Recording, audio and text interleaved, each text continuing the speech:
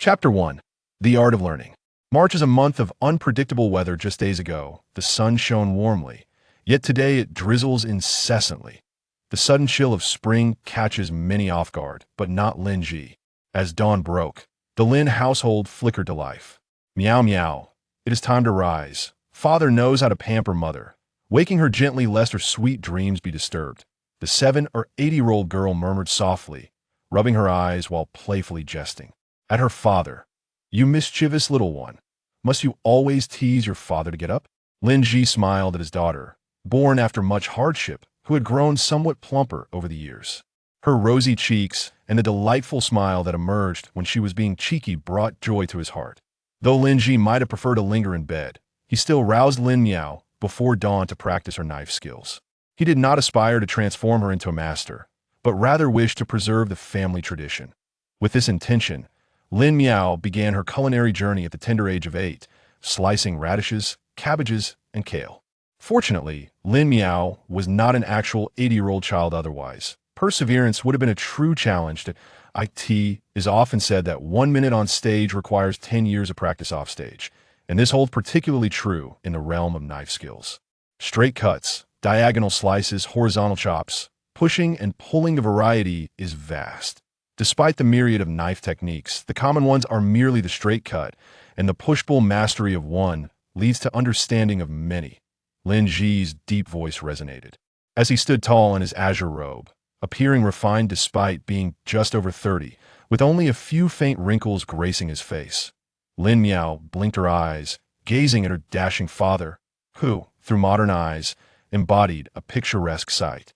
Even a simple long robe draped him with elegance, evoking an air of scholarly grace rather than that of a mere cook. Why do you stare at father so? Is there something you do not understand?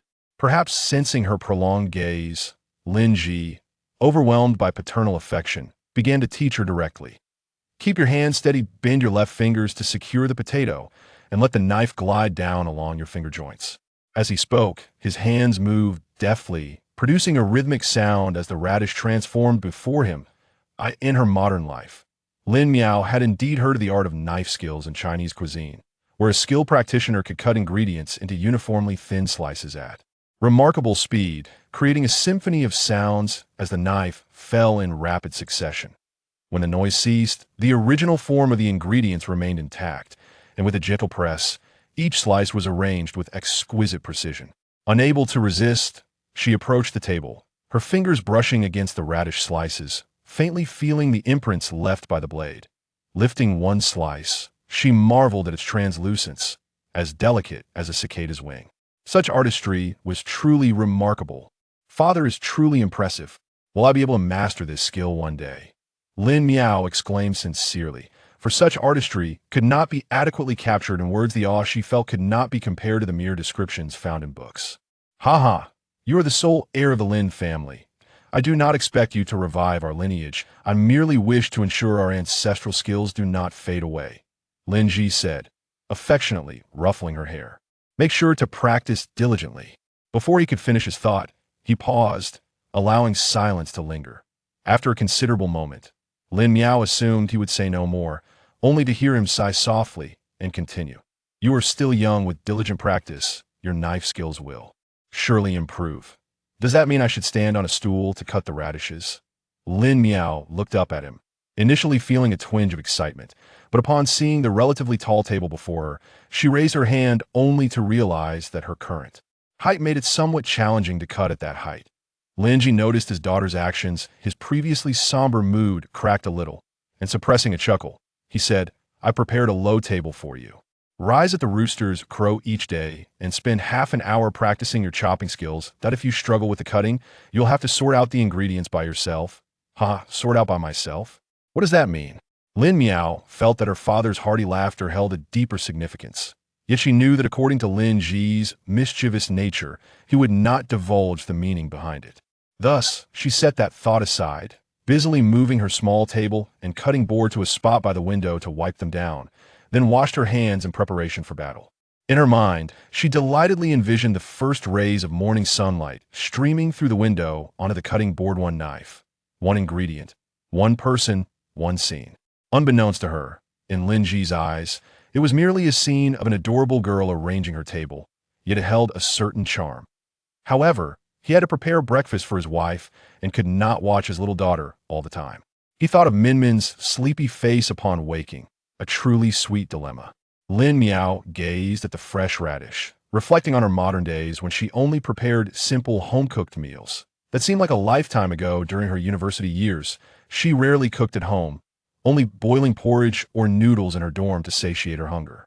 As she mused, it felt like a tale from the last century. Now, as she counted the years spent in this ancient world, it had been 8 years, and it truly had not been easy. When she was just a little one, even turning over was a challenge. She had to cry out for assistance when she needed to relieve herself, and her bemused mother often took ages to comprehend her needs. Thinking back brought tears to her eyes. Did she not wish to use the toilet properly? As she grew older, able to articulate her thoughts and move about unsteadily, she yearned to sing like a hard-working peasant and voice her grievances against her silly mother.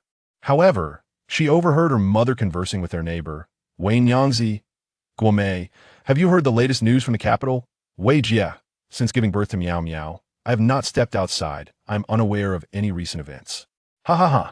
Luckily, I remembered you, so you can stay informed about the current happenings.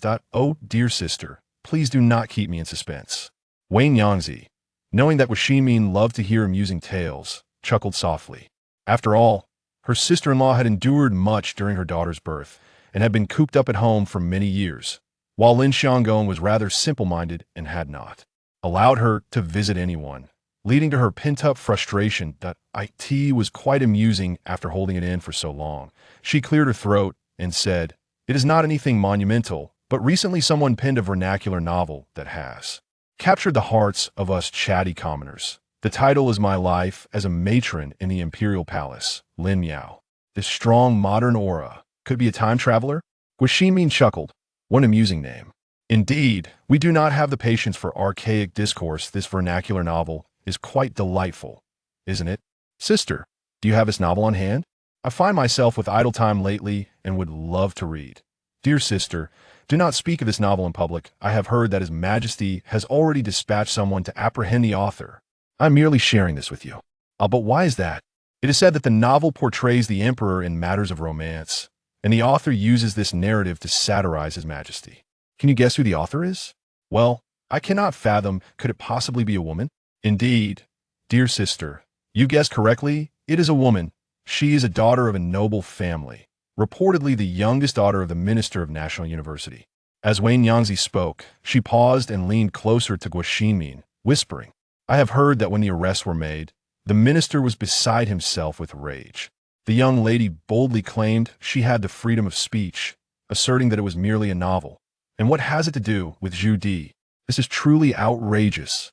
To openly call the emperor by his name in the streets caused the onlookers to recoil, and they hastily dispersed.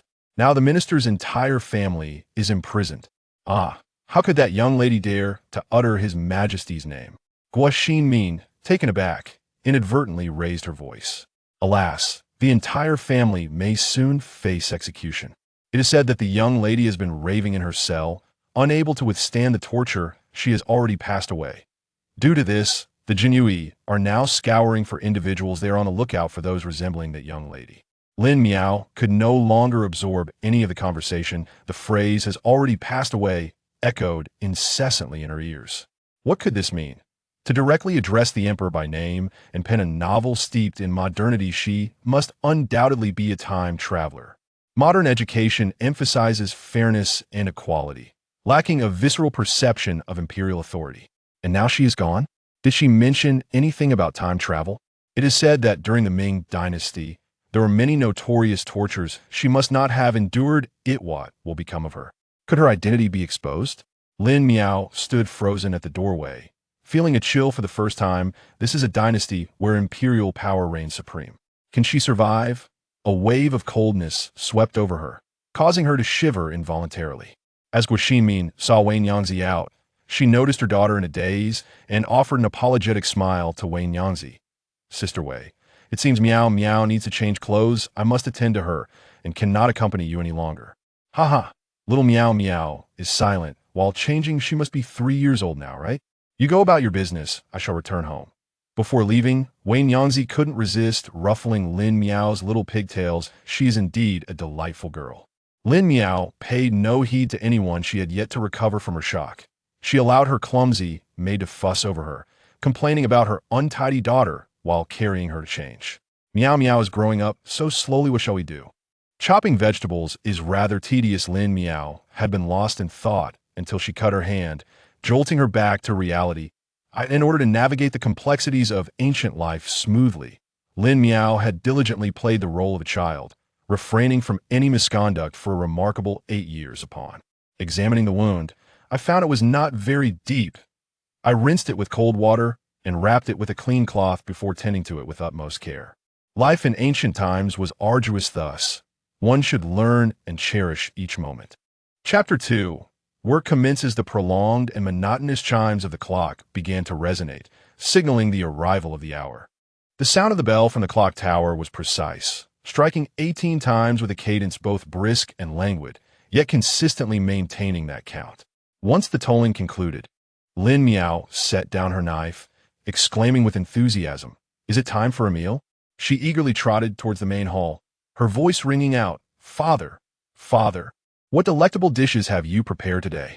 Lin Ji, observing his daughter's innocent and endearing demeanor, could not help but smile indulgently, though he refrained from directly answering her inquiry.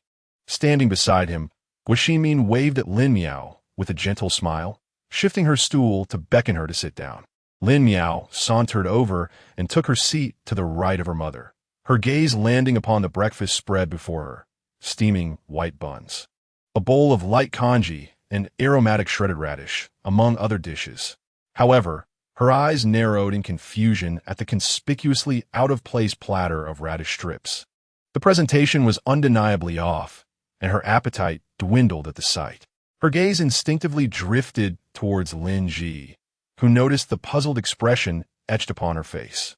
He chuckled softly, yet quickly stifled his amusement, realizing it might be somewhat disrespectful to his daughter.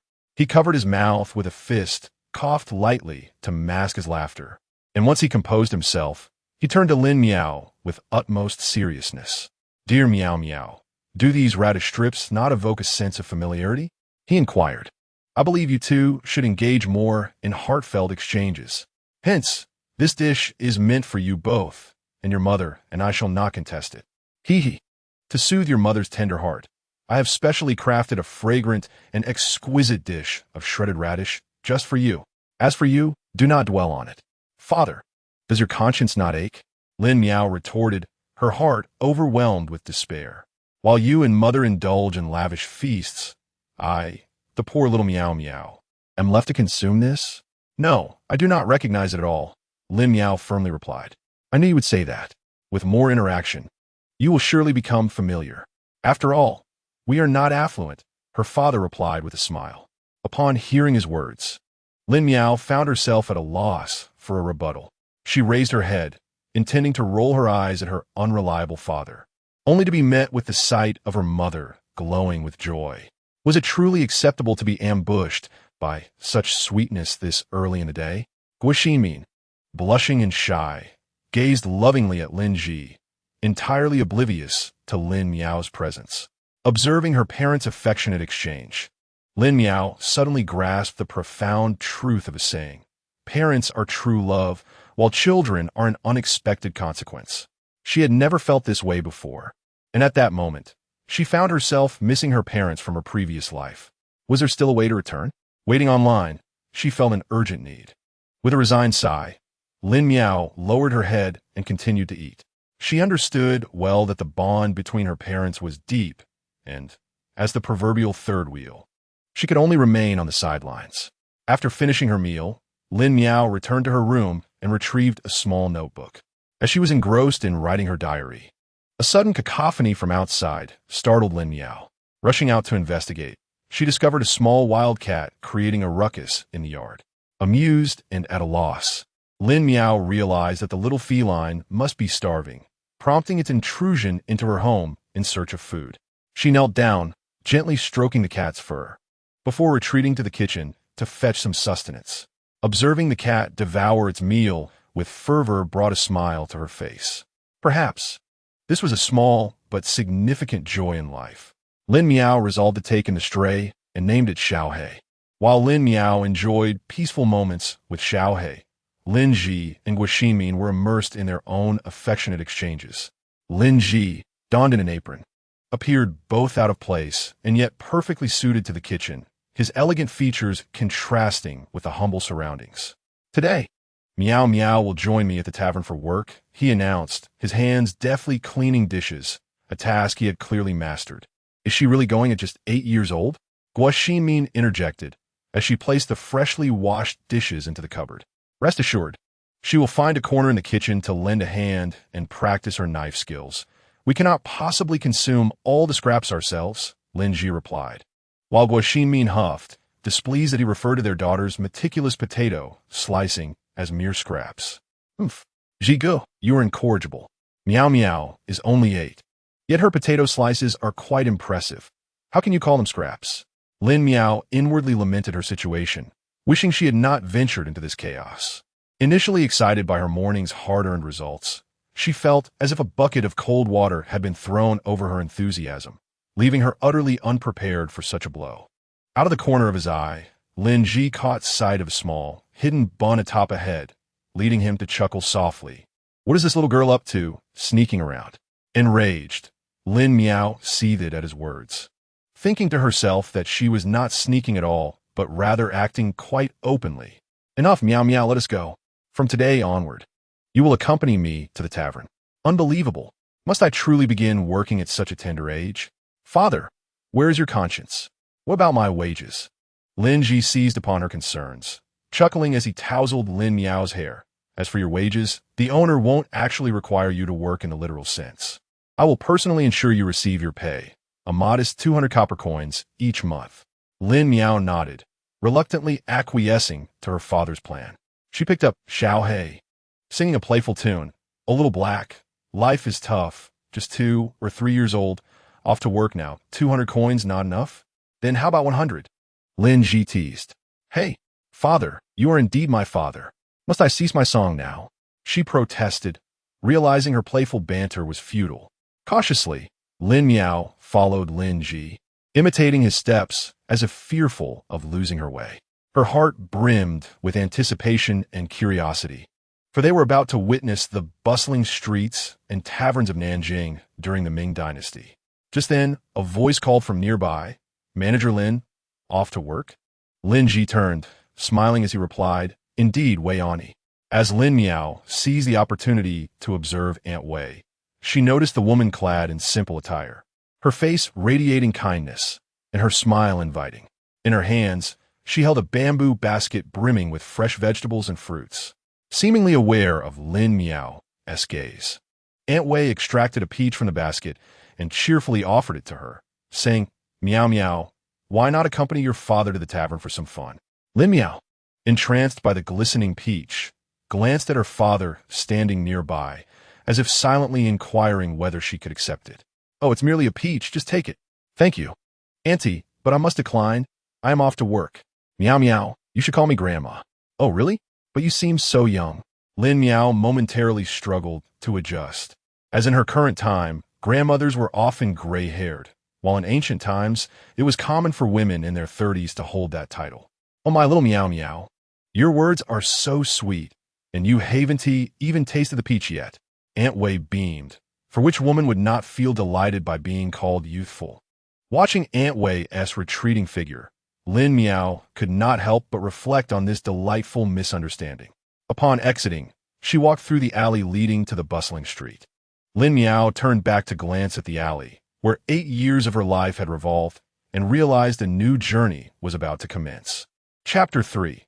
First encounter. At this moment, the city of Nanjing was still referred to as Yingdianfu, the very heart of imperial authority, naturally exuding an air of prosperity and vibrancy. Just past the third quarter of the morning hour, vendors along the streets had begun to set up their stalls, initiating their daily endeavors. Crowds of pedestrians flowed in and out, creating a lively scene. Fresh steam buns, hot off the steamer, only 3 won each. Wontons, just boiled, thin-skinned and delicious, a bowl for 6 won. Lin Miao tightly grasped her father's hand, navigating through the bustling, vibrant, and antiquated ambience of Yingdianfu. She curiously surveyed her surroundings. Ancient buildings, a myriad of stalls, and fluttering wine flags, making her feel as though she inherently belonged to this era, rather than being a visitor from the modern world. Before long, Lin Ji led Lin Miao into a three-story tavern. Looking up, she noticed a sign adorned with golden characters that read Snow Garden. Upon entering the doorway, she spotted several diligent waitstaff busily tidying the hall. The counter was situated to the right, showcasing an array of fine wines and spirits. Beside the counter, a wall bore the menu, layered and strung together, leading to a half-open window at the dish-serving station. "Good morning, proprietor." "Good morning." After exchanging greetings, the father and daughter ventured deeper inside. He gently parted the deep blue checkered curtain, revealing the tavern's kitchen. "Good morning, proprietor. This is Lin girl?" "Yes. I have brought her to gain some experience and do a little work." Lin Ji called over a young lad of about 15 or 16, instructing him to show Lin Miao the ropes. "Sister Lin, my name is Huang Fei, the second son of my family. They call me Huang Er. Let me help you get acquainted." "Hello, Brother Huang." "Yes, that sounds good." He led Lin Miao to the back door, where the ground was strewn with vegetables. Casually picking up a basket of water bamboo, he instructed her to peel it and cut it into strips. Lin Miao nodded and began to remove the tough outer skin of the water bamboo. The distant sounds of conversation between Lin Ji and others drifted in. "Shopkeeper, the young Miss Lin is still quite young. How could you bear to let her endure such hardship?" The speaker, named Lin, was a chef at this tavern, who had previously served as Lin Ji's second assistant. Now that Lin Ji had been promoted to shopkeeper, Lin had also successfully ascended to the position of first assistant. As the saying goes, only by enduring hardship can one rise above others. Moreover, my intention is to let her experience the trials of life, thereby laying a solid foundation for her future.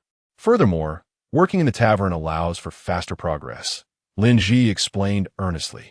Listening to their conversation, Lin Miao silently resolved to work diligently and live up to her father's expectations.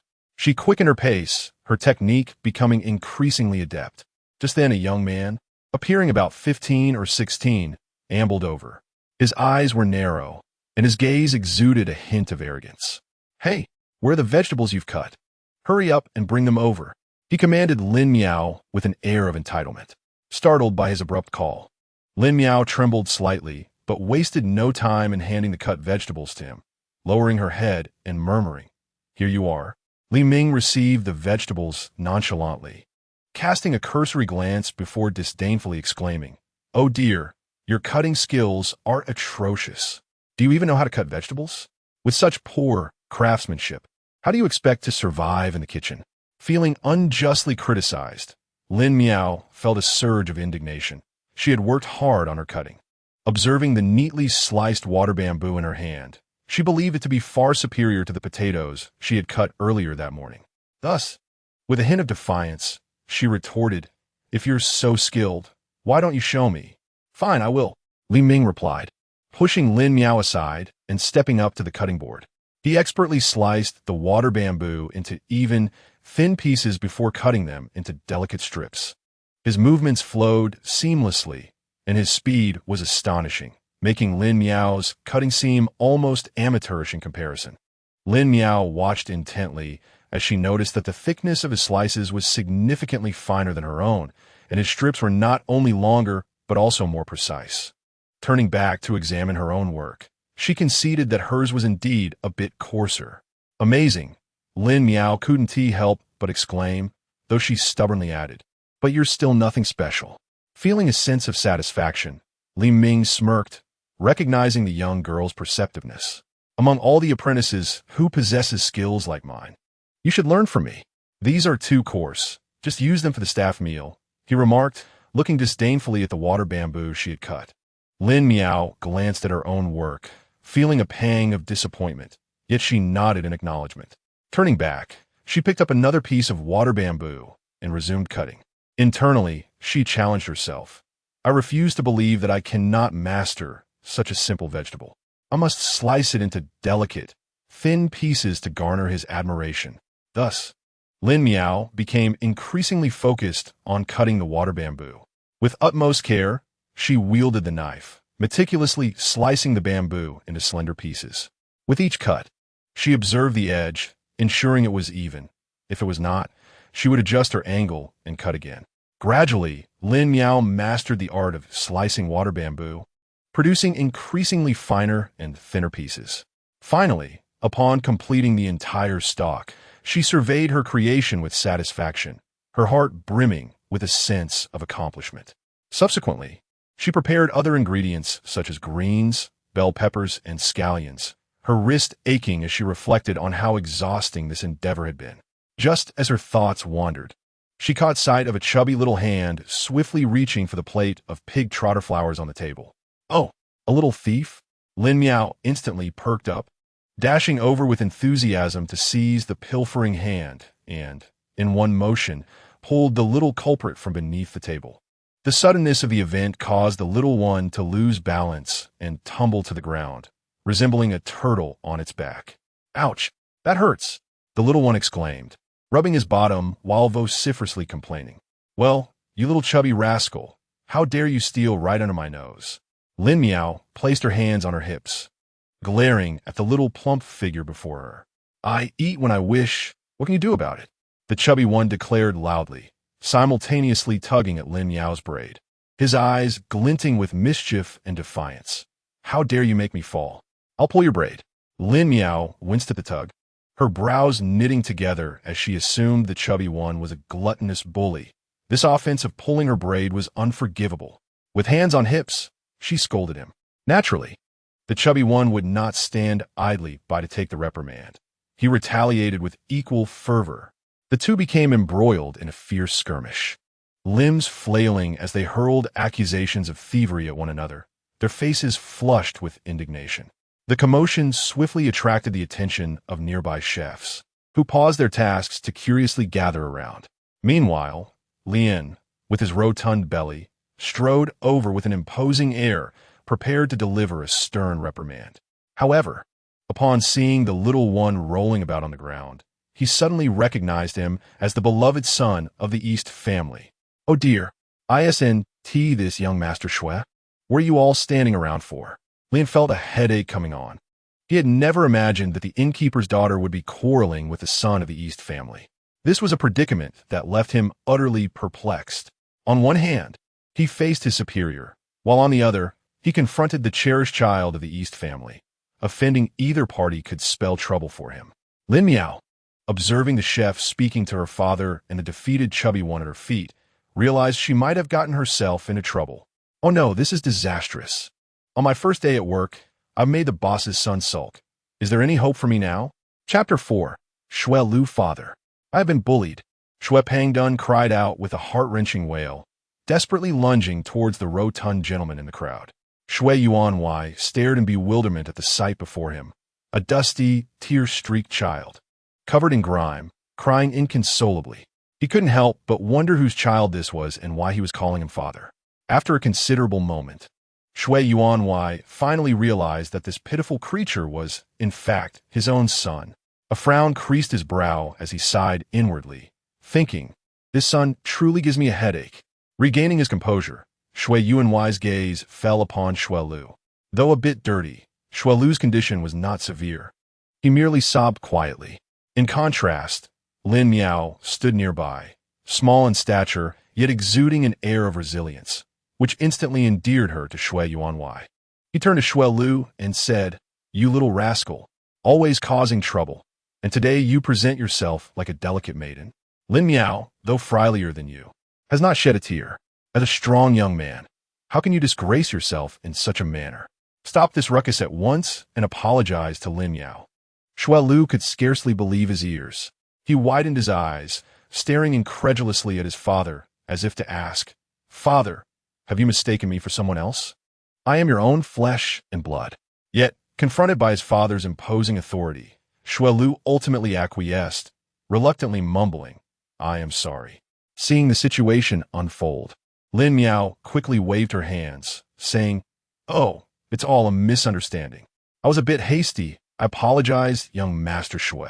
Shui Yuanwei, with a gentle smile, reassured her, "No need to worry, Miss Lin. It is common for children to have their spats." Haha. Upon hearing these words, Lin Ji felt a wave of relief wash over him. "Thank you for your generosity, esteemed host. I shall host a banquet soon to ease the young master's distress." Upon hearing of the banquet, Shui Lu's gloomy demeanor vanished, replaced by excitement. Wonderful! A feast awaits. He danced with joy, as if he could already savor the delectable aromas wafting through the air. Lin Miao observed Shui Lu's elation and shook her head in resignation, silently marveling at how easily pleased this little chubby boy was, finding joy in the simplest of matters. Why wait for tomorrow? Let's hold the banquet today. Shui Lu, rubbing his hands in anticipation, recalled the flavors of the pig trotters he had just enjoyed, his mind now flooded with images of various culinary delights. Sliced duck, honey glazed char siu, crystal jelly, and braised beef. The thought made his mouth water. How outrageous! This cannot be allowed. Shui Yuanwei felt a surge of frustration, wishing he could stow away this pudgy boy in a box to spare himself the embarrassment of his childish lack of decorum. However, the young master fearlessly declared, "Father, please do not be angry. I merely spoke my true feelings." His eyes, as clear as water, gazed at Mr. Shui, and a hint of innocent laughter graced his face. Observing this interaction, Lin Ji quickly intervened, saying, "The young master is straightforward and kind-hearted, truly a rare gem among children. If that is the case, let's invite you, esteemed guest, to grace our humble abode tonight, allowing us to extend our hospitality." Although Mr. Shui felt somewhat reluctant, he found it difficult to refuse. After all, given the young master's words, it would seem rather petty to decline. Thus, he nodded and replied, "Very well, since you insist, I shall graciously acquiesce. However, I must be frank. I have pressing matters to attend to this evening and may not be able to linger for long. Furthermore, it is not a matter of great significance. Why must we make such a fuss over a few words from a child?" Lin Ji smiled and nodded in agreement, affirming, "Indeed, your personal visit to my modest dwelling will undoubtedly bring great honor to my humble home." At that moment, Lin Miao silently observed the adults' intricate social exchange, feeling a profound fatigue from such complex and subtle interactions. She mused that even if she lived 20 more years, she might still struggle to master these graceful and artful techniques. Shifting her gaze to the side, she found Shui Pao Dun, who appeared utterly oblivious. Lin Miao felt a surge of joy, thinking, children are indeed more innocent and pure. By the way, how is the food at your home? I won't eat if there is no meat, Shui Pao Dun remarked, stroking his chin as if imagining a meal devoid of meat. After a moment of silence, Lin Miao slowly replied, "Rest assured, my father's culinary skills are renowned. He was once the head chef here, and his cooking received much acclaim. However, in recent years, he has taken on the role of manager." Upon hearing this, Pao Dun's eyes brightened, and he exclaimed, "So the esteemed chef of the past is your father. I used to sneak into the tavern to indulge in, taste the pork knuckle. It was incredibly tender and flavorful, leaving me with lasting memories after each meal." He licked his lips, as if already savoring the aroma of the pork knuckle. With eager anticipation, he asked, "Will there be pork knuckle at your home today?" Lin Miao chuckled and responded, "Well, that depends on my father's mood. However, don't get your hopes up too high. Our meals tend to be quite light, but I guarantee that every dish will satisfy your appetite. You must tell your father that we are at his service.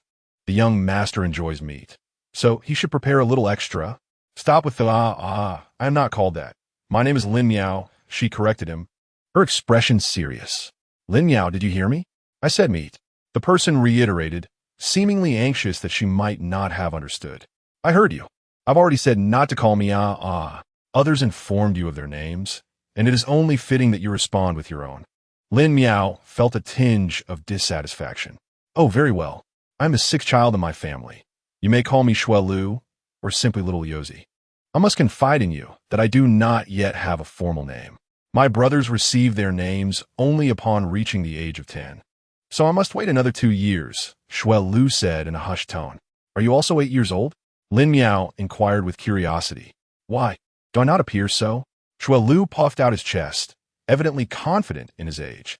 Lin Miao scrutinized Shuai Lu from head to toe and shook her head, saying, "Your physique is as robust as that of an ox. You hardly resemble an 8-year-old child. What do you know? This is a sign of good fortune. A healthy body leads to a strong stature. Moreover, my grandmother adores me," Shuai Lu declared proudly, his face beaming with a joyful smile, though remnants of tears still lingered on his cheeks, creating a rather amusing sight. Meow Little Black excitedly circled around Lin Miao, incessantly vocalizing, "I have discovered a mouse nest. Come quickly and see the little mice with me." "Oh, I apologize, Little Black.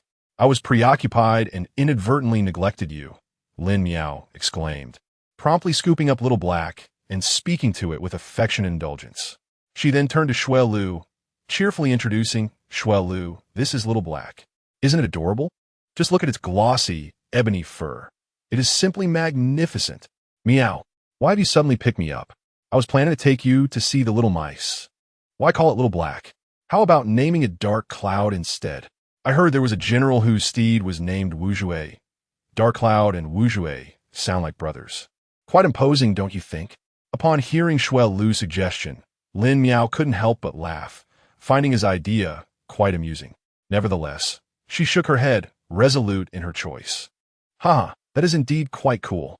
However, this is my beloved raccoon cat. I wouldn't change its name. Little Black suits it perfectly." She then provocatively shot a glance at Shuai Lu and playfully asked, "What do you think? Do you have any objections?" "Meow. You two unobservant beings have completely disregarded my presence."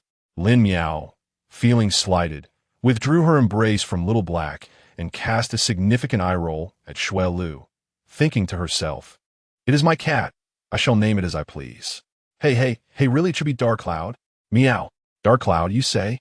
It barely qualifies as majestic. Oomph. I shall buy you some delicious treats. Huji's eyebrow pastry, sweet and sour soft glutinous dates, and layers of flaky crust. They are simply mouth-watering. Meow. I want to eat." Lin Miao remarked, "Eyebrow pastry? I've never had it before. I wonder if it's any good." The two little ones huddled together, whispering to one another, oblivious to the amused smiles exchanged among the adults. Ah, children. Chapter 5. Dreams. After the commotion subsided, the tavern reopened its doors for business. At this moment, Lin Miao found herself with little to occupy her time, merely observing the masters as they busily attended to their tasks. 3 bowls of delicate wontons and 2 bowls of divine porridge. Lin Miao shifted her gaze towards the half-open window she had noticed upon entering the tavern, now occupied by 2 individuals. They were scrutinizing the menu that hung from the ropes above, deeply engrossed in the offerings. What a clever design it was. When not in use, the menu dangled from the ceiling. When needed, it could be easily lowered by pulling the rope, allowing it to glide smoothly to the serving area, where a dedicated attendant would announce the dishes. In this ancient tavern devoid of electronic ordering systems, they had devised their own convenient methods. The soft light streaming through the window cast gray-white shadows, while behind her, the kitchen bustled with the warmth and noise of cooking. In front, the dining hall thrummed with laughter and chatter, a vibrant tapestry of life. Lin Miao observed this lively world, and she felt an overwhelming sense of wonder and happiness at being alive, or rather, at the joy of truly living amidst this fragrant existence. She yearned to immerse herself in this new realm. The 21st century seemed to have transformed into a distant dream, existing solely in the recesses of her memory. Snapping back to reality, she curiously gazed at the bustling kitchen, where Brother Huang was busy. Spotting a familiar face, she couldn't resist tiptoeing over to take a peek. Wow, what a large pot of porridge! The pot was bubbling with steam, and through the mist, she could discern slices of ginger and segments of scallion peeking through. "Brother Huang, what kind of porridge is this?" she inquired with curiosity. "This is divine porridge," Brother Huang replied, a broad smile illuminating his face, his tone laced with a hint of mystery. Lin Miao widened her eyes, staring at the seemingly ordinary pot of white porridge, silently pondering. Isn't this just a bowl of plain porridge with a bit more ginger and scallion? What makes it special? Brother Huang seemed to sense her skepticism and chuckled. Do not underestimate this porridge. It is renowned for warming the stomach and dispelling chill. This divine porridge is our best seller. He then elaborated on the method of preparing the divine porridge. First, one must prepare about half a cup of glutinous rice and 5 slices of fresh ginger, accompanied by 2 bowls of clear river water. These ingredients are placed in a clay pot and brought to a boil. Once the rice is cooked, 5 to 7 scallion segments are added for further simmering. Finally, just before the porridge is finished, a small measure of rice vinegar is stirred in, and thus a steaming, aromatic pot of divine porridge is completed. As he poured a generous amount of vinegar into the pot and stirred, he called out to the 2 men by the window, "2 bowls of divine porridge are ready." Noticing that no one was attending to them momentarily, Lin Miao took the initiative to carry 2 bowls of porridge and said to Brother Huang, "Brother Huang, let me help you serve these." "All right, but be careful not to burn your hands," Brother Huang cautioned. Lin Miao carefully placed the 2 bowls of porridge on the table, observing the 2 men, one holding the menu and the other busy with other dishes, both occupied to the point of distraction. She glanced down, placing the menu and the dishes upon the tray at the serving counter, then rang the bell to her right, summoning the waiter to bring the food. Lin Miao followed suit, setting down 2 signs for the divine porridge. "Hey, the divine porridge is ready. Could you take a look?" The young man, Li Ming, glanced over and rang the bell, producing a pleasant chime. Seeing he remained silent, Lin Miao assumed his approval and took on the role of a diligent assistant, aiding him in his tasks. In that moment, Lin Miao flitted about the kitchen like a cheerful little bird, surrounded by the buzz of activity, affirmation, busyness, and happiness. Lin Miao, called out the chubby boy, Su Lu, leaning against the kitchen door. "Someone's calling for you." Li Ming nudged the petite Lin Miao, who hurried outside. Her cheeks flushed. "Here, take the osmanthus cake that was just returned and share it with your friends. You've got some free time. Go take a break." Turning around, Lin Miao caught sight of Su Lu gazing longingly at her. Just moments ago, he had snuck into the kitchen to pilfer a pig knuckle. Now, he dared not enter, only peering from the doorway. "Thank you, brotherly," she said, lifting the osmanthus cake and making her way to the door. "What do you want?" "I'm quite busy," Su Lu replied. "Oh, my father is chatting with your father, and I'm feeling rather bored, so I came to find you to play." Lin Miao handed the osmanthus cake to the boy, saying, "Here, take it. It's still warm." It was meant for a customer, but they ultimately declined it. Su Lu, with a displeased expression, exclaimed, "You would let me eat something someone else didn't want?" Lin Miao, with a stoic demeanor, replied, "Will you eat it or not?" Su Lu, observing the slender Lin Miao and recalling the recent display of strength, meekly said, "Fine, I'll eat it." While chewing, he made a series of muffled sounds. "Why aren't you going into the kitchen?" Lin Miao, having swallowed her bite, finally found time to speak. "I wonder why you don't go inside." "Oh, my father won't let me go in to eat," the little boy articulated clearly this time, adding, "I've grown so much chub, I look like a little pig." "Indeed, you have gained quite a bit," the girl teased. Su Lu turned away, feigning annoyance. "I shall become a general one day, and you will not be able to defeat me." After a moment, Su Lu turned back to her with a serious expression. "Oh, such a lofty ambition," she said, glancing at him with a hint of surprise, though her composure quickly returned. Every child has a grand dream in their youth, seemingly far-fetched, yet brimming with innocence and courage. Perhaps one day in the future, he might truly realize his dream of becoming a valiant and celebrated general, clad in golden armor, wielding a spear and sword, leading a vast army into battle, with foes fleeing in terror and the people revering him. At this thought, she couldn't help but smile. "Are you mocking me?" "I'm being serious." He cast a somewhat irritated glance at her, his eyes shimmering with resolve and confidence. "I'm not mocking you. Your dreams are magnificent. I wish for them to come true," she gently remarked, her tone imbued with sincerity and encouragement. She was uncertain whether his aspirations would materialize, yet she believed that with unwavering diligence, they would ultimately bear fruit. Success would inevitably follow persistence. Upon hearing her words, the tempest within him gradually subsided, and a serene smile began to grace his face. He inhaled deeply, silently vowing to himself that he must exert more effort and energy, resolutely refusing to let her down, and hastening to achieve the ambitions he held dear. So what is your dream? Do you aspire to become a great chef? He inquired with genuine interest. My dream? Her gaze shifted, becoming somewhat nebulous, as if she had lost her way. Indeed, what were her own aspirations? She found herself pondering this question, yet her mind was a blank slate, devoid of answers. Chapter 6. Choices. I am uncertain about my dreams for now. I hope to discover them soon. Lin Miao brushed off the dust from the steps and plopped down, reaching for a piece of locust flower cake, chewing it contentedly. Shualu glanced over and sat down alongside her, bemused by the fact that it was not the season for locust flowers. How can there still be locust flower cake? He scratched his head in confusion. You are so foolish, Lin Miao said with a hint of disdain. Once the flowers dry, they could be stored for quite some time. Oh, that explains why it doesn't taste as delightful. It's not fresh.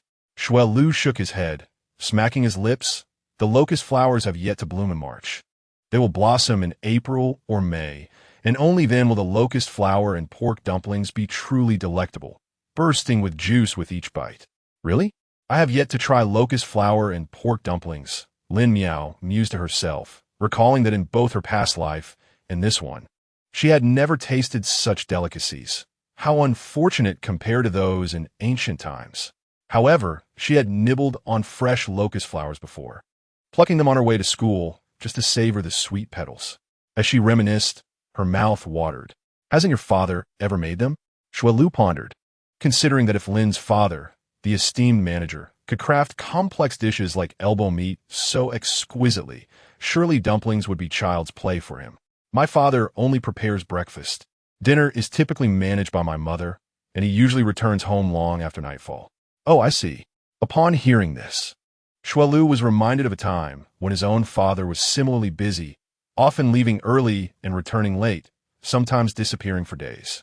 It seemed that running a restaurant was indeed a remarkably demanding endeavor, with an endless array of concerns.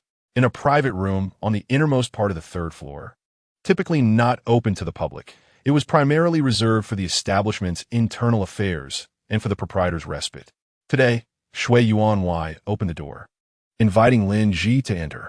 Upon entering the private room, one could behold several exquisite landscapes and calligraphy adorning the walls, which undoubtedly infuse the entire space with an air of elegance. Although the furniture is crafted from ordinary timber, the intricacies of the carvings are remarkably refined. By the window, a few pots of blooming orchids are placed, releasing a gentle and refreshing fragrance as the breeze wafts through. At this moment, Lin Ji and Master Shui are seated together on a couch positioned by the window. Soft cushions adorn each end of the couch, while a petite tea table is set in the center. 2 cups of tea are steaming invitingly on the table, but Lin Ji remains silent, endeavoring to absorb the news imparted by his employer moments ago. Lin, the current emperor, intends to relocate the capital to Beiping, and I see fit for you to open a branch there. Master, establishing a shop in Beiping might not be a simple endeavor, Lin Ji replied cautiously. Firstly, the distance between the 2 locations is vast. Indeed, 10 miles can yield different customs, and 100 miles can bring vastly different tastes. The culinary preferences of these 2 locales may diverge significantly. I am well aware of that.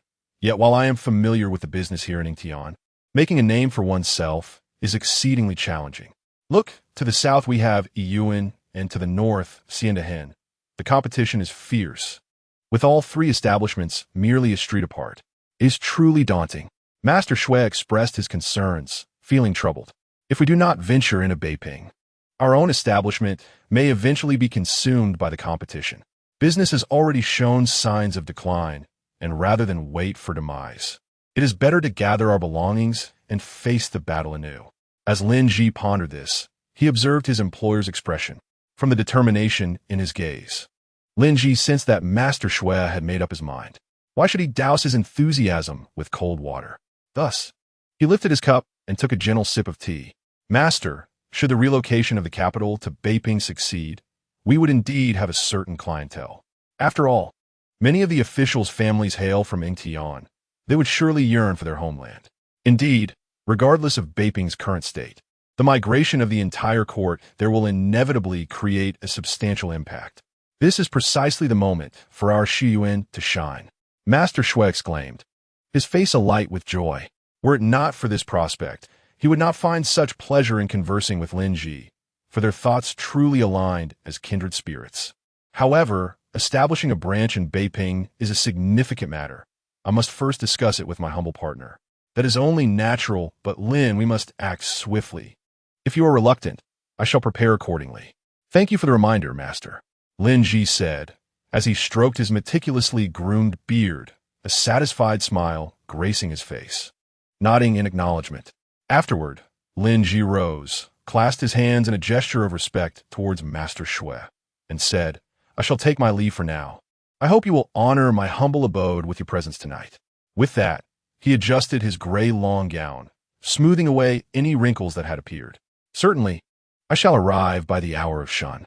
With quickened steps, Lin Ji hurried home, eager to discover his wife's choice, whether she would accompany him in relocating the family or choose to remain in Yingtian, leaving him to journey alone to Beiping. Surely, she would choose to join him. How could she bear to let him go alone? Although he had yet to inform his employer, he had already made the decision to head to Beiping. Over the years, he had relied on his employer's patronage. Otherwise, as a mere impoverished youth, he could have toiled away at the stove for a lifetime. The gratitude he owed his employer could not go unacknowledged. The rest would depend on the lady's choice. Meow meow, we are heading home now. Young master, I take my leave. Oh, very well. Meow meow. I shall see you tomorrow. Aren't you coming tonight? All right. Then I should accompany you home now. Shuelu blinked his large eyes, looking expectantly at Lin Miao. Lin Miao glanced up at Lin Ji, who regarded the two innocent and adorable children with a swell of warmth in his heart, albeit tinged with a hint of helplessness. Just as he was about to respond, a voice called from upstairs, You little rascal, do not go causing trouble at someone else's home. Lin Ji looked up to see Shui Yuanwei standing on the balcony of the second floor, gesturing at him. He could only reply to the two children, Then let us all go together. The trio made their way to the entrance. Along the way, Lin Miao and Shui Lu laughed and chatted, while Lin Ji was filled with apprehension about the future. Exiting Shangyuan Street and crossing the inner bridge, they arrived at Yimenfang. The winding paths within the alley resembled a labyrinth. The Lin family's courtyard lay deep within, surrounded by a tranquil and serene environment. That is my home, Lin Miao exclaimed, pointing excitedly to the door on her left, her face aglow with pride. Several cherry trees, resembling mischievous children, leaned over the courtyard wall, their branches laden with red and yellow cherries, exuding an enticing fragrance that filled one with joy at the mere sight. Shui Lu cast a casual glance, but was irresistibly drawn to the vibrant red, exclaiming, The cherries are ripe. His tone carried a hint of surprise and delight. You truly have a keen eye. They're indeed starting to turn red, Lin Miao remarked, her mouth watering at the thought of tasting the ripe cherries. She envisioned the sweet, juicy flavor, nearly drooling in anticipation. Chapter 7 Preparation. The hour was already past its midpoint, and the sun was not overly harsh. The shadows of the cherry trees tilted slightly, and a long pole stood unsteadily. Hey, a little lower, just a little lower. I'm almost there. Lin Miao tiptoed, stretching her arms to reach the cherry branch that had been hooked down. Are you even capable? If not, let me do it. Shui Lu waved the long pole back and forth, his eyes fixated on the basket, filled with an anxious expression. After all this time, neither of them had even tasted a single cherry yet. Do not move carelessly. Look at the ones you picked earlier, green and yellow, sour as can be. Are they even edible? You must finish all of them later.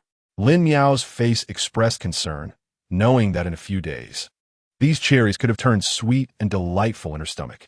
Yet now, they had been plucked before reaching their full ripeness. Their brief lives cut short before their moment of glory. It was indeed a lamentable and sorrowful fate. When will we ever get to taste these cherries? Sighed Lin Miao. Shui Lu wore a troubled expression, sighing deeply as his eyes fixated on the glistening, luscious cherries hanging from the tree, his mouth watering with desire. Is there no ladder? Otherwise, why not climb up and pluck them? Unable to contain his yearning, Shui Lu tentatively inquired, if either of us could climb trees. Wouldn't we have done so already? Lin Miao replied with a resigned shake of her head, releasing her grip on the branch. Suddenly, with a swift whoosh, the bent branch sprang back to its original shape. Why did you let go? Shuai Lu exclaimed, his eyes wide with surprise as he gazed at Lin Miao. You suggested finding a ladder, Lin Miao retorted with a sense of justification. After all that effort, I'm exhausted, Shuai Lu complained, reluctantly setting down the pole he had been holding. After a while, Lin Miao finally located a ladder. She carefully ascended, standing aloft to pluck the plump, crimson cherries, gently placing them into a bamboo basket. Below, Shuai Lu held the ladder steady, gazing up at her with unwavering attention. Sunlight filtered through the leaves, casting dappled shadows upon them. And in that moment, Shuai Lu's heart brimmed with joy, as if he were ensconced in a beautiful dream. A Lu catch, Lin Miao laughed, tossing a cherry down to him, which he deftly caught and placed in his mouth, the sweet and tart flavor bursting forth. Delicious, Shuai Lu mumbled with pleasure. Observing his delight, Lin Miao plucked a few more cherries to toss to him, unable to resist indulging herself as well. A gentle breeze rustled the leaves, as if serenading the warmth of the scene. At this very moment, Lin Ji and Guo Xinmin were engaged in an intimate conversation within a room, their hearts laid bare. Lin Ji's face betrayed a hint of anxiety as he hesitantly spoke. My dear, the family of the landlord has expectations of me, hoping I will travel to Beiping to establish a shop. However, before he could finish, Guo Xinmin reached out, clasping his hand tightly, her gaze resolute. I wish to accompany you. Lin Ji gazed at his steadfast wife, a wave of guilt washing over him. They'd spent 9 spring and autumn seasons together, yet he had failed to provide her with a life of comfort and ease. The impending journey to Beiping promised to be yet another round of toil. I truly apologize. It is all my fault, forcing you to shoulder the burdens of household duties once more. What nonsense are you speaking? I genuinely feel very happy. She gently chided, her eyes soft as she looked off into the distance. Compared to Sister Wei, she was free from the trials of a mother-in-law. Her husband showered her with care, and their daughter was bright and well-mannered. All of this filled her with immense contentment and gratitude. She could hardly conceive of any greater desires. With a wife like you, what more could a husband wish for? Lin Ji gazed deeply at the woman before him, his eyes brimming with affection and longing. Guo Xinmin shyly responded to his gaze, and in the exchange of their eyes, an endless tide of tenderness flowed between them. By the way, I have invited the landlord over for dinner tonight. Let me take charge of the cooking, Lin Ji announced. Sounds wonderful. With that, Lin Ji decided to lend a helping hand and made her way towards the kitchen. The kitchen, situated to the left of the courtyard entrance, was modest in size, yet impeccably tidy.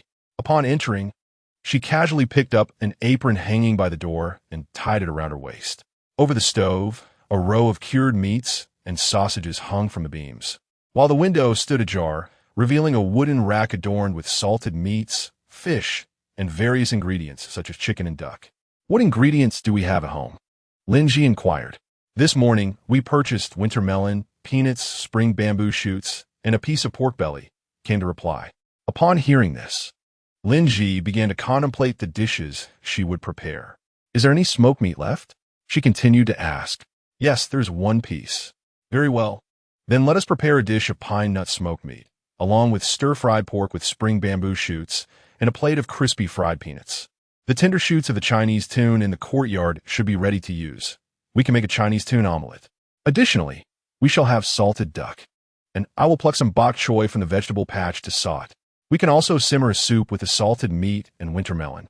And then I'll head over to Old Lee S to buy some Four Corners Autumn Dew White and 8 Liang soy sauce beef. Oh dear, I forgot to take the duck out. Is it too late? Not at all, just get it now, wipe it dry with a towel and blow it dry. We should still have time. Thus, the couple began their bustling preparations. Guo Xinmin deftly retrieved the duck, dried it off, and hung it on the wooden rack. After a glance, she deemed the airflow insufficient and fetched a handheld fan. Lin Ji started preparing the brine for the duck, bringing water to a boil, adding a suitable amount of salt, and slicing some ginger and green onions for later use. She then set another pot on the stove to boil for blanching. After a while, the water reached a rolling boil. The duck is ready, she announced. Lin Ji took hold of the duck by its neck and submerged it in the boiling water for a brief moment, repeating this process 3 times. As the brine continued to simmer, She tossed half of the freshly chopped ginger and green onions into the pot and added a splash of rice wine before placing the duck into the brine, ensuring the temperature remained high without boiling. She then placed a plate atop the duck to maintain its soaking state. During the waiting period, she began to prepare the other dishes, while Min had already left, presumably to purchase the soy sauce beef from Old Lee. From the cupboard, Lin Ji retrieved the cured meat, sliced it in half with the skin side down, and neatly cut it into 16 pieces, ready to be steamed and plated later. After some time, she lifted the duck, ensuring to remove the moisture from its cavity before continuing to braise it. After another interval, she found that she could easily insert chopsticks into the duck's abdomen and let out a sigh of relief. It was finally done. As she prepared her ingredients, Min returned with the beef and began slicing it as well. The couple exchanged laughter and banter, filling the kitchen with a warm and joyful atmosphere, their voices intertwining to create a portrait of happiness. Chapter 8. A visitor at the quarter of the hour, the sun began its descent, casting a radiant glow. Shui Yuanwei, clad in a deep green robe, approached the grand entrance of the Lin household, carrying a cloth-wrapped assortment of 4 types of pastries. His hands clasped behind his back as he walked with a light and leisurely gait. Standing before the door, Mr. Shui gently raised his hand and tapped the door softly with his fingers, producing a crisp sound, each knock resonating with a unique rhythm. As the knocking echoed, the surrounding air seemed to grow still. Coming. Lin Miao responded hurriedly to the sound from outside, and she trotted over with quick, light steps to open the door. Mr. Shui observed Lin Miao joyfully approaching and followed suit, his cheeks jiggling with each step, revealing a faint blush. With a creak, the old wooden door slowly swung open, emitting a soft noise. Mr. Shui, Lin Miao slightly bent her knees, offering a respectful greeting to the man at the threshold. Father. Mr. Shui called out cheerfully. Oh dear, it's uncle you should call him. Mr. Shui chuckled, his face crinkling with more wrinkles as he glanced at his son, lamenting inwardly how an adorable 8 or 9-year-old girl could be so charming, while an equally aged boy could be rather bothersome. Hearing his daughter's response from the courtyard, Lin Ji realized Mr. Shui had come to visit. He turned to his wife, Min, smiling as he remarked, the remaining dishes, stir-fried rapeseed, winter melon with salted pork soup, stir-fried spring bamboo shoots with meat, and scrambled eggs with fragrant ash, are yours to prepare. Min looked at the neatly arranged vegetables on the cutting board, calculating in her mind that the other dishes were already washed and cut, and it would only take another quarter of an hour to finish everything. She nodded and replied promptly, all right, no problem. Lin Ji stepped out of the kitchen and spotted Mr. Shui standing not far away. His heart leaped with joy, and he quickly jogged over, his face beaming with a smile as he warmly exclaimed, "Ah, what a rare guest. Welcome, welcome. I sincerely apologize for not coming out to greet you. Please forgive me." He bowed and smiled profusely, displaying utmost respect. Brother Lin, you flatter me. We are old friends. There is no need for such formality. Mr. Shui quickly helped Lin Ji up, laughing as he spoke. Lin Miao watched the two exchange pleasantries at the door, feeling quite out of place in such a formal atmosphere.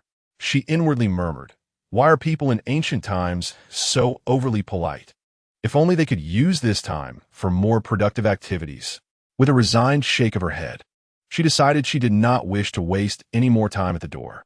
Thus, she gently tugged at Lin Ji's sleeve and whispered, Father, we should quickly invite Uncle Shui inside to sit down. That way, we can all chat comfortably. Nodding at his daughter's suggestion, Lin Ji gestured for Mr. Shui to enter and smiled, saying, Indeed, my dear daughter speaks wisely. Please, Mr. Shui, come in. Mr. Shui chuckled heartily, stroking his beard, and praised. Your daughter is truly clever and understanding. With that, he and Lin Ji made their way into the main hall, while Lin Miao and Mr. Shui followed closely behind. The Lin family's main hall was quite ordinary, featuring a cloud-patterned four-immortal table at its center, surrounded by a long rectangular table adorned with an altar and ancestral tablets. Wong Wallywood armchairs were neatly arranged on either side, while a pine tree painting graced the walls. On either side of the central hall, couplets were displayed, with two armchairs and a tea table placed on each side of the hall as center. Please take a seat, Mr. Shui, Lin Ji offered graciously. Lin Ji spoke as he guided Shui Yuanwei and Shui Lu to the left. Once they were seated, he slowly made his way to the right side. At that moment, Lin Miao had already astutely crossed the hall to the kitchen in the back to brew tea. Shui Lu sat there swinging his little feet, pondering to himself how utterly tedious it was to listen to the adults converse. Thus, he stood up again, intending to seek out Lin Miao for some play. Xiaolu, just as Shui Yuanwei was about to call him back, Lin Ji smiled and waved his hand, saying, "No need, no need. Children, after all, cannot sit still. Let them play." Upon hearing this, Shui Yuanwei chuckled in agreement. At that moment, Lin Ji suddenly recalled an important matter. He took a moment to collect his thoughts and then earnestly inquired of Shui Yuanwei, "Master, forgive my boldness. But although His Majesty issued an edict last year to construct the palace in Beiping, what prompted your sudden decision to open a branch there?" Despite having resolved to seek opportunities in Beiping since his conversation with the master that morning, this question surfaced unexpectedly, and he seized the opportunity to inquire, hoping to gain some valuable insight. How fortuitous! The esteemed eunuch Un, who serves the head of the Eastern Depot, is my cousin. He entrusted me with finding a residence in Beiping. I had not considered it until he mentioned it. Upon reflection, with the palace construction underway, the capital may very well be moved within a decade or two. Arriving early would certainly allow us to seize the initiative. Thank you for your trust, Master. Lin Ji stood and bowed deeply, remaining bowed for a considerable time. He did not rise until he heard the sound of light footsteps approaching, at which point he slowly straightened and declared, "Lin Ji shall not disappoint your expectations, Master. Daddy, Uncle Shui, please have some tea." Lin Miao carefully approached with 2 cups of tea, and before she could reach them, Shui Yuanwei stood to receive his cup. What a sensible child! Upon hearing this, Lin Miao's face blossomed with a shy smile, and she lowered her head, secretly delighted. Meanwhile, Shui Lu, unable to contain himself, rushed to his father's side, tugging at his sleeve and playfully whining, "Father, father, you should praise me too." His demeanor resembled that of a begging puppy, bringing smiles to those present. Shui Yuanwei looked at his mischievous and charming son, shaking his head in exasperation, yet his eyes sparkled with affection. He patted Shui Lu's head, his expression joyful, while saying, "Be grateful you're not a nuisance with your antics." Not receiving the praise he sought, Shui Lu huffed, turning away in a huff, which elicited hearty laughter from everyone around. "Dinner is served," Guo Shimin announced as she approached the large round table with a bowl of soup, prompting everyone to move towards the dining area. On the table sat a jar of wine. Shui Yuanwei took his seat at the head of the table, and Lin Ji poured 2 cups of wine. "This is the pear blossom wine from the Li family, courtesy of the master." Shui Yuanwei smiled and drank it all in one gulp. Let us not stand on ceremony. As for the dishes, they included smoked meat with pine nuts. The smoked meat was arranged neatly, accompanied by a touch of stir-fried pea shoots and a scattering of pine nuts. "Mr." Shui picked up a piece of the golden-hued smoked meat, which quivered slightly as he brought it to his lips. Slowly savoring it, he remarked, "The meat is tender and fragrant, rich yet not greasy. Lin Ji, your culinary skills have certainly improved." "Oh, not at all," Lin Ji modestly replied. "Mr." Shui then selected another piece of smoked meat, this time with some pea shoots. The pea shoots are refreshing, and the smoked meat is delightful." He continued to indulge, adding a piece of salted duck to his plate. Inspecting it closely, he noted the glistening skin and tender meat, which, upon tasting, revealed a savory and succulent flavor that was utterly delectable. "It has been a long time since I enjoyed your salted duck," he remarked. The host has been busy with affairs, so I dared not intrude. Meanwhile, 2 children were enthusiastically devouring their rice, each one shoveling it down with abandon. "Today's rice is truly fragrant," one exclaimed. Guo Shimin smiled, encouraging, "If the young master enjoys it, then eat your fill." "Indeed, tonight's rice is mixed with flour dew. It's simply delightful." Lin Miao chimed in, her mouth full. Chapter 9. The invitation. Lin Miao carefully picked up a piece of salted duck and placed it in her bowl, her mind drifting back to the bright light in the kitchen from the previous night. She gazed at the seemingly ordinary platter of duck, marveling internally at the effort and skill required to create such a delectable dish. She reflected that she had never tasted salted duck in her past life. Yet now, in this life, she was fortunate enough to savor it. This was indeed the ancestral duck from centuries ago. As Lin Miao reveled in the pleasure of her meal, Shuai Lu beside her was equally engrossed, his mouth smeared with grease. The two middle-aged gentlemen indulged in their feast, sharing laughter and banter, creating a wonderfully harmonious atmosphere. In contrast, Guo remained much quieter. She ate her meal in silence, occasionally lifting her head to smile and share some dishes with Lin Miao. This small gesture filled Lin Miao with a warm sense of care. After the meal, Mr. Shui announced his departure. "Brother Lin, I have an invitation to extend. The cherry blossoms at Jiming Temple have bloomed. Shall we plan an outing in 3 days?" Upon hearing the familiar name, Lin Miao perked up. Who hasn't he come across that popular reference? "Thank you, Brother Shui, for the invitation. I shall certainly be there." Mr. Shui rose slowly, while Shuai Lu reluctantly followed, still wishing to savor his bowl of winter melon soup, which exuded an enticing aroma. Just a sip revealed its rich and savory flavor. With the winter melon cooked to perfection, melting in the mouth, soft yet refreshing. The Lin family also stood to see them off, traversing the main hall until they reached a moderately sized courtyard. Lin Miao casually glanced at the cherry tree within the yard and suddenly remembered she had yet to prepare cherries for Shuai Lu.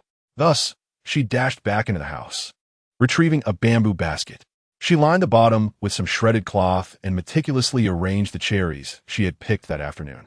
"Brother Lin, please wait," Mr. Shui called out, turning around hurriedly.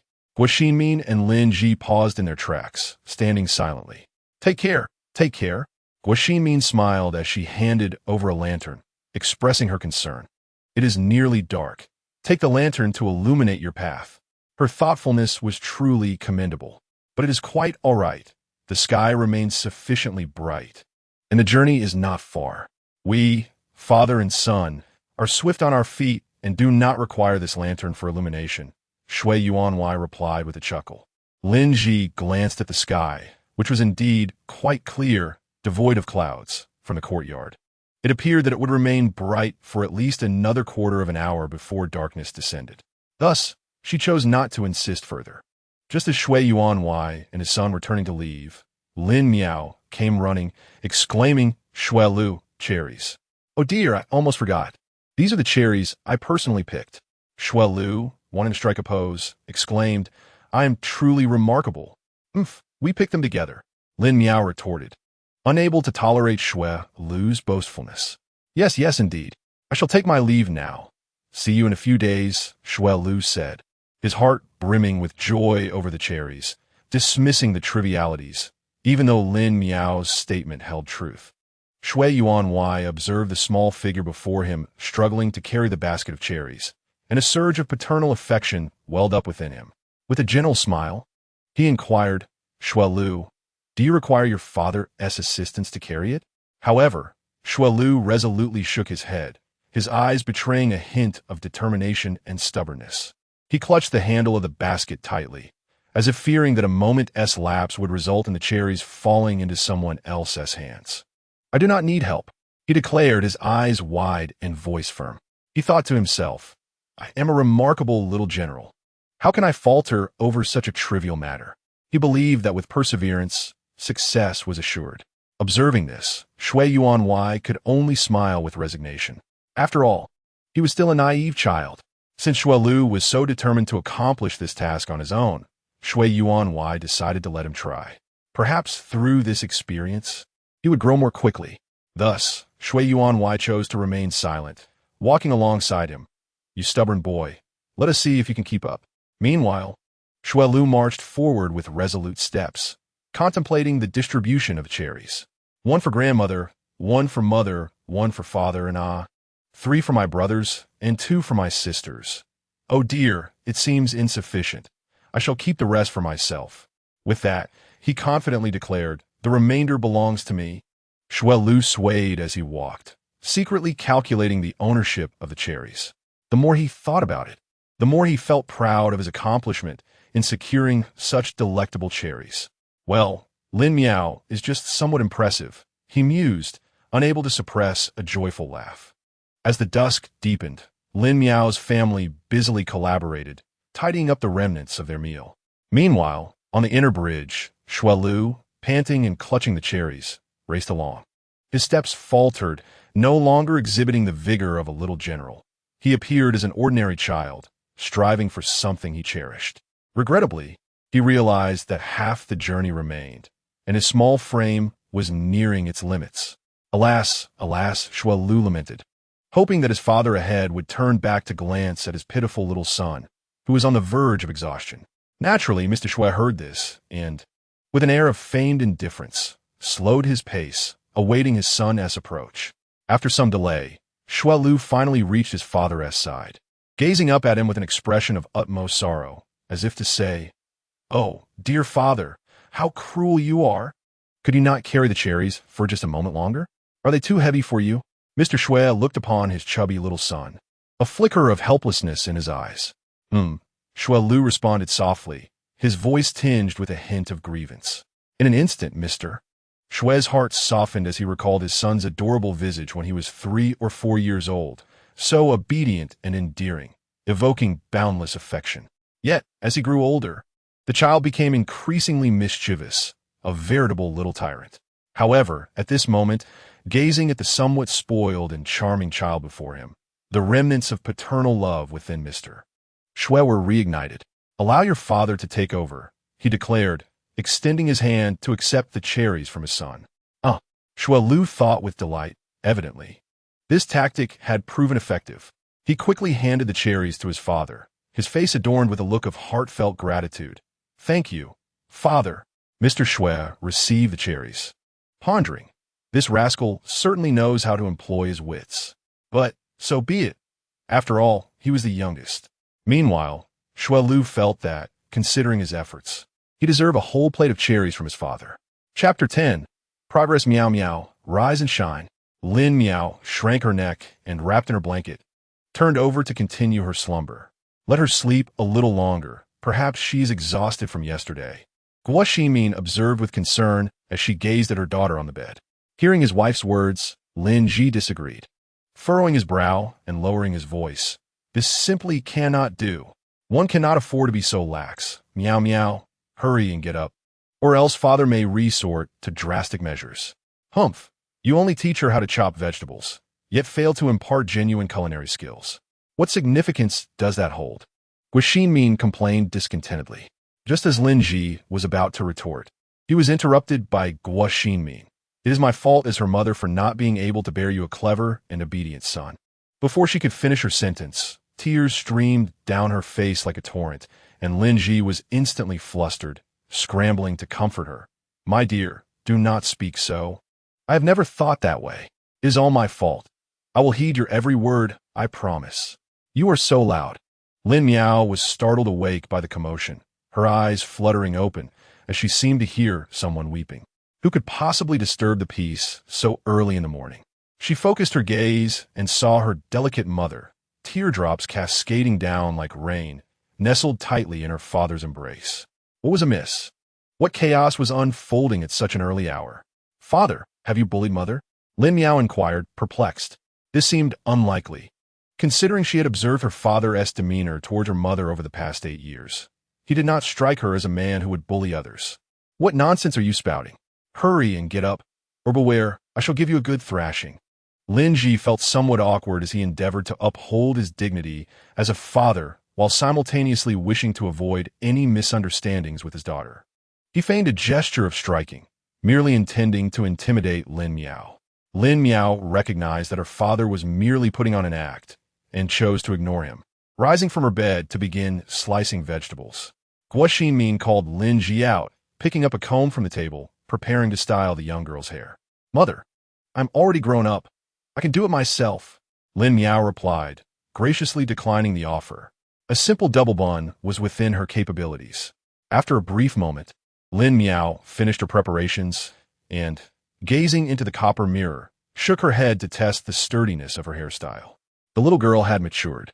Guo Xinmin, her mother, felt a mixture of emotions, both pride and a sense of loss, realizing she was no longer needed in the same way. Mother. Lin Miao noticed her mother's expression darkening and quickly ran to her bedside. Embracing Guo Min in an attempt to offer comfort before returning to the kitchen to continue her practice for the day. With the cutting board ready, Lin Miao seized a radish, preparing to resume her slicing. Today, we shall not practice shredding, she remarked, feeling somewhat at a loss. But what else can I cut if not shreds? You have already learned the common cutting methods, shredding and slicing.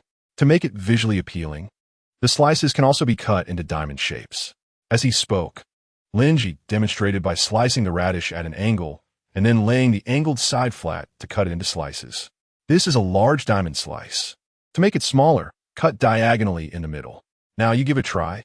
Lin Miao nodded, recognizing it was merely a parallelogram and appeared not too challenging. However, the reality proved otherwise. Despite her seemingly correct technique, the parallelogram ended up resembling a trapezoid. Lin Miao looked up at Lin Ji, who gently patted her little bun. Don't be disheartened. Take your time and practice more. He patiently explained the correct cutting method and technique. Meow meow. You must focus and ensure you cut at the right angle for those small diamond slices. Realization dawned on Lin Miao. Oh, right. A parallelogram should indeed be cut at an angle. I should have angled it. She attempted once more, and although still somewhat clumsy, she finally succeeded in cutting the radish into diamond slices. Lin Ji nodded in satisfaction. Well done. There's progress. He continued. Now we can learn more cutting techniques. Lin Miao eagerly responded, absolutely. I will certainly strive to improve. She was already bursting with anticipation to learn additional culinary skills. Having grasped the method, Lin Miao's subsequent cuts were successful. Lin Ji once again called for her attention. Now let's try the next cutting technique, the rolling cut. The rolling cut was relatively simpler. One merely sliced, turned the item, and rolled it to create irregular chunks. Such pieces were commonly used in stews, including potatoes, radishes, and eggplants. This is easy. The potatoes and curry chicken must be cut this way. After a while, Lin's little classroom finally concluded for the day.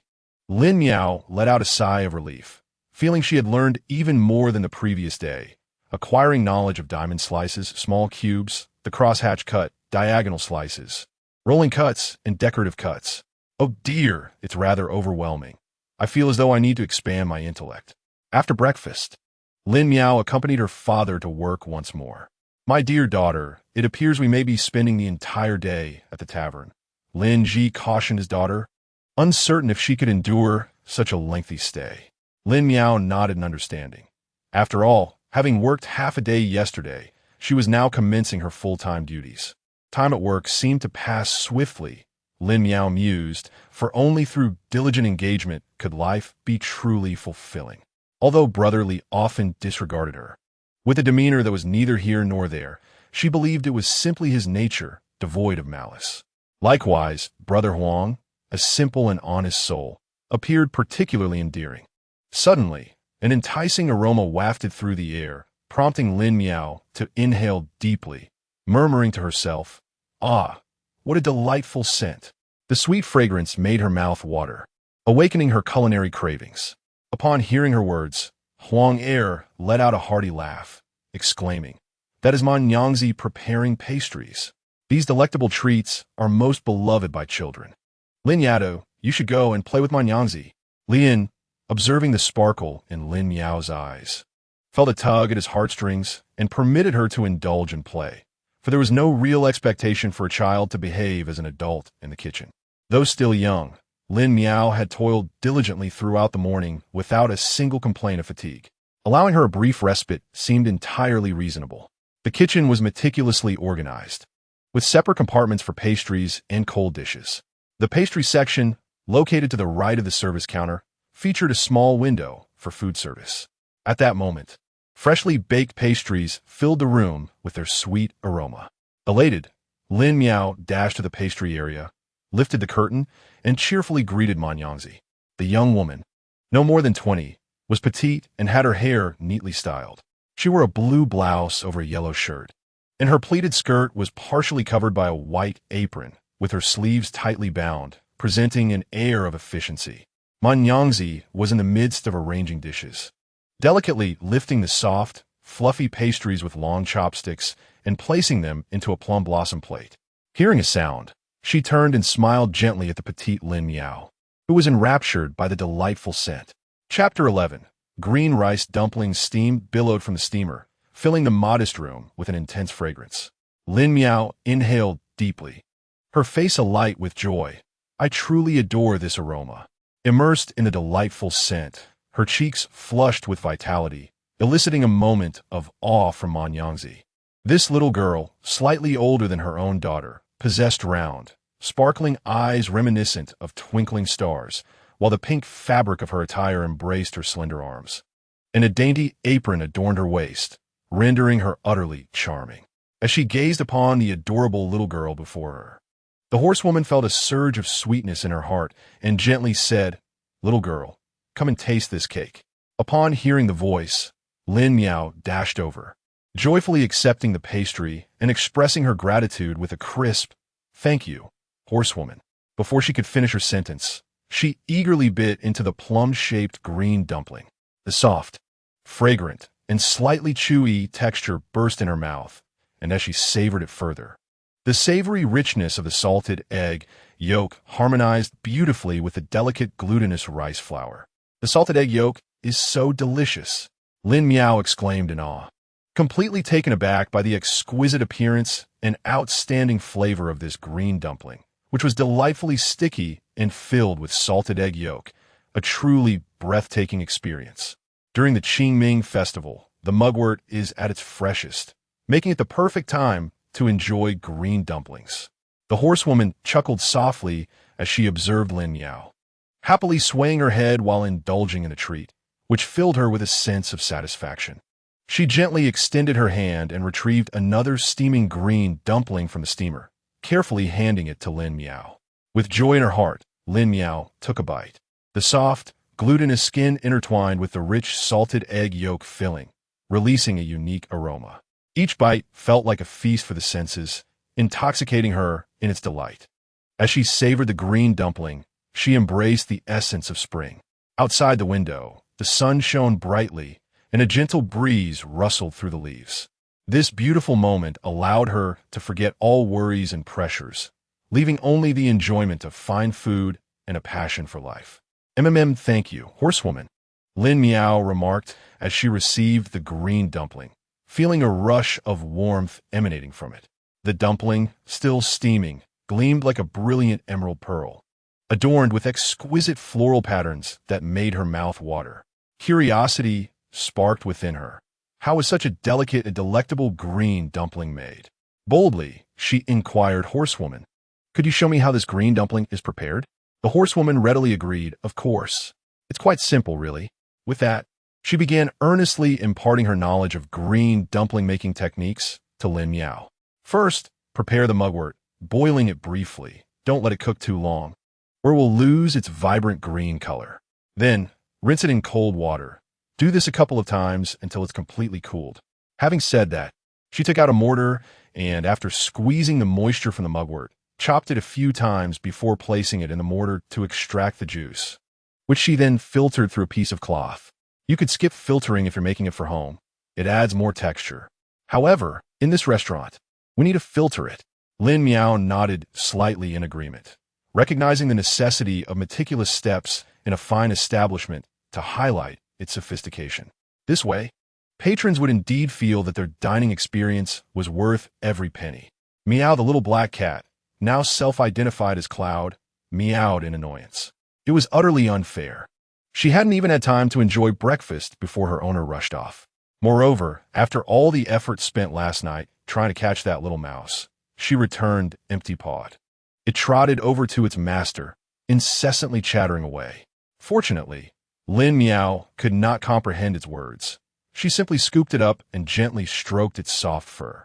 The Cloud, treated so tenderly by its master, felt an overwhelming sense of comfort and could not help but emit a series of delighted purrs.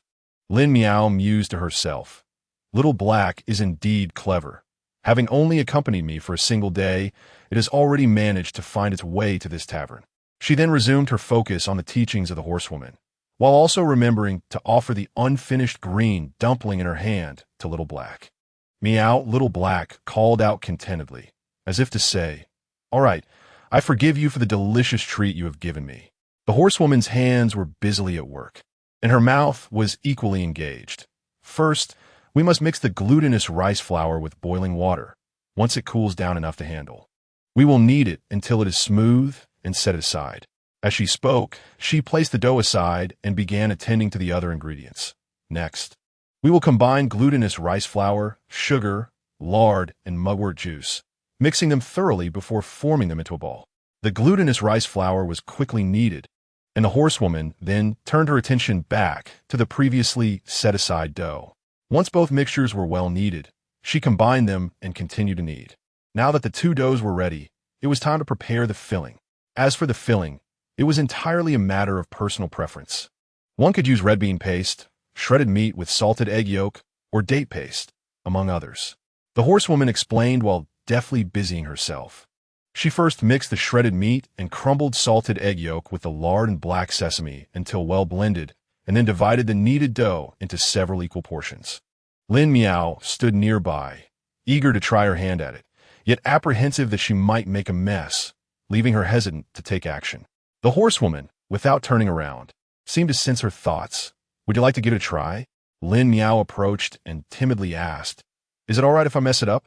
The horsewoman chuckled, watching Lin Miao claim she could not do it while her body eagerly moved forward. "Since you are here, if it turns out ugly, you can simply eat it yourself." Lin Miao nodded in agreement, thinking it made sense. After all, she was already here.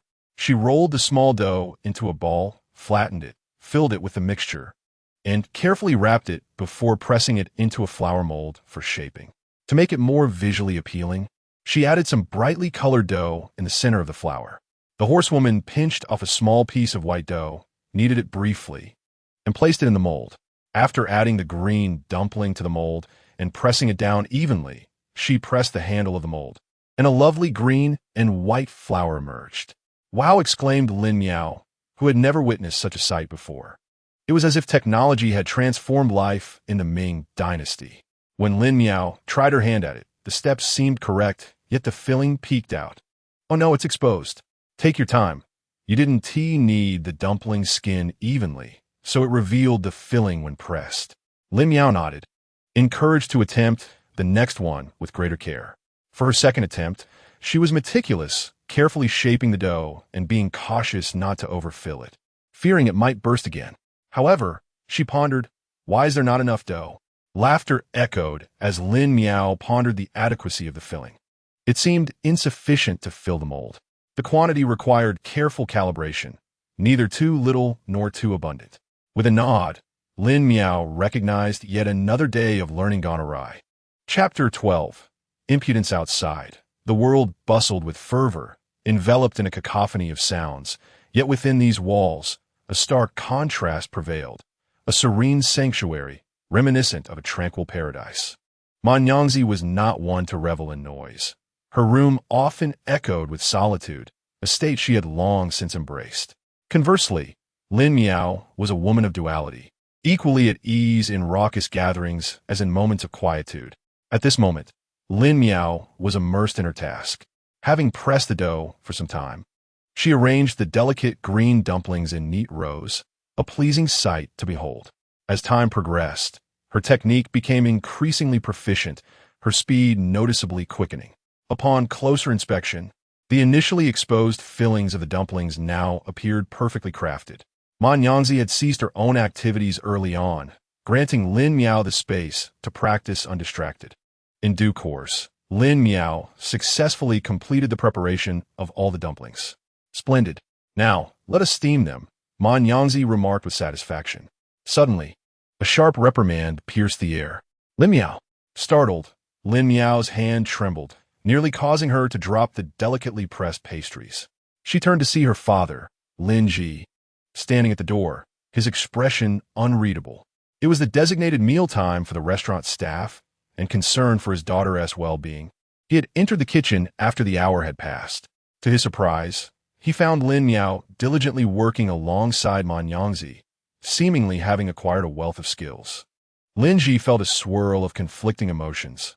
On one hand, he disapproved of his daughter learning another's craft without permission, yet on the other, he marveled at her burgeoning happiness and independence. "You are quite inconsiderate, my dear. How can you learn without another's consent?"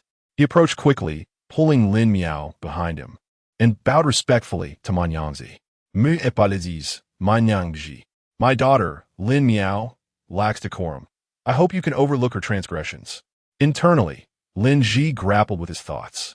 While he found it perplexing that Lin Miao chose to learn pastries over their own family recipes, he also wished for her joy and freedom to pursue her interests.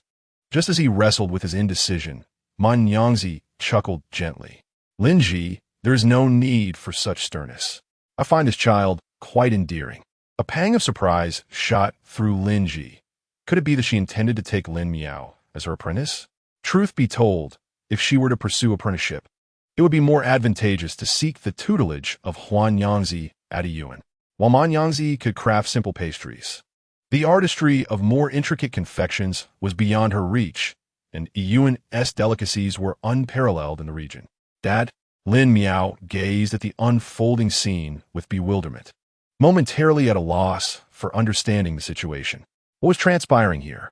For Lin Miao, who hails from the modern era, it is natural that she is unaware of the stark differences in learning methods compared to the present day.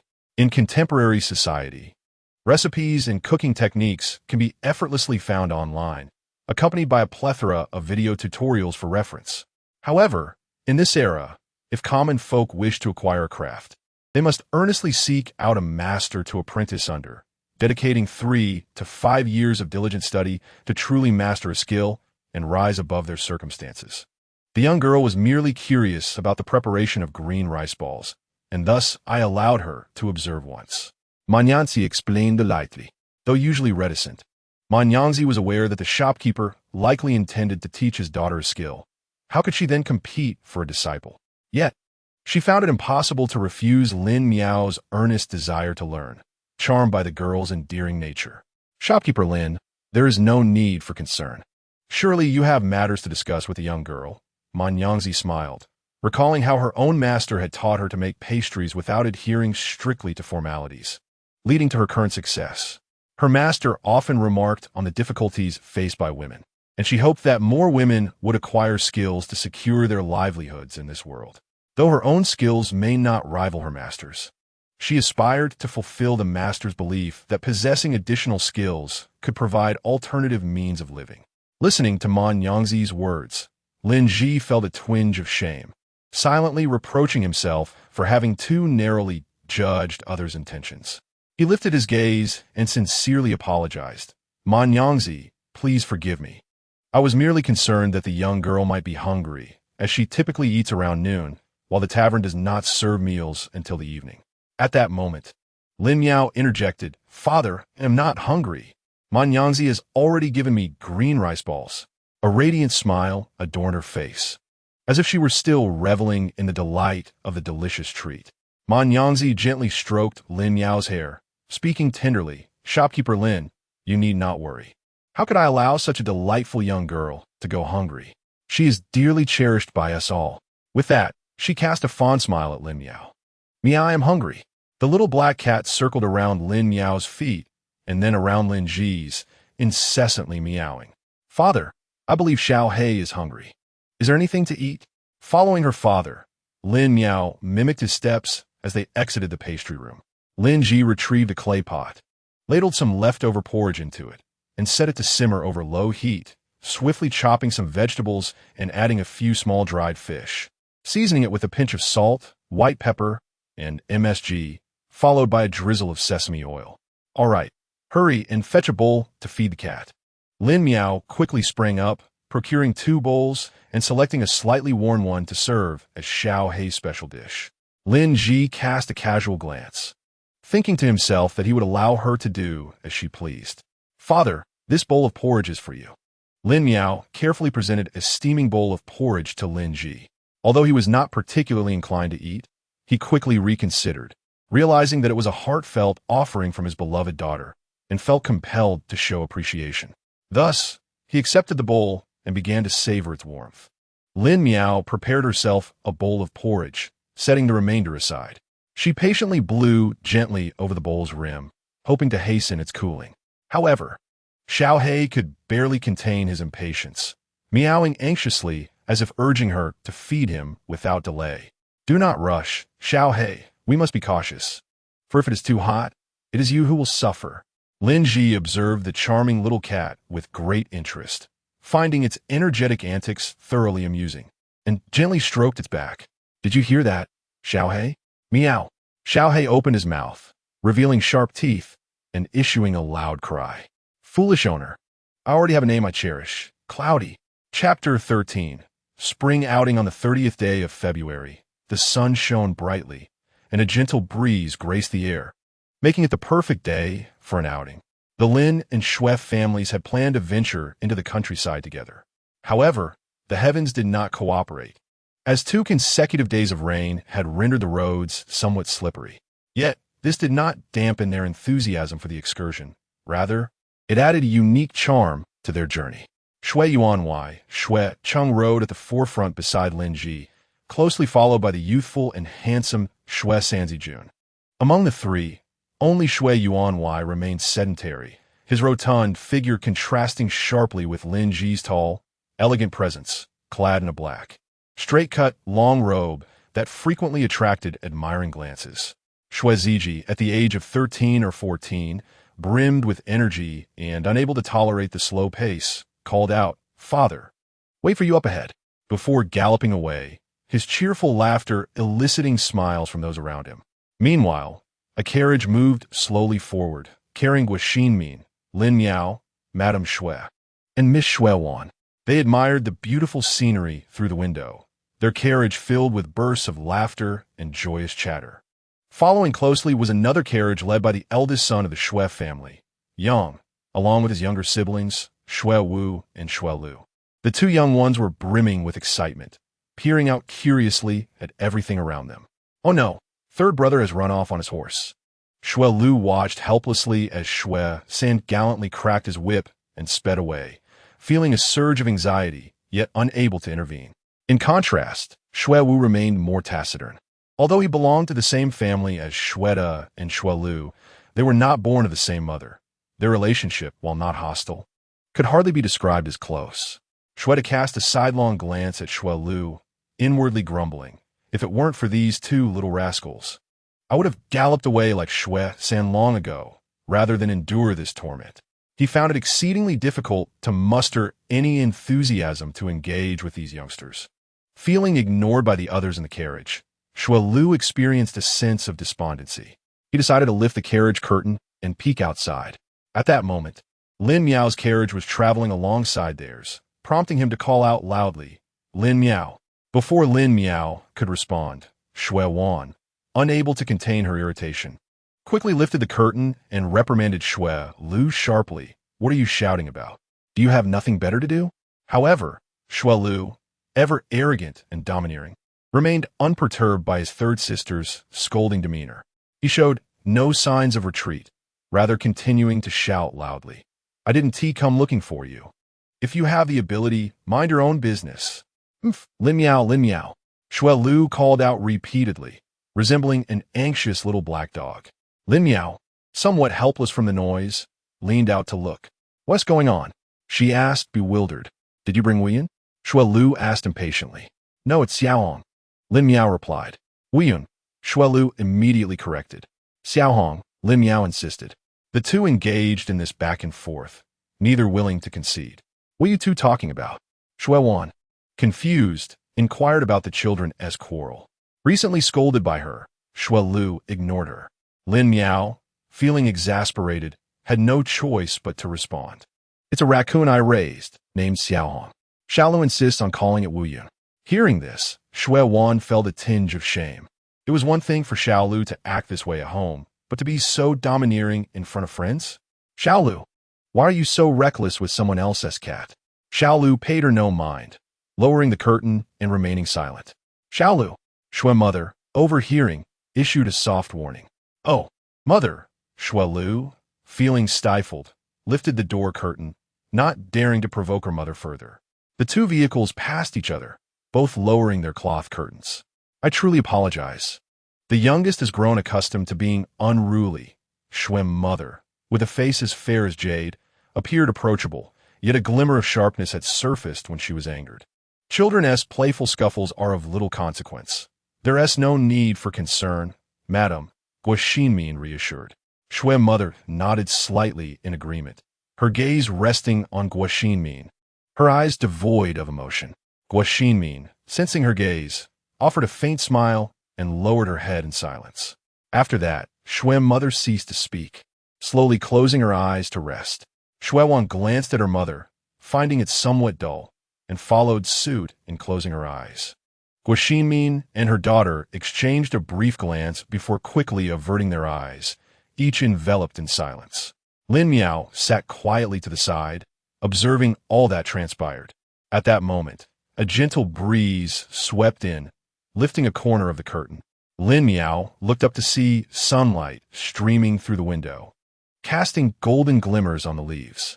She gently lifted the curtain, wishing to savor the fresh air. The tranquil atmosphere did not diminish Lin Miao's joyful spirit. She reveled in the enchanting scenery, cherishing a moment of peace and beauty. After 8 years, it was her first journey away from home. Although not venturing far from Yingtian, it was still worth commemorating. Beyond the North Gate Bridge lay the Jingxiang River.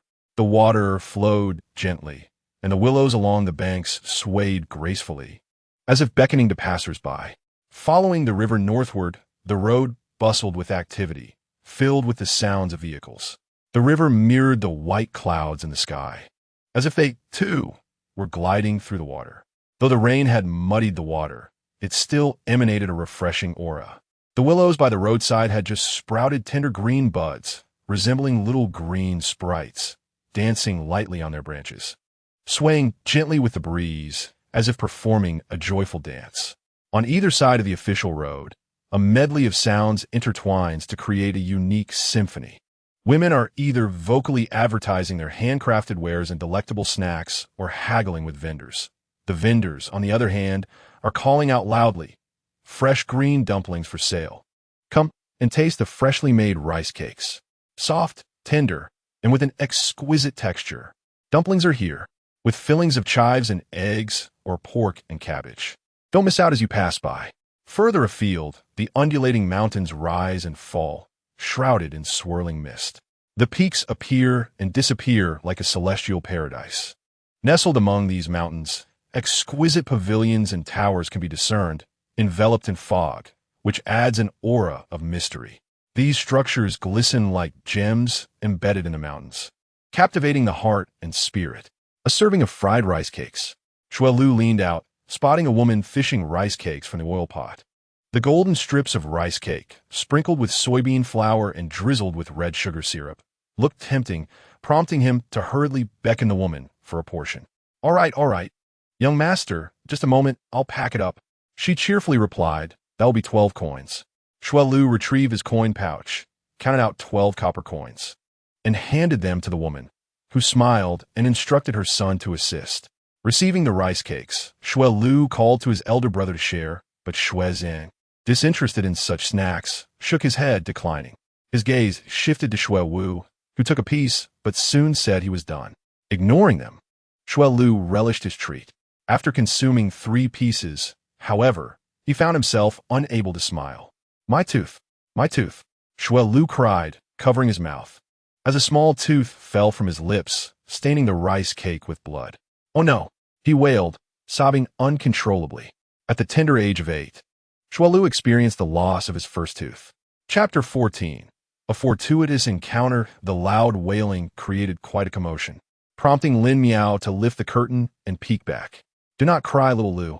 Shueda handed Shuelu a cup of warm water. Rinse your mouth, but be cautious not to disturb the empty space.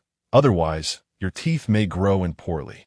After speaking, Shuewu took a piece of cloth, carefully wiped the small tooth off the rice cake, and then meticulously wrapped it in the cloth. Brother, when will it grow back? Shuelu sobbed, wiping his tears while rinsing his mouth and spitting the blood into the spittoon that Shuewu had produced.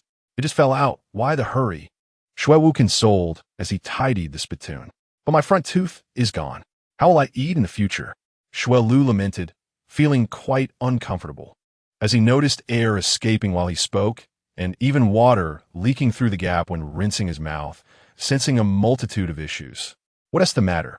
Shui Mu, who was driving the cart, heard the commotion and signaled for the carriage to halt. Once the cart carrying Shui Lu approached, she inquired, "Mother, little Lu lost a tooth," Shui announced, extending his hand, palm displaying a wrapped towel. "All right, keep it safe for now. We'll address it when we get home." Shui Mu paused and then softly asked, "Is it an upper or lower tooth?" "It's a front tooth. I'll manage it," Shui replied. "And mother?" Shui Lu pouted her little lips high, tears welling up in her eyes, gazing pitifully at Shui's mother, her expression brimming with distress. "Little Lu, dear, listen to your mother.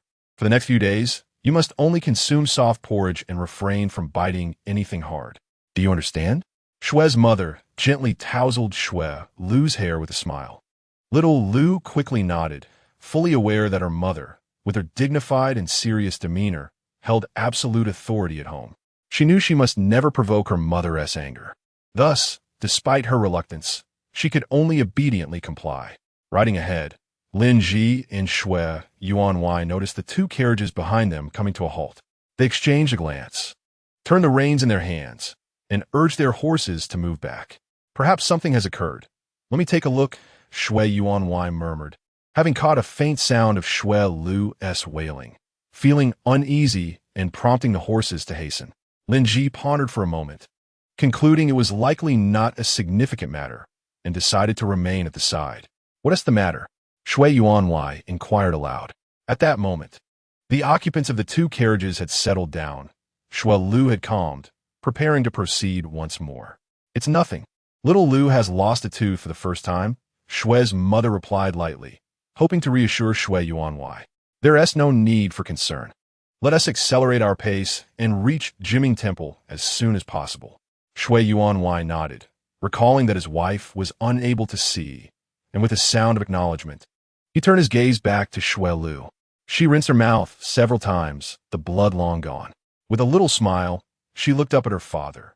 Father Shui Lu revealed her mouth, the gap from her missing front tooth wide open, allowing the cold wind to rush in, causing her to shiver and nearly cry again. Shui Yuanwei, observing little Lu's pitiful countenance, stroked his beard and chuckled. "Little Lu has grown up. She is beginning to lose her baby teeth. Do not weep. You are a big girl now. Be obedient." Seeing that everyone regarded her lost tooth with such nonchalance, Shui Lu finally felt reassured. The group resumed their journey, and in no time, they arrived outside Jiming Temple. "Let us guide the carriage to the parking area and walk into the temple." Shui Yuanwei dismounted and turned to assist Lady Shui down from the carriage. Lin Ji followed suit, tying his horse alongside Shui Yuanwei's before approaching the carriage. Lady Shui had already descended, and upon noticing her father's lack of intention to assist, Shui dismounted on her own. "Meow meow, do come down quickly," Lin Ji called out as he hurried over, intending to lift her down, but was gently refused by Lin Miao. "Father, it's unnecessary. I can manage on my own." With that, she gracefully leaped down, her movements deft, for the carriage was not particularly high. "Meow meow, as a young lady, you should not be jumping about in a skirt like that. It is quite unbecoming." Lin Ji intended to continue his admonishment, but at that moment, Guo Shimin had lifted the curtain and was preparing to exit the carriage, causing him to pause and instead softly say, "My dear, be careful. I shall assist you down." "Oh." Lin Miao clicked her tongue, while Shui Wan, feeling a touch of discomfort, turned her back to avoid witnessing the scene. Meanwhile, Shui Zijuan and Shui Ziang had gathered, with Shui Zhang rolling his eyes dramatically, and Shui Lu even more so, huffing silently. "What is this? Why does no one seem to care for me?" Shui Zijuan, in high spirits, was thoroughly delighted by the prospect of riding this time. "Third brother, how can you still speak? You've secretly ridden off on horseback, haven't you? You must be quite pleased." Shui Wu was also displeased, yet he dared not provoke third brother, for he was his half-brother, and the elder brother might only feign anger, while third brother would genuinely retaliate. A group of them followed the throng, making their way to the Jiming Temple. Along the route, most of the passers-by were women accompanied by young gentlemen and ladies, along with youthful boys and girls enjoying the outing, a delightful spectacle of vibrant blooms and diverse charms. Upon entering the temple, the group offered incense and prayed for peace. Afterward, they strolled leisurely within the temple grounds, admiring the scenery. The flowers blossomed in an orderly fashion, the gentle breeze carrying the fragrant scent. With Qingming having passed, the cherry blossoms began to unfurl in succession. Lin Miao walked along the shaded path strewn with cherry blossoms, pondering whether, in several centuries, these blossoms would still remain the same.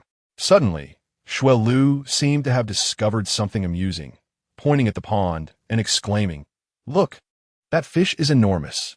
The others followed his gaze to the clear stream that cascaded down, converging into a tranquil pool where indeed a sizable goldfish was swimming.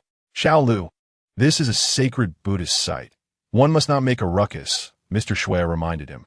Xue Lu promptly fell silent, though his eyes remained fixated on the goldfish.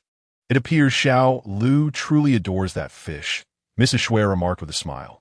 "I wonder if that goldfish is edible?" Xue Lu murmured softly. Lin Miao, standing nearby, nudged Xue Lu with her elbow, signaling him to refrain from further comments. Xue Lu obediently closed his mouth. "Shall we toss a coin for blessings?" proposed Xue Wan, who had reached the age for courtship and naturally hoped for divine favor in matters of love and fortune. This suggestion received unanimous approval, and the group tossed coins into the pond, the dull sound of them hitting the water resonating several times. "Cousin, it's for blessings." A crisp voice approached, sweet as a yellow aureole emerging from the valley, and melodious like pearls falling on a jade plate. The crowd turned to look, spotting a group of 4 slowly advancing from a distance. As they drew nearer, it became evident that the speaker was a woman of similar age to Mrs. Xue, possessing a striking appearance. Though not exceptionally beautiful, she was certainly above average. Her eyes conveyed a sharp intelligence, especially those piercing eyes that seemed to scrutinize with the keen gaze of a hawk, making one hesitant to meet her gaze. She moved with a graceful and vigorous stride, exuding a distinct charm unlike that of ordinary young ladies. "How fortuitous! Cousin, are you here with your children for spring outing as well?" Mrs. Xue responded. Lin Miao looked over. This woman must be Mrs. Xue's cousin, flanked on her left by a middle-aged maid, on her right by a young lady, and further right, a boy of about 10 years old. Lin Miao realized today that some people, simply by standing there, command the presence of a protagonist. Chapter 15. Gu Ran. He had fair skin, as smooth as porcelain, with a glimmer of intelligence and liveliness in his eyes. His features were refined, with a high nose and slightly upturned lips that bore an unintentional smile.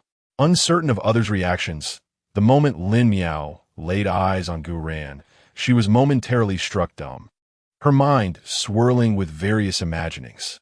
Yet, the reality was that she quickly averted her gaze. It was rather impolite to stare too intently at someone, especially in an era teeming with countless celebrities, where even the most handsome visage soon became just a fleeting memory. After shifting her attention, she quietly followed her parents, listening to their light-hearted exchanges. Xue Wan, however, continued to gaze, having not seen her cousin Gu in quite some time. He had suddenly matured into a striking young gentleman. "Shall we move to the parlor for a chat?" proposed Mrs. Xue. Mrs. Gu nodded in agreement, as the bustling street was hardly conducive for such conversations. The adults proceeded to the temple's parlor, while the children, particularly Xue Lu, yearned to play, and thus implored Mr. and Mrs. Xue. Mr. Xue chuckled and accompanied the children. Gu Ran mused that children were blissfully simple and carefree, and he was disinclined to linger beside the adults. Glancing at his mother, Mrs. Gu consented. Xue Wan wished to join, yet felt somewhat self-conscious, as she was now a young lady. It seemed inappropriate to tag along. After a moment of biting her lip, she resolved to set aside her thoughts. Thus, Lin Miao, Xue Wu, Xue Lu, and Gu Ran began to run, heading towards the cherry blossom grove on the back mountain for some frolic and play. Although the grove was abundant with cherry blossoms, the number of couples walking side by side was equally staggering. While navigating through the grove, Lin Miao's group accidentally collided with others several times. leading to a series of awkward moments. Feeling embarrassed, they could no longer squeeze further into the cherry blossom grove and decided to retreat to a less crowded area. Suddenly, Lin Miao spotted a large tree nearby, beneath which lay several sizable stones. An idea sparked in her mind, and she eagerly suggested, "Why don't we play hide and seek?"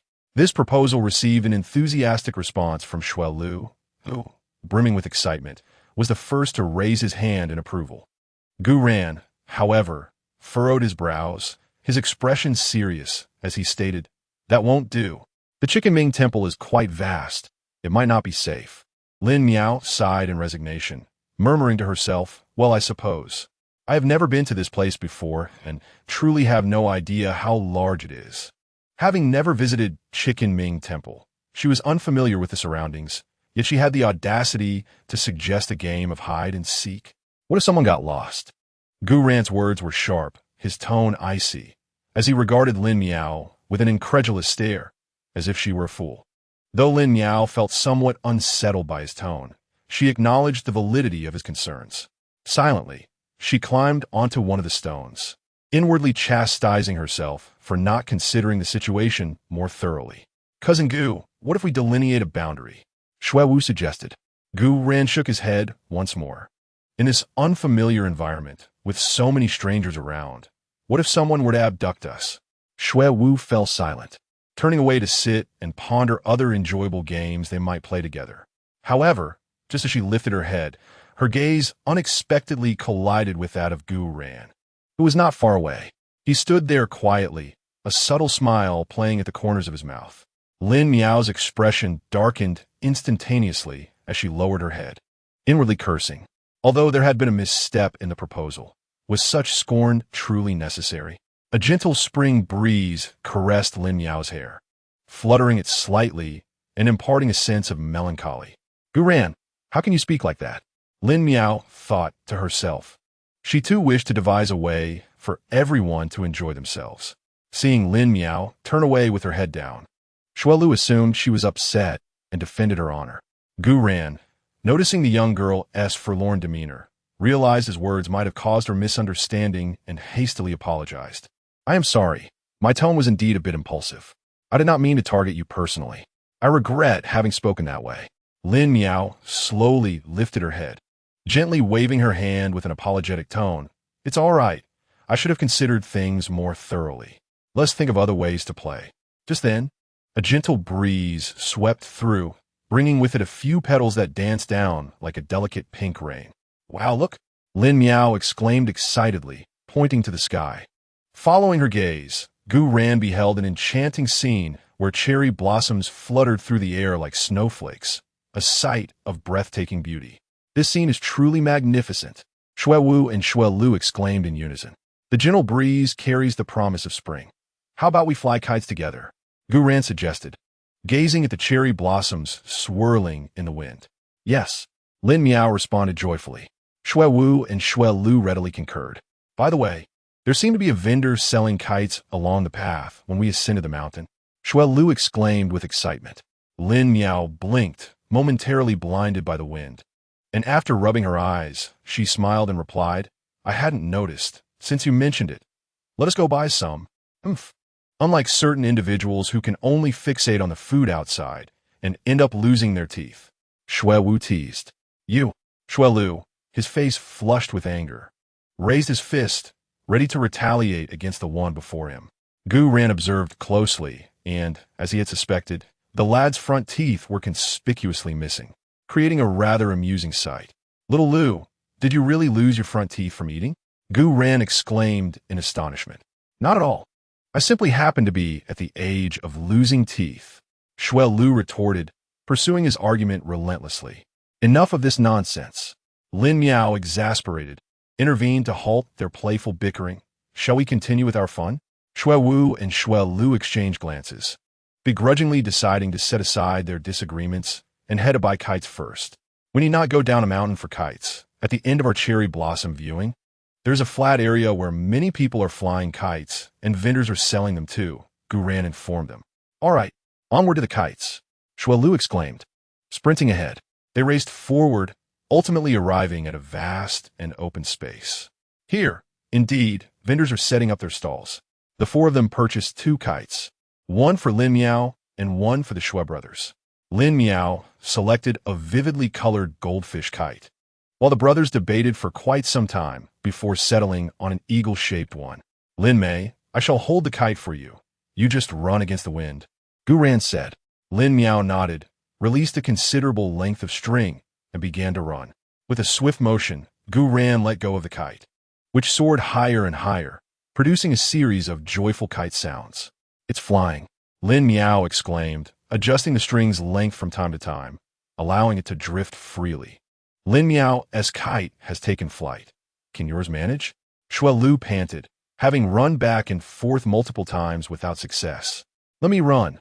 Surely you cannot keep up. Shui Wu, eager to take his turn, stood there holding the kite, staring at Shui Lu like a fool, unwilling to relent. You go ahead. Shui Lu conceded, utterly exhausted. Gu Ran approached, instructing Shui Wu, run into the wind.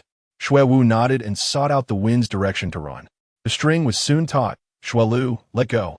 With a whoosh, the kite finally ascended into the sky.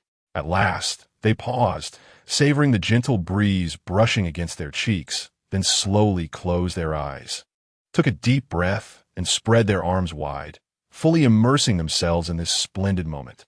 A soft breeze swept by, seemingly imbued with a magical force. It was the essence of freedom. Chapter 16. Eavesdropping. The guest rooms and dining hall of the Chicken Crowing Temple were in close proximity. Crossing a lush bamboo grove, one could see a row of guest rooms standing orderly.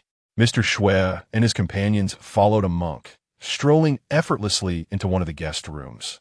Esteemed guests, the dining hall will serve delectable vegetarian dishes at noon. Feel free to partake if desired. After leading them inside, the young monk politely bowed before quietly exiting. Thank you. Mrs. Gu smiled slightly, expressing her gratitude. Let's sit wherever we please. Mrs. Gu elegantly chose a seat, while Mrs. Shui, though her cousin, dared not truly regard herself as such. After all, her cousin was the wife of a 6th-grade military officer, whereas her own husband held merely a minor position in the Bureau of Good Liquor. The guest room was simple, intended for travelers to rest momentarily, furnished with only a few chairs, as the children stood beside their respective guardians. Once everyone settled, Mrs. Gu, adjusting her demeanor, smiled and greeted everyone.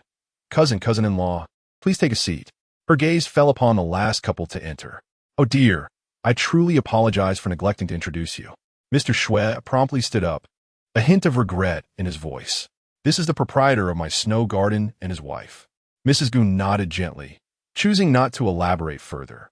To her, these individuals were mere acquaintances, not warranting deeper acquaintance. Lin Ji quickly bowed, having long heard of the esteemed lady's reputation. Seeing her today, she was indeed remarkable. Mrs. Gu maintained her subtle smile, responding, You flatter me. Your praise is excessive. Her tone was calm and courteous, neither cold nor excessively warm. At that moment, the atmosphere in the room felt somewhat delicate. Madame Shui's gaze settled on the graceful young lady beside her cousin. She wore a simple yet elegant half-sleeve top with a straight collar in various colors, paired with a plain pleated skirt. Although her attire was unpretentious, her makeup was exquisite, and she radiated a fresh and ethereal beauty, akin to a blooming flower. With a gentle smile, Madame Shui inquired softly, Cousin, I presume your children have reached a marriageable age? I wonder if they have any prospects in mind? Her tone was warm, her eyes filled with anticipation. Indeed, they had come of age. These must be the eldest nephew, the second niece, and the third nephew. Madame Gu merely acknowledged their age without pursuing the topic further, instead inquiring about the few children accompanying Madame Shui. Mr. Shui's countenance slightly dimmed, but he quickly regained his composure and chuckled. Yes, the 3 children are growing year by year, and soon they will be looking for partners. If your cousin has suitable candidates, please do introduce them to me. Upon hearing this, the children felt a twinge of embarrassment. Although it pertained to them, they were too shy to engage. Miss Gu tugged at her mother's sleeve and said, Mother, I'm going out for a stroll. Madame Gu nodded, permitting her to leave. Miss Gu glanced at her cousin from the Shui family, suggesting, "Let us go together." Naturally, Shui Wan agreed. The two brothers from the Shui family exchanged glances and also bowed, indicating their desire to join the outing. The four of them then exchanged polite farewells with the adults before stepping outside. Mr. Lin and his wife also rose to bid farewell, stating, "The cherry blossoms outside are in full bloom. We shall take our leave." "Very well, Brother Lin. Let us meet at the dining hall later for dinner and return together in the evening," Mr. Shui said, rising to escort the couple to the door before returning inside. At that moment, a melodious chime from outside broke the slightly awkward atmosphere within the room.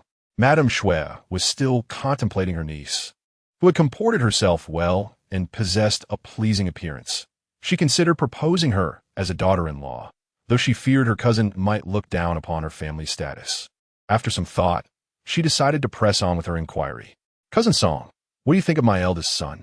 As soon as Madame Shui finished speaking, a flicker of surprise crossed Madame Gu's eyes. She had not anticipated her cousin's directness, yet her smile remained gentle. "Cousin, such a significant matter as marriage cannot be approached so hastily. The children's feelings are paramount, and I do not know your son very well." Madame Shui hastily responded, "Dear cousin, what could be inappropriate about this? If our families were to unite, it would indeed strengthen our ties. My eldest son may not be a prodigy, but he is quite presentable." Madame Gu took a delicate sip of tea, setting down her cup as she replied, "I appreciate your kind intentions, but this matter requires careful consideration. I believe the children will find their own fates." Seeing her cousin's firm stance, Madame Shui felt it futile to press further and decided to acquiesce, saying, "Very well, we shall discuss this another time. However, cousin, do keep an eye out for suitable young ladies.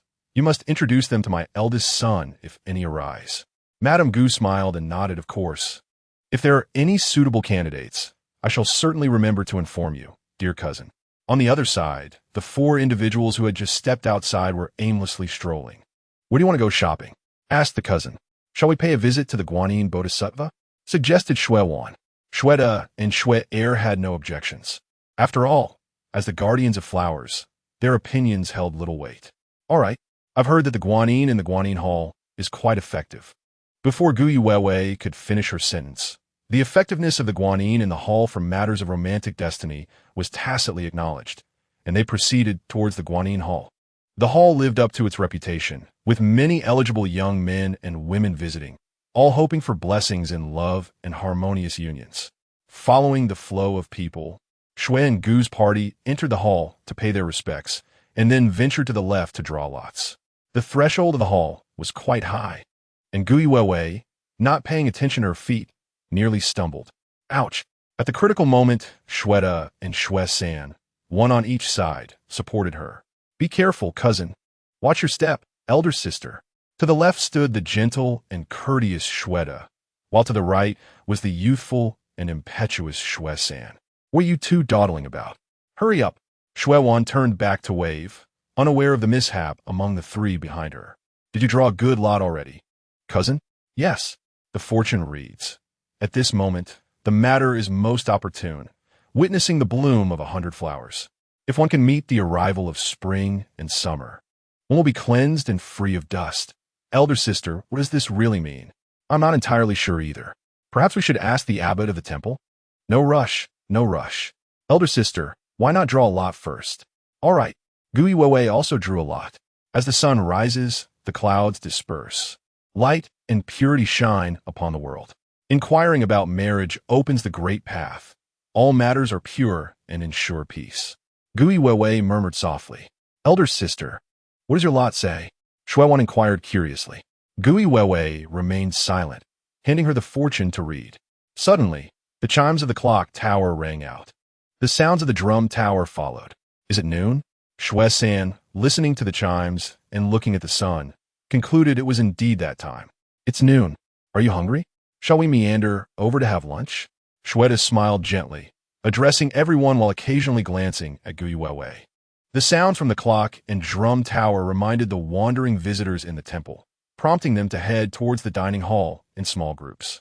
As they approached the dining hall, the number of women carrying bamboo baskets increased, and the sounds of their calls filled the air.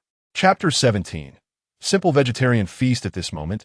It was midday, with the sun hanging high in the sky, casting brilliant and dazzling rays that enveloped everyone in warmth. On the lush green lawn, people sat in small groups on the ground. The morning dew long vanished under the sunlight. Lin Miao and his companions sprawled out in a relaxed manner on the grass, lying flat like pancakes for quite some time. Suddenly, a deep and resonant chime caught Lin Miao's attention. "Is that the timekeeping bell?" Lin Miao queried. "It should be," replied Guran, as he propped his arm under his head, appearing utterly at ease. Freed from the pressures of study, his mood had become exceptionally buoyant. "No wonder I feel a bit hungry," Su Lu pouted, revealing his signature teeth, only to quickly retract them as the cool breeze brushed against them. "In light of this, let us rise and sample the vegetarian dishes at Jiming Temple. I have heard their flavors are quite delightful," Su Wu suggested, though his body remained lazily sprawled on the ground, showing no inclination to rise. "You get up first," Lin Miao said, placing a hand on her stomach, feeling not particularly famished, and thus decided to linger in bed a while longer. "You get up first," Su Wu retorted, unwilling to concede. At that moment, Su Lu gently placed his chubby little hand on his belly, emitting a soft grumble. With a resigned sigh, Su Lu silently reminded himself, no choice. While they are not hungry, he truly is a bit peckish. Fine, fine, I will get up first, shall I? Let us hurry and eat."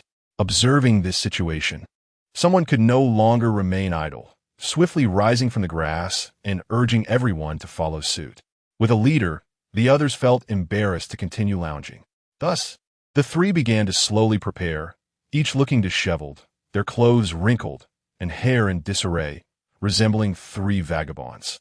"Ha, just look at yourselves. You are no better." Seeing each other's disheveled appearances, they could not help but burst into laughter. After a bout of merriment, the four then proceeded towards the dining hall. At this moment, on the lawn, others, upon hearing the chimes and drums, began making their way to the hall as well. Some laid out cloths, preparing food. The spread was a feast for the eyes, showcasing a multitude of dishes, including pre-prepared items like jujube cakes, steamed buns, and fruits, as well as delicacies like porridge and soup that required on-site preparation. Nearby, stoves and soup pots were set up, and some even grilled meat and vegetables. Amid laughter and play, they busily concocted soups, creating a lively scene. Lin Miao, having never witnessed such a spectacle, was left speechless. Naturally, she and her companions were drawn to Jiming Temple for its renowned vegetarian cuisine. They had planned to indulge in the delightful offerings from the very start. When Lin Miao and her friends finally arrived at the dining hall, the adults had already grown anxious, unable to sit still, and were nearly ready to send someone to search for them. "Where have you little rascals been frolicking? You've missed a warm meal." Su Zheng's glet, wagging his finger at Su Wu and Su Lu. "We were flying kites on the hillside," Gu Ran said, a hint of apology crossing his face, as he was the eldest among the four and felt responsible for not departing earlier. "Oh, children will always be playful. It's just the right time to head over now. The crowd will be smaller," Lin Ji quickly reassured. "Indeed, let us enter, Mrs." Su's words were met with unanimous agreement, and they all fell silent. At this moment, the vegetarian restaurant had passed its peak hours, and the once bustling hall now hosted only a few scattered diners. A group of men had found an empty large table in the corner and beckoned Lin Miao and the other children to join them. "You may sit first and see what you wish to eat," Lin Ji suggested. Lin Miao raised her gaze and noticed the walls adorned with an array of signature dishes, clearly meant to assist patrons in making their selections. Her eyes swept across the names: Kuan Yin's blessing noodles, peaceful vegetarian noodles, fragrant delicacies from Shu, and vegetarian xiaomai, revealing a rich variety of both noodle dishes and rice porridge. After a moment of contemplation, Lin Miao decided to try the Kuan Yin's blessing noodles, while Gu Ran and Shui Lu opted for the same, and Shui Wu chose a bowl of peaceful vegetarian noodles. Once the children's meals were arranged, the group of young adults and elders continued to order a sumptuous array of vegetarian dishes. As they listened to the eclectic names of the dishes, Lin Miao felt a surge of curiosity, particularly towards a dish intriguingly named Bamboo Grove Pearl. Just from its name, she could not imagine what ingredients could possibly comprise it. The dishes began to arrive one by one, with the first being the noodles. Lin Miao's attention was captured by the bowl of Kuan Yin's blessing noodles before her, topped with what appeared to be realistic slices of meat. She picked up a piece of the so-called vegetarian pork belly and, to her surprise, found it utterly delicious. Additionally, the bowl contained vegetarian shrimp and squid, making each bite a delightful experience. The children eagerly slurped up their noodles, finishing their bowls in no time. Next came the vegetarian ham, which was not ham in the traditional sense, but a delectable vegetarian creation made through special processes. Lin Miao observed the pale yellow hue of the vegetarian ham on the white jade plate. Its delicate and elastic texture offered a delightful taste, rich in nutritional value. Following that was the fragrant chicken Miao Temple stir-fried rice, with each grain perfectly distinct and exuding an enticing aroma. The fried rice was mixed with tender shoots of fragrant tune, releasing a unique freshness with each mouthful, evoking the essence of spring as if one were amidst the verdant hills of chicken Miao Temple. Lin Miao patted her belly, unable to resist taking another spoonful, savoring the exquisite flavors of the fried rice. Lastly, the much-anticipated bamboo grove pearl arrived at the table. Lin Miao glanced at the dish and realized it was merely stir-fried bamboo shoots, pickled mustard greens, and edamame. To be honest, the name fits quite aptly, she thought. Initially hesitant to try it, she decided to take a bite, and to her surprise, it was exceptionally tasty, perfectly complementing the meal. The saltiness of the mustard greens, the freshness of the bamboo shoots, and the tenderness of the edamame blended harmoniously, truly befitting a renowned vegetarian establishment. Shuai Lu let out a loud belch, eliciting laughter from the crowd. Has Miao Miao finished eating? Gu Xinmin looked at the little girl, who had spent the morning playing and was now covered in dust. It had not had a chance to tidy her up. Lin Miao rubbed her belly, beaming with a silly smile. I'm full. Chapter 18. Boating on the lake, the group reveled in exquisite delicacies within the confines of the house, where time seemed to stretch into eternity. Before they realized it, over half an hour had elapsed. Finally, with contentment, they set aside their bowls and chopsticks, rising leisurely to make their way towards the door.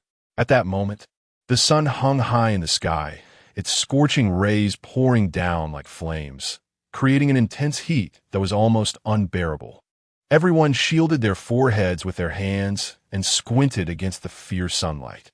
Dear cousin-in-law, Master Lin and Madam Lin, we have thoroughly enjoyed today. Let us arrange another gathering in the future. But for now, we have pressing matters to attend to and cannot accompany you any further, Mrs. Gu smiled as she bid farewell to everyone. The others nodded in understanding and agreement. After exchanging polite greetings, Mrs. Gu prepared to take her leave. Cousin, let us meet again in a few days. Travel safely, Mrs. Shui said with a warm smile, taking Mrs. Gu's hand affectionately. Thus, the group parted ways. Mrs. Gu, accompanied by her 2 children and a nursemaid, walked gracefully away. Guha Shui Lu grinned widely, creating a deep and resonant sound by rhythmically inhaling and exhaling, letting the air flow back and forth in his mouth. He seemed to have fully adapted to his toothless state, even beginning to find amusement in it. Suddenly, a loud thud echoed as Shui Lu's father gave him a light rap on the head. What nonsense are you up to? It was you who cried out when you lost your teeth, and it's you who now finds this amusing.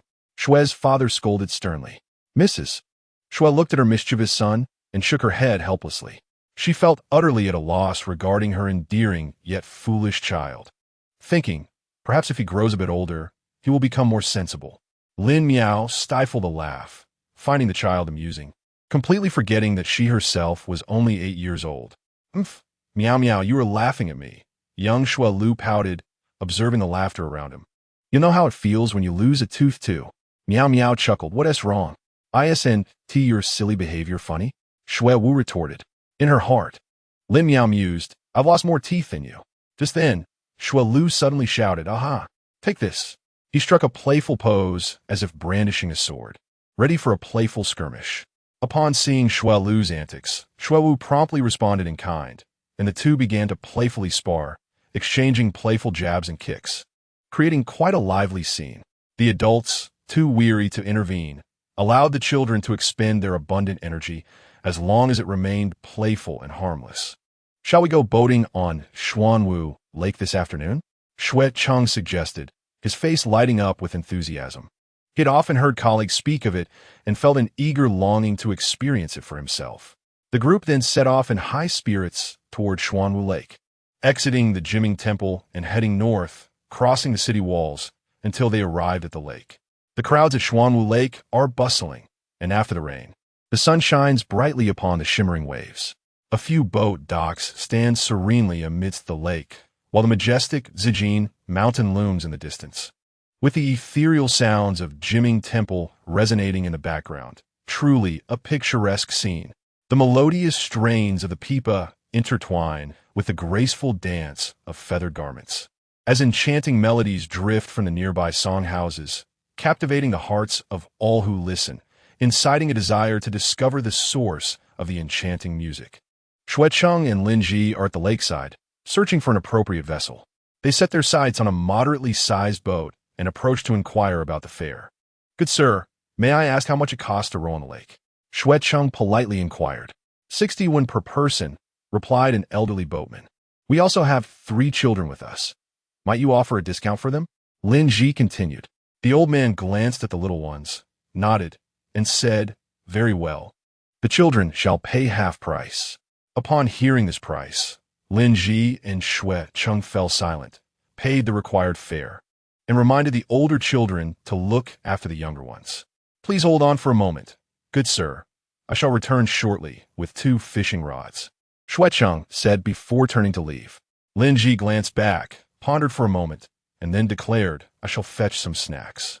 In a brief while, Shui Cheng returned with 2 fishing rods, eager to enjoy the pleasures of the lake, fishing from the boat, which promised to be a delightful experience. "Where is Brother Lin?" Shui Cheng thought, his excitement palpable as he prepared to share the moment, only to find no sign of him after searching the boat. He assumed Lin Ji was simply taking a bit longer to gather the snacks. Guo was busy tidying up Lin Miao, who had become quite disheveled from their morning escapades. The little ones sat in a row, watching as Lin Miao had her hair attended to. "Just a moment, young masters," she said, and the 2 children nodded in unison. Their obedient demeanor melted Guo heart. "What well-behaved young gentlemen," she remarked, drawing the attention of Madame Shui and her daughter, who exchanged astonished glances. "That rascal is quite mischievous. He only behaves like this now." Madame Shui sighed, recalling the chaos caused by her son, who often fought with his younger brother. Today, however, he seemed remarkably well-mannered. Boys tend to be more spirited than girls. Guo unfamiliar with the young master's usual antics, found their current demeanor utterly charming. "All right, Miao Miao, let young Master Shui take your seat," Lin Miao said as she stood to let Shui Wu sit in her place. Unable to see her own braids, she tossed her head, feeling them sway. She was tempted to lean over the boat's edge to catch a glimpse in the water's reflection, but she was promptly cautioned. "Miao Miao, the water's edge is dangerous. Do not lean over, lest you fall in." It was Shui Wan, and although Lin Miao had traveled with her, they had not exchanged much conversation, so she refrained from arguing and settled back down. After a moment, Lin Ji appeared, arriving later than expected, burdened with bags and bundles that made him appear considerably larger. As he approached, it became evident that he carried a stove, pots, bowls, and various ingredients. "Brother Lin, have you just moved house?" Shui Cheng teased. "Ha, Brother Shui. You yist. I thought that while we were on the boat, should we catch some fish, we could prepare a fresh meal right there. It will surely be delectable." "Lin, my dear brother, you have been too generous. The amount of silver is better discussed with us, and we shall provide it for you." Madame Shui smiled gently, fearing that the Lin family might overspend. After all, it was their invitation for a leisurely outing. How could they allow such extravagance? The expenses are negligible. The stove, pots, and utensils are all rented, and the ingredients are not expensive, albeit they must return by the appointed hour. "Alas, Lin, you are far too courteous." Shui Cheng sighed, patting Lin Ji on the shoulder, and began moving the items onto the boat. The adults know how to enjoy themselves. A picnic on the boat is truly unique. Old Shou chuckled heartily, readying the oars, preparing for departure. After a brief pause, he announced, Let us set sail. Lin Ji took a seat and performed a courteous gesture towards the elder. The old man rowed for a while, then began to sing a tune, beside the white clouds. Deities appear. These celestial beings were once mere mortals. Yet mortals often lack resolve, and thus they strive to strengthen their hearts. Each one becomes a deity for you, with drums and gongs resounding merrily. Chapter 19. Fishing. The sun hung high in the sky, its scorching rays rendering it difficult to open one's eyes. Madame Xue and Miss Xue fanned themselves while squinting at Madame Lin as she tended to the hair of the two young boys. Guo Xinmin gently stroked the glossy black strands, sighing deeply. This was the ideal hair quality in her eyes. In contrast, her own daughter Miao Miao's hair was fine, easily tangled, and prone to splitting and dullness. If one were to mention Lin Miao's hair, Guo Xinmin could likely speak for 3 days and nights without pause. Should Lin Miao discover this, she would surely exclaim, "Oh, the heavens! It nearly pains me to have my hair styled, and yet you complain about my hair quality. How unjust." Fortunately, Lin Miao remained blissfully unaware and was happily watching her father return with an assortment of items. "Miao Miao, come help me," Lin Ji called to his daughter, noticing her idleness. "I'm coming." Miao Miao trotted over, relieved that the boat remained steady and did not sway. "Uncle Lin, how should we organize this?" Shweta stood awkwardly, unsure and fidgeting, feeling both the urge to assist and the embarrassment of standing idle. "No need, young master. Go enjoy yourself. You're not sure how to start. Brother Xue, didn't you buy a fishing rod? Why not prepare to fish? Whatever we catch, we shall eat." Lin Ji gestured towards Xue Cheng, overwhelmed with the tasks at hand. I was planning for us to fish together, but this foolish boy knows nothing of fishing," Xue Cheng exclaimed upon realizing Lin Ji was not going to fish. "Brother Xue, perhaps it would be wise to teach your young master. It's a fine idea. If he tires, I can take his place." "Very well, let us proceed with that." Xue Cheng agreed, finding the suggestion appealing. He observed his sons, pondering quietly. Children, how could they possibly have the patience to fish for long? However, since Lin Ji was preoccupied, having his eldest son step in temporarily seemed a splendid solution. Thus, Xuecheng readily accepted Lin Ji's proposal. Turning to his eldest son, he found him standing obediently to the side, awaiting instructions, appearing quite dutiful and understanding. However, as his gaze shifted towards the third child, he discovered the little one wielding a precious sword, vigorously thrusting it into the water and sending splashes in every direction. Next, Xuecheng noticed the fifth and sixth children, who sat quietly on small stools, their faces adorned with innocent smiles. Mrs. Lin gently combed their hair, her movements tender and adept. Xuecheng couldn't help but feel puzzled. Were these mischievous little rascals truly his own? Upon closer inspection, he confirmed his suspicions. Brother Lin, I truly appreciate your kindness in attending to these two little troublemakers," he remarked with a look of contrition. His children, though somewhat unruly, were under Mrs. Lin's considerate care, which filled him with gratitude.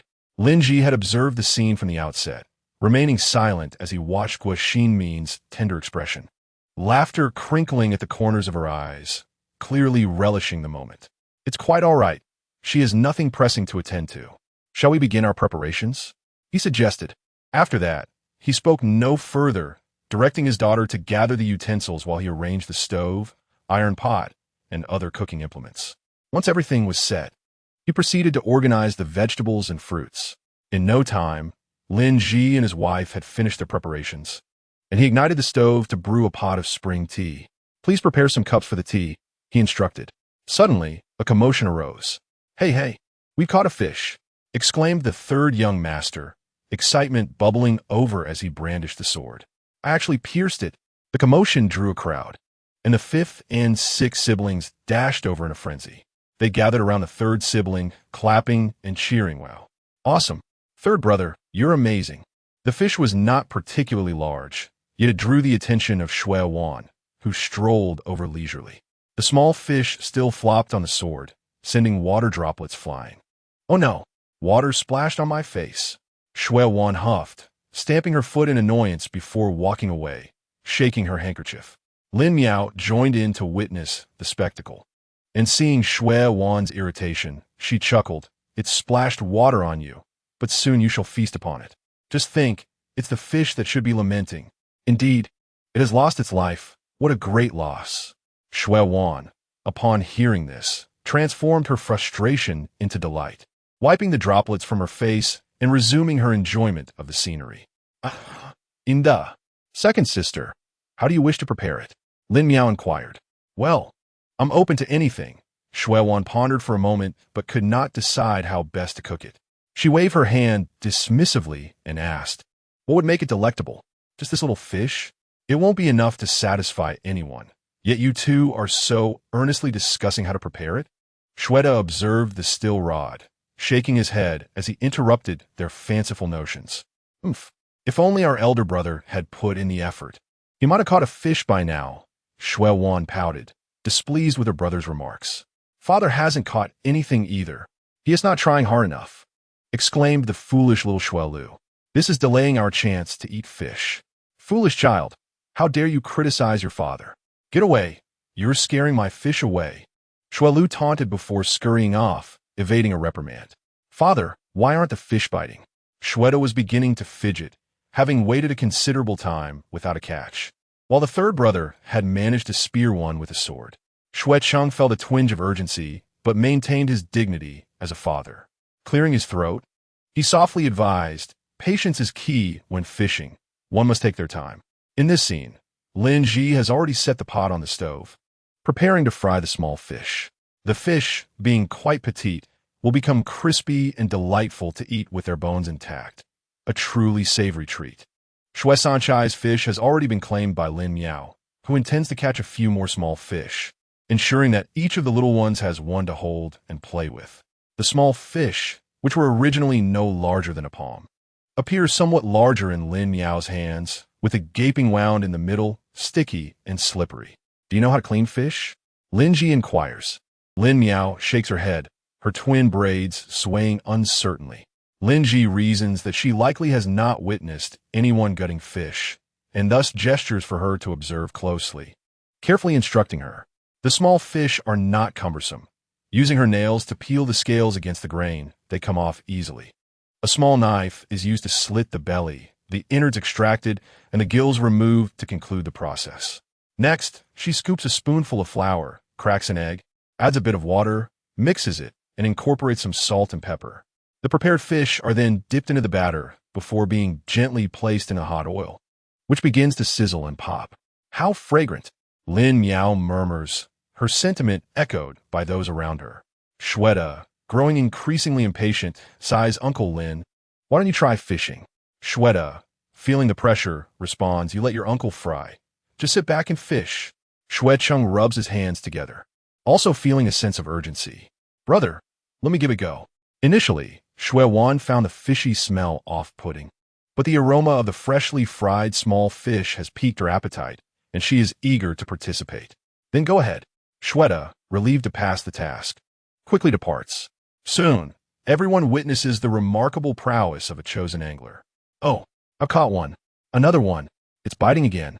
The crowd transitions from astonishment to a sense of numbness as the fish continue to be caught. Even when Shui Cheng eventually reels in a fish, his elation is muted. Shui Wu and Shui Lu cheer, exclaiming, we have something to eat. Lin Miao smacks her lips, marveling. Is this what they call a novice protection period? How splendid. This keeps Lin Ji and his daughter quite busy, as Lin Miao quickly enlists a couple of sturdy lads to assist, not for the purpose of killing fish, but rather for the enjoyment of the feast. A pot of fried fish is ready. Amidst the gentle spring breeze and along the lakeside, the families of Shui and Lin indulge until their bellies are full, savoring the crispy fried fish, which can be crunched together with the bones.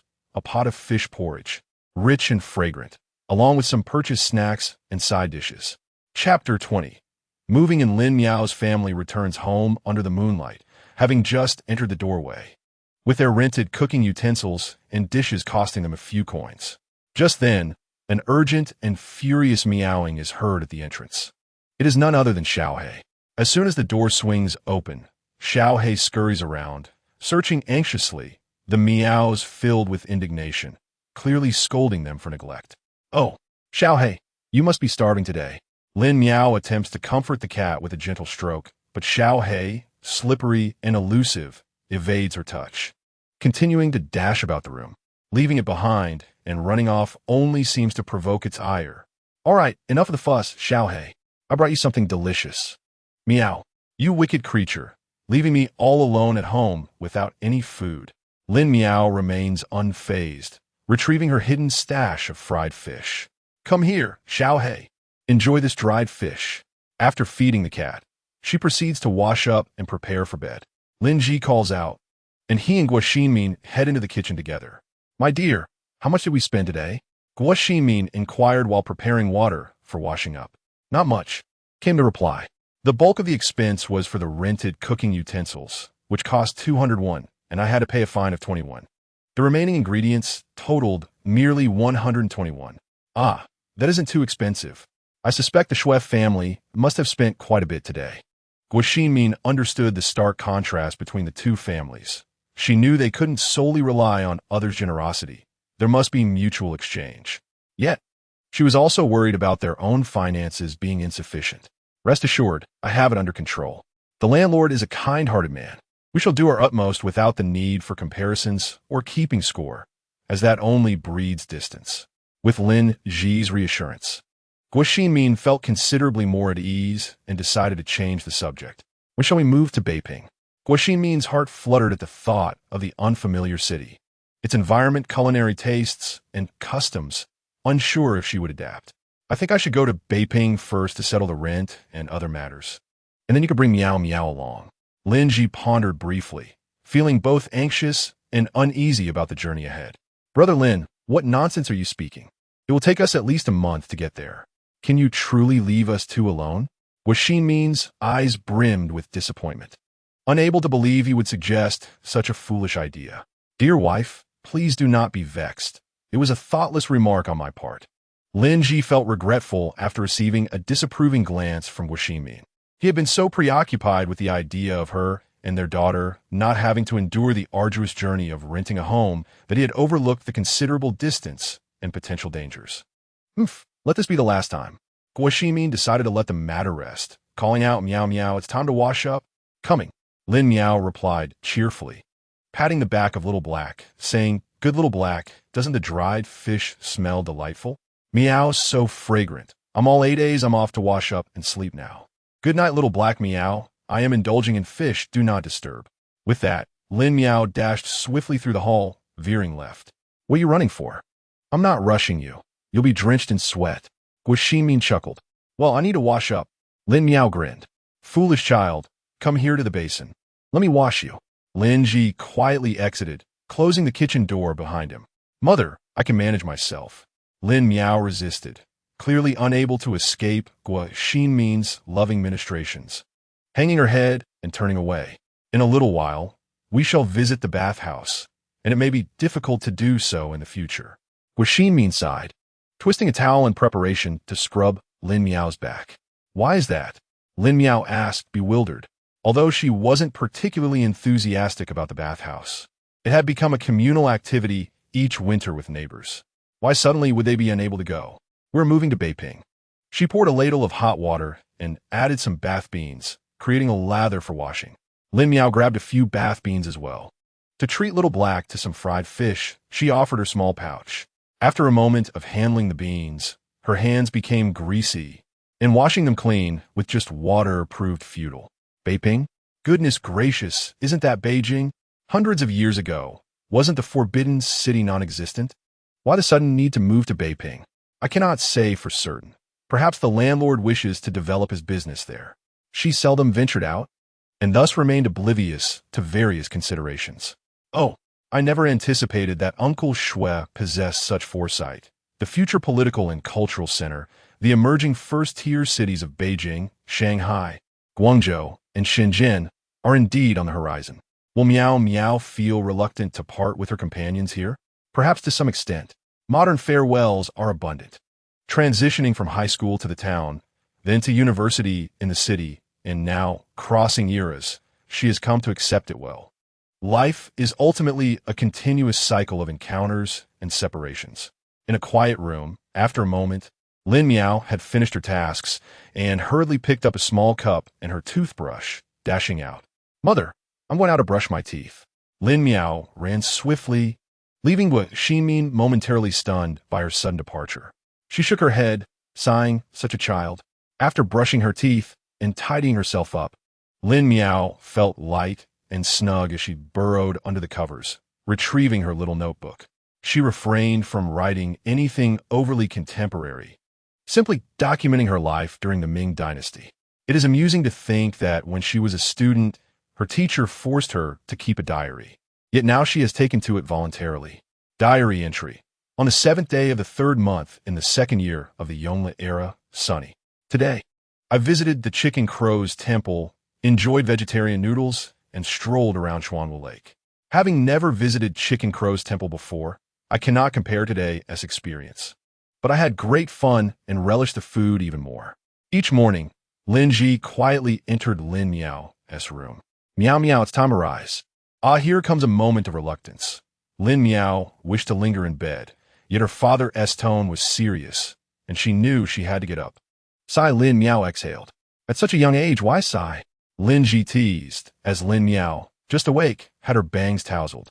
Seeing her yawn, he playfully buzzed his hands near her, producing a buzzing sound. Lin Miao mused, "Silence is the Cambridge of tonight. Why does it feel like my father is toying with me?" She stifled a yawn and quietly scorned her father, realizing her drowsiness had dissipated. "Father, didn't T-Mother say we were moving to Beiping?" Implying, "Why must we rise early for work?" Lin Ji, a diligent worker, replied that their plans were not yet settled, and it was customary to go to work. Upon hearing this, Lin Miao's anxious heart finally relaxed. Her body loosened, and she felt languid. At such a tender age, why so morose? Straighten your back. Lin Ji playfully slapped her back. "All right then, what else can I do?" Lin Miao took a deep breath, readying herself to embrace the day's tasks. "Today, there's nothing new for you to engage with. Just slice some sweet potatoes, carrots, stir-fry them with cured meat for breakfast, and cook some porridge." Lin Miao nodded, deeming it manageable. Just cutting them into parallelogram shapes would reinforce her knowledge.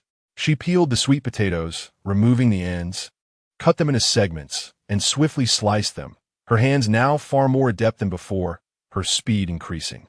In no time, she had finished slicing, and after a moment's thought, she also cut some cured meat and added green onions, ginger, and garlic. Quite impressive. She had learned quickly from the restaurant and could now prepare side dishes. The porridge was already simmering, and as she looked at the dishes her daughter had prepared, main dish, side dishes, and garnishes all neatly arranged, she felt a sense of pride as a little chef. Lin Miao chuckled softly. After all, she was no longer a child. It was the perfect opportunity to observe the culinary process. With that, Lin Ji started a pot of fire, and Lin Miao eagerly took over, watching her father prepare the meal. The pot was cleaned thoroughly and heated before the cured meat was tossed into salt until it released its savory oil. As the meat sizzled in the hot pan, a fragrant aroma wafted up, mingling with the rising steam. Once the meat was nearly cooked, she added scallions, ginger, garlic, and Sichuan pepper to enhance the fragrance, followed by the addition of carrots and a sprinkle of salt to season. "Shall we taste the seasoning?" Lin Ji asked, picking up a piece and offering it to Lin Miao. She took a bite, savoring the sweet crunch of the carrots and the savory richness of the meat. A delightful balance indeed. Lin Miao's thoughts wandered, lamenting the absence of chili peppers, which should be available soon. Unbeknownst to her father, who could not decipher her little musings, he served the dish and instructed her to wake her mother for dinner. Chapter 21. "Braised pork trotters, my dear, try some carrots," Lin Ji said, placing a piece into Guo Xinmin's bowl. Accustomed to being fed, Guo Xinmin found herself reluctantly consuming the offering, shaking her head in protest. "My dear husband, I can manage this myself." Lin Miao remained silent, choosing not to intrude as she focused on her meal. The sweetness of the carrots and the richness of the cured meat led her to finish 2 bowls of porridge. With a satisfied burp, she finally set down her chopsticks, the sound of them clattering against the wooden table resonating softly. "Have you finished, Miao Miao?" Guo Xinmin inquired, her gaze meeting Lin Miao's. Yes. Lin Miao replied with a sweet smile. Just wait for your father. He will be here shortly. Nodding, Lin Miao mixed some vegetables with her porridge, preparing to feed Xiao He. Hurry up, father. I'm going to feed Xiao He. With that, she dashed away with her bowl in hand. Xiao He, it's time to eat, she called out, her voice ringing as the morning dew dripped from the cherry leaves, making the cherries glisten with freshness. Meow. Xiao He leaped gracefully from the eaves to the edge of the water jar, then jumped down with agility. Slurp, slurp, come have some porridge.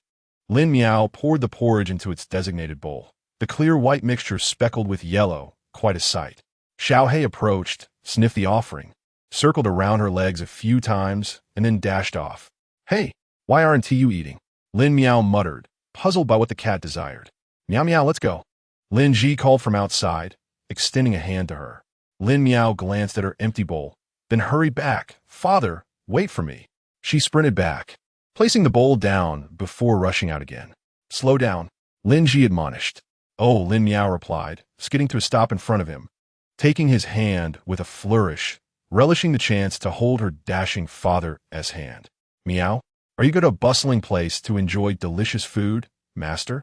Xiao He mewed, following Lin Miao closely. You're not going to eat? Do you want to tag along to the tavern for a free meal? Lin Miao teased.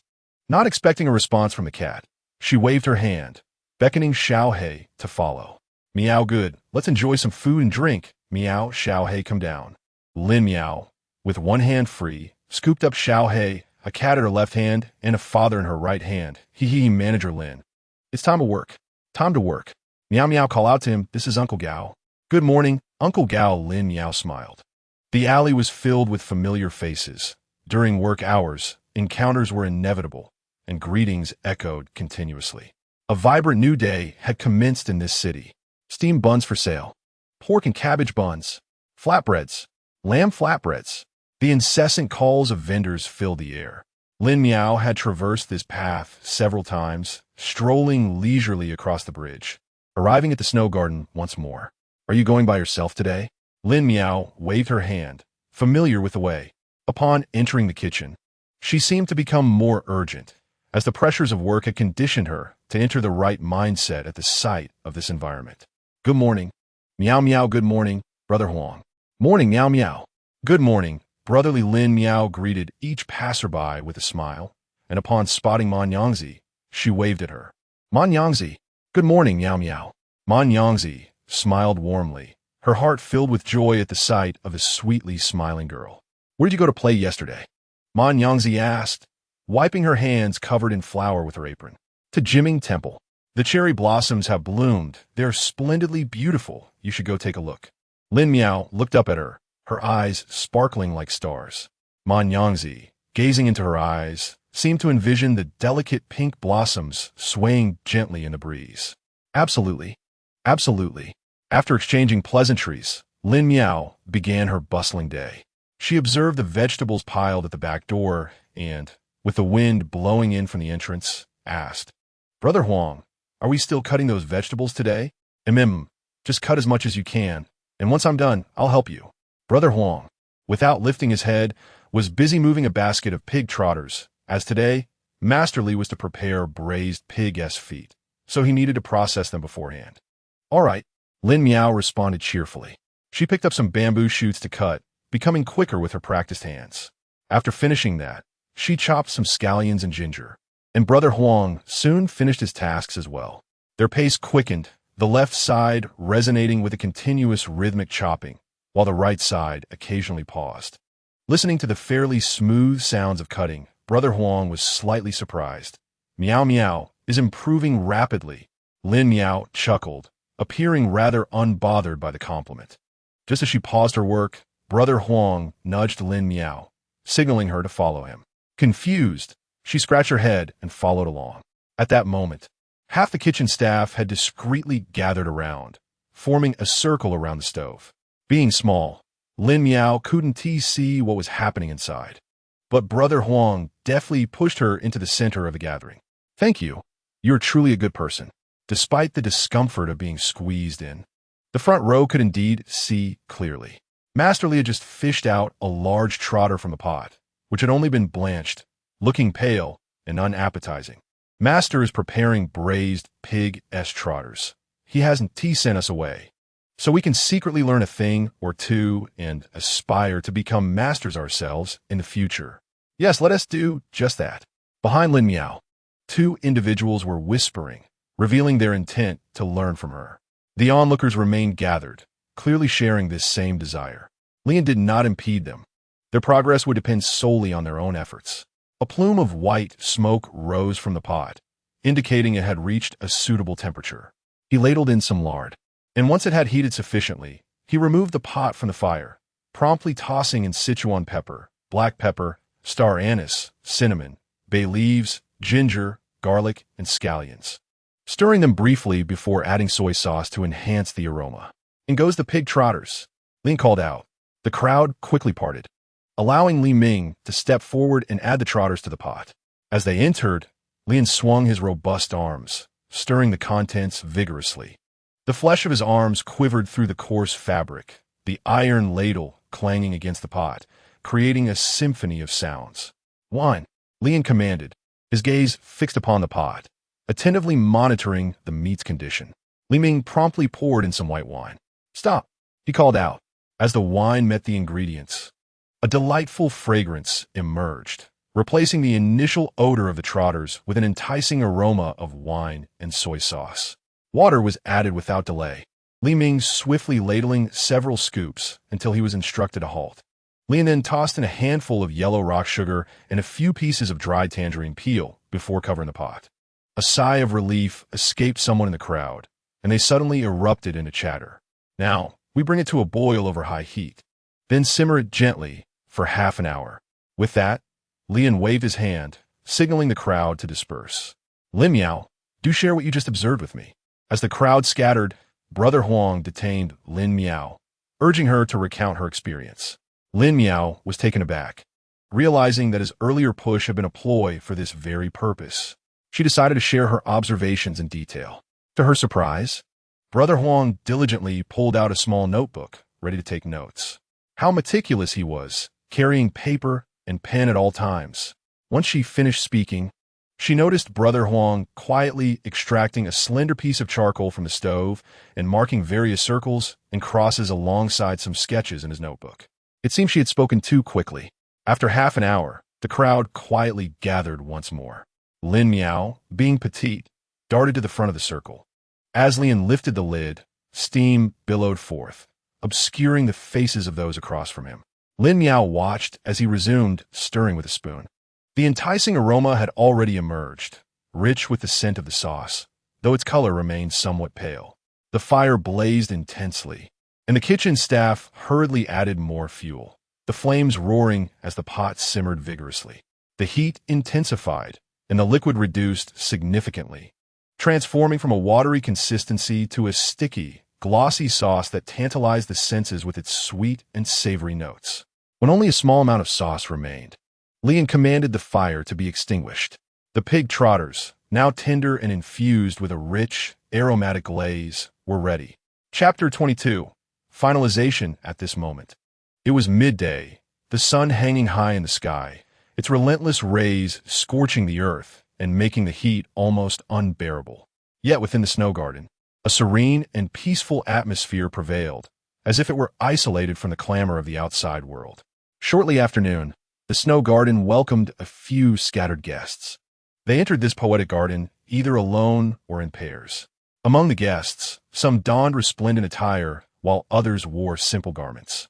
Yet all exuded an air of leisure and ease.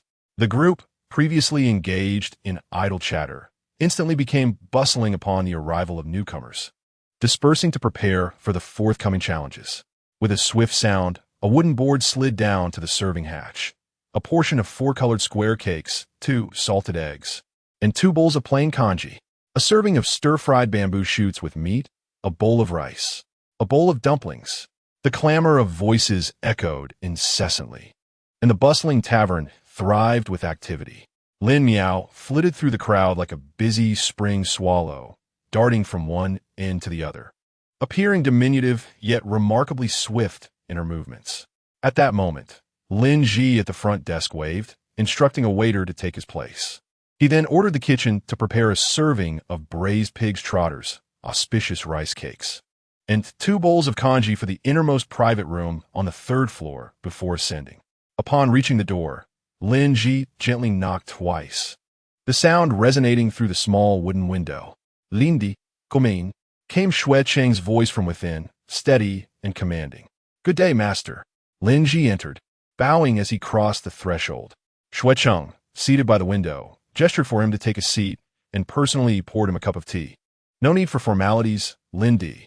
Come, sit down and taste this newly acquired tea. See how it fares.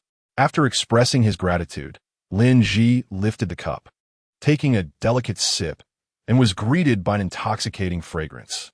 The tea was exquisitely fragrant, refreshing, and delightfully sweet, leaving a lingering aftertaste. Ah, yo truly understante. Xue Cheng exclaimed with a hearty laugh, pouring Lin Ji more tea. Setting down his cup, Lin Ji turned to Xue Cheng. Is there something you wish to convey today? Master? Lindy, I have inquired about the merchant ships to Beiping. There is one departing from Zhenjiang in 2 days, and another 10 days later. Consider which day you prefer. Xue Cheng replied with a warm smile.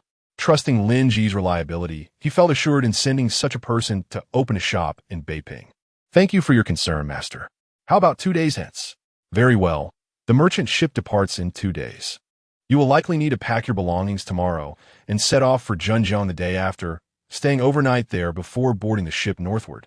A more flexible timeline will allow for better arrangements. I shall defer to your arrangements. Will your wife accompany you? Xue Cheng inquired. My wife and daughter will join me. Lin Ji replied with a smile. Ah, that is splendid news. I appreciate your efforts, Lindy. Here is a sum in Ming treasure notes for your journey. Once you reach Beiping, you may exchange it at the Datong Bank for funds to rent a house. This serves as a receipt. Xue Cheng meticulously instructed, handing Lin Ji a stack of banknotes along with a delicately engraved token, the intricate design serving as proof. Lin Ji accepted the token, bowing deeply to Xue Cheng, tears glistening in his eyes, cascading down as he bent. I shall not fail the trust you have placed in me, master. Xue Cheng returned the bow, his gaze fixed upon Lin Ji, his voice laden with gravity as he uttered, Take care on your journey. The emotions of parting lingered like the steam rising from a cup of hot tea, gradually enveloping them, while the sound of knocking dissipated the melancholy of farewell. Come in. Xue Cheng called out with a hearty voice. Master, the food is ready. The newcomer was Manager Yang, who carried a food box and approached the dining table, meticulously presenting each dish. Presumably, he was destined to succeed the shopkeeper. I hear that Miao Miao is working here? Xue Cheng smiled gently at Lin Ji. It's merely an experience, Lin Ji humbly replied. Manager Yang, please summon Miao Miao to join us for a meal. After a moment of contemplation, Xue Cheng instructed Manager Yang. Little Wu and Lu at home are still thinking of Miao Miao.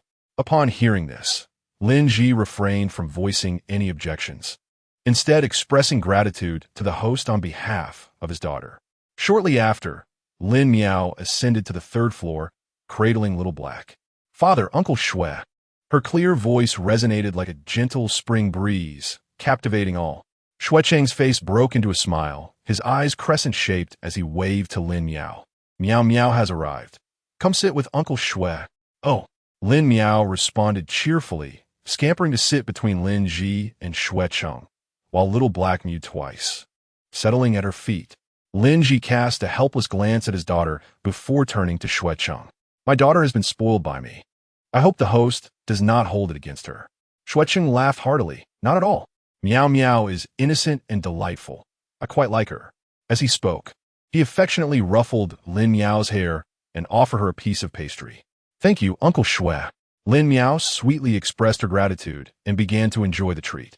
Earlier, Lin Ji had only ordered 2 bowls of congee, and now, with his daughter present, he was preparing to rise and fetch more when the intricately carved wooden door was knocked upon once more. Host, shopkeeper. It was Manager Yang, who entered with a tray holding a bowl of congee and a plate of scallions with shrimp. Lin Ji stood to receive them, feeling a pang of nostalgia, realizing why the head chef would reserve his best creations for special occasions. With so many newcomers, even he, an elder, felt somewhat at a loss. Father, this pig trotter is delicious. Little Lou said he had it when you made it before, but why haven't I tasted it at home?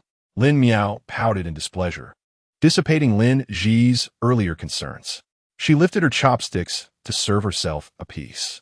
Your mother prefers lighter flavors and does not enjoy such rich dishes. Ha ha!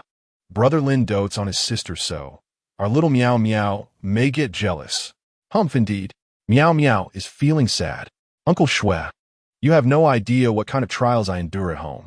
Lin Miao pretended to wipe non-existent tears, her antics bringing laughter to both men. You little rascal.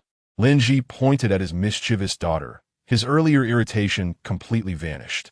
Amidst the cheerful banter, Lin Miao graciously accepted the hearty offerings from the two gentlemen. The pig trotters, glazed in a bright soy sauce, stained the bottom of the bowl of plain congee, adding a hint of sweetness even to the otherwise bland rice porridge. The tender meat melted in her mouth, the flavors of the fat and sauce harmonizing perfectly.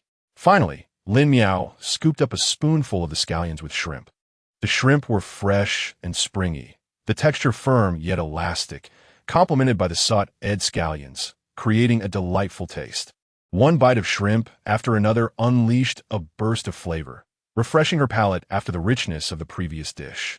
After the meal, the trio lingered, savoring the moment with a sip of cool tea, reminiscing about the feast they had just enjoyed. Meow! Little Black chimed in, seeking attention.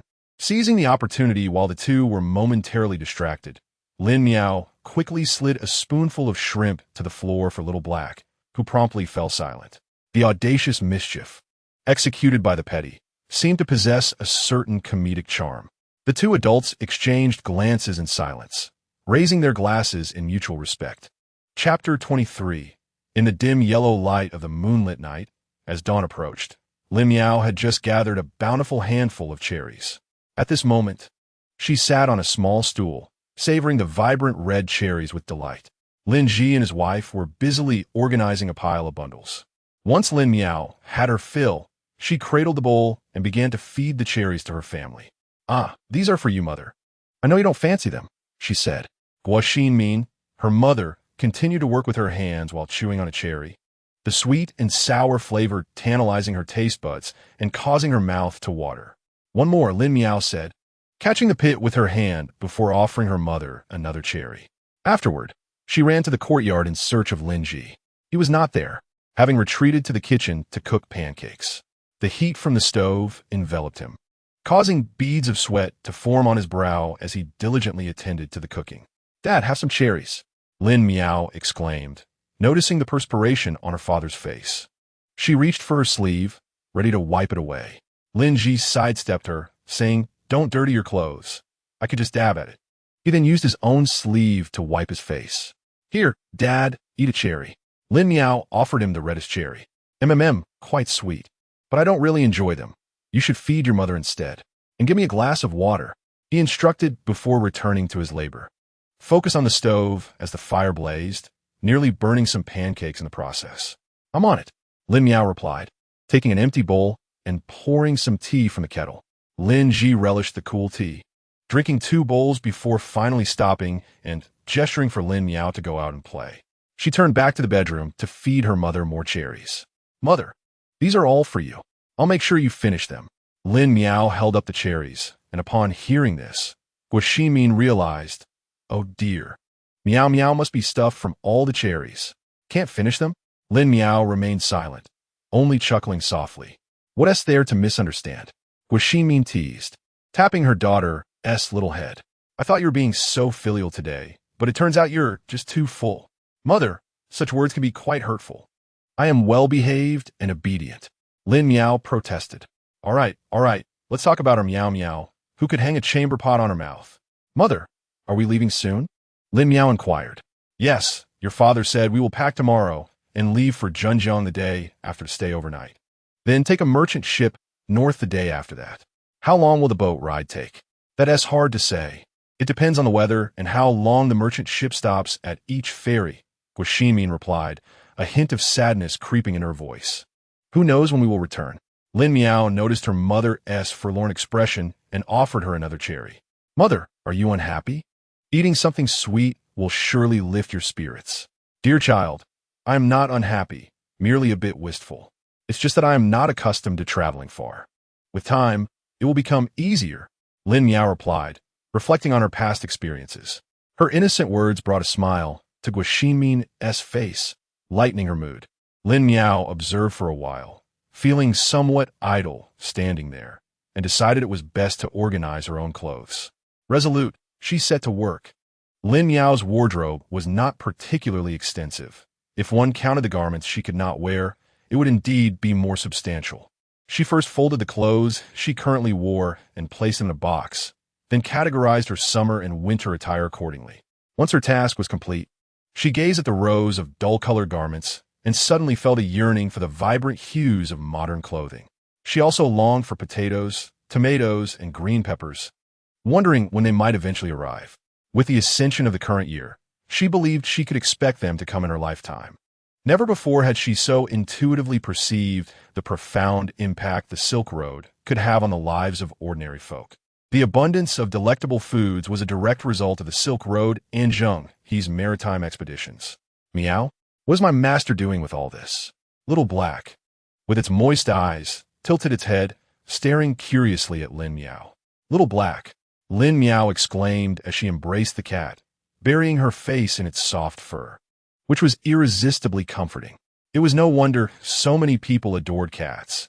It felt akin to nestling in freshly sun-dried blankets. Meow, my master has lost her mind, Little Black chirped, attempting to wriggle free from her grasp. Lin Miao, however, chose to release it, allowing it to roam freely. Once liberated, Little Black swiftly leaped atop the cabinet, believing it had found an advantageous perch where its little mistress could no longer confine it. As Lin Miao gazed at Little Black with fondness, Guo Xinmin entered the room. Observing Lin Miao staring blankly at the cabinet door, she gently tapped her forehead and inquired, "What are you daydreaming about?" She glanced at the open box on the floor, the clothes meticulously arranged and categorized, and smiled. It seems our Miao has become quite adept at organizing.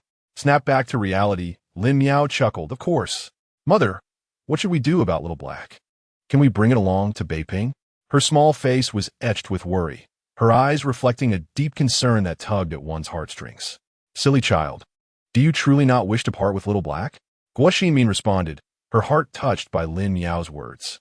She too had once harbored a desire to raise a raccoon cat, but her parents had forbidden it due to their family's limited resources.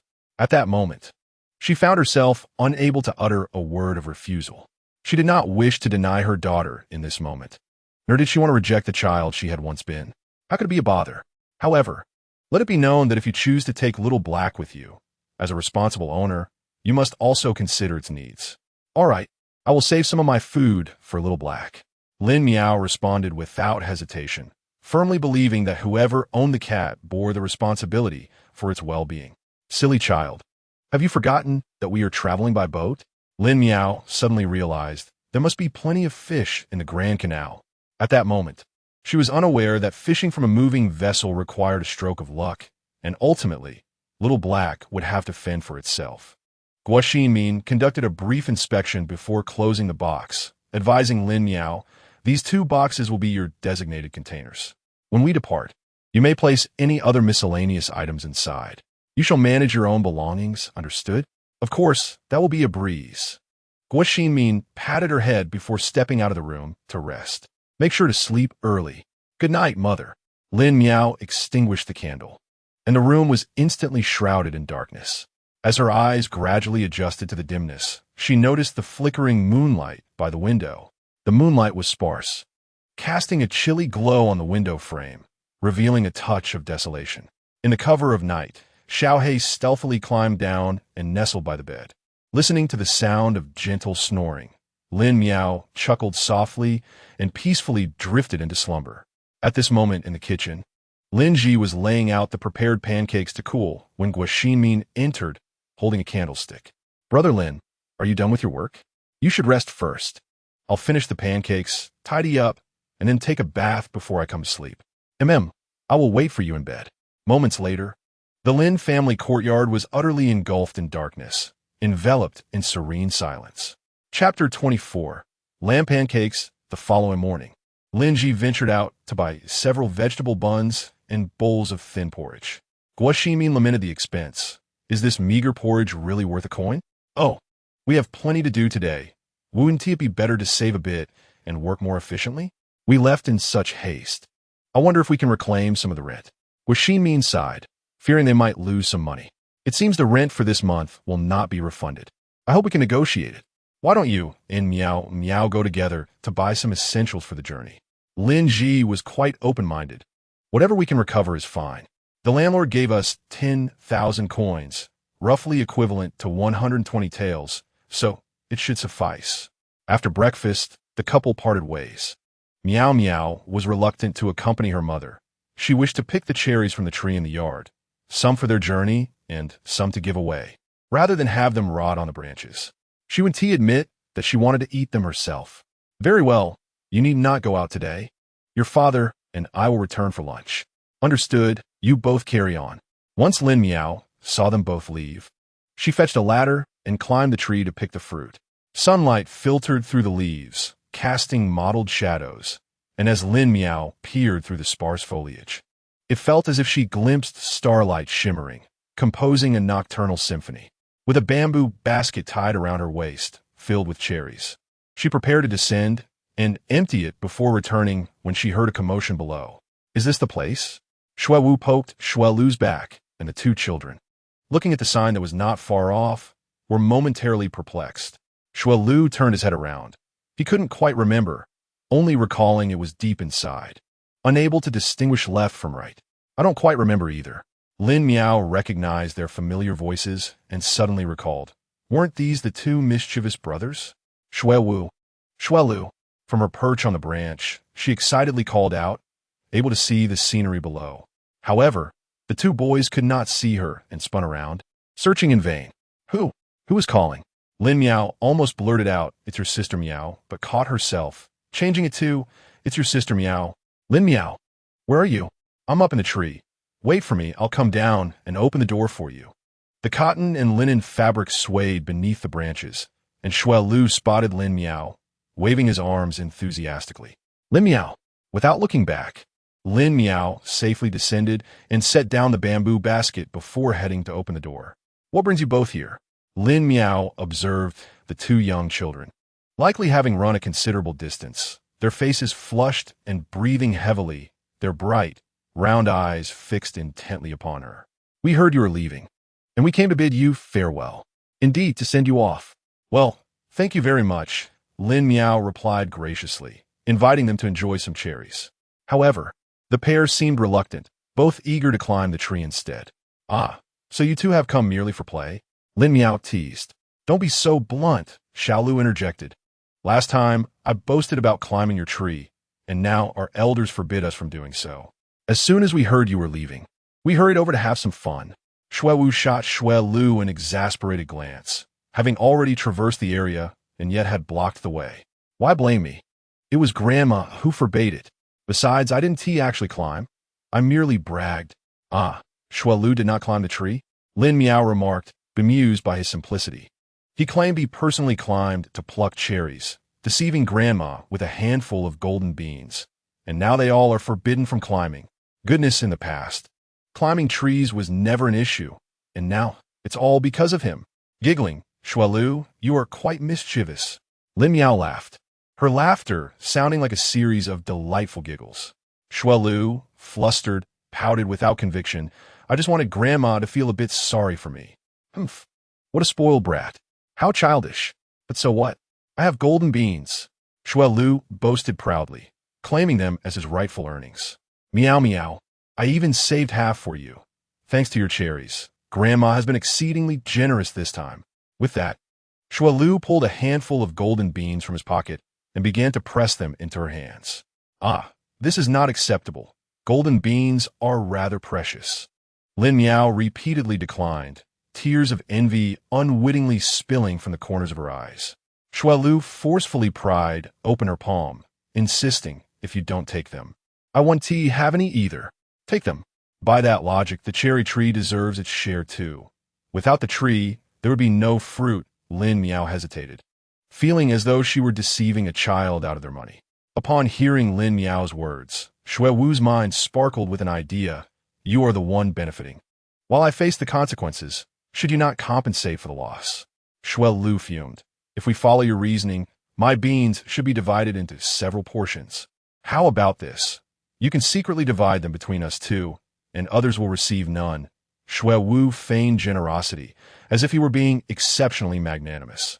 Shui Lu pondered deeply, finding this arrangement acceptable, as 3 portions seemed reasonable. Lin Miao thought to herself, what a silly child. She shook her head, reiterating no. That one tea be necessary. Well, it's settled then. 3 portions it is. With that, Shui Lu plopped down on the ground to count his beans. Don't mind him. If you truly wish to be polite, pick more cherries. Shui Lu added without looking up, yes, do pick more. Lin Miao thought. We truly do not grasp the mindset of these wealthy young masters. With the 2 of them joining in, Lin Miao worked with renewed vigor, managing to gather a considerable amount before noon. The 3 little faces were all flushed, their eyes sparkling as they gazed at the neatly arranged cherries on the ground, their smiles radiating satisfaction. How shall we carry them back? Each person can take a basket, Lin Miao suggested, just as Shui Lu was about to refuse. Shui Wu had already agreed, realizing that without their father, who was a strong laborer, they had no choice but to carry them themselves. He immediately felt disheartened. The abundance of food could not lift his spirits. All right, let's be off. We shall keep in touch through letters. Shui Wu nudged Shui Lu and, after exchanging a brief greeting with Lin Miao, pulled Shui Lu away. Goodbye, Lin Miao waved. Shui Lu, feeling a bit dispirited, held onto some cherries and lethargically uttered farewell words. Farewell, until we meet again, my young friend from Yingtian. As soon as they departed, Lin Miao felt a tinge of melancholy. Although their acquaintance had been brief, parting still stirred a sense of reluctance within her. This sentiment lingered until 1:15 noon, when her parents entered the room. Miao Miao, come, it's time for lunch. Lin Miao replied in a subdued tone. What is the matter, Miao Miao? Why the long face? It's nothing. Shui Wu and Shui Lu just came by, and we picked cherries together. Shui Lu even gave me some golden beans. Lin Miao then spilled the beans from her hand, and they rolled across the table. You child, why did you accept them? Was Shi Min scolded. I refused, but he insisted.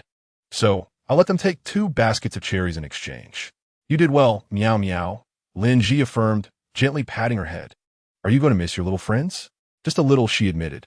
Though we haven't known each other long, it's still a bit hard to say goodbye. Then let us treat Miao Miao to a grand feast later. Good food will surely lift your spirits. Lin Ji exclaimed cheerfully, where Shi Min elbowed Lin Ji, casting a disapproving glance. Lin Ji subtly shook his head at his wife. The child is feeling down. Let us indulge her a bit. All right. The family entered a small restaurant along the street, renowned for its exquisite lamb pastries. The finely minced lamb, stir-fried with scallions, ginger, garlic, cilantro, and celery, was enveloped in a crisp pastry. It was tangy and savory, awakening the palate with its rich aroma. This is delicious, Lin Miao exclaimed, savoring every bite. The meat was expertly prepared, devoid of any gamey taste, and paired perfectly with the pastry. Eat more. Guo Xinmin added another lamb pastry to her bowl. Lin Ji chuckled. Who was the one just now who said she shouldn't eat? Guo Xinmin shot him a glance, choosing to ignore his teasing. Chapter 25. Zhenjiang the following morning. Lin Ji and his family, laden with a cart of luggage, boarded a rented horse-drawn carriage, swaying as they exited the city gates of Yingtian. Lin Miao initially found it quite enjoyable, relishing the ancient mode of transport and occasionally peering out to observe her surroundings. The official road was still paved with stones, scattered with gravel, and occasionally adorned with wild grass, which was trampled by passing carriages. When the carriage hit larger stones, it jolted even more. Before long, Lin Miao could no longer sit still. The carriage was exceedingly bumpy, and even Xiao He was mewing incessantly. What is wrong, Miao Miao? Guo Xinmin asked, amused, as she gently caressed her daughter's cheek. Mother, this carriage is so bumpy. Last time I rode in the Shui family's carriage, it didn't feel this way. Huh? Let your mother place a blanket under you, and it won't be bumpy anymore. Lin Ji laughed heartily. Is a young lady complaining about the carriage's bumps? The old man outside chuckled, tightening the reins to slow the horses down. Indeed, the journey is smoother now. The old fellow must have been driving a bit too fast. He remarked, "Old man, at this pace, how long until we reach Zhenjiang?" Linji inquired. "About another hour," the old man replied, well acquainted with the route. "All right then. Old man, please drive safely. On the official road, safety is assured." Momentarily at a loss for words, Lin Miao gently caressed the soft fur of the little black creature, which lay languidly across her mother's lap. It was estimated that they would arrive in Zhenjiang by noon. "Shall we indulge in the culinary delights of Zhenjiang later?" Lin Ji observed Lin Miao, whose small head was nestled against his wife's leg, her fair hand idly stroking the little raccoon.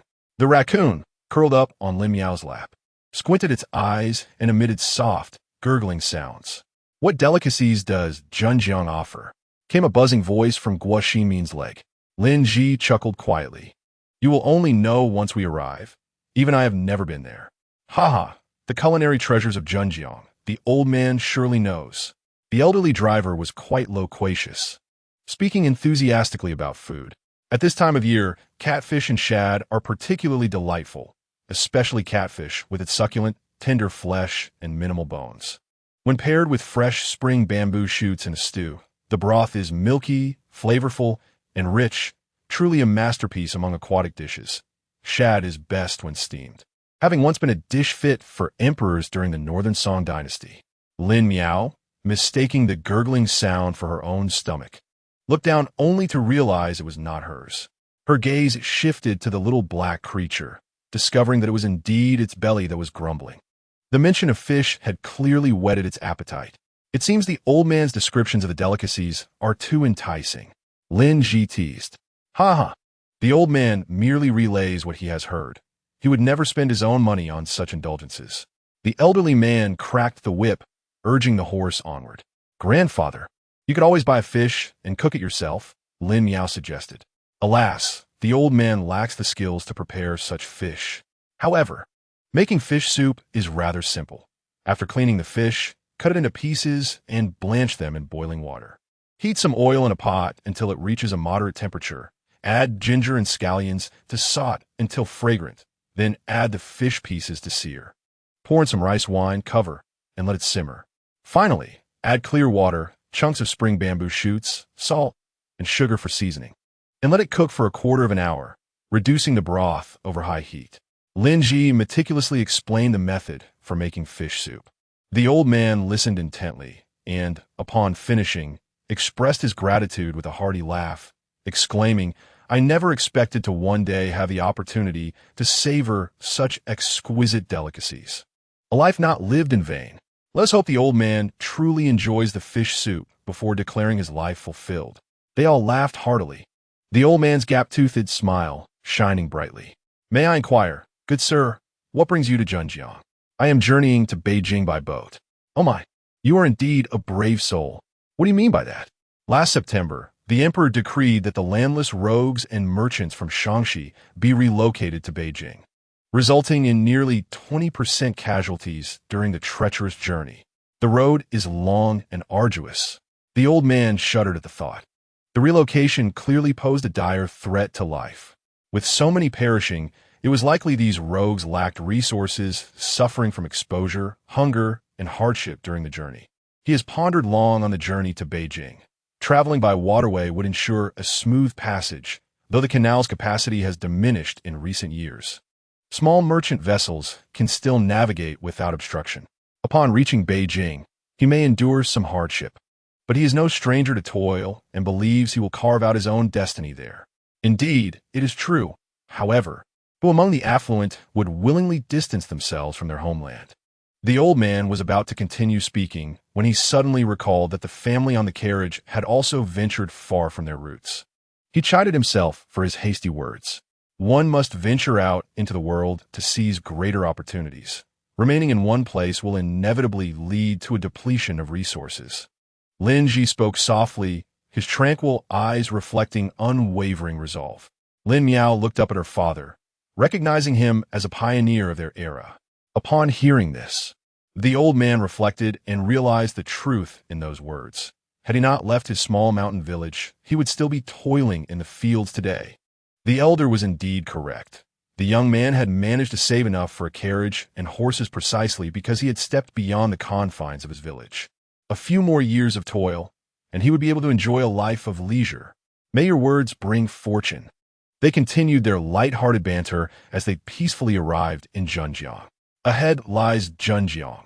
Allow me to take you to the inn at Shijin Ferry. We are most grateful. Esteemed elder.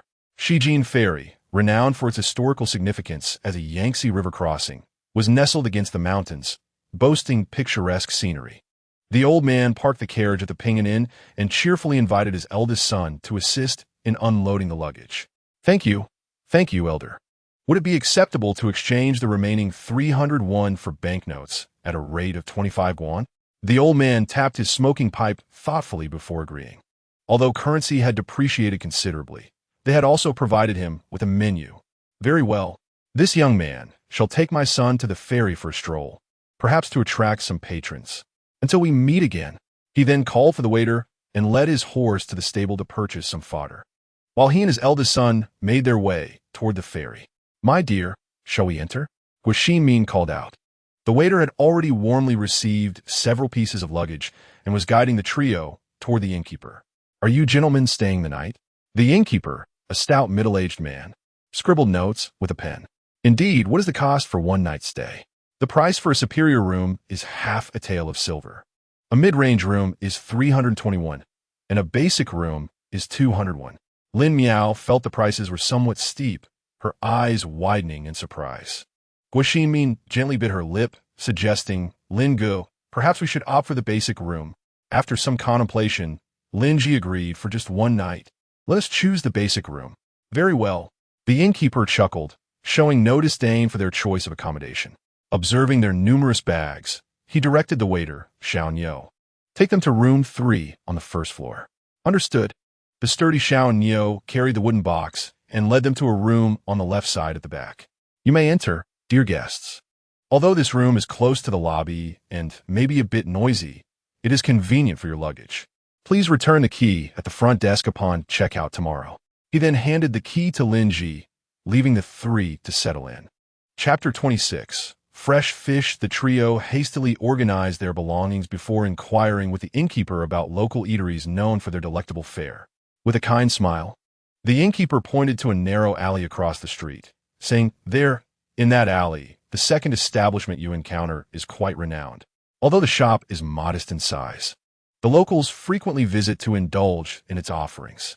Every morning, the men in that household catch live fish, which are incredibly fresh and delicious. Thank you so much, dear shopkeeper. Lin Ji promptly expressed his gratitude with a respectful gesture. The shopkeeper smiled warmly, unable to suppress a gulp, seemingly tempted by the praise. Lin Miao and her family followed the direction indicated by the shopkeeper and ventured into the alley. Sure enough, upon reaching the entrance of the second establishment, an enticing aroma wafted toward them. Lin Miao inhaled deeply, feeling her appetite awaken. As the three entered, they observed a charming woman busily preparing food, while a young child scurried around, assisting with the serving and clearing of dishes. The tables in the shop were closely arranged, already occupied by 2 or 3 groups of patrons, young and old, engaged in lively conversation.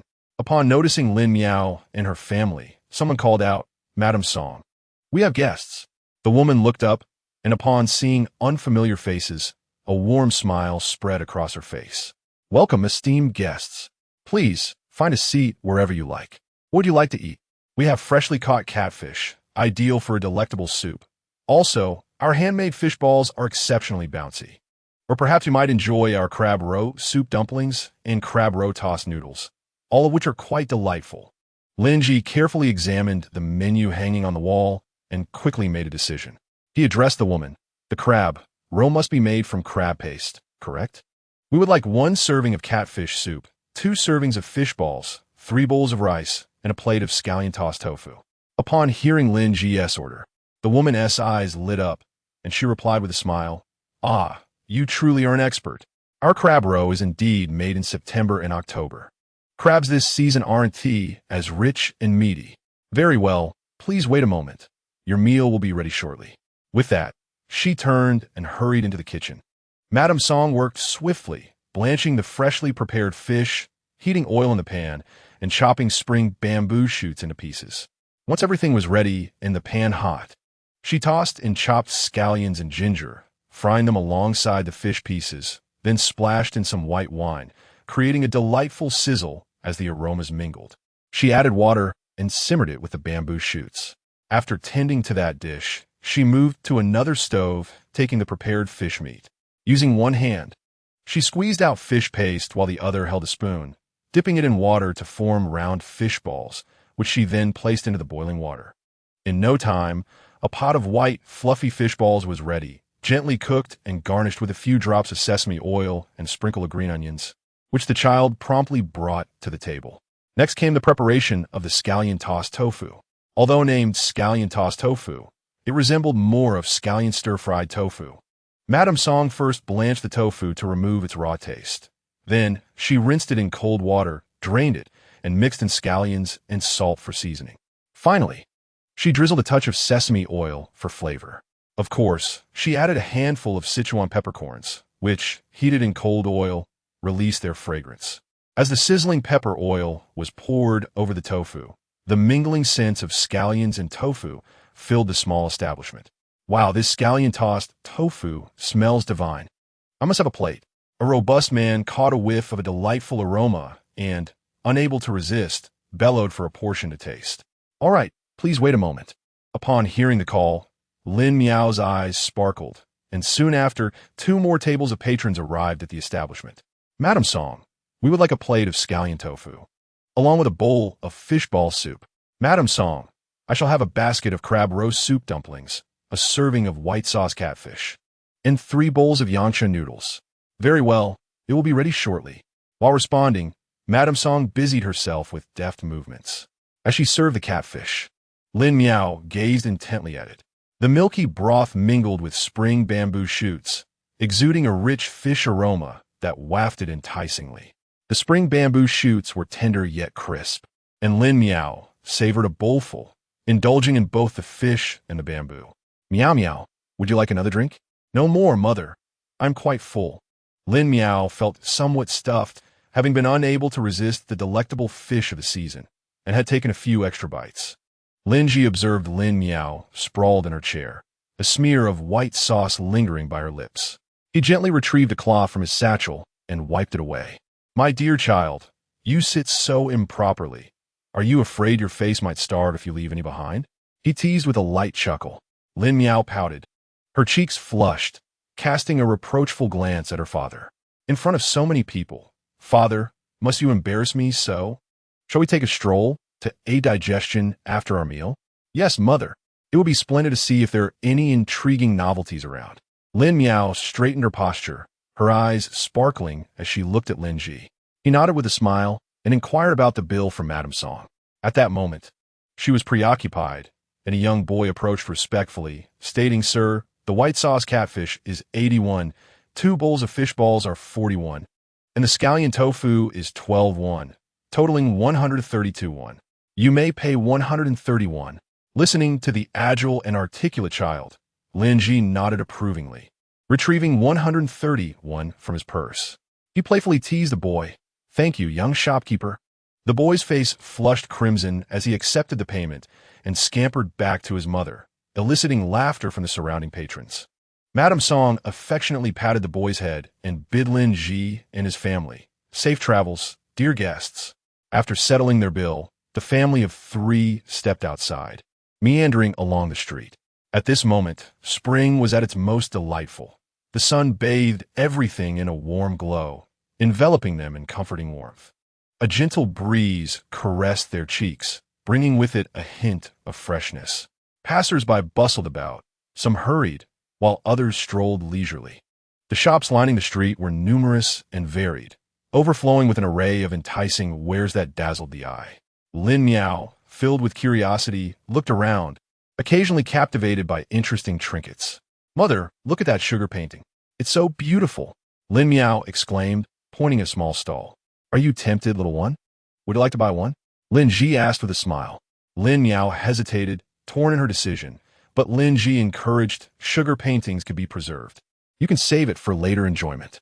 Upon hearing this, Lin Miao quickly made up her mind and dashed to the stall, selecting a sugar painting shaped like a little rabbit. Sir, I would like to purchase the rabbit sugar painting. Certainly. The old man delicately wrapped the sugar painting in a thin layer of glutinous rice paper, followed by a careful encasement in oil paper, before handing it to Lin Miao. The price was truly astounding. Her hands trembled as she received the painting. Father, I cannot accept this. It's far too expensive. Upon hearing his daughter exclaim about the cost, the old man felt compelled to retort, Indeed, the sugar is precious, and I have not profited much from it. Lin Ji affectionately patted her head, saying, It's all right. We shall purchase it this time. However, if you wish for something similar in the future, you will have to spend your own pocket money. Lin Miao pondered, deciding that this price was simply too steep for her.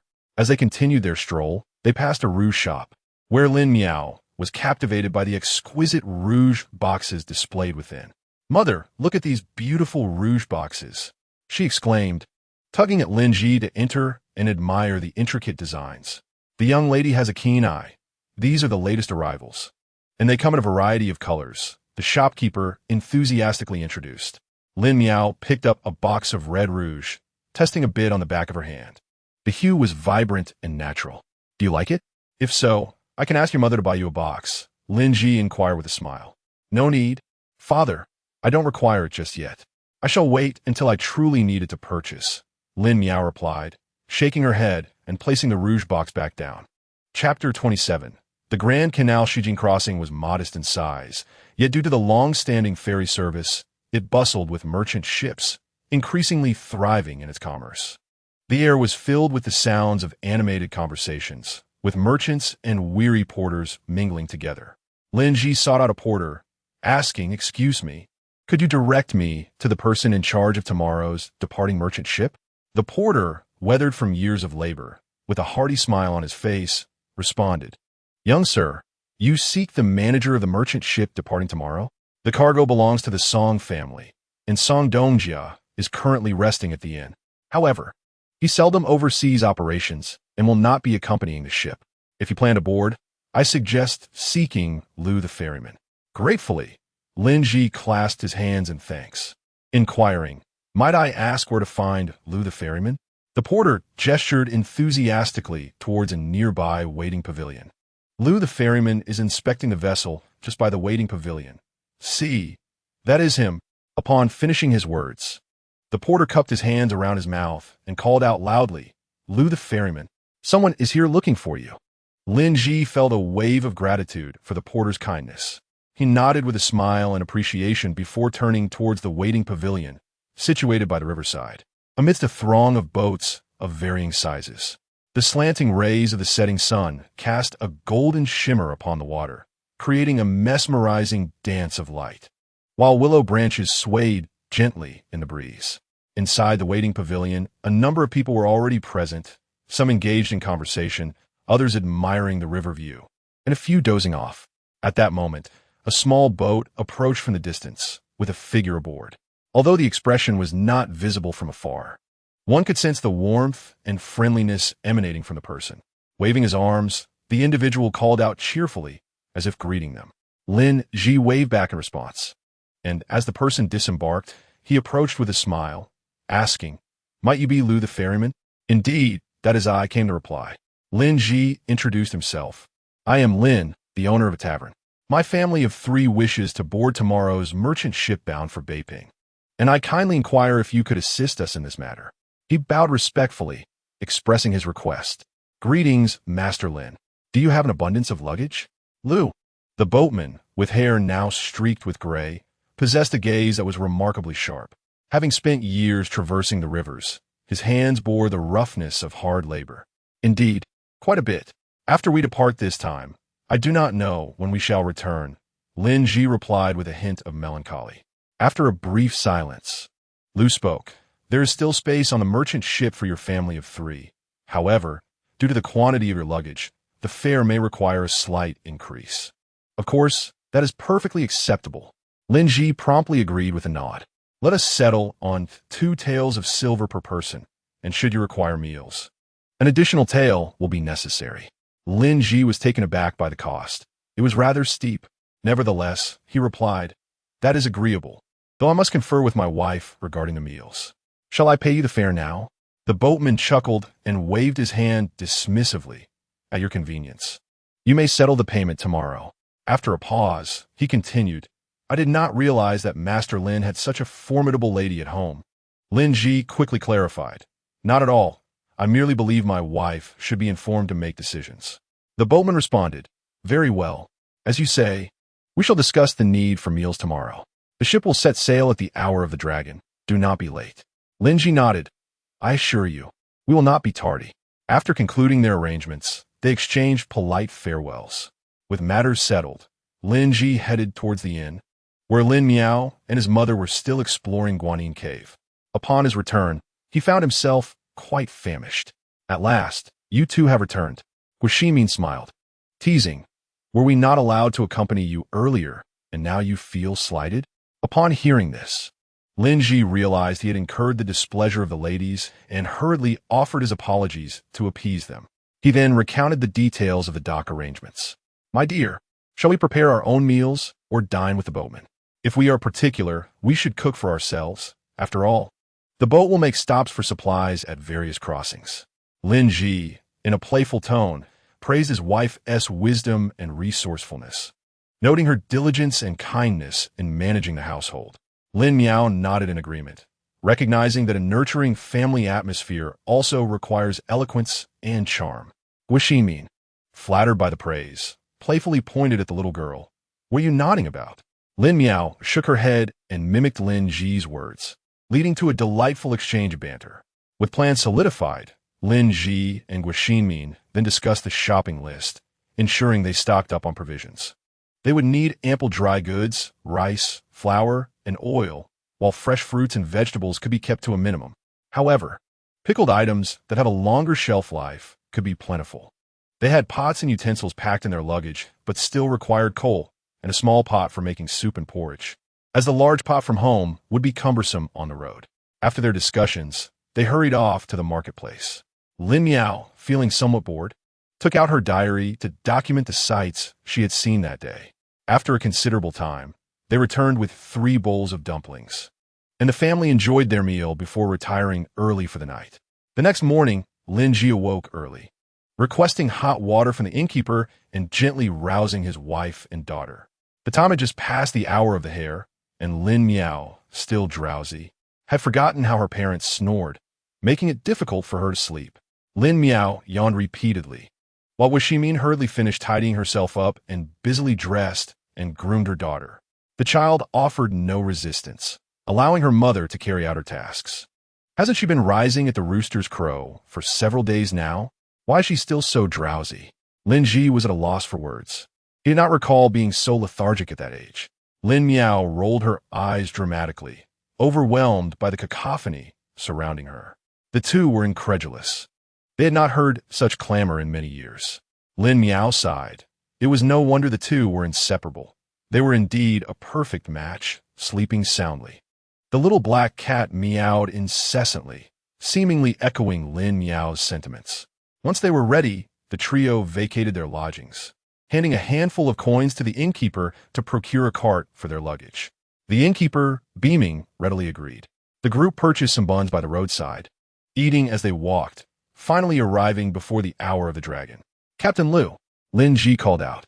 Manager Lin, Captain Liu, full of vigor and with a voice like thunder, quickly pointed to a deckhand to guide them onto the vessel. The morning winds were fierce, stirring the Yangtze River into a tumultuous swell, the sails fluttering and boats gathering. The cargo had already been loaded onto the ship, and a dozen porters received their pay and dispersed, while the deckhands stood in small groups, inspecting the surroundings. At the sound of a horn, Captain Liu firmly grasped the helm, adjusting the rudder with precision. The crew began to row, and the towmen shouted their chants, straining against the ropes as they propelled the merchant ship onto the river. Suddenly, a thunderous crash startled everyone, sending shivers through the crowd. Lin Ji's family emerged from the cabin, standing on the deck. The river's surface roiled violently, and at that moment, a colossal vessel capsized with a resounding crash. Chapter 28. Stability. The ship has capsized. Quick, rescue the people. The ship has flipped. Hurry. Those who can swim, save them, shouted the crowd at the ferry terminal, as a group of strong men plunged into the river like dumplings. The overturned merchant ship was of similar size to Lin Miao's, and, as it capsized, both crew and cargo were swallowed by the Yangtze, the surging waves consuming them one after another. Lin Miao's pupils dilated, her body instinctively tensing. Her gaze fixated on the capsized ship. A chilling thought flashed through her mind. If she fell into the river, she would likely find herself without help. A shudder of fear coursing through her. But she quickly regained her composure, as Guo Xinmin held her tightly. Miao Miao, do not be afraid. Gentlemen, focus your attention. The greater the storm, the more we must remain calm and cautious. Captain Liu, indeed an experienced hand, recognized that everyone was distracted by the capsizing ship and hurried to steady their nerves. Now is not the time for fear. Many have already gone to rescue. Their trials were only just beginning. As anticipated, due to the merchant ship's capsizing, nearby small boats began to overturn in succession, and those who fell into the water desperately searched for floating debris. The cargo boxes from the merchant ship now proved useful, and one quick-thinking individual managed to grab a wooden box nearby. Brothers, hold on to the wooden box. Do not move recklessly. Upon hearing this, some swiftly sought out the wooden boxes. Those fortunate enough to be close breathed a sigh of relief, but others found themselves without any nearby objects to cling to, and the rescuers were too far away to reach them in time. After struggling a few moments, they ultimately vanished beneath the surface. The river was instantly thrown into chaos, the cries for help rising and falling, instilling terror in the hearts of all. Lin Miao couldn't help but shed tears. The ruthless force of nature was indeed merciless. A living person could vanish in the blink of an eye.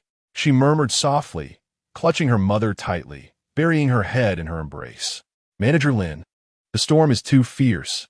You should retreat to the cabin, shouted Liu, the helmsman, as he deftly adjusted the tiller, his gaze unwavering, fixed intently on the distant waves.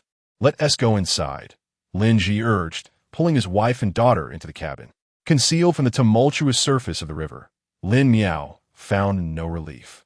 Her ears became more attuned, picking up the sounds of the water crashing and people calling for help, wooden crates bobbing in the chaos.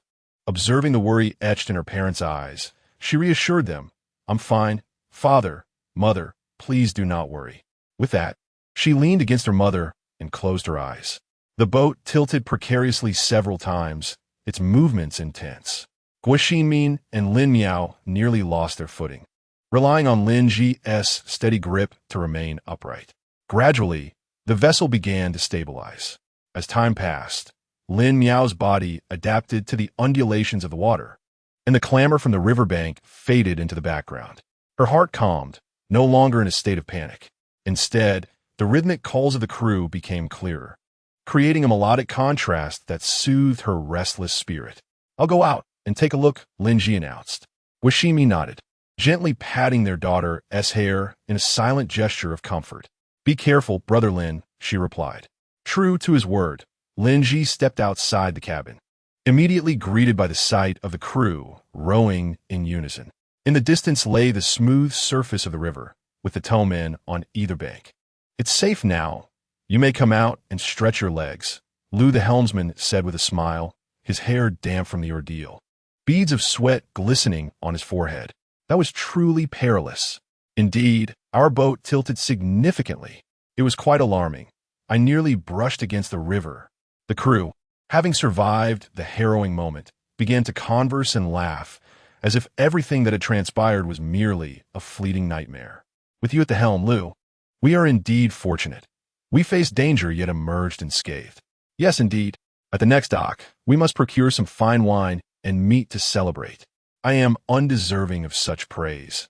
It is only through our collective efforts that we overcame the challenge. Liu spoke humbly, yet the joy in his eyes could not be concealed. Lin Ji respectfully bowed in gratitude to the helmsman before returning to the cabin. How is it? Guo Xinmin inquired anxiously. All is well now. The winds have calmed. Would you like to step outside for some fresh air? No, we want to go out, Guo Xinmin replied, still shaken by the earlier fright. Meow Meow was startled. It would be best to rest for a while. I will take Meow Meow for a little nap, Lin Ji said, seeing Lin Meow nestle beside her mother, and nodded in agreement. Lin Meow walked lightly, her steps as delicate as a cat's, as if she were inebriated, drifting into a dreamlike state. When Lin Meow awoke again, it was already night. Are you awake? Are you hungry? Lin Ji inquired. Where is mother? A soft mew echoed from under the bed, where a small kitten was calling out, its mouth busy gnawing on a piece of fish. Lin Ji felt a twinge of disappointment. Despite having such a significant father figure, he did not call out for him upon waking, but instead sought his mother. How ungrateful! Here I am, warming your porridge for hours, yet you seem oblivious. Father, I only look for mother because you are here. Lin Meow quickly soothed her father. Suddenly, a loud gurgle erupted from her stomach within the confines of the cabin. After sleeping for so long, she must be hungry. Come, have a bowl of porridge. I've added some fish. It's quite delectable. Lin Ji, serve her a bowl. The tender grains of rice floating within, gently stirred and steaming, releasing the enticing aroma of fish. Lin Meow eagerly grasped her spoon and took a hearty gulp. Where did the rain come from? Where did the fish come from? Lin Meow spoke with her mouth full of porridge, her words barely intelligible. Swallow first, then speak. Lin Ji shot her a disapproving look, unable to decipher her muffled words. Oh! Lin Meow buried her face in her bowl, and in no time, she finished the entire serving. With a charming smile, she held out her empty bowl, requesting more. Father, take your time, there's no rush. After saying so, he filled another bowl, concerned she might not have enough, having already performed a ritual for her 5 internal organs. This time she ate slowly and inquired once more about the fish. Your mother noticed you were in a deep slumber and, thinking of your beloved cat, caught a few small fish. Some we consumed, while others were used to prepare your porridge, and a few were even given to the little cat. Lin Ji waved his hand, encouraging her to eat. No wonder Little Black hadn't made a sound. It was happily munching away. After finishing her porridge, Lin Meow let out a long sigh of relief, as if she had finally come back to life. At that moment, Guo Xinmin entered through the door, glanced at Lin Meow, and smiled. Have you eaten well? Mother, I have. Lin Meow replied cheerfully. Look, we caught a few more fish. We'll have a good meal tomorrow morning. Wow! Lin Meow exclaimed, her eyes lighting up as she looked at the bucket of fish, some still wriggling energetically, stirring her desire. Mother, I want a fish too. Lin Meow gazed eagerly at her mother. Huh, the rest are yours to catch. Once you're awake, I want to be tending to your cat, her mother teased. I'll go try now, Lin Meow said, brimming with enthusiasm. In the dark, what can you catch? Wait until the boat is docked tomorrow evening to fish. Chapter 29. Night Talk with Ximin S. Coldwater - Lin Meow S. Aspirations. Don't even think about it. It's already dark. Startled, Lin Meow quickly scrambled out of bed, muttering to herself, It's dark already. Have I really slept for so long? Indeed. You'll likely have trouble sleeping tonight. How about going to the stern for some fresh air? Guo Xinmin suggested. Lin Meow readily agreed. That sounds great. I also want to see the river. With that, she reached out and scooped up Little Black. However, Little Black was unwilling to be held, struggling fiercely and meowing incessantly. Yet, Lin Meow paid no heed, firmly cradling it and stroking its fur as she exited the cramped cabin. On the deck at night, a few crew members were gathered, drinking and chatting. After greeting them, Lin Meow made her way to the stern alone. The space at the back of the boat was confined and enveloped in darkness, illuminated only by the faint glow of a dim lamp casting a weak light over the small area. A figure sat with his back to her, quietly gazing at the sky. As Lin Meow approached, the sound of her footsteps startled the figure, who slowly turned his head to look at her. Ah, it is you, young lady. In the obscurity of the night, the human visage becomes elusive, yet Lin Meow discerned the radiant smile illuminating his face, his teeth glimmering distinctly in the faint light. Greetings, Captain. Lin Meow chirped sweetly, beaming at the gentleman across from her. Meow ha ha. The little girl ought to call me grandfather, for my grandson is of similar age. Despite his playful words, his smile grew even more radiant upon hearing Lin Meow address him as uncle. Good evening, Grandfather Captain. Lin Miao greeted politely. Ha, come, take a seat. Captain Liu, with a beaming countenance, patted the spot beside him, warmly inviting Lin Miao to sit. Without hesitation, Lin Miao gracefully approached and settled beside Captain Liu. I did not see you out today. Were you frightened? Captain Liu inquired gently, gazing up at the stars adorning the night sky. Well, a bit. I have always lived in Yingtian, where many rivers and bridges abound, but I have never witnessed such tumultuous waters, akin to a ravenous beast, Lin Miao recounted. A hint of fear creeping into her voice as she recalled the day's spectacle. As she spoke, a shiver coursed through her, as if the ferocious flood were reappearing before her eyes. The river, serene under the night's cover, stood in stark contrast to the tumult of the day, leaving Lin Miao in awe. The nocturnal waters appeared remarkably tranquil, with the gentle sound of flowing water gracing her ears. Moonlight danced upon the river's surface, creating silver ripples that evoked a profound sense of contentment. Yet, the river's demeanor by day was entirely different. It transformed into an indomitable force, with torrents rushing forth like a stampede of wild stallions. The surface roiled, unleashing colossal waves, as if intent on devouring all in their path. This stark contrast instilled in Lin Miao a deep reverence for the river, awakening her realization of nature's formidable and unpredictable might. To harbor a sense of awe towards nature is indeed commendable, for only with such reverence can we genuinely appreciate it, thereby enhancing our chances of survival. Captain Liu, a seasoned mariner, continued, I have traversed many merchant ships, yet each encounter with tempestuous seas makes me feel as though I face a great adversary. I have never dared to underestimate it, fearing that one day I might not behold the sun's rise. Hearing Captain Liu's words, Lin Miao blinked her wide eyes and inquired, Grandfather, are you afraid? With a gentle chuckle, Captain Liu responded, Indeed I am. Imagine a night devoid of stars and moonlight, shrouded in darkness. How terrifying that would be. Yet, with stars and moonlight, we can find our way, cannot we? Thus, I firmly believe there is always a way to overcome current challenges. After all, we have navigated through life this way for many years. Lin Miao's eyes sparkled with inspiration, unable to contain her admiration. The strong never lament their circumstances. They thrive regardless of their surroundings. She felt as though she drew courage and strength from her grandfather's words, her heart brimming with hope. I understand now. Thank you, Grandfather Captain.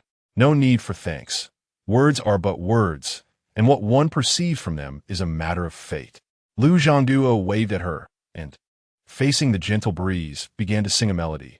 Exiting the East Gate, Jingxian Mountain, Shangfang Temple, Baoda Bay, ascend the octagonal pavilion to behold, Tou, Ninhuan. Exiting the South Gate, Simeon Mountain, Zhangwang Temple, Zhihua Mountain, ascend the bamboo forest to behold, Bagong Cave, Guanyin Mountain. Exiting the West Gate, to Zhaowan, Baogai Mountain, Yingshan Gate. Ascend Guanyin Cave to behold, carriages and sedan chairs on Jingshan. Exiting the North Gate, offering sacrifices at the Gutan, traversing Longung, Bega Mountain, ascend Ganlu Temple to behold, the dressing table, facing Jiao Mountain. Lin Miao closed her eyes, quietly savoring the beauty of the moment.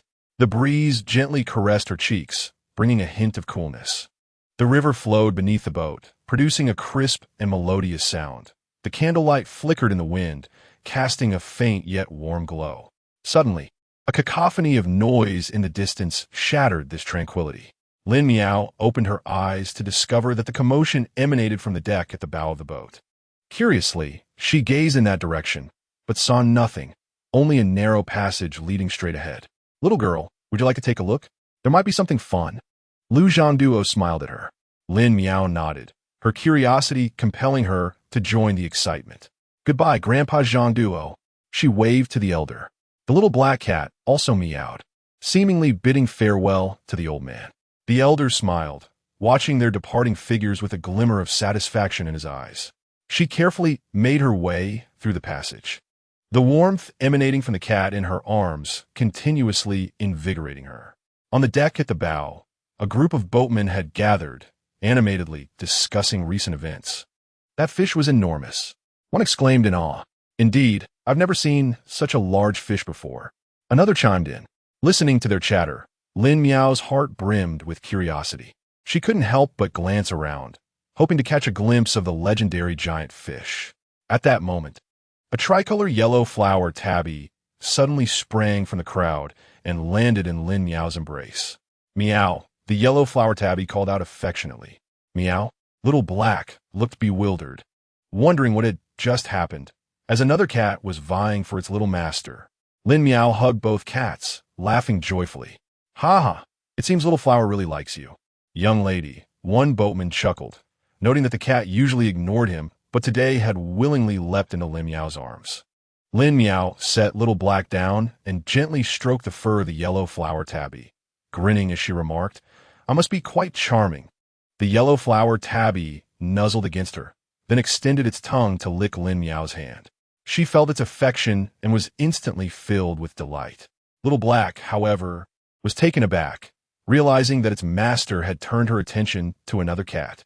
Chapter 30, Grilled Fish Meow. Little Black cried out in indignation, then began to complain.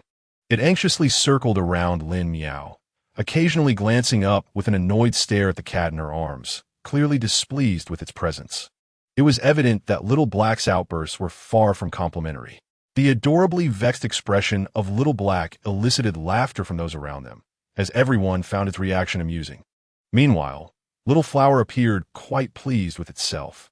She swayed her hips and wagged her tail, occasionally flaunting the affection she had received to the Little Black one. This only intensified the Little Black's irritation, who felt an overwhelming urge to rush forward and teach that flamboyant creature a lesson.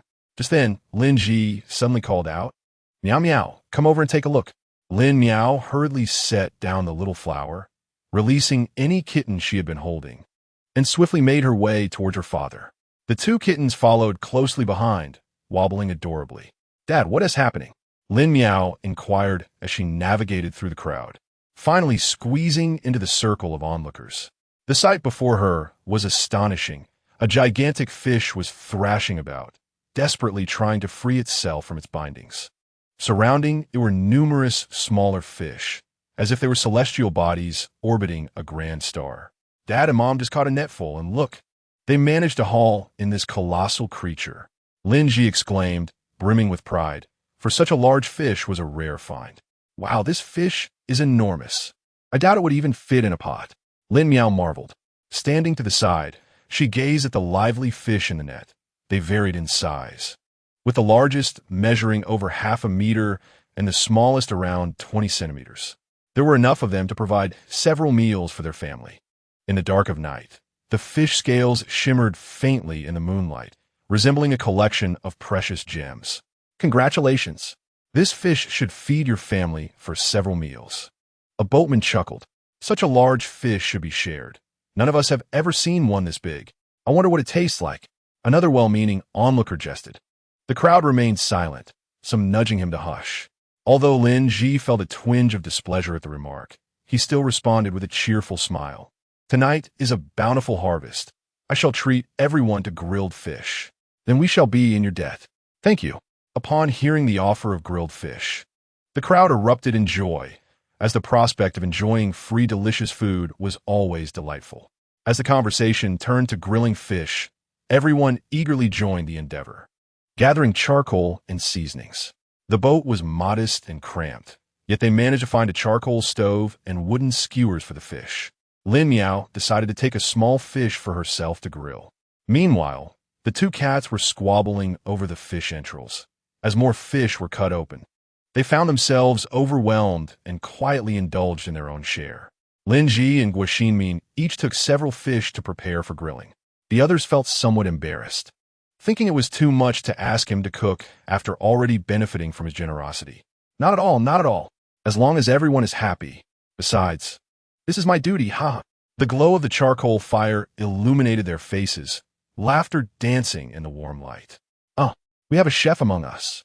Today, we brothers are in for a treat. Lin Ji swiftly marinated the fish and then sliced it open to allow the flavors to permeate. After a brief preparation, the fish was placed upon the charcoal stove, held aloft by hand, as there was no iron grate available, leading to a slow cooking process. Wouldn't it be better if the brothers joined in the grilling? You could simply come and sprinkle the seasoning later. Haha. Indeed, everyone was cooking for themselves. And even if the fish got charred or burnt, there would be no complaints. Yes, yes, yes. This notion was unanimously agreed upon, and everyone began to take fish to grill, chatting merrily as they cooked. Lin Ji and Guo smiled in response, preparing to mix the seasonings. The seasonings brought from home included a variety of spices. Lin Ji added a pinch of salt, powdered sugar, pepper, Sichuan pepper, 13 spices, sesame, cumin powder, ginger powder, and more. As they conversed, the group called Lin Ji over, asking the chef to check if the fish was done. Lin Ji took a glance, nodded, and declared, "It's ready." Afterward, he evenly sprinkled the seasoning on both sides, the fine powder gently cascading onto the golden fish flesh. He then handed a perfectly grilled fish to the group. Come, come, the fish is ready. Wow, it smells amazing. The crowd exclaimed in admiration. Hee. Lin Ji chuckled. Enjoy to your heart's content. This is absolutely delicious. One person exclaimed while savoring the fish. Indeed, I have never tasted such exquisite grilled fish. Another chimed in. Of course, this is the chef's secret recipe. Someone nearby proclaimed with pride. Hearing their compliments filled Lin Ji's heart with joy, yet he humbly responded. You flatter me, you flatter me. Everyone, eat while it's hot, or it won't taste as good when it cools. What's a feast without some wine? Chef, shall we indulge? Yes, come quickly. Lingu, go ahead. I'll take care of the rest. Guo smiled, encouraging him to join. Thank you for your labor, my dear.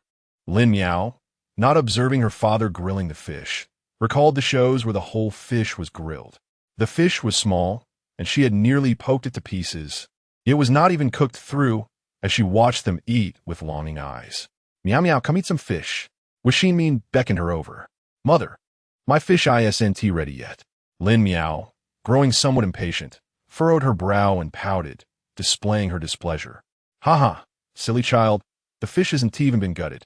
Of course, it will take longer to cook. Her mother, observing her adorable demeanor, couldn't help but laugh, playfully teasing her. Afterward, she tore a piece from the already cooked fish and gently placed it in Lin Miao's mouth. As Lin Miao chewed the fish, she emitted satisfied sounds. She found the flavor quite familiar, and after a moment, it suddenly struck her that it resembled the taste of street market barbecues. So delicious, Lin Miao praised, her face radiating with a blissful smile. Her mother, watching her relish the meal, felt immensely gratified and said, That's the spirit. My little glutton, hurry and eat. This fish is reserved for Little Black. It won't absorb the seasoning properly. Saying this, she tossed Lin Miao's fish, which was now in shambles, onto the ground for Little Black to enjoy. Meow. Little Black called out in confusion, seemingly perplexed as to why the fish was thrown to him. Sniffing the fish, he licked it once, but then walked away. Meow. A calico cat approached to sniff, then also shook its head and departed. Chapter 31. Yangzhou in the early morning. The sunlight slanted across the river's surface, shimmering like scattered gold. The deck of the merchant ship was filled with fragrant wisps of steam, as Lin Ji and his family prepared a delicious fish porridge. Chef Lin, we are almost in Yangzhou. The crew had struck up a cheerful conversation with Lin Ji the previous night, and they had quickly become familiar with one another. Now, as they approached Yangzhou, they eagerly reminded him. Lin Miao, still yawning and bleary-eyed, gazed at the riverside city ahead. Old friends parting at the Yellow Crane Tower. Spring blossoms lead to Yangzhou. She murmured, recalling the lines of poetry. To her surprise, she found herself in Yangzhou during the month of March, albeit merely passing through. Ha! The girl can recite poetry now. The elderly helmsman chuckled upon hearing Lin Miao's verses. Embarrassed, she lowered her head. Grandpa Helmsman, I only heard others say it. Will you be stopping in Yangzhou to explore the city? Helmsman Liu inquired with a smile. Is the ship to dock here? Lin Ji asked with curiosity. If they were to stop, they could indeed visit Yangzhou, having not set foot on land for quite some time. However, if they were not to dock, it would be unnecessary. If you wish, we can stop, Helmsman Liu replied nonchalantly, implying that the ship had not originally intended to make a stop here. Oh, Lin Ji understood the implication, glancing at the distant city of Yangzhou. He felt there was no need for a special stop and smiled. Then let us not trouble ourselves. We shall enjoy the view as we drift along the river. Helmsman Lu nodded in agreement and fell silent. The Lin family settled comfortably on the deck, relishing this rare moment of tranquility. With steaming bowls of fish porridge in hand, they gently blew away the steam before carefully taking their first bites. Each spoonful was rich and flavorful, infused with a subtle fish aroma that lingered delightfully. Meanwhile, they quietly admired the picturesque scenery along the banks. Indeed, Yangzhou was a city steeped in history, rich in cultural heritage, with breathtaking views along the Han Canal. The willow trees unfurled tender green buds, reminiscent of a maiden's soft tresses. The camphor trees stood lush and vibrant, exuding a refreshing fragrance. The shadows of the trees danced upon the water, harmonizing with the glimmering surface, creating a beautiful tableau. As Lin Miao savored the culinary delights and the enchanting scenery, her spirits soared. Unable to resist, she filled her bowl again, enjoying her meal against the backdrop of nature. In a few moments, she set down her bowl with satisfaction, letting out a resounding burp that echoed in the air. At her feet, the little black cat lay quietly, occasionally nibbling on the remnants of last night's fish. Its gaze was focused and earnest, seemingly captivated by the morsel. However, just then, a sharp meow shattered the tranquility. Lin Miao looked down to find two cats squabbling over the fish. The larger calico cat clamped its jaws firmly around the fish, devouring it greedily, while the smaller black cat appeared helpless, attempting to reclaim its food, but unable to compete with its formidable rival. Soon, the larger cat finished the entire fish, leaving nothing but bones. Little Black watched helplessly as its food was snatched away, eyes filled with grievance and disappointment.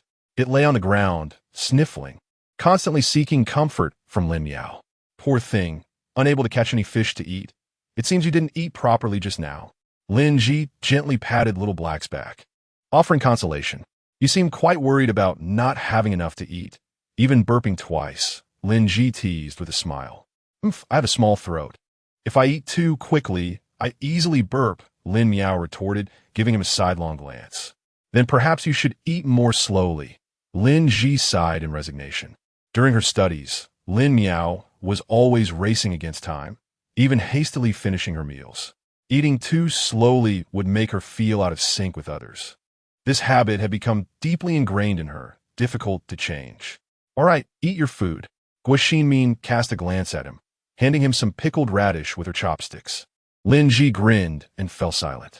The merchant ship glided through the canal of Yangzhou, often accompanied by painted boats, their soft Wu dialect resonating. Yet they did not linger and continued their journey northward.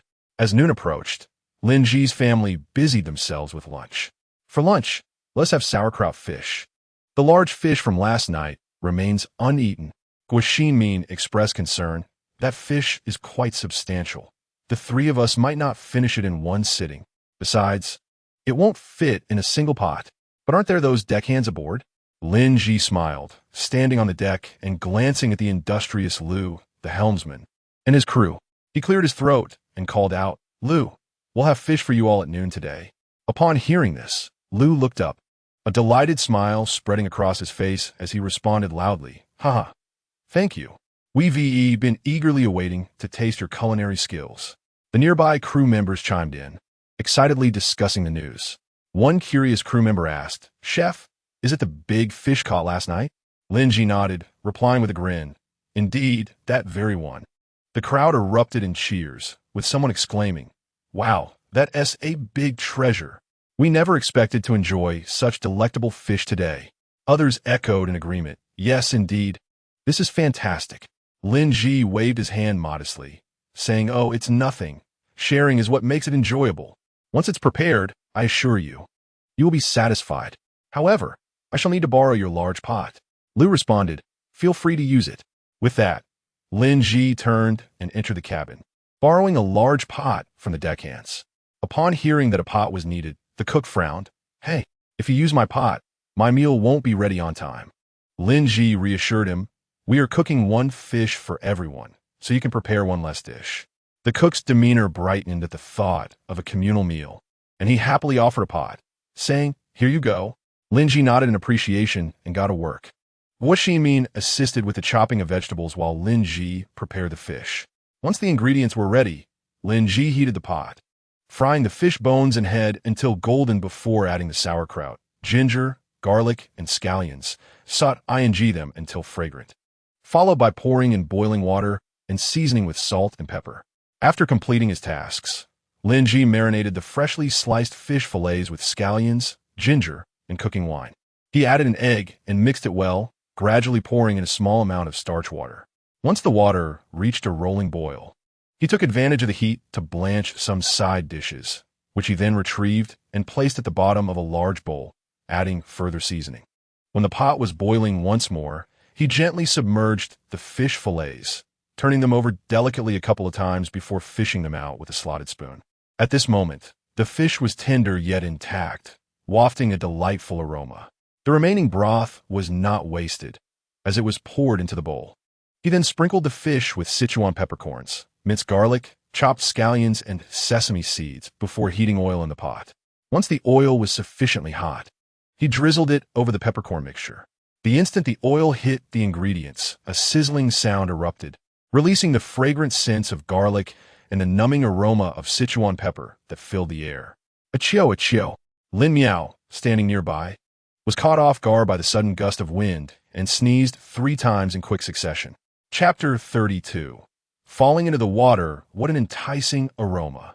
A voice of wonder broke the air, seemingly possessing a magical quality that drew everyone's attention.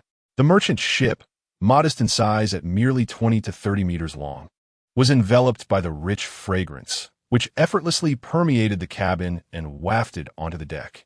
Those who caught a whiff of the delightful scent appeared entranced, their spirits lifted, and even the industrious crew members paused their work, succumbing to the allure of the enticing aroma that stirred their appetites.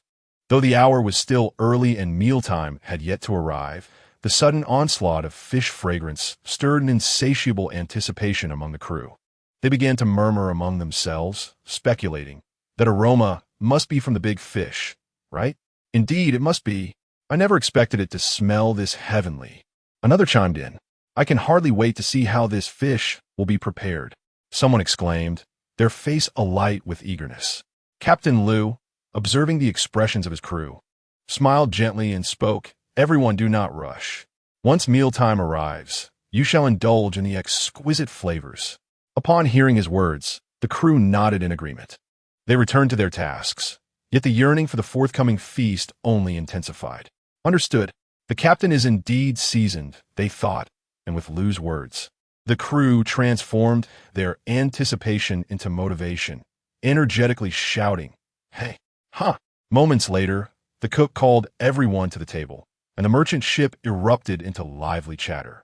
Anchored serenely upon the tranquil river surface, Lin Ji's family of 3 set up a small table on the deck, serving themselves a generous bowl of sauerkraut fish. A young crew member grinned widely and beckoned Lin Ji over. "Chef Lin, come join us for a drink and some merriment." As Lin Ji considered declining, the young man insisted, "If the cook doesn't partake, we simply cannot enjoy our meal." With no other option, Lin Ji chuckled and agreed, "I shall join you." He carried his bowl and chopsticks to the long table. At this moment, only Guo Xinmin and her daughter remained at the small table. "Your father is off joining the festivities. Let's enjoy a bit more ourselves," Guo Xinmin said, looking at her daughter. Lin Miao nodded obediently, thinking indeed. 2 cats approached with graceful strides, leisurely making their way to the table's edge, gazing up at the dishes with gentle mews. "Meow meow." Guo Xinmin and Lin Miao exchanged a glance and burst into laughter. These 2 cats are truly punctual, appearing right on cue at mealtime. The urgent cries of the cats echoed, and Lin Miao glanced down to find the 2 felines clamoring for food. "How annoying. I haven't even eaten yet. And you 2 are already causing a commotion," she muttered impatiently. The tabby, seeing its owner unresponsive, redirected its focus to the long table, incessantly meowing. Meanwhile, the little black cat gazed longingly at the table, eager to join but too timid to move, anxiously pacing in place and emitting desperate cries.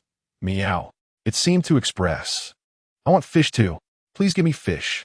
Lin Meow, overwhelmed by the cacophony, was about to toss a piece of fish over when her mother suddenly intervened. "Meow meow. The little black cat is still young. It cannot have overly salty food." Stunned by her mother's words, Lin Meow placed the fish on her chopsticks in her own bowl to rinse it, causing a thin layer of pale yellow oil to surface atop the originally clear congee. Only then did she toss the piece of fish to the little black cat. Finally receiving food, the little black cat ceased its clamoring and began to munch quietly on the morsel. After feeding the cats, Lin Meow intended to resume her meal. The fresh fish was tender, and the pickled vegetables were appetizing, slipping smoothly down her throat. With her bowl of congee finished, the little black cat, having devoured the fish slice, resumed its meowing.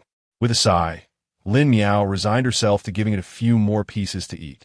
Once she had tended to her feline overlords, she finally returned to savoring the congee enriched by the fish. Upon finishing her meal, she realized she had scavenged the remnants of the little black cat's feast, and with a self-deprecating smile, she momentarily pondered who the true master was. "Mother, I have finished eating," Lin Meow announced as she set down her bowl. "Take your time," Guo Xinmin replied, still engrossed in her first bowl. "Congee disappears quickly," and in just a couple of gulps it was gone. Guo Xinmin shook her head, allowing Lin Meow to wander a bit. "Feel free to explore. Your mother is still eating." "Oh," Lin Meow responded and left the dining table, eager to look around. The long table was lively, filled with laughter and toasts, causing a few birds perched on the mast to flutter in surprise. Lin Meow leisurely strolled to the stern of the boat, where some birds were pecking at fish scraps that had fallen the previous night. As she approached, they flapped their wings and flew off in circles. Only a plump little bird remained, tilting its head to observe her, and upon realizing her presence, it flapped its wings in fright. She found it amusing to see terror reflected in the eyes of a chubby sparrow. However, her amusement was short-lived. As her gaze wandered, she noticed what appeared to be a person floating on the water's surface. She squinted for a better look, but saw no movement from the dark figure, which swayed gently with the ripples, like a rootless water plant. Could be a drowned corpse? "Mother, look over there," Lin Meow called, pointing at the figure on the river.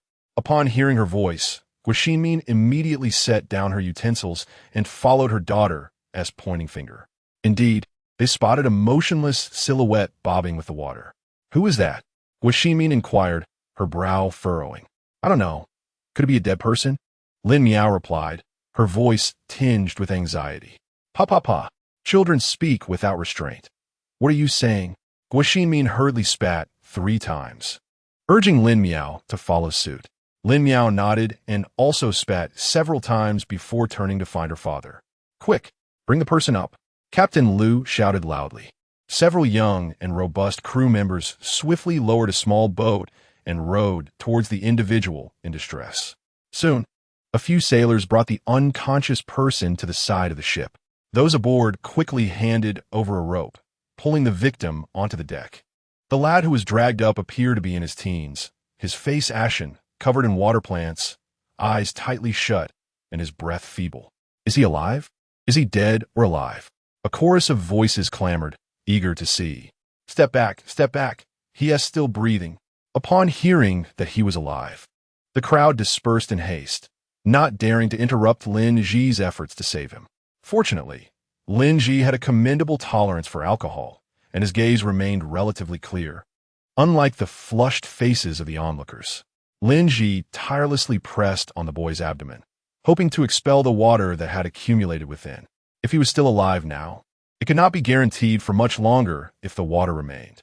Captain Liu, Lin Meow, and Guo Xinmin watched anxiously, their eyes fixed on his relentless hands. Finally, the boy expelled the water from his stomach. The 3 of them sighed in relief and quickly searched for clothes and towels to care for their watery guest. Chapter 33. Docking 10 days had passed, and the merchant ship, guided by the wind and current, had successfully arrived at the Jining post station. As the vessel required docking and resupplying, Lin Meow began to organize her belongings and prepare to disembark for a brief respite. "Brother Chu Yang, will you also be getting off the ship?" Lin Meow inquired softly tugging at her pouch before glancing at Han Chuyang beside her. Han Chuyang wore an impassive expression, spoke little, yet nodded in affirmation, indicating his intention to disembark as well. He then followed Lin Miao and her family off the ship. "Lin, do not hurry. We shall stay here for a while," Lu said. "Thank you, Brother Lu." Lin Ji responded gratefully. Indeed, Lin Ji had formed a deep bond with the captain, and they began to refer to one another as brothers. Lin Miao watched as her father assisted her mother across the gangplank. Just as she was about to turn and help her, she quickly shook her head and darted over. "What are you doing? You might fall into the water." Her mother frowned as she saw her rushing. "Why worry? The plank is so wide. How could I possibly fall?" Lin Miao confidently placed her hands on her hips and asserted with unwavering conviction. "What if your brother Chu Yong fell into the water?" The words struck true, and Han Chuyang looked at the trio ahead with a resigned expression, nodding in agreement. "Yes, do not emulate me." Yet internally, he grumbled that had it not been for the treachery of his own family, he would never have found himself in such a predicament. Nevertheless, he had no intention of revealing these matters to those before him. The gratitude he felt towards his saviors would forever remain etched in his heart. But he also intended to seek vengeance against his adversaries when the opportunity arose. His gaze instinctively fell upon the young girl, who was frowning and slightly pouting, seemingly disapproving of his words. Her adorable demeanor reminded him fondly of his younger sister at home. The two individuals were of similar age, yet one possessed a rather careless disposition. In the early morning of Jining, the sun had yet to rise, but the place was already bustling with life, as vendors set up stalls filled with delectable food. "Dear customers, would you like some noodles?" Freshly rolled, firm and smooth, a woman cheerfully beckoned them, prompting Lin Ji to pause. "Auntie, how much are the noodles?" he inquired. "Plain noodles are 8 won a bowl. With meat they are 12 won, the woman replied. Beside her stood a young daughter-in-law, timid and silent, her head bowed as she busied herself. "Meow meow, Chuyang, would you like some noodles?" Lin Ji asked. Han Chuyang nodded. He was not particular about food. "Father, I want noodles," Lin Miao pouted, desiring buns or dumplings instead, lamenting that they could not find such delicacies on the boat, having already consumed noodles several times. The woman, undeterred, continued to smile. "Although we don't have buns, I can run an errand for you. There's a lady around the corner who makes incredibly tender buns. A plain bun is 1 won, and a meat bun is 2 won. Would that be acceptable?" Lin Ji glanced down at his daughter, silently pondering whether this would suffice for her. Lin Miao reluctantly nodded in agreement. "Then we shall trouble you, Auntie. Chuyang, do you want buns? And what about your wife?" Lin Ji turned to inquire. "Noodles will suffice for me," Han Chuyang answered. "I too am fine with noodles," Guo Xin Min quickly added. "Very well. Let us request 3 bowls of noodles with some meat, and please assist us in purchasing 2 meat buns and 1 plain bun," Lin Ji instructed the woman. "Certainly," she responded cheerfully, then turned to her young daughter-in-law. "Chun Wan, please go buy the buns." Chun Wan nodded slightly, taking a few coins from the woman's hand before making her way around the corner. With remarkable speed and agility, the woman swiftly grasped 3 handfuls of noodles and placed them into boiling water. Simultaneously, she expertly began to season, adding an appropriate amount of salt and pepper, scooping a spoonful of lard, and drizzling in a few drops of fragrant vinegar to release its aroma. As the noodles approached readiness, she quickly blanched a handful of tender green vegetables, then retrieved the cooked noodles, draining them before placing them into bowls. She artfully arranged the blanched greens atop the noodles, sliced a few pieces of braised meat, and ladled hot broth over the top.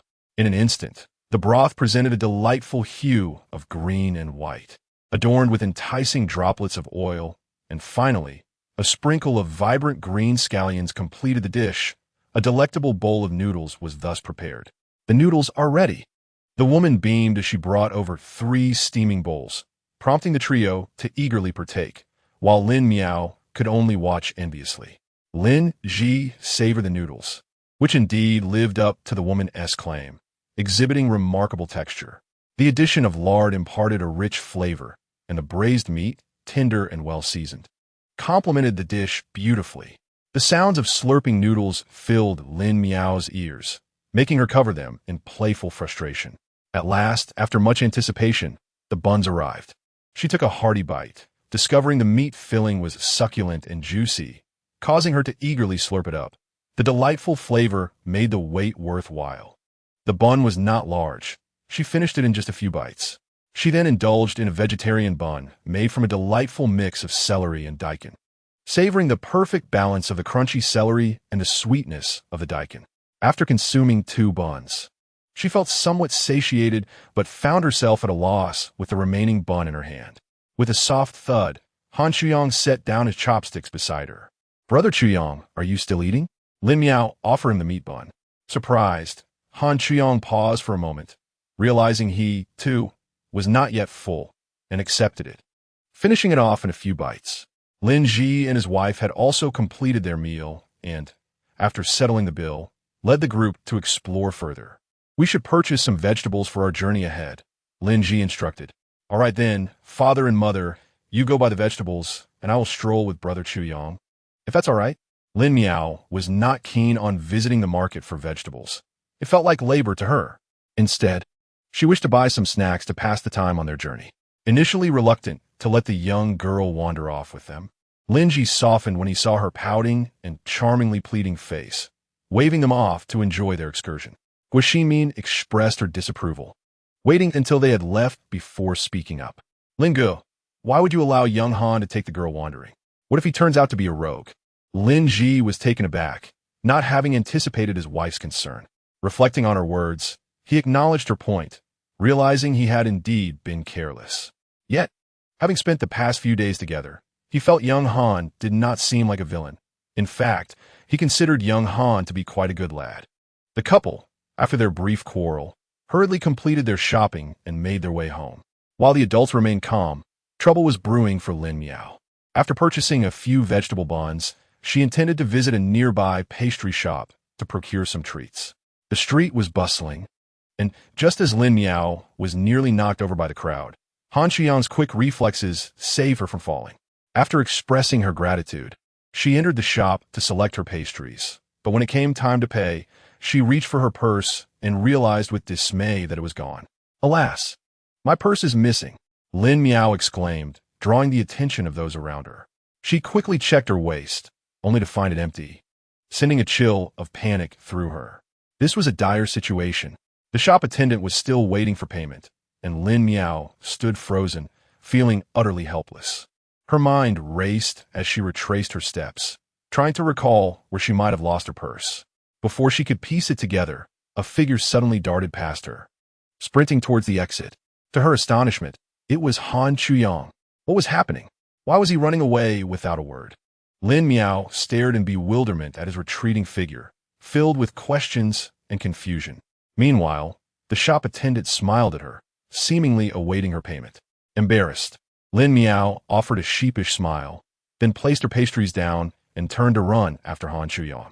As she exited the pastry shop, Han Chuyong's gaze was sharp and focused, akin to a hawk, keenly scanning the surroundings as if he could perceive every subtle movement through the throngs of people and buildings.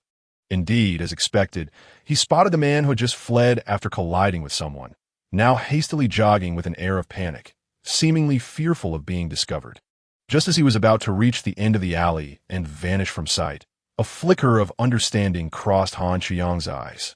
He discerned the direction in which the thief was escaping and, with astonishing speed, maneuvered through the throngs of passers-by. His movements were light and agile, akin to that of a cheetah, each stride infused with power, yet devoid of clumsiness.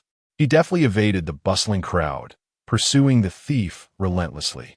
At last, Han Chuyong cornered the thief in the alley, witnessing him emptying his pockets of copper coins, preparing to discard the now empty pouch. "Return my money," Han Chuyong exclaimed, his voice resonating with determination and authority. The thief, startled by the fierce shout, trembled visibly, a look of terror creeping onto his face. In a frantic scramble, he hurled the pouch towards Han Chuyong, then, without hesitation, turned and fled as if something horrific was pursuing him. Having finally caught up, Han Chuyong was unwilling to let him escape. Grabbing a bamboo pole from the alley, he hurled it towards the fleeing thief. The slender bamboo whistled through the air, striking the thief squarely in the back. Sensing the impending danger, the thief glanced back just in time to see the pole crash against his chest, sending him staggering several steps backward. Han Shuyong advanced steadily, wielding the pole with intent. The money, he spoke with a clear and resolute tone, his gaze unwavering. The thief, unnerved under Han Shuyong's penetrating stare, recognized the boy's formidable skill despite his youthful appearance. The impact of the bamboo had left him in pain. Clearly, he had encountered a formidable adversary. Reluctantly, he fished out a few copper coins from his pocket, trembling as he placed them on the ground. "Here, brave one. I return your money." Han Shuyong glanced at the copper coins on the ground, realizing they were likely the pocket money the young girl had saved, now pitifully discarded. His disdain for the thief intensified. He had stolen the girl's meager savings. As the thief attempted to sidestep him and make his escape, Han Shuyong swiftly swung the pole to block his path. "Is that all?" The thief, taken aback, grimaced, reluctant to part with more. "I truly have nothing left.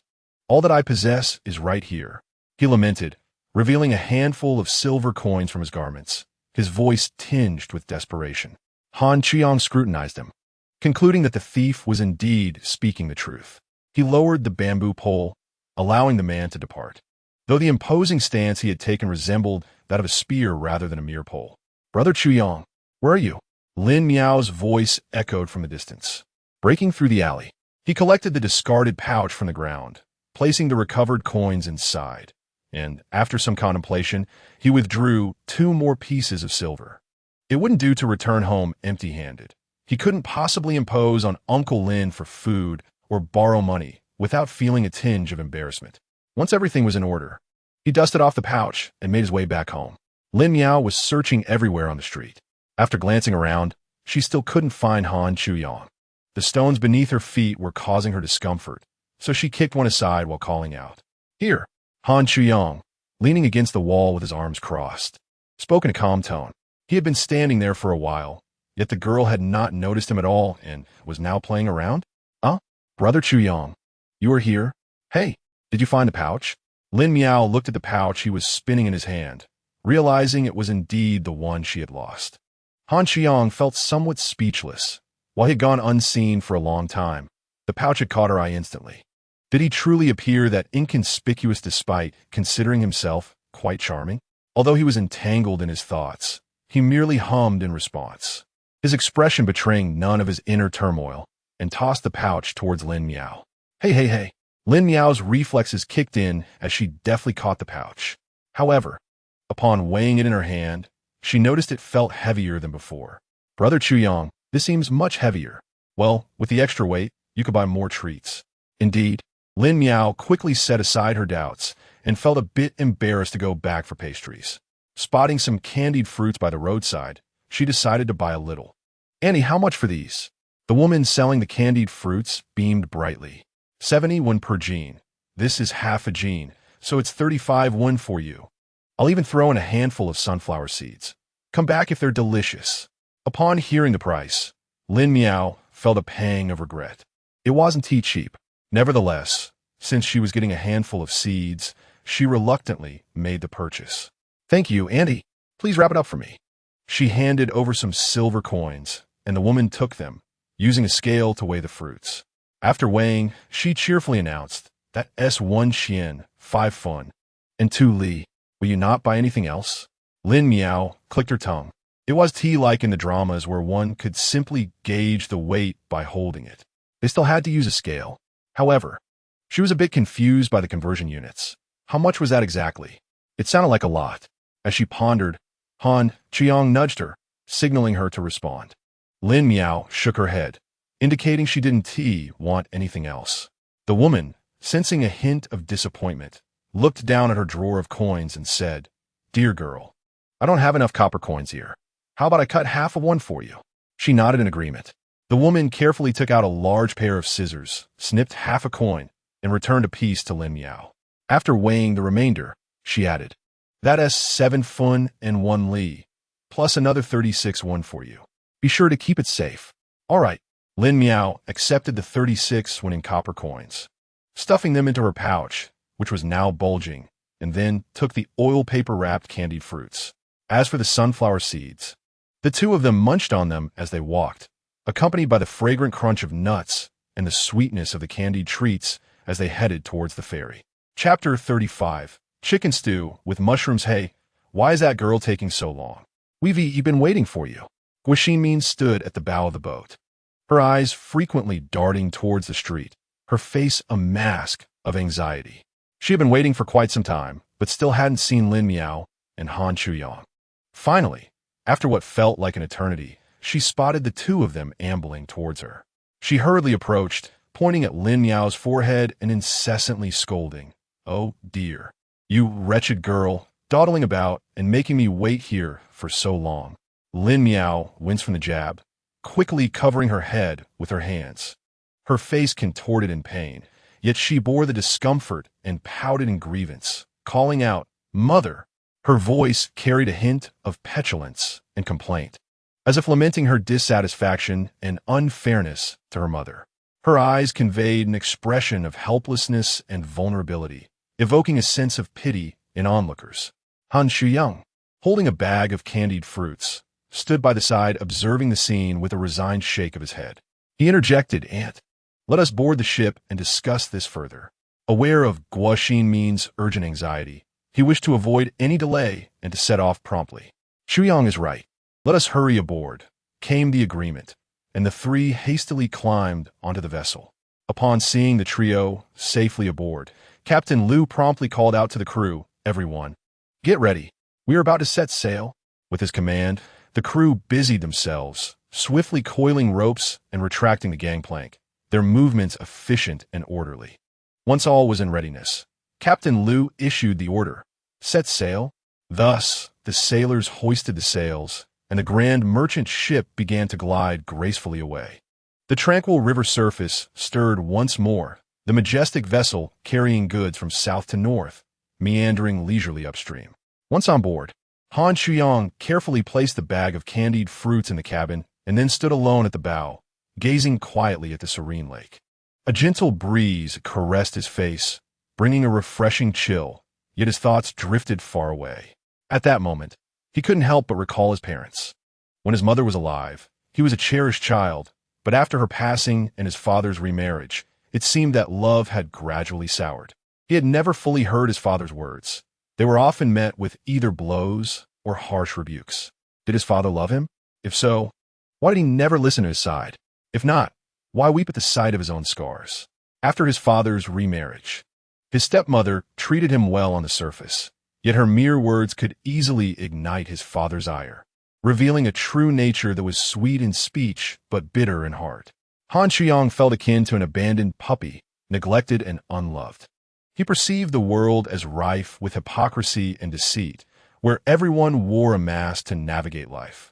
Unsure how to confront such a reality, he chose to retreat into silence. Growing up in such an environment, he became taciturn, unwilling to become a person whose words contradicted their actions. He did not wish to utter falsehoods to deceive others, nor to deceive himself. "Thank you for today, Chuyang," Lin Ji said as she approached, noticing the young boy lost in thought at the stern, seemingly aimless. She came over to express her gratitude. "I just heard Meow Meow say you retrieved the lost purse." "It was nothing," he replied, realizing that it was Lin Ji's persistent inquiries that had finally coaxed out his thoughts, which he had struggled to articulate for days. Lin Ji had come to understand that this young man was quite a reserved individual. One could only wonder what kind of wife he would eventually marry. It was better to be more talkative, to complement each other, lest they find themselves in a silence that spoke volumes. But that matter would remain unaddressed for now. Guaxinim and her daughter had begun preparing lunch once again. "Elder sister, what delectable dish are we making today?" the young boatman inquired with a cheerful grin, his face bronzed by the sun, having just completed his first year as a boatman. "Today we bought a chicken to make a delightful dish of chicken stewed with mushrooms," Guaxinim replied as she busily tended to the chicken. Just hearing it was enough to make one's mouth water. Once they opened their shop, he hoped to indulge in a hearty meal there. The boatman, salivating at the thought, felt a pang of envy each day as he observed the family's sumptuous meals, believing each dish to be extraordinarily delicious, especially the chicken stewed with mushrooms. The mere mention of it was enough to evoke longing.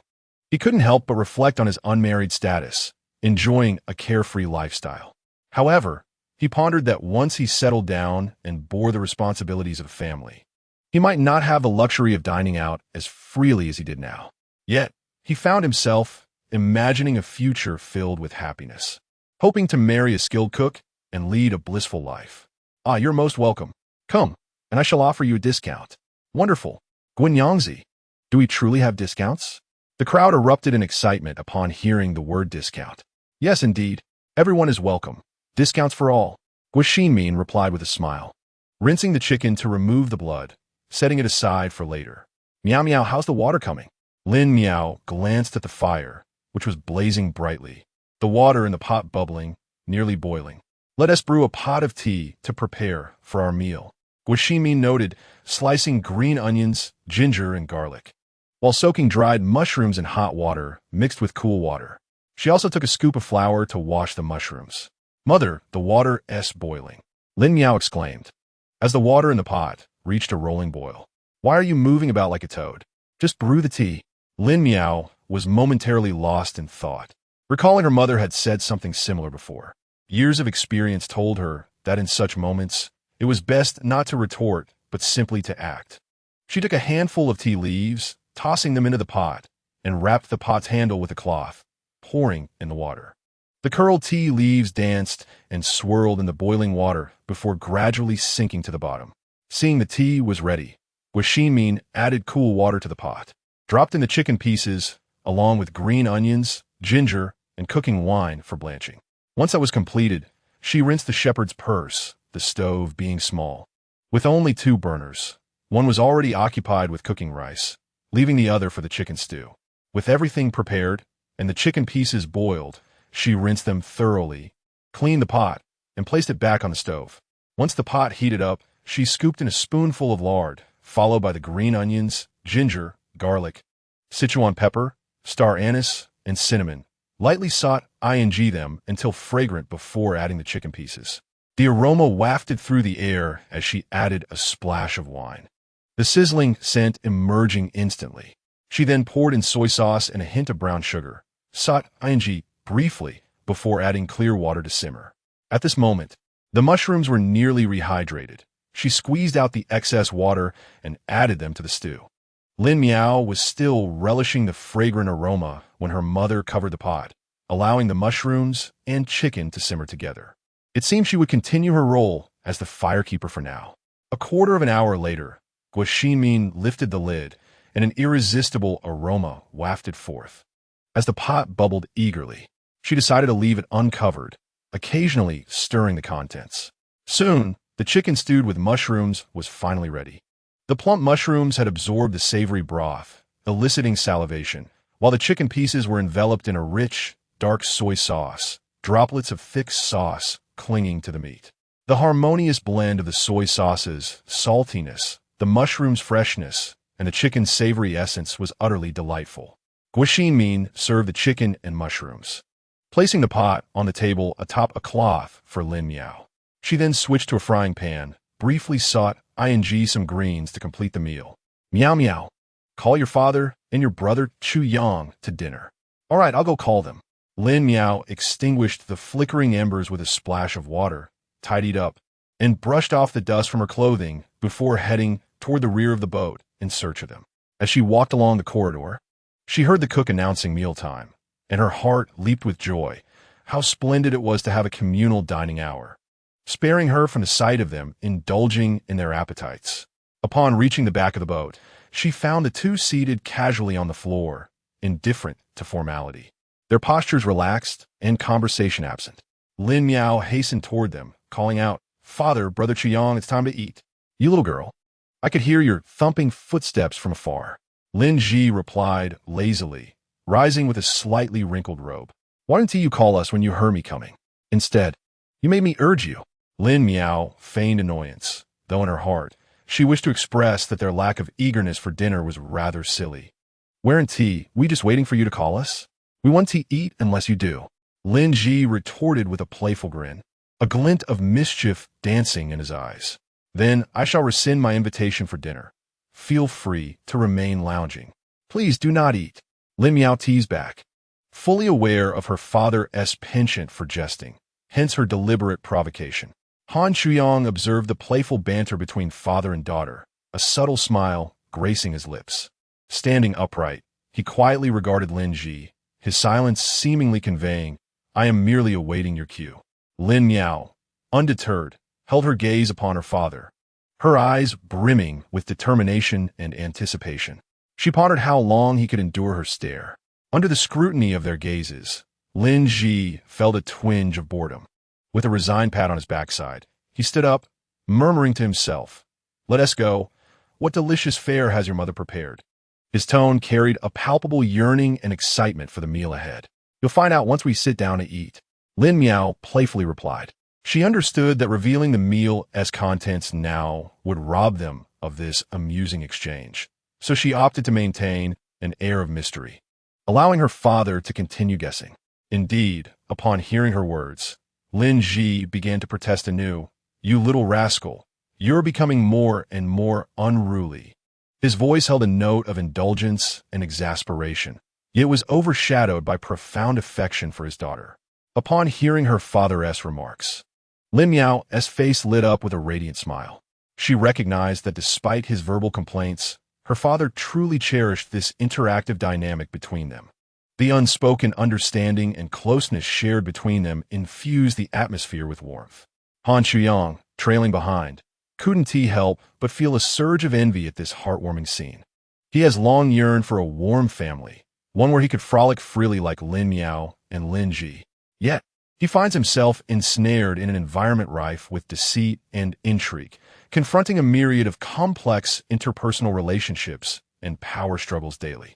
Han Chuyang silently hopes that one day he might discover his own happiness and experience such a cozy and harmonious familial atmosphere. "Come and eat. Today I prepared chicken stew with mushrooms and sought Ed Shepherd's purse," Guo Min announced, arranging the utensils at the dining table. The three of them took their seats, and as soon as Lin Ji settled down, he complained to his wife, "You're much better." Meow Meow has become increasingly irritable. When I asked her what she wanted to eat, she refused to answer and insisted I guess. "Honestly, you're still bickering like children. Come eat, Chuyang. Don't let me make a spectacle of you." "Here, try the chicken my aunt made," Guo Min said with a smile, serving Chuyang a generous helping of chicken. "It's delicious. Thank you, Aunt Lin." Chuyang was not picky. Whether it was humble fare or exquisite delicacies, he relished it all, finishing his bowl with a harmonious blend of rice and meat. In truth, he preferred the simple, unpretentious meals of ordinary families, for they were imbued with the flavor of love. Lin Miao and Han Chuyang matched each other's pace as they dined, their chopsticks dancing across the table like a jubilant symphony.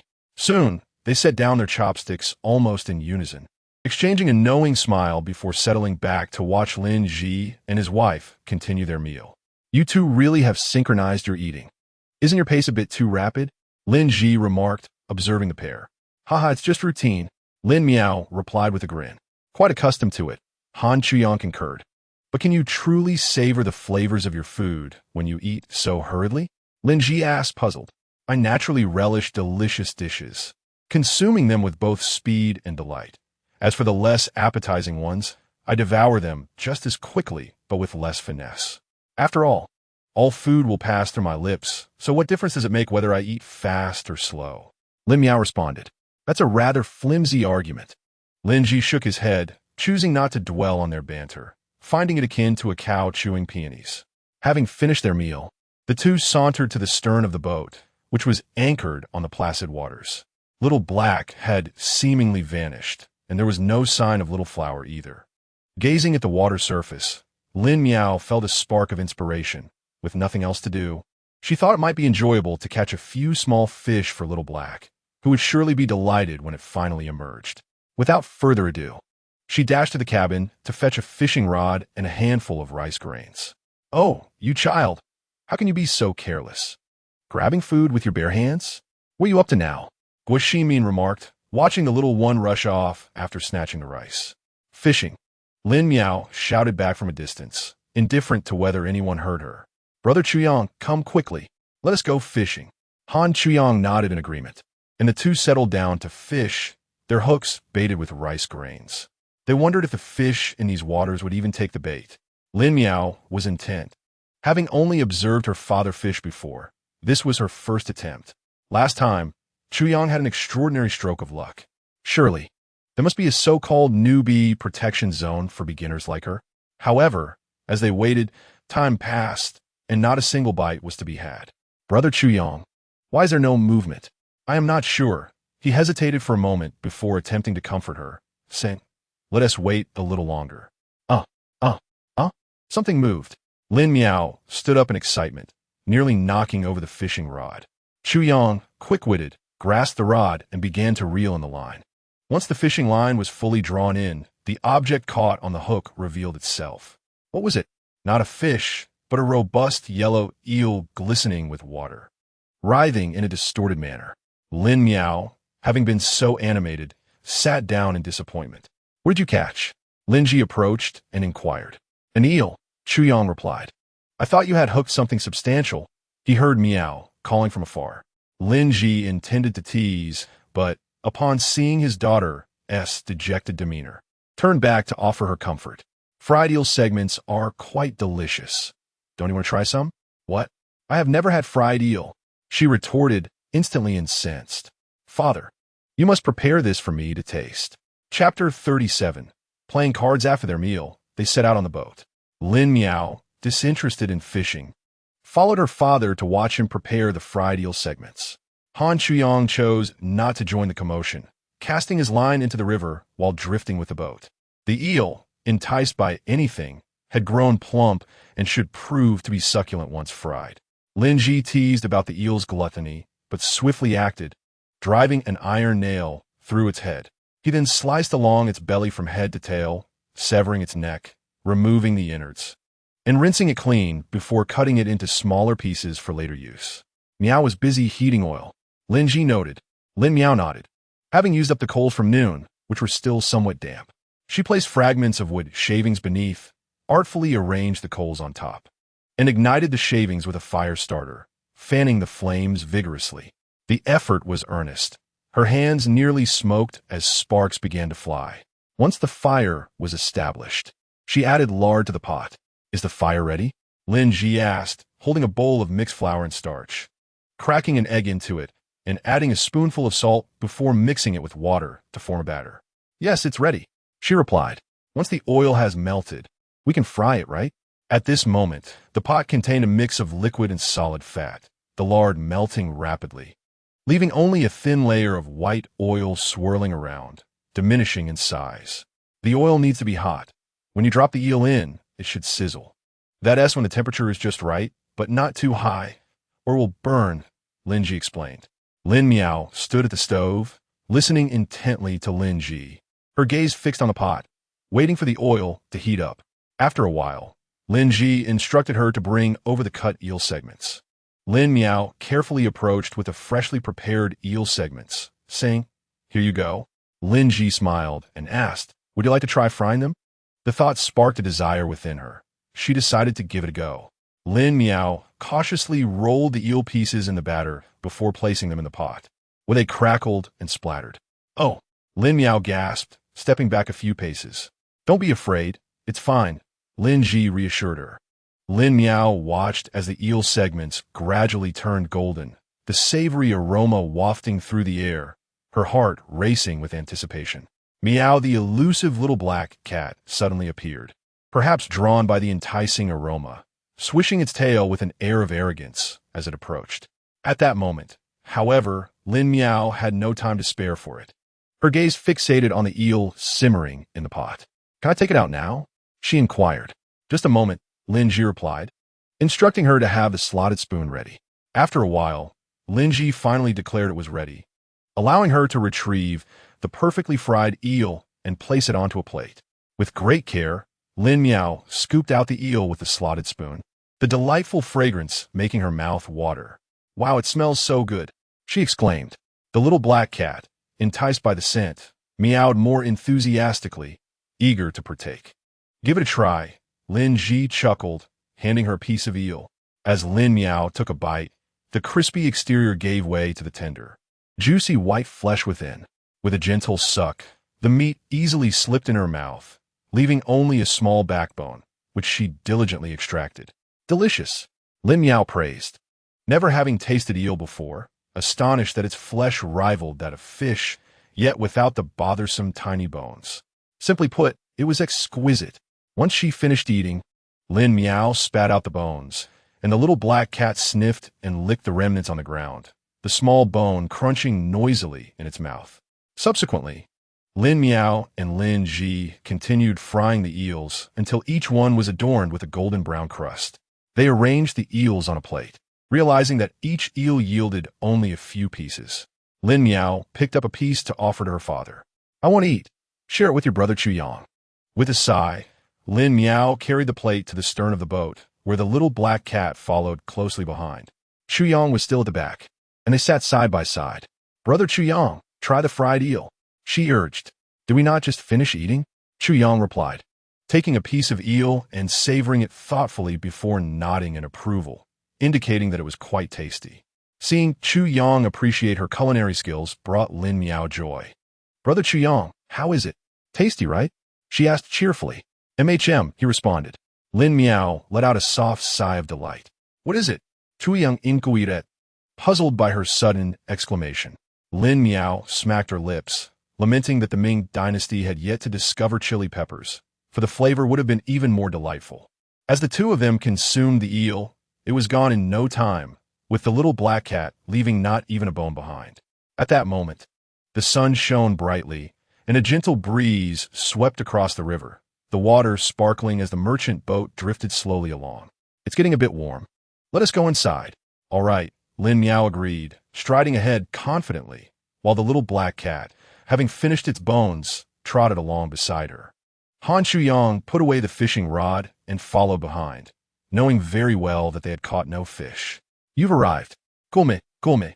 Just the right number of 4. Let us play some cards." Lin Ji and his wife sat in the cabin, bored and seeking a way to pass the time. "I don't know how to play." "Father, just join in for a couple of rounds, and you'll pick it up. It's just family fun. Did you not buy some candied fruits? How about we each take a piece for losing a round?" With her father's encouragement, Lin Miao could not refuse, settling onto the cotton quilt, each taking their place while leaving a space in the middle for their game. Come, let us shuffle the cards." Each person draws 8 cards, leaving 8 as the hidden hand. In a while, each shall play 1 card to compare values, with a greater card leading the round. Remember, each has 8 cards. Do not draw incorrectly. The long, slender cards bear numbers and intricate designs, featuring 4 distinct motifs: 10,000 guan, 1,000 guan, silk, and cash. Crafted from coarse paper, they are decidedly inferior to the playing cards of later generations, resembling a game akin to Do Di Zhu. Perhaps, after a few rounds, Lin Ji emerged victorious, his laughter revealing the joy in his wrinkles. Lin Miao, feeling a twinge of envy, remarked, "Father, you could have let me win." "Oh, what's the fun in letting one another win? Come, I have triumphed. I shall shuffle the cards." As the game progressed, Han Chuyang dominated, leaving Lin Ji exasperated with his losses. "What is happening, young brother? Your luck is remarkable." Lin Miao chuckled gleefully. "Father has lost, hasn't he? You have squandered all your own fruits, and yet you mock me?" Lin Ji retorted, glancing at his remaining fruit, while his wife had 2 and his daughter none. Han Chuyang emerged as the grand victor, laden with a bounty of dried fruits, with Lin Miao having lost everything. The game drew to a close after an afternoon of play. Guo Xinmin estimated the time and deemed it appropriate to prepare dinner. "Let us disperse." Han Chuyang pushed all the dried fruits towards Lin Miao, saying, "Here you go." "Huh, did you not win?" she queried. "They are all yours," he replied, his expression neutral. Yet his actions brought joy to her heart. Lin Miao beamed, exclaiming, "Then I shall graciously accept. Haha, they are all mine." Chapter 38.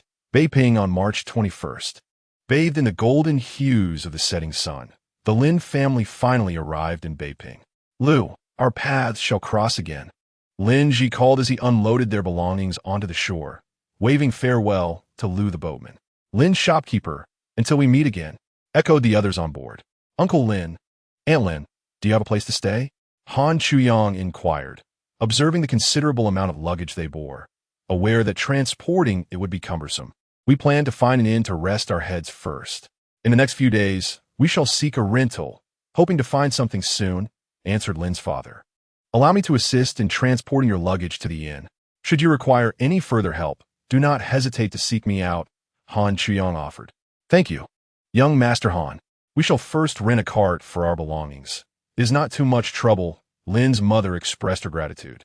Not all, Han Chuyang replied with a smile. He soon found an elderly man to rent a cart, and the four of them diligently loaded the luggage, with Han Chuyang, though young, displaying considerable strength. They swiftly filled the small cart to the brim. Uncle Lin, to which end do you intend to go? The Central might be a bit pricey, while the surrounding area is more affordable. However, the western side has seen quite a few ruffians these past months and is rather chaotic, while the east and north are comparatively safer. Haha, I have never heard you speak so much before. Lin Ji laughed heartily, while Xin stifled her mirth, realizing it was indeed remarkable. In the 10 days of their acquaintance, the youth had been rather reticent, making this outburst truly unusual. Lin Miao watched with amusement as Han Chuyang transitioned from his earlier stoicism to a bashful flush, as if at that moment he had regained the innocence and vitality of youth. The unique awkwardness of adolescence elicited hearty laughter from the three. Once they had laughed enough, Lin Ji patted Han Chuyang on the shoulder. Let us proceed to the inn on the eastern side. Safety comes first. Upon hearing these words, Han Chuyang appeared to exhale a sigh of relief, the flush on his face gradually fading away as he returned to his usual demeanor of calm composure. He nodded and led his companions towards the east, yet his gaze dared not settle on anyone, flitting nervously about. Lin Miao sat alone atop a piece of luggage, her eyes darting around in wonder at everything, marveling at the thought of this being Beijing from centuries past. The journey had been bustling, with a considerable flow of traffic, and a few pedestrians meandering along the roadside. Their complexions were sallow, their bodies emaciated, clad in dull gray garments, struggling under the weight of cumbersome parcels as they made their way into the city. Though the main road was broad, it was merely a compacted earthen path, and whenever a horse-drawn carriage rumbled by, it stirred up a cloud of dust. Along the way, Lin Ji and Xin continued to jest at Han Chuyang's expense, to which he responded occasionally with a word or two, but remained largely silent. Yet, every so often, he would cast a glance at Lin Miao, his eyes betraying a subtle concern that was difficult to discern. Before long, they arrived at an inn situated to the east. While not as opulent as the central lodgings, this establishment was clean and tidy, with prices that were relatively reasonable. Lin Ji and Xin expressed their satisfaction and decided to settle here. How much for a night's stay? Lin Ji inquired. The innkeeper, a middle-aged man, looked up from his abacus with a smile, responding, Dear guest, a deluxe room is 200 won per night, while a standard room is 151. Which would you prefer? The standard room will suffice, Lin Ji replied. The innkeeper, without raising his head, made a note in his ledger and summoned a servant to show them to their quarters. Once their accommodations were arranged, Lin Ji invited Han Chuyang to join them for dinner. However, Han Chuyang declined, stating he needed to return home first. Lin Ji and Xin exchanged glances and refrained from pressing him further. You may go ahead. I shall return tomorrow to accompany you in viewing the rooms. I will be staying longer, and I'm somewhat familiar with the area, Han Chuyang said, bowing deeply to the trio. I'm grateful for your care these past few days. I must take my leave now, until we meet again. With that, he turned and departed. As he reached the door, he glanced back at the group within, a flicker of reluctance crossing his eyes, yet he resolutely continued on his way. Stepping outside, he inhaled deeply, striving to calm his tumultuous emotions. Though he had mentally prepared himself for this departure, the moment still brought a wave of sadness. Yet, he had no justification for lingering. Thus, he lifted his chin, squared his shoulders, and strode forward with determination. The trio watched Han Chuyang's retreating figure, their hearts filled with myriad sentiments. All right, let's tidy up and rest early. We must secure a place to stay tomorrow. Lin Ji clapped his hands, rousing the mother and daughter from their reverie. Indeed, the youth exudes such charm. It seems we grow less appealing with age. Do you still have any decorum left? Guo Xinmin shot him a glance, noting how his demeanor had grown increasingly unrefined with age. Dad, how embarrassing, Lin Miao teased, sticking out her tongue and making a playful gesture of shyness. Lin Ji, unashamed, feigned a threat of reprimand as his daughter mocked him. Lin Miao, however, would not remain still for such antics. She patted her bottom, scooped up the little black dog, and scampered upstairs. The accommodation this time is situated on the left side of the second floor. The inn is modest and unpretentious.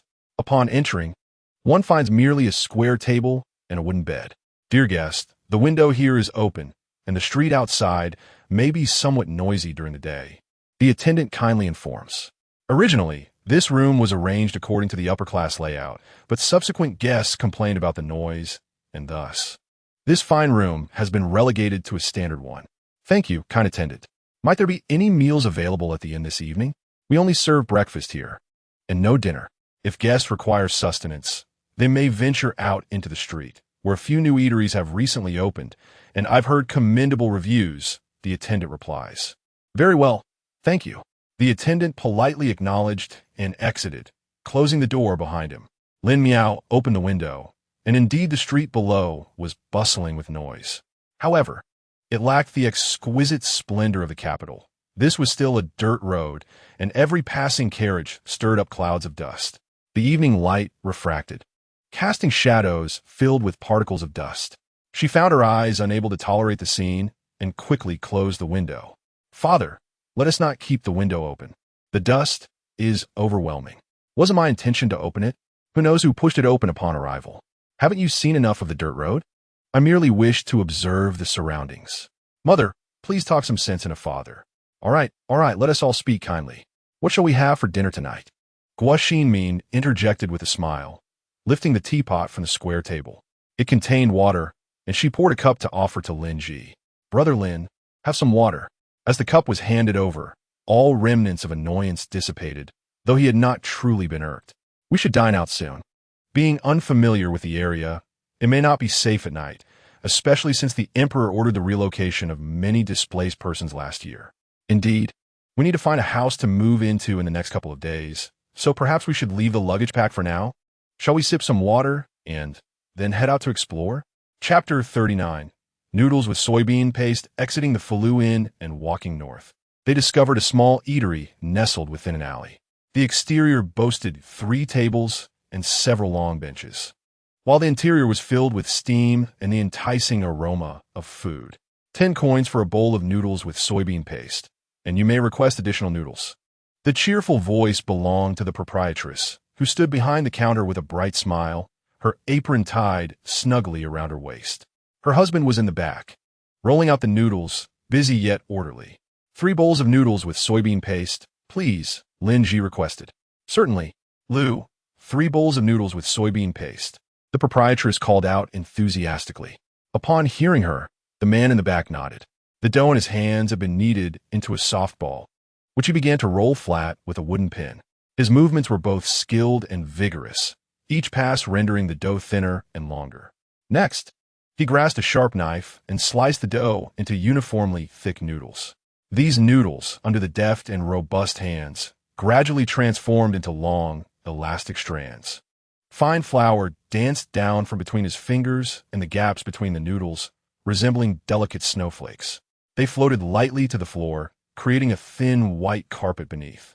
Some flour fell into the pot of boiling water, swirling with the steam, enhancing the noodles with a rich fragrance. Once the noodles were cooked to perfection, they were ladled into bowls, generously topped with a spoonful of fragrant fried sauce, accompanied by a scattering of shredded cucumber, bean sprouts, and crushed peanuts for embellishment. At last, a bowl of visually appealing, aromatic, and delectable fried sauce noodles was presented before the trio. Lin Miao, unable to contain her excitement, swiftly grasped her chopsticks and began to blend the noodles thoroughly. Each strand was enveloped in the thick sauce, emanating an irresistible aroma. As she stirred, the rich scent of the sauce gradually filled the air, rendering it utterly tantalizing. She picked up a mouthful of noodles and brought them to her lips. In that fleeting moment, the elasticity of the noodles combined with the robust flavor of the sauce exploded in her mouth, bathing her in a warm sense of satisfaction that radiated from her tongue throughout her entire being. The crispness of the cucumber contrasted beautifully with the richness of the sauce, adding a refreshing layer of complexity, while the crushed peanuts contributed a delightful crunch, enhancing the overall gastronomic experience. Lin Miao devoured the dish voraciously, each bite leading seamlessly into the next, completely immersed in the culinary delight.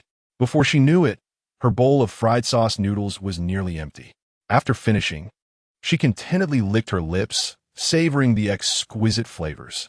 She couldn't help but reflect on some previous assertions she had heard, where it was claimed that ancient times lacked culinary delights. Having experienced this firsthand, she found such statements utterly erroneous. Who was it that proclaimed there were no delicacies in antiquity? She felt compelled to vindicate the Ming Dynasty, asserting that her dining experiences from south to north had proven quite satisfying. True, there were no chili peppers or potatoes, and at times she found herself yearning for the dishes crafted with chili, such as the spicy and savory hot pot or the numbing and aromatic Sichuan cuisine. And the potatoes, whether it be the simplicity of crispy French fries, with their crunchy exterior and soft, tender interior, or the tangy and spicy shredded potatoes that were incredibly appetizing. Alternatively, the creamy mashed potatoes, finely mashed and mixed with soy sauce and rice, were a heavenly delight. As these thoughts crossed her mind, she couldn't help but swallow hard, envisioning how delightful it would be to savor such delicacies during the Ming Dynasty. "Madam, the noodles are splendid," a neighboring patron exclaimed, showering praises upon the proprietress. "Indeed, the texture is remarkable." Another customer concurred. "Delicious. The flavor is absolutely exquisite." A third chimed in. Once these compliments were voiced, it seemed to unlock a floodgate of agreement, with patrons all around echoing their approval. "Yes, madam, your noodles are exceptional." Lin Ji added his own admiration, noting that such a perfect texture could only be achieved after years of dedicated practice. "My husband has inherited this craft."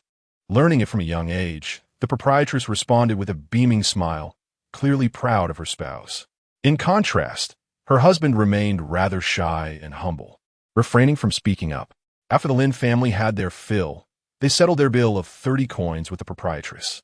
She, with swift efficiency, tidied up the dishes while warmly bidding them to return if they found the food to their liking.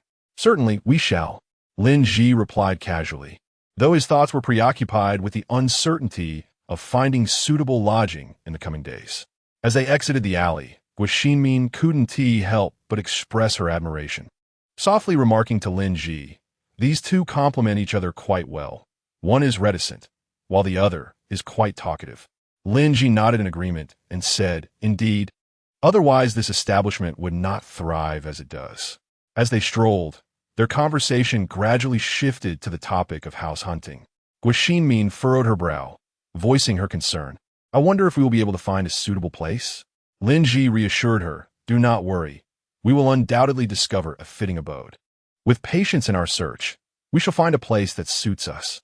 The two continued on their path, their hearts brimming with anticipation and hope. Although the future was fraught with uncertainty, they believed that with diligence, everything would blossom into beauty. Lin Miao trailed behind, listening in a detached manner, her thoughts inevitably drifting to Han Chuyang. She wondered what circumstances awaited him upon his return home. At that moment, Han Chuyang experienced a long-awaited sensation of paternal affection. "My child, I nearly believed you had perished. I received a letter from your maternal family stating that you had fallen into the water, lost to the whims of fate." Thank the heavens. Han Dong's dark complexion flickered between tears and laughter, the sudden surge of joy and sorrow overwhelming him. After regaining his composure, he inquired about the incident. Han Chuyang replied with a cold smile, "You must ask my stepmother about that. The misfortune befell me due to her son, who accompanied me on the boat. Had I not been pushed from behind, I would not have fallen into the water." Han Chuyang had returned discreetly, aiming to catch her off guard and reveal the entire sequence of events. Even if he could not ensnare her in wrongdoing, he intended to sow seeds of doubt in his father's mind regarding her. Master Han furrowed his brow. "Your stepmother?" She has always shown you unreserved care in every aspect of your life. Han Chuyang internally scoffed, yet he feigned a demeanor of grievance, choking back tears as he said, "It is precisely that unreserved care that led to my downfall. Father, if it weren't for the chance encounter with a passing merchant ship and the timely rescue by Uncle Lin's family, I would have lost my life." He gazed at his father with eyes filled with disappointment and sorrow, as if silently questioning why his father could be so gullible regarding his stepmother. Han Chuyang knew that doubt had already begun to take root in his father's heart, and with just a little more fuel, he could alter his father's perception of his stepmother entirely. Chapter 40. Roast duck. Did his father not find it peculiar? Given my usual agility and reflexes, how could I have been so easily swept away by the current with just a gentle push aboard the ship? Moreover, when the waters were so tumultuous, why did they not attempt to rescue me immediately? Han Chuyang looked at his father with a serious expression, aware that this question would surely prompt Han Dong to ponder deeply. Han Chuyang's words were like a sharp blade, piercing through Han Dong's complacency. He widened his eyes, incredulous at what he heard. Han Chuyang continued, "Father, you must grasp the implications of what I'm saying. Are you suggesting that your stepmother plotted against you?" Han Dong's tone held a mix of anger and sorrow, struggling to accept such a reality, unable to tolerate the thought of harm coming to his family. At that moment, he was solely focused on uncovering the truth. Han Chuyang stood there quietly, his gaze resolute and profound, as if he could see through all facades. He softly remarked, "Perhaps so, Father. I hope you can restore the truth to me." His voice was tranquil, yet carried an icy undertone, infused with anticipation and yearning. Upon hearing these words, Han Dong felt an instant chill permeate his heart. He felt as though he had been struck at his very core, leaving him utterly drained of strength. His complexion turned as pale as parchment, his lips trembled slightly, yet he could not utter a single word. He sensed his world crumbling, as all that was beautiful evaporated into nothingness. He realized his son spoke the truth. She had always been sincere to others, perhaps just for this moment.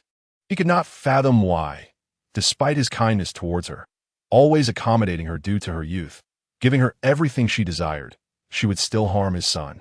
Was it not preferable for the family to live in peace and harmony? Han Chuyang gazed at his father's anguished countenance. A sharp pain pierced his own heart, and he softly called out, "Father?" His gaze pierced through Han Dong's soul like two gleaming swords. Han Dong lowered his head, unable to meet his son's eyes. He was reluctant to accept that his usually gentle and considerate wife could commit such a cruel act. With a deep sigh, he slowly spoke, "Chuyang, could there be some misunderstanding in this matter?" Suddenly, Han Chuyang interrupted his father, his tone as frigid as ice. "Misunderstanding? Is Xiaochun ever coming back?" His words struck like a sharp sword, pinpointing an undeniable flaw.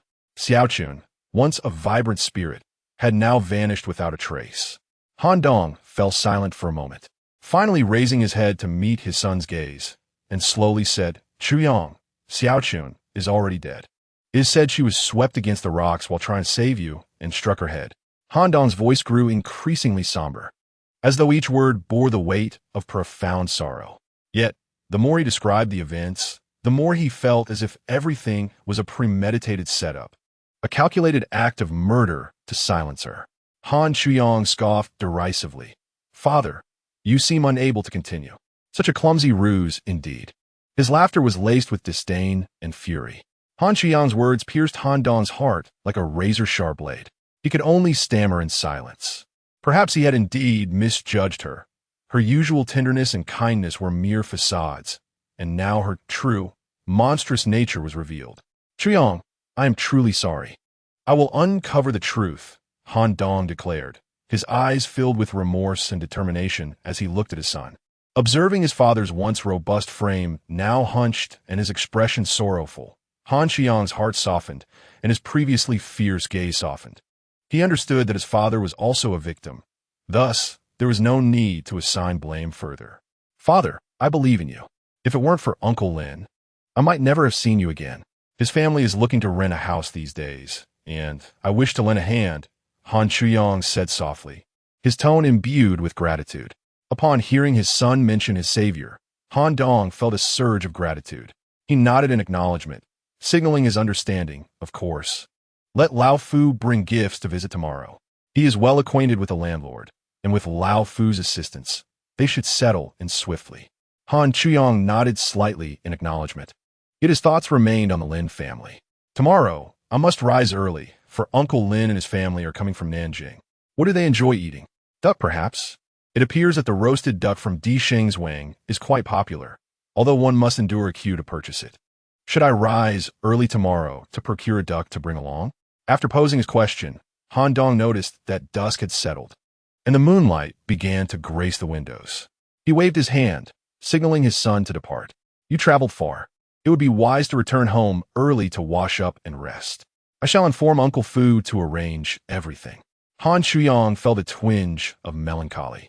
He had not anticipated that, despite their lengthy conversation, his father would not inquire whether he had dined. Now, his father was directly instructing him to rest, and he felt too embarrassed to express his hunger. With a heavy heart, he bowed and took his leave. Upon exiting the study, he felt a sense of unfamiliarity.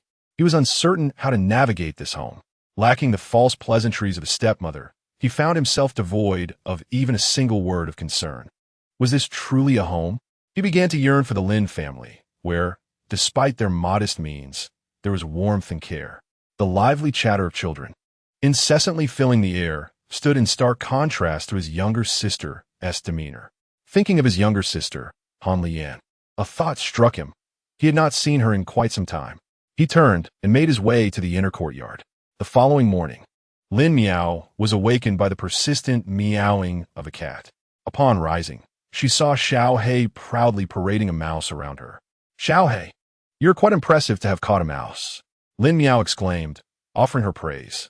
Hearing such words, Xiao He carried the mouse to a corner to feast.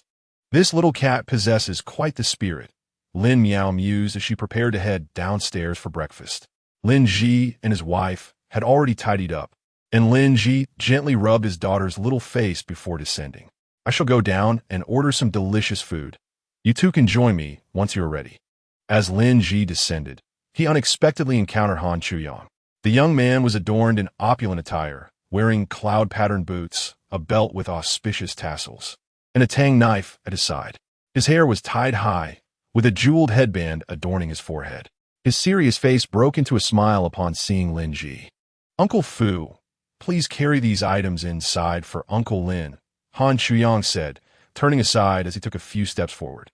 Good morning, Uncle Lin. Behind him, Uncle Fu strode with an imposing presence. Although his hair had turned white, his posture remained upright. He carried a bundle of items without faltering, clearly possessing considerable strength. Old servant Tian Fu, the steward of the Han household, expresses our heartfelt gratitude for your life-saving kindness. Please accept this small token of appreciation. I also know a few individuals who can assist with housing matters. There is no need for such formality. It was merely a fortunate encounter, Lin Ji replied. Uncle Lin, it's just a few small items. I also purchased a roasted duck. We shall enjoy it later. Han Chuyong retrieved the packaged duck from among the gifts and handed it to Lin Ji. Miao Miao has grown up in Tian. She must enjoy duck. And this establishment makes it quite well. As they spoke of Lin Miao, both shared a smile. Lin Ji thought to himself that not only duck, but any delectable food she would surely relish. When Lin Miao and Guo Xinmin descended the stairs, they beheld this scene. Two men holding packages, laughing joyfully. Chapter 41. The marketplace where you two up to? Lin Miao called out, playfully sliding down the stairs. Guo Xinmin gasped in alarm, fearing she might lose her footing and tumble. Miao Miao, do be careful as you walk, she admonished, her brow furrowed in concern.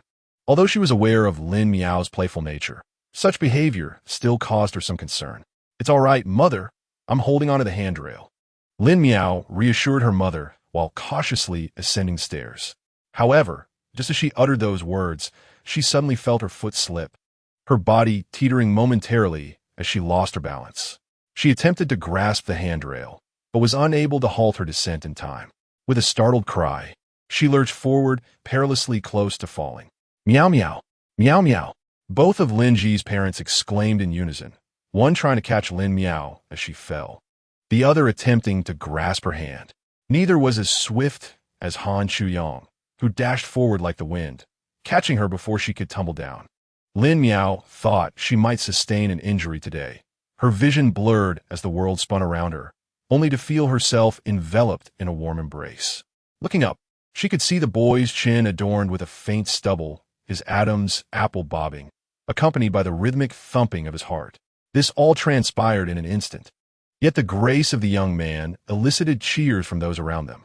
Fortunately, there weren't many guests at the inn that morning, or Lin Miao might have faced utter embarrassment.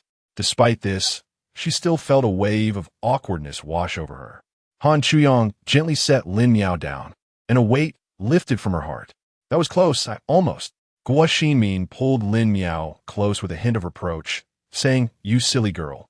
I told you to walk carefully, but you never listen. Indeed, you ought to receive a proper scolding. Quickly thank Brother Chuyong. If it weren't for him today, you would have faced dire consequences." Lin Miao felt a touch of regret for her earlier arrogance and hurriedly bowed in gratitude. "Thank you, Brother Chuyong." The soft morning sunlight streamed through the window, tenderly caressing the boy's skin. His light yellow complexion shimmered under the sunlight, as if coated with a fine layer of cream, radiating an extraordinary glow.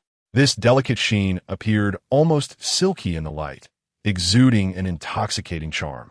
Lin Miao slowly lifted her gaze, inadvertently locking eyes with the boy. In that moment, time seemed to freeze, and her heart skipped a beat. The scene before her was mesmerizing, rendering her utterly entranced. The young man spoke softly. "Fortunately, there are no serious injuries. Let us eat quickly while the roast duck is still warm."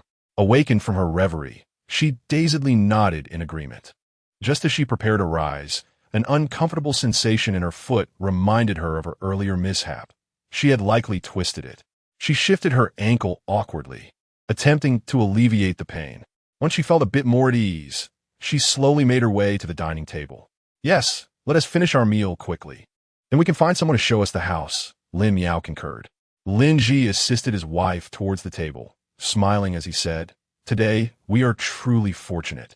Chuyang has brought a roast duck. I must thank Uncle Lin for saving my life. Otherwise, I would have had no opportunity to treat you all. Then let us express our gratitude to one another. Let us eat."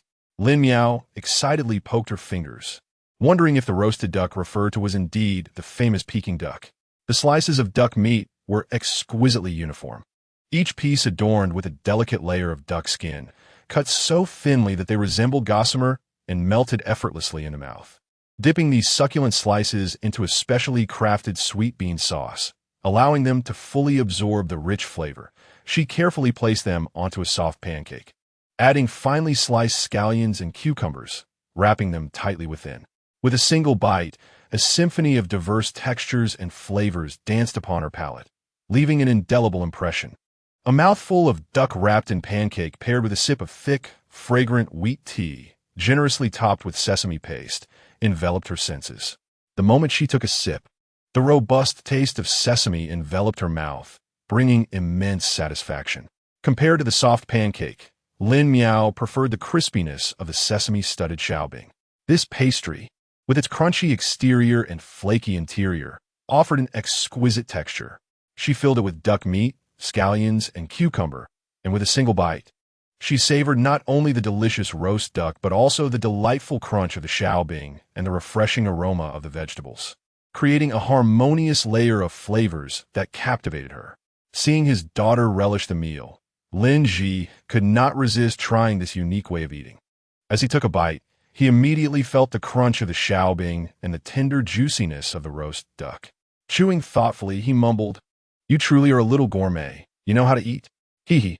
Isn't it delicious?" Lin Miao beamed sweetly. Indeed, the flavor is quite delightful, reminiscent of Rujiamo, yet entirely distinct and unique. Lin Ji nodded in agreement. "Yes, I quite enjoy this method of eating. It's not as greasy as Rujiamo, but the texture is still quite pleasant," Uncle Fu chimed in. Lin Ji, pleased with the recognition of his culinary efforts, felt a swell of happiness. He then offered another pancake to his wife, saying, "My dear, do give a try." Han Chuyong, observing the four savoring their meal, couldn't he help but join in, taking a bite himself. After tasting, they all expressed their admiration with nods of approval. paired with Ian's wheat tea and a few crispy xiaobing. The five devoured the roast duck completely. After a brief respite, Uncle Fu led the group to Ming Fong in the Easter Market, home to the renowned dentist Shi Guanmi, a prominent figure in the dental trade with abundant resources, having engaged in property dealings for many years. Lin Ji nodded. Please, introduce me to him, Brother Fu. Uncle Fu waved his hands. You mustn't call me brother. You are the young master's savior. The group exited the inn and made their way directly to Ming Fong. Upon reaching the entrance of Dongxi Street, they were greeted by towering archways, Xiqing Fong, Rinshou Fong, Baodao Fong, and Ming Fong. Entering Ming Fong, they found the once famous corner market of the Yuan dynasty's Privy Council, bustling with activity, merchants, and shops lining the streets, engaged in lively trade. This is the shop he runs, specializing in property rental and sales, Uncle Fu indicated. The shop was modest, with a wooden sign prominently displaying the words real estate. Old Shi, Uncle Fu called out upon entering. Although the shop was present, the owner was absent. After a few calls, a distant voice replied, I'll be right there. Chapter 42, A Glimpse of What Is to Come. Lin Ji and his family, accompanied by Uncle Fu and Han Chuyang, entered the quaint little shop. From the outside, it appeared modest in size, but upon stepping inside, they found it rather cramped. The shop contained only a few chairs, barely sufficient for them to sit. After a brief wait, an elderly man with graying hair lifted the curtain of the shop's entrance and slowly made his way inside. Old Fu, who is this? Shi Guanmi squinted, surveying the group before finally resting his gaze on his sole familiar companion. This is the gentleman looking to rent a property. Uncle Fu replied, gesturing towards Lin Ji. Why aren't you wearing your glasses today? Squinting like that changes your whole demeanor. I just woke from a nap in the backyard. My glasses are on the table. Let me find them, Shi Guanmi said, moving towards the table and groping about. Lin Miao, with her keen eyesight, quickly retrieved the spectacles wedged between some books and handed them to him. Thank you, young lady. Upon donning his glasses, the world became clear to him, and he smiled at Lin Miao. Lin Ji affectionately ruffled his daughter's hair and, with a respectful hand gesture, addressed the elder. I am Lin Ji, and I have come today to seek your assistance in locating a residence for my family. Our household is rather small, so we do not require an extensive dwelling, but it would be preferable for the location not to be too secluded. Additionally, I hope to find a suitable site for opening a tavern. If you have any promising locations in mind, I would be most grateful for your recommendations. Upon hearing Lin Ji's words, both Han Chuyang and Uncle Fu were taken aback. Han Chuyang could not help but exclaim, Uncle Lin, you intend to open a tavern?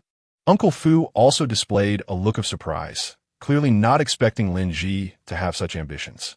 With a smile, Lin Ji elaborated, indeed. My journey northward is motivated by the desire to establish a tavern. However, I am merely responsible for managing its operations, not the true proprietor. His eyes glimmered with visions of future success, as if he could already envision the tavern thriving. That is commendable. Leaving one's homeland to establish a tavern is no small feat, Uncle Fu remarked, admiration evident in his expression as he privately marveled at Lin Ji's courage and determination. He had never imagined that someone before him could possess such audacity to pursue their dreams far from home. Indeed, every endeavor begins with its challenges, Lin Ji reflected. But with perseverance, one shall surely reap rewards. He understood the entrepreneurial path was fraught with difficulties, yet he believed that unwavering effort would lead to overcoming obstacles. I can help you find a tavern location, but for smaller residences, I know of a few options, Old Shi said, pulling a neatly folded map from his desk drawer and spreading it across the table. He pointed out several locations to Lin Ji. Within our district, there is a modest place that includes a courtyard. It is somewhat set back, but with the current pleasant weather, it might be worth a visit. Lin Ji examined the map and concluded that it was prudent to explore the options, as selecting a tavern site would take time. Finding a suitable place to stay was of utmost importance. He nodded in agreement. Old Shi, I will take my leave now. Lin Ji, until we meet again. Young master? Uncle Fu, acting as a good intermediary, was preparing to depart. Han Chuyang, however, was reluctant to return so soon and waved his hand, urging Uncle Fu to leave first. You go ahead, I'll stay here with Uncle Lin. The young man stood tall, a slender belt accentuating his waist, rendering him particularly striking. Lin Miao stood beside him, her delicate figure reminiscent of a young girl. Uncle Fu hesitated for a moment before respectfully taking his leave. Following the guide, they meandered through winding paths until they reached a residence. The guide fished out a set of keys and unlocked the door. This house once belonged to a scholar who had moved to Yingtian, leaving the property unsold. It was now available for rent or purchase through me. Upon pushing the door open, the aged wooden door creaked mournfully, revealing a modest interior. 2 small rooms, lacking even a kitchen. Lin Ji pondered how the scholar managed his meals, but he had no inclination to investigate further. He shook his head, ready to exit, while Wuxi Min also found it unappealing. Lin Miao, your opinion holds no value here, she remarked. Old man, this place truly does not meet our expectations. Perhaps we should seek another? The guide attempted to persuade them further, highlighting the low price and potential for alterations. We wish to settle quickly. A property requiring renovations is unsuitable for us. The guide understood and, after some contemplation, led them to another location. Heading south from Ming Zhaofang, they crossed the Lantern Market to reach Chengqingfang. Old Shi, cheerful as ever, mentioned that there was a residence in Chengqingfang that could suit their needs. Although the courtyard was small, it once belonged to a high-ranking official. After the family split, new walls had been constructed, creating a separate entrance for this courtyard. The 4 followed Old Shi inside and found it indeed small, yet the sturdy bricks and tiles, along with the intricately carved wooden beams and painted rafters, spoke of its noble heritage.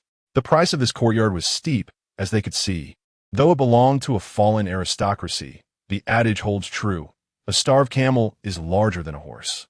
The furniture was intact, crafted from quality wood, unlikely to succumb to pests or decay. Lin Ji nodded, acknowledging that the guide had spoken no falsehoods. The window frames and railings were adorned with exquisite carvings, something ordinary folk would scarcely possess. Lin Miao gazed intently at the hollowed window frames, through which danced the shadows of trees. The newly laid bricks and tiles created an incongruous separation, forming a small world of its own. The walls bore scratches, claw marks from dogs, and the scrawls of children, indicating that the previous inhabitants had once enjoyed a life of looking up at the sky and down at their children. This courtyard is rather appealing. I wonder what the asking price is? Lin Ji inquired, turning to Old Shi. Wuxi Min also cast her gaze upon him. It requires 5 taels of silver per month. So expensive, Lin Miao exclaimed, taken aback. Lin Ji mirrored her astonishment. Although he had prepared himself, he found the amount still surprising. Indeed, it was somewhat pricey. Yet the courtyard, with its blue bricks and large tiles, had evidently required considerable effort to renovate. The previous owner was unwilling to lower the rent. Old Shi looked equally helpless. This property had been on the market for quite some time, without success. If the price could be reduced, it would be a fine courtyard. Lin Ji murmured. Han Chuyong felt a stir of interest. His mother had left him some silver. If the Lin family did not find anything suitable, perhaps he might consider purchasing it to rent out to them. The cost remained uncertain, yet he remained silent, opting to survey a few more options and consult the guide afterward. What about the next one? Old Shi inquired. Lin Ji nodded, signaling to proceed to the next location. Old Shi was not in a hurry, advising them that such matters could not be rushed and that they should take their time to observe carefully. I appreciate your efforts in running around for us. Lin Miao gazed around, envisioning the prosperous avenues of the future amidst the present landscape. After surveying several street corners, she encountered only a drab world with weathered bricks and tiles. A group of individuals strolled under the sun, weaving through the corners of bygone days, catching glimpses of history once lived. Chapter 43. Jiaomi Alley. The group traversed East Chang'an Street, heading towards Jiaomi Alley. Along the way, Shi Guani incessantly introduced the surroundings to Lin Ji. There used to be a shop selling jiaomi here, but it has ceased operations now. Their courtyard and storefront were interconnected and not rented out separately. Jiaomi Alley has seen better days. It is said that business flourished here in the past. As Lin Ji listened to Shi Guani's narration, he meticulously observed the houses around him. He discerned that these structures were indeed ordinary residences. significantly less refined when compared to the exquisite Sihiyuan he had previously encountered. Should his family wish to venture into business, renting such a property could be a commendable choice. The front could serve as a storefront to welcome customers, while the rear would accommodate family living. In fact, the location was quite convenient, with the city moat directly across the street, making the transport of rice and grain feasible through this entrance, which is how Jiangmi Alley acquired its name. Guani collected a few shop barriers and invited everyone to take a look inside. The building was simple with 2 stories. The lower level likely served as the commercial space, while the upper level could be utilized for living quarters or storage. At the back, a small courtyard boasted a cherry tree, its lush foliage sprawling, though regrettably, it bore no fruit. Noticing the young girl fixated on the tree, Guani chuckled. This tree possesses a certain spirit. Ever since the people left, it has not borne fruit. It is a cherry tree. Lin Miao's thoughts stirred at the mention of the cherry tree, reminiscent of her home in Nanjing. Is it true that this tree has not borne fruit at all? What could be the issue? Lin Ji inquired, intrigued. Guani shook his head. I do not know. It shows no signs of affliction. Just look at how tall and robust the tree is, devoid of yellowing leaves or pests. Since last year when the people departed, it has only bloomed, producing splendid flowers that almost entice someone to rent the place. Upon hearing this, Lin's family felt a flicker of interest. Being close to the river was advantageous, and having a cherry tree akin to their home in Nanjing was enticing. Old sir, how much is the rent here? Lin Ji asked ein house. Guani, sensing their interest, promptly replied, the rent is 3.5 taels per month, and a long-term lease must be signed. Upon hearing this, Lin Ji frowned slightly. Seemingly dissatisfied, he pondered and remarked, the price can certainly be negotiated. It merely requires some persuasion. If you truly desire this, perhaps the elder could advocate on our behalf? Lin Ji felt a surge of joy within, yet maintained an expression of indifference, responding, then I thank you. He refrained from disclosing his ideal price, instead instructing Guani to negotiate, contemplating that if they could settle on 2 taels, they would secure the lease. However, he was uncertain if such a price could be attained. The group continued to inspect the courtyard, with Lin Ji and Guo Xinmin primarily seeking out flaws that could potentially lower the price. Guo Xinmin, with her keen eyes, pointed at the watermarks by the window and then glanced up at the tiles, noticing some were indeed lifted. It seemed they would need to be inspected anew. Lin Ji observed this and nodded in acknowledgement before turning to the old man, remarking that the house was likely quite aged, as the roof had leaked significantly, leaving some traces of mold. He gestured towards the tiles overhead, the weather being overcast yet allowing glimpses of daylight, suggesting that the tiles required repair. It was imperative to thoroughly check for any damages and ensure everything was documented when drafting the contract. Guanyin nodded in agreement, stating it was only natural. They would meticulously record all furnishings within the house before the contract was signed, assuring Lin Ji that the old man would not tarnish his own reputation. Upon hearing this, Lin Ji felt it unnecessary to further voice his concerns and simply smiled, saying, then I must trouble Mr. Shi to negotiate on our behalf, as this price is indeed rather steep. Naturally, Guanyin would not decline, and after agreeing, he inquired, shall we continue our search? Lin Ji glanced at the sky, which was nearing midday. They had been exploring since morning, and his stomach was already growling. Turning to Xiao Han, who appeared equally fatigued, he suggested to Guanyin, having walked for so long, it is already noon. Why don't we find a place to eat and rest for a while, and resume our search in the afternoon? After some contemplation, Guanyin replied, I do not have the habit of having lunch, so I shall not join you young people. You may go ahead and eat. Let us reconvene here at the hour of Wu. He preferred to have only 2 meals a day, breakfast and dinner. In his youth, he would grow hungry quickly, but as he aged, he found it less necessary to exert himself, content to dine alone in his shop. With that thought, Lin Ji promptly assured him very well. I shall ask Mr. Shi to wait here for a moment. I will return immediately after we finish our meal. The group split into 2. Lin Ji, along with Chu Yang, exited the courtyard. The sun blazed overhead, the intense rays almost blinding them. Miao Miao, what would you like to eat? Ximin asked, tightly holding Miao Miao's hand. I'm fine with anything. You all decide, Meow Meow replied. Allow me to treat everyone. Both she and Chu Yang chimed in almost simultaneously. Meow Meow, having little familiarity with the culinary offerings of Beijing, said anything is fine as her only prior experience was with Peking duck, which she had already sampled that morning. Her attention was captured by the surrounding novelty, leaving her with no particular craving for food. Chu Yang, on the other hand, reflected on the thoughtful gifts his father had prepared earlier and felt he had yet to properly express his gratitude. Thus, he wished to treat them all, hoping to convey his appreciation.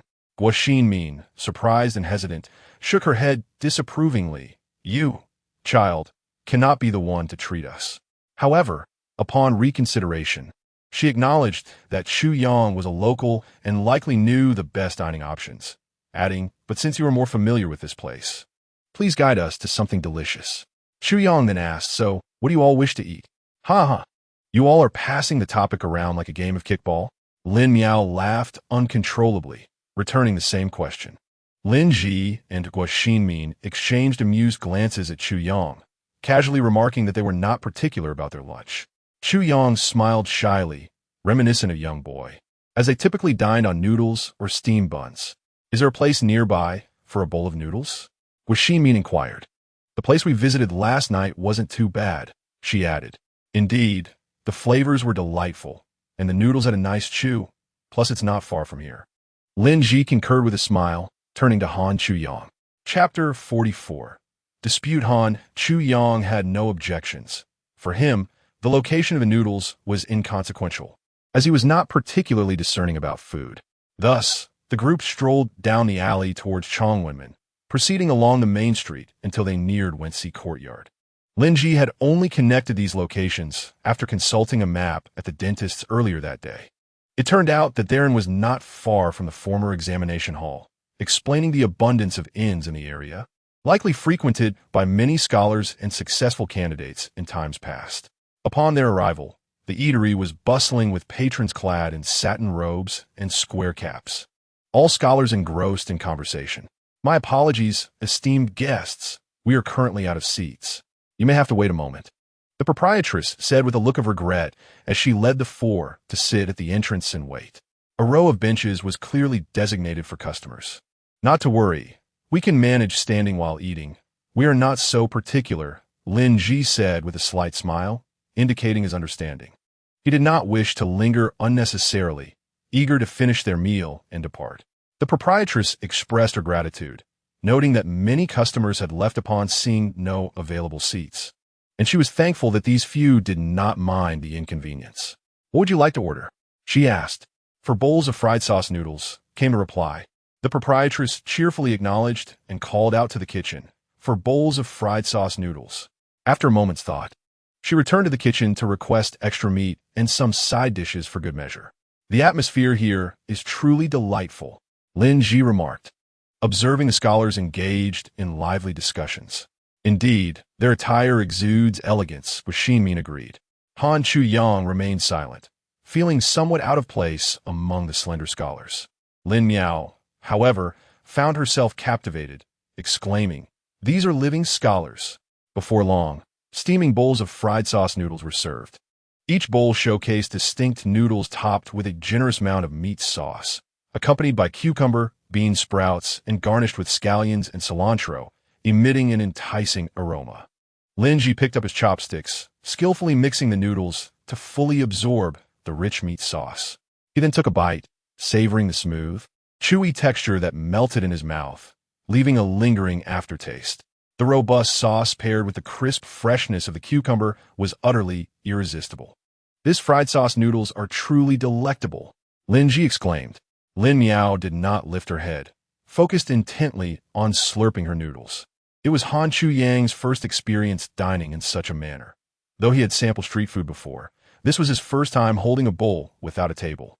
The sound of slurping noodles heightened his appetite, and he found the experience quite enjoyable. Within the establishment, patrons engaged in hushed conversations, some indulging in their meals while chatting, and others engrossed in books, occasionally sampling their noodles, creating a lively atmosphere. Lin Ji observed the scene before him, silently lamenting the thought of having a son to send to school. After a few scholars finished their meals, they gathered their books and prepared to exit the courtyard. Suddenly, a robust scholar collided with Lin Ji at the entrance, causing Lin Ji's half-finished bowl of noodles to tumble and spill onto the ground, staining his clothes with sauce and rendering the meal a waste. Before Lin Ji could utter a word, the scholar exclaimed, "How unfortunate!"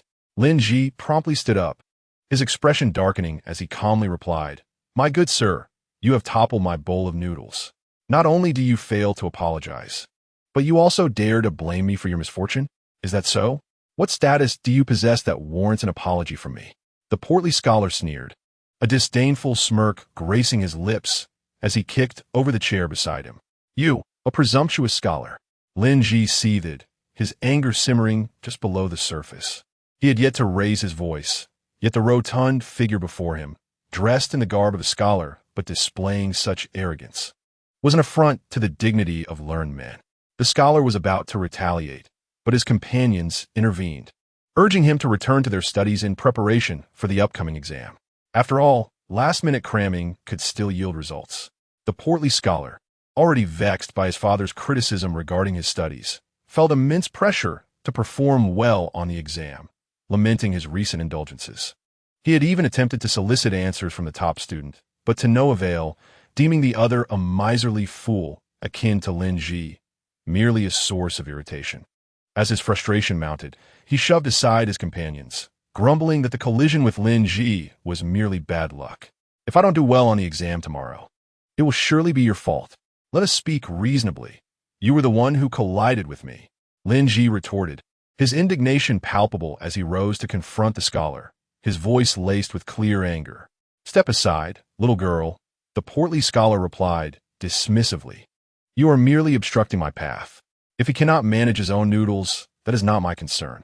If you bow your head in apology, I shall let this matter rest." Lin Ji, infuriated, felt his chest heave as he glared fiercely at the scholar. Such an inversion of right and wrong. It was clear who bore the fault, yet he demanded an apology from Lin Ji, despite his tender age. How could he bear such humiliation? Lin Ji and his companions stood resolute, facing off against the group of scholars. The proprietress emerged to mediate, urging, "Gentlemen, let us maintain harmony. Peace brings prosperity." Yet, the portly scholar brushed off their attempts to placate him, shaking off their grasp defiantly. "I shall not leave until I receive an apology." From the back, Han Chiang spoke up lazily, "Master Tong." Upon hearing this, the scholars turned their gazes toward the entrance, where indeed an elderly scholar bent over was approaching.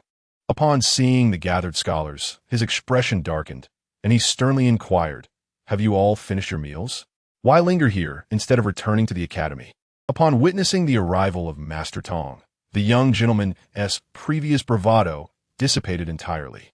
He hurriedly lowered his head and approached, saying, "Master, we have finished our meal, and we're just about to return." The other scholars echoed his sentiments, their voices laced with reverence and tension, as if fearful of incurring the wrath of their stern instructor. Master Tong let out a huff and, with a grave tone, remarked, "Then make haste, for the examination is upon us tomorrow, and I eagerly anticipate your results." His gaze swept across each student before he turned and retreated into the establishment, leaving the group rooted in place. The students visibly trembled, their faces paling at the thought of their instructor's rigid discipline and the impending examination that could lead to dire consequences. They bowed their heads and scurried away, unwilling to linger a moment longer. Before departing, the young gentleman shot a fierce glare at a few of his peers, his eyes betraying a mix of anger and frustration. He had intended to vent his feelings, but was thwarted by Master Tong's unexpected presence, forcing him to stifle his indignation. Ultimately, he and his companions left in a rather dejected manner. Chapter 45. The selection. As the scholars departed, Lin Ji found himself bereft of appetite. The proprietress approached with an apologetic demeanor, saying, "Esteemed guest, those gentlemen have inadvertently spilled your noodles. I shall prepare another bowl for you immediately, and there is a vacant seat inside where you may wait." Lin Ji glanced at his soiled garments, furrowing his brow, and, lacking appetite, waved his hand dismissively. "I have eaten sufficiently. There is no need to waste another bowl." He then motioned to settle the bill. Please, let's conclude this matter. The proprietress expressed her sincere apologies, saying, Esteemed guest, I am truly sorry for the inconvenience caused. We shall only charge you for 3 bowls of noodles as compensation. Lin Ji graciously thanked her and proceeded to pay before making his exit. Just as they departed, Master Tong inquired about the situation from the proprietress, who recounted the events in detail. The student had stumbled upon exiting and knocked over a patron's meal, perhaps in a fit of frustration, and even kicked a chair. Such arrogance! Master Tong furrowed his brow, regretting his earlier curiosity. Had he known such incidents would transpire, he would have preferred to remain uninformed. The conduct of these youth was indeed disheartening. They exhibited a lack of decorum and an audacity that tarnished the reputation of scholars. Never did I imagine our academy harbored such students. Master Tong remarked sternly. I always believed that, even if their knowledge was lacking, their character would be commendable. It appears, however, that they require thorough education and guidance. The proprietress nodded in agreement, sharing her insights on the diverse nature of the clientele in the establishment. She explained that while some individuals might erupt in anger over trivial matters, others maintained composure, striving to avoid conflict. Thus, the manner in which people interact is of utmost importance. Mutual understanding, tolerance, and respect can avert many unnecessary troubles. A few scholars remained oblivious to the impending scrutiny of the director, feeling an inexplicable chill creeping down their spines. They murmured to themselves, the weather is rather chilly today. Upon exiting the alley, Lin Ji and Han Chuyang engaged in a discussion about the aforementioned scholars as they walked. Judging by their attire, they must be the offspring of affluent families. Lin Ji inquired with curiosity. Indeed, the chubby leader is the son of a third-ranking inspector. Han Chuyang replied. Oh, so his family holds considerable power, Lin Ji remarked, somewhat astonished. Yes, and he is the sole heir, spoiled by his grandmother since childhood, which accounts for his arrogant demeanor.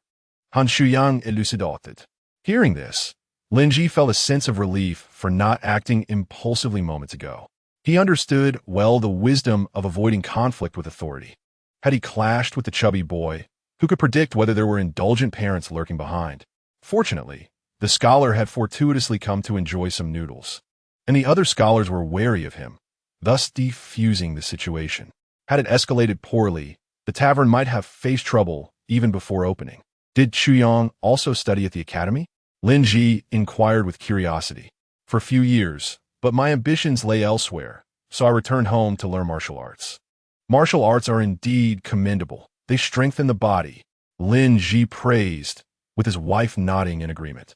Indeed, whether in military service or in everyday matters, it equips one to protect oneself and one's family. Upon hearing about martial arts, Lin Miao perked up, gazing at Chuyang with curiosity. Martial arts? Do you possess the skill of lightness, gliding over water? The descriptions of various miraculous martial techniques in modern novels, such as the ability to walk on air or iron head skills, seemed so vivid they felt almost tangible. Huh, what is that? Han Chuyang asked, his face a mask of confusion. He could not comprehend what sort of martial art it was, having never heard his master mention such things. He shook his head helplessly, thinking, these children's tales truly muddle one's understanding. At such a tender age, refrain from indulging in those fanciful tales. They are entirely fictitious, Han Chuyang admonished. Lin Miao felt a profound disappointment. It appeared there was indeed nothing to it. The group meandered along, and upon spotting an old man selling donkey rolls by the roadside, they purchased some to enjoy as they walked. Lin Ji had an insatiable fondness for the sweet, sticky delicacies, devouring one after another. And a playful dispute ensued between father and daughter over the last morsel. Father, show some mercy, Lin Miao exclaimed, her eyes fixed on the final piece, protective of her treat. Do you think I lack teeth? Lin Ji retorted. What is the point of arguing with a child? Let her have it. With Guo Xinmin supporting her, Lin Ji reluctantly surrendered, placing the oil paper-wrapped donkey roll into Lin Miao's embrace. Here, take it. Eat. It's not as if I can't finish it, Lin Miao replied, watching her father pull faces, secretly thinking, these sticky treats are simply delightful. Han Chuyang wore a broad smile, reveling in the playful and joyous atmosphere. Thus, they ambled along, unwittingly returning to Dongjiang Rice Alley. It was now noon, and the sun blazed fiercely, compelling people to seek shade and respite from the sweltering heat. Groups of 2 or 3 gathered together, either chatting or taking a brief rest. As they entered the shop, they discovered that the dentist had been waiting there for quite some time. Upon seeing them, the dentist sprang to his feet with excitement, exclaiming, "Good news! After my relentless efforts, I have finally negotiated the rent. The landlord is willing to lower the rent to 2 taels per month. But he requires us to sign a long-term lease with a minimum duration of 1 year and payments made quarterly. The deposit is 2 taels. Is that agreeable?" Lin Ji and his wife exchanged glances. They found the amount acceptable. Once they reached a consensus, Lin Ji turned to Shiguami and said, "That sounds good, but what is the commission for you? I appreciate your efforts, and today we shall secure the yard for our family to move out of the inn."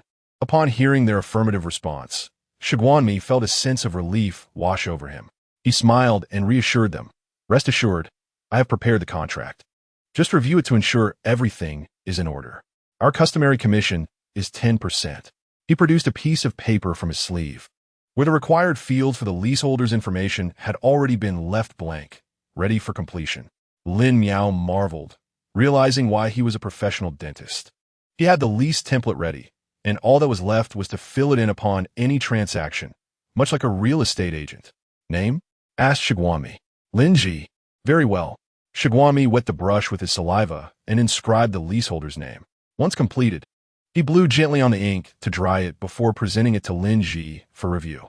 Lin Ji examined the document, noting the arrangement of furniture within the property, and upon finding no issues, nodded and pressed his thumbprint beside his name. Chapter 46. Cleaning the rental process had cost them over 8 taels of silver, in addition to 801 for the commission.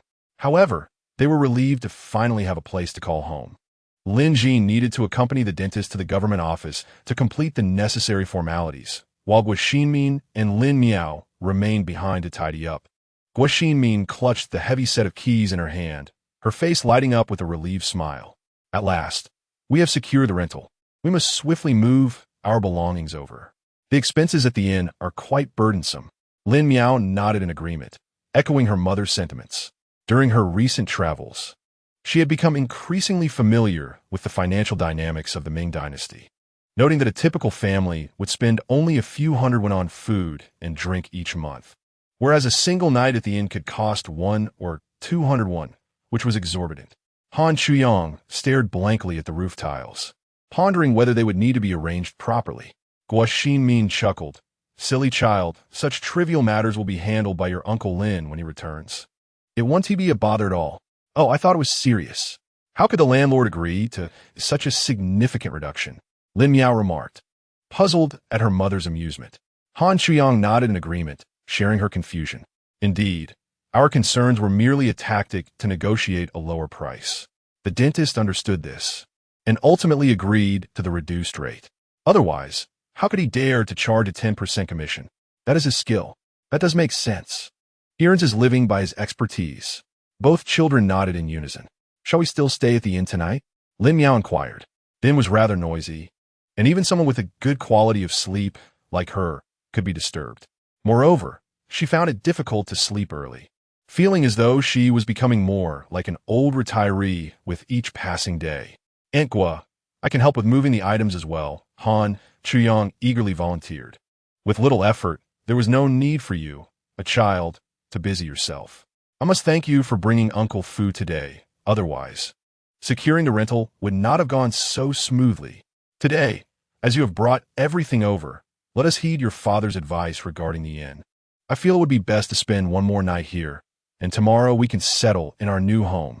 Guo Xinmin remarked with a smile. Seeing this, Han Chuyang chose to remain silent, leaving behind his address before taking his leave. He understood that some matters require time to resolve, and all he could do was provide them with the space and time necessary to address these issues. Once Han Chuyang departed, Guo Xinmin appeared to relax somewhat.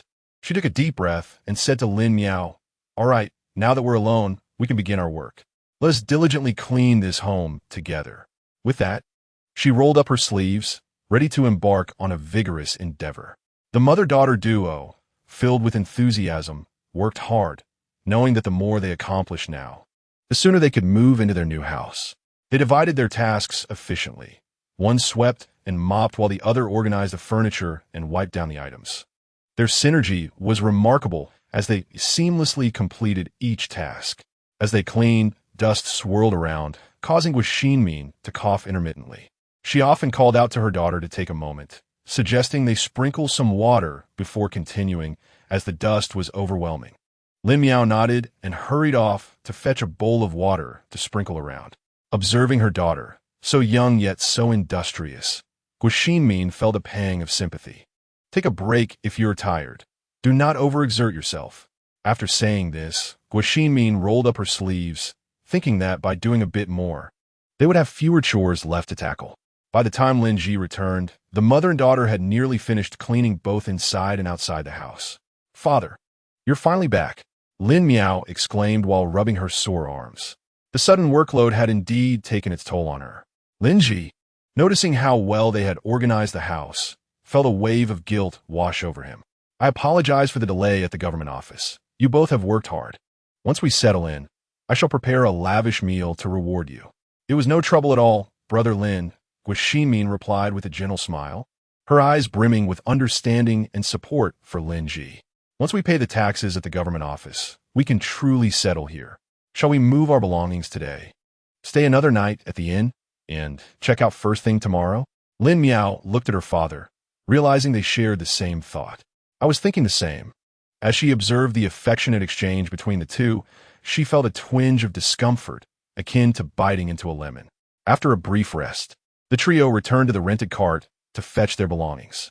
The proximity to the dock proved advantageous, with old men nearby waiting to pull their donkey carts. Lin Ji, observing this scene, couldn't help but reflect on the hardships of life. He slowly approached and sat at the back of the donkey cart. The old man, noticing his presence, promptly called out and urged the donkey forward. Along the way, Lin Ji struck up a conversation with the old man. "Old man, how is business for you?" he inquired curiously. The old man chuckled and replied, "It's merely a matter of luck. At times, one finds oneself toiling all day, while at other times, one must endure a day of idle waiting. However, as I have grown older, I am no longer capable of engaging in strenuous labor. Relying solely on this means to earn a modest living." Lin Ji nodded in understanding and inquired, "Old man, from your accent, it seems you hail from Shaanxi. Am I correct?" The elder chuckled softly and replied, "Indeed. I moved here from Shaanxi at the end of last year. It was truly unavoidable. Without land in Shaanxi, survival was impossible. When the decree was issued in September allowing for land distribution in Beijing, we decided to come and try our luck. After more than a month, we finally arrived in Beijing. The journey was arduous. At times, I nearly succumbed to despair. Thankfully, we all persevered." Listening intently to the elder's narrative, Lin Ji felt a surge of sympathy for these ordinary folk. They ventured into unfamiliar territories, enduring long journeys in search of a glimmer of hope for their livelihoods. Such resilience and courage are truly admirable. Amid the jolting of the donkey cart, their conversation continued. Lin Ji was eager to learn more about the stories of these immigrants, while the elder was more than willing to share his experiences. Through this exchange, Lin Ji gradually began to grasp the authentic essence of the city. As the elder spoke, his eyes glistened with tears. Though his visage bore the marks of age, his eyes sparkled with the light of hope. "Things will improve," Lin Ji remarked, filled with optimism. Whether for the elder or himself remained ambiguous. "Life is gradually getting better. My son takes on odd jobs at the dock when he has time, while he and his wife tend to some crops. As for me, I go to the dock daily to haul goods and have earned a decent sum." The elder smiled broadly at the mention of their savings, grateful that his family had not stubbornly resisted change, leading to their current good fortune. Though the journey had been fraught with difficulties, they had endured. After hardship comes happiness. Seeing the elder smile brought a smile to Lin Ji's face as well. Previously, he had only heard complaints about the migration decree, yet now it seemed not entirely detrimental. The elder's family had found a new lease on life. "Lin Miao, who seldom ventured out, had unwittingly absorbed a wealth of political information during this journey. With her ears perked, she listened intently. Previously in history class, she had learned that Emperor Yongle of the Ming Dynasty relocated the capital to Beijing in 1421, and now, in the very first year of his reign. It appeared preparations for this move had begun much earlier than she had realized. Chapter 47. The Scolding in the Stillness of April in Beiping. The air remained crisp and cold. Lin Miao was roused from her slumber once more by her parents. Meow meow, time to rise and do your homework. Mastery requires perseverance. Now is the time to lay a solid foundation. As dawn broke, Lin Ji rose to awaken everyone. He shook off the chill from his shoulders, remarking on the coldness of Beiping. My dear, you should return to sleep. I can call her on my own. The weather here is even colder than in Shantian. I would want you to catch a chill. Brother Lin, on such a frigid day, perhaps we should allow her to sleep a little longer. After all, it is only her first day here. Gua Xinmin expressed concern for her daughter, who was curled up under the covers, her petite figure hidden beneath the blankets, with only her rosy, warm face peeking out. We've gone 20 days without doing homework. It's time to get back to it.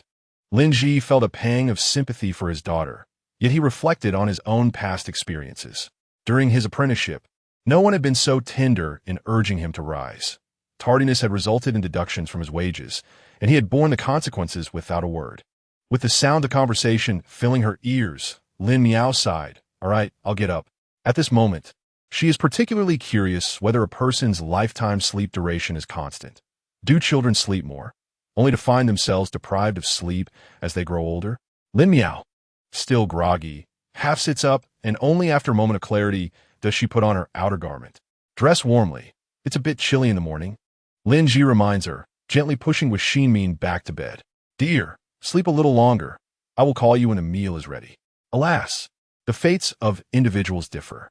The little bitter melon must rise to work again. Lin Miao mutters, feeling a tinge of envy for her mother. A man like her father would indeed be hard to find in modern times. Enough chatter. Get up and shake off your drowsiness. Once she is properly dressed, Lin Miao opens the door, and a gust of cold wind sweeps in, completely rousing her. From the upstairs, she sees her father already fetching water, presumably to boil for cooking. Father, lazy girl, hurry down. The sun is already up. Lin Ji cannot help but urge, worried that if she lingers any longer, the meal will be ready while the vegetables remain unchopped. I'm coming. With a series of light footsteps, Lin Miao descends the wooden staircase, which creaks under her weight. Passing through the courtyard, she enters the kitchen and indeed finds her father already preparing the meal. Her eyes dart to the low table where 2 stalks of asparagus and a slab of pork belly rest. Indeed, it is her designated cutting board. Father, what do we need the asparagus for? Lin Ji, engrossed in tending to the fire, replies without looking up, whatever you wish to eat, just prepare it, and I will cook. 1 for stir-frying and 1 for a cold dish, she declares.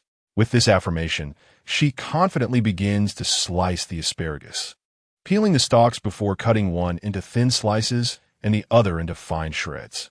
The vibrant green of the asparagus shreds is quite appealing, though they vary in thickness. It has been some time since she last wielded a knife, and it feels somewhat unfamiliar.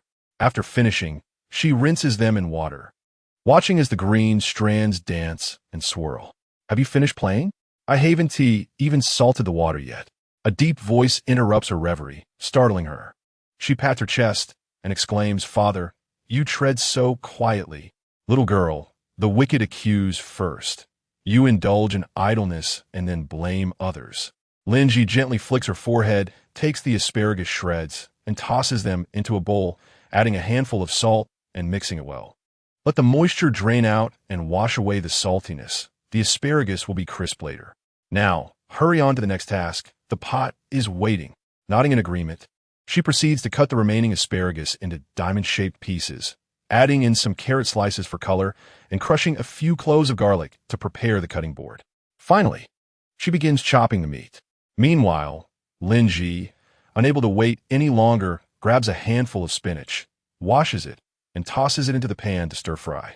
Once the spinach is done and the pan cleaned, Lin Miao sets down her knife, unable to resist rubbing her sore wrist. This large knife is indeed heavy. At last, you are done chopping. I felt like the flowers were wilting while I waited. Quick, go call your mother to eat. I'll have everything ready shortly. With vacant eyes, she nods absent-mindedly. The labor of cutting meat has truly drained her. After washing her hands several times to rid them of grease, she scurries upstairs to summon her mother. The fire blazed vigorously on the stove, and Lin Ji, noticing that the pot had reached an optimal temperature, tossed in the slices of pork belly to stir-fry. The steaming white vapor swirled as the oil sizzled, and the iron spatula moved rhythmically within the pot, the sound of sizzling meat drowned out by the stirring. Once the pork had turned a delectable golden hue, minced garlic was added to enhance the aroma, followed by a ladle of water to soften the meat. Lin Ji relished the tender, succulent texture of the pork belly once it had been perfectly crisped, devoid of any greasy taste. As the water nearly evaporated, she introduced fresh asparagus, sought ing it until it reached a tender crisp state, before seasoning with salt, homemade seafood powder, and a touch of sugar and pepper. With the meat dish prepared, Lin Ji refrained from cleaning the pan, instead pouring in the rinsed rice along with a splash of water around the edges to foster a crispy layer. Once the rice was set, she rinsed the asparagus again, seasoning it with salt, pepper, and sugar, then drizzling in some sesame oil, mixing it well to create a harmonious blend of flavors. The fragrant aroma of the asparagus mingled delightfully with the rich essence of the sesame oil, culminating in a splendid morning meal. As the three of them settled down to eat, a familiar figure, Xiaohei, materialized seemingly from nowhere, mewing insistently. "Xiaohei, you've come drawn by the aroma," she exclaimed. The feline, oblivious to the notion of scent, only knew that it was hungry. It had failed to catch any mice the night before and had nearly been bitten in the process. Much to the annoyance of the trio, who remained indifferent to its plaintive meows. Seeing no one paying attention, Xiaohei intensified its cries, prompting Lin Miao, undeterred, to offer a piece of meat. "Let have a taste," was Xin Min suggested. Lin Miao nodded and fetched a bowl to scoop some rice soup, creating a mixture of white rice and broth, into which she dipped the meat. The broth transformed, taking on a rich, oily sheen. Once Xiaohei began to eat, the world around them fell silent, allowing the three to savor their breakfast in tranquil enjoyment. After the meal, Lin Miao spent time petting the cat and exploring the quaint courtyard, having yet to fully appreciate it over the past few days.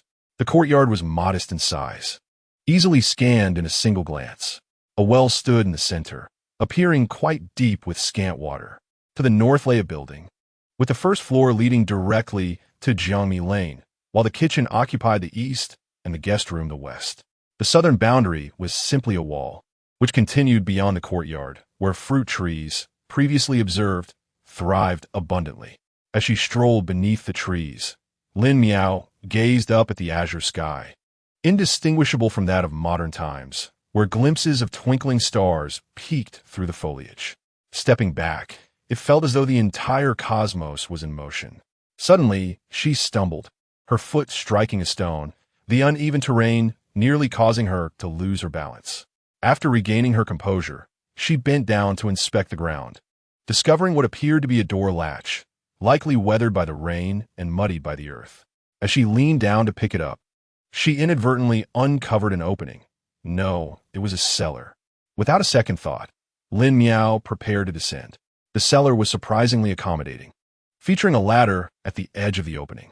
She climbed down, greeted by darkness and dim lighting, which instilled a sense of nausea within her. Unfamiliar with the lack of oxygen, she remained momentarily transfixed by the novelty of the cellar. Just as she began to feel the effects, she hastily made her way back up, only to tumble onto the ground. Not having rested long, Lin Miao awoke to find herself being scolded by two individuals in unison. Chapter 48. A visit, you reckless child, wherever one dares to roam. Indeed, even into that dimly lit cellar, you ventured, unaware of the lack of oxygen within. You simply plunged in? At nearly 10 years of age, how foolish. So dense, akin to a pig. That sound was resounding, echoing throughout the neighborhood, prompting others to point at their own children, admonishing, "Listen, misbehavior leads to scolding." The frightened child shrank back, resembling a quail, and today dared not cause any more mischief, silently mourning for the friend who was reprimanded for 3 minutes. Who are these new arrivals? Their temper is quite explosive, having scolded for quite a while. Unbeknownst to them, they have yet to see the upper levels. Such a volatile disposition, will they be difficult to get along with? Why fret over that? If they are hard to deal with, we can always live our lives behind closed doors, can't we? You, my friend. A distant relative pales in comparison to a close neighbor. A good neighbor can be of immense assistance. Do we not understand the nature of our respective families? The woman continued to speak, while the man, seeing the situation, immediately softened. Further discussion would only lead to mutual discontent. Yes, my dear, you make a valid point. If it weren't for their troublesome relatives, they wouldn't have ventured out on their own. The couple next door engaged in conversation for a while, and upon noticing a guest, dispersed to focus on their business. The Lin couple remained oblivious to their neighbor's thoughts, unable to shake off their lingering fears. Earlier in the day, they had intended to go out for some errands and perhaps check for news from the dentist, only to stumble upon Lin Miao emerging from the field, falling headlong. Fortunately, she did not tumble into the cellar, but instead, her forehead struck a stone, resulting in a slight injury to her appearance. Lin Miao felt dizzy, a dull ache throbbing at her forehead, just as she reached to touch it. Her mother struck her hand. After applying the medicine, do not touch it. You must take care, lest your beauty be marred, and it becomes difficult to find a suitable match later. She stared at her chastised hand, momentarily unsure whether her hand or her head hurt more. After a brief pause, she cried out, "It hurts." "Serves you right." Running around carelessly, Lin Ji wished he could endure the punishment for her. But he also recognized that she needed to learn a lesson to prevent further recklessness, and he wore a stern expression. Lin Miao hung her head, this being her first reprimand. The more she reflected, the more upset and wronged she felt. Her nose tinged with bitterness, and tears welled up. Upon her weeping, both parents found it hard to remain stern, embracing their precious daughter and comforting her. "Do not cry, Miao Miao. It is all our fault. If we hadn't moved here, you would not have suffered this torment. It is all your father's fault. We were living so well in Yingtian, yet he insisted on coming here." Guo Xinmin scolded, and her frustrations ultimately landed on Lin Ji. While she usually bore some resentment, she had kept it bottled up. Now that her daughter was in distress, she could no longer contain her emotions. Mother and daughter wept in unison. Lin Miao, initially crying fervently, suddenly ceased upon seeing her mother in tears, feeling guilty that her beautiful mother should not weep. "It's all my fault, all my fault. Had I known this would happen, I should have kept you both in Yingtian." Lin Ji hung his head, acknowledging his wife's reproach. He was indeed the cause of their suffering. As he mentioned staying in Yingtian, both women instantly raised their heads, exclaiming in unison, "No, Brother Lin, what kind of family separates across distances? We do not want to be apart from you." The two individuals, with similar brows furrowed in displeasure, seemed to believe he had gravely erred in his statements. Indeed, they were correct. He sighed, repeatedly apologizing. "I am at fault, esteemed ancestors. Please do not harbor anger towards me." Oomph. United in their discontent, at least they refrained from shedding tears. After tidying up, Lin Ji intended to step out. "My dear, you stay at home with our daughter while I go out to take a look and perhaps purchase some snacks for our visits to the neighboring households." "Miao Miao, be a good girl at home." "All right, Brother Lin." With that, Lin Ji departed. Guo Xinmin gently patted her daughter's head, gazing at the wound on her forehead with a heart full of concern, softly inquiring, "Is your head still spinning?" Lin Miao shook her head. "I'm thirsty." Hearing her daughter express thirst, Guo Xinmin hurriedly poured a glass of water from the kettle Lin Ji had prepared that morning. Otherwise, their daughter would have had no water to drink. A single glass was insufficient to quench her thirst, and Lin Miao drank several mouthfuls before feeling somewhat satiated. Finally, her mind was clear enough to ponder over matters. "Mother, what has happened to me?" The doctor mentioned it was due to being stifled. The cellar had not been ventilated for an extended period, which could easily cause discomfort. Therefore, before entering the cellar, one should light a fire and toss it inside to see if it ignites. If not, one must open the door for a while longer before entering. Lin Miao nodded in understanding. This was akin to the plot in a television drama. If the fire does not ignite, it indicates a lack of oxygen. She had foolishly wandered in without caution, likely resulting in her fainting due to oxygen deprivation. Unbeknownst to her, her parents were filled with dread. She herself felt little discomfort, merely dizziness. After a nap, she felt invigorated, save for the bruise on her head. She was otherwise well. Go inmin, observing her navidemenor. Still oblivious to the lurking dangers, swatted her hand and admonished sternly, "You silly girl, do not take this lightly." The doctor warned that those severely affected could simply perish. Do not act so recklessly in the future. After enduring the scolding and a reprimanding, Lin Miao dared not protest. Although her condition was not severe, she had witnessed the grave consequences on television. She realized she had been too careless and could only timidly apologize to her mother. "Mother, I want to be so careless again." Seeing her acknowledge her mistake, Guo Min chose not to dwell on it, carefully producing a small ceramic jar. This is the ointment the doctor prescribed, said to promote healing and prevent scarring. You must apply it morning and evening. This jar is quite valuable, so be cautious. Lin Miao nodded, taking care to keep it safe. When Lin Ji returned, the three of them carried 2 bags of snacks to visit their neighbors. The left door was wide open, revealing a young couple running a rice shop, currently unattended as they dozed off in boredom. "Hello, we're the new neighbors from the right." Upon hearing Lin Ji's voice, the couple hurriedly looked up.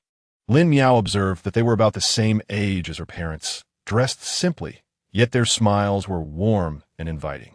"Ah, Nibo, I heard the commotion yesterday and was curious about who it might be. I never imagined such ethereal beings. Just look at this young lady's face. She is truly beautiful. Oh my, and the gentleman looks quite proper too. What a lovely girl. She will surely grow into a striking beauty. Not only yesterday, but today she also heard an outburst of expletives. She had wondered what kind of person possessed such a fiery temper, only to discover this gentle young lady. Truly, one should not judge by appearances." The woman, as if a switch had been activated, spoke incessantly, causing Lin Ji and the others to blush as they repeatedly declined her hospitality. In a hurry, Lin Ji produced some snacks to silence her. "We brought some delicacies for you to try," she exclaimed. "Oh, how polite. As neighbors, just let us know if you need anything."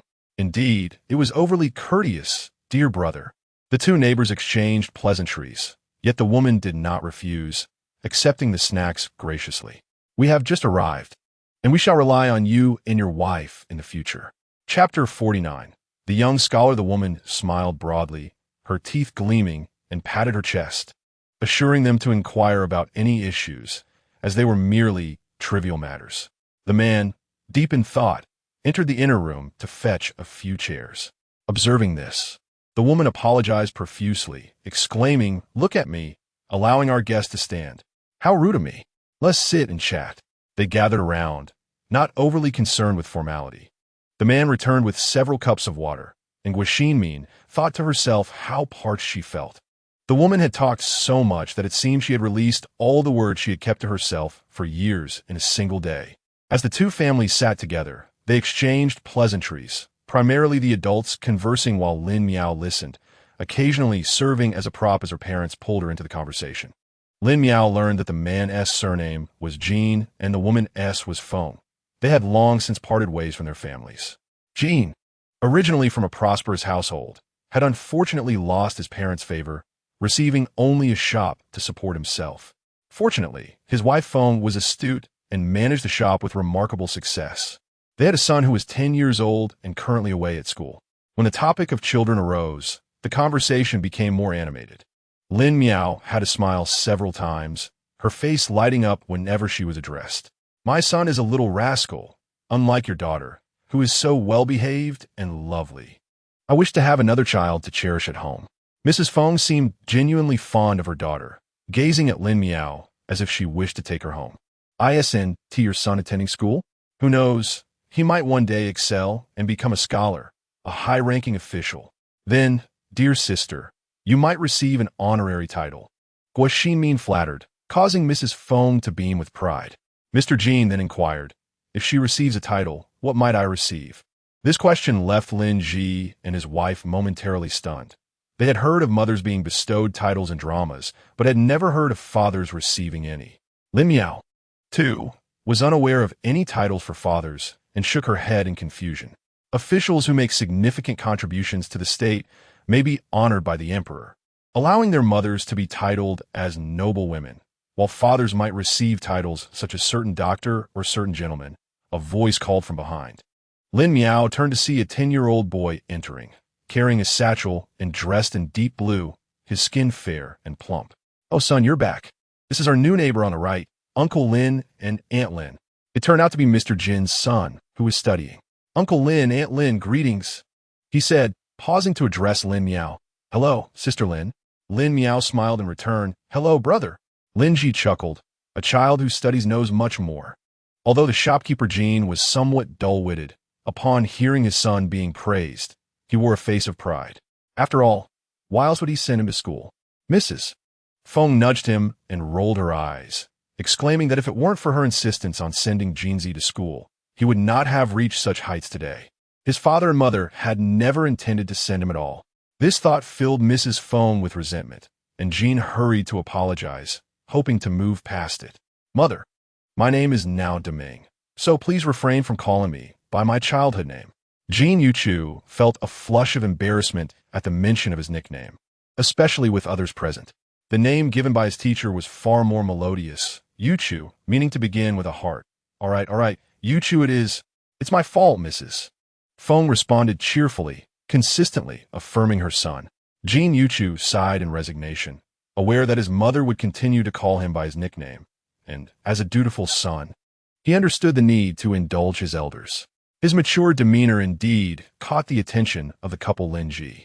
Guo Xinmin smiled brightly, remarking how well-behaved Yuchu was, assuring that his brother and sister-in-law would enjoy a prosperous future. "Haha, Miao Miao is also charming and lovely. Perhaps in the future, she can have a brother to support her." Aunt Jean chuckled heartily.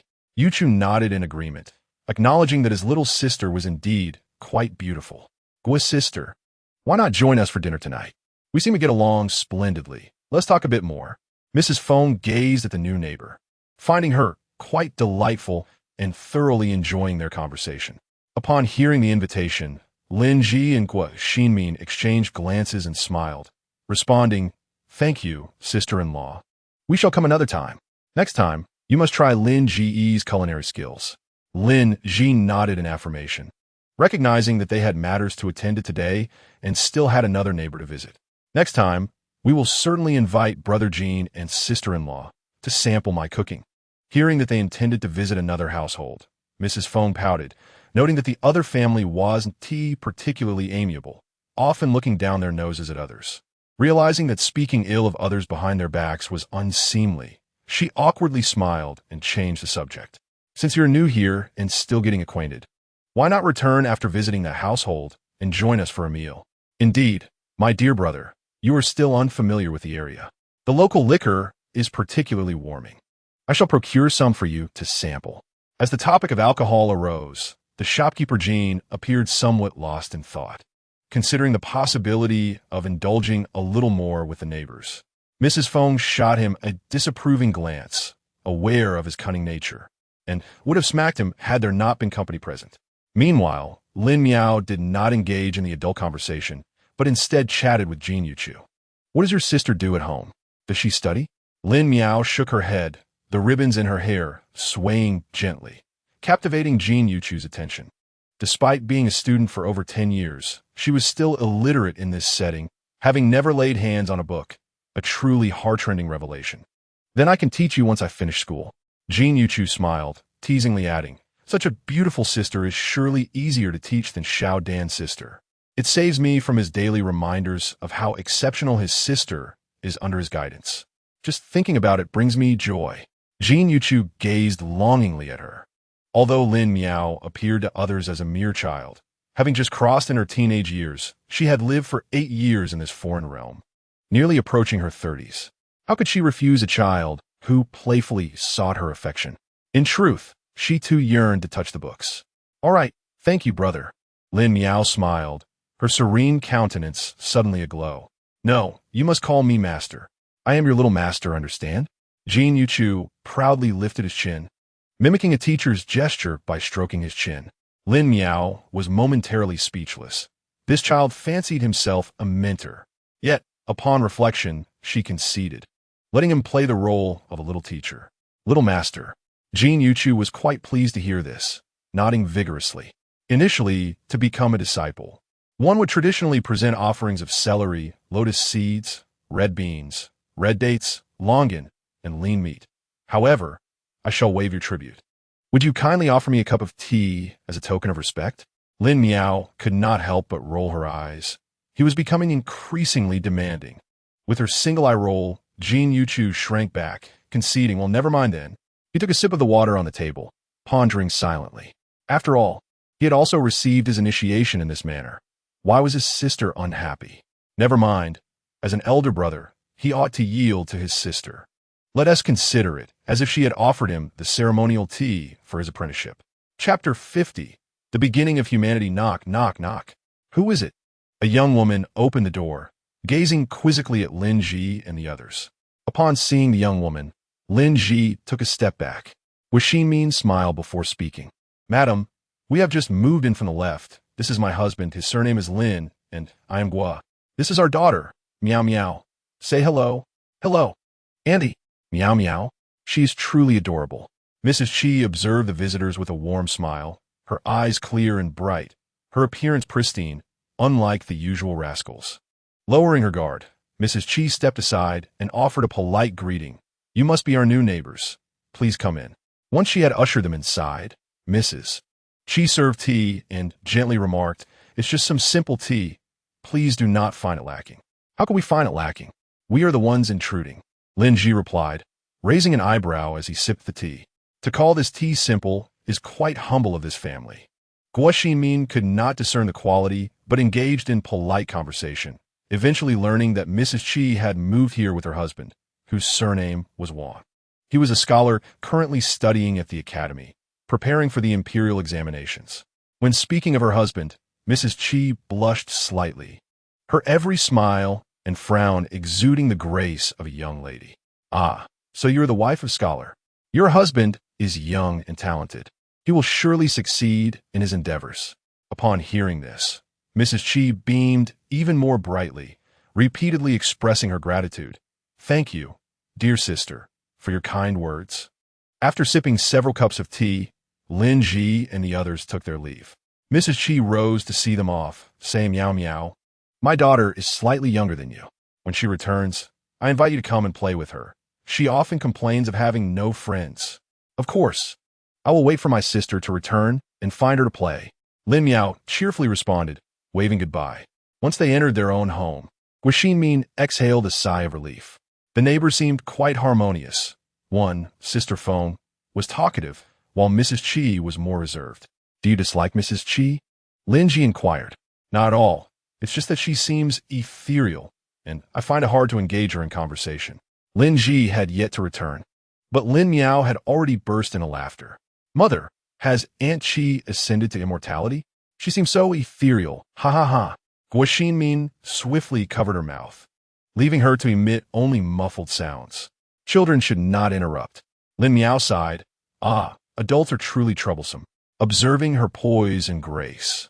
The tea served was clearly preaching Ming tea, indicating a well-off background. Unlike Madame Feng, who was more approachable, she did not seem to look down upon merchants. And as we claimed to be here for business, there was no trace of disdain in her demeanor. Lin Ji elaborated on his observations. Is preaching Ming tea truly excellent?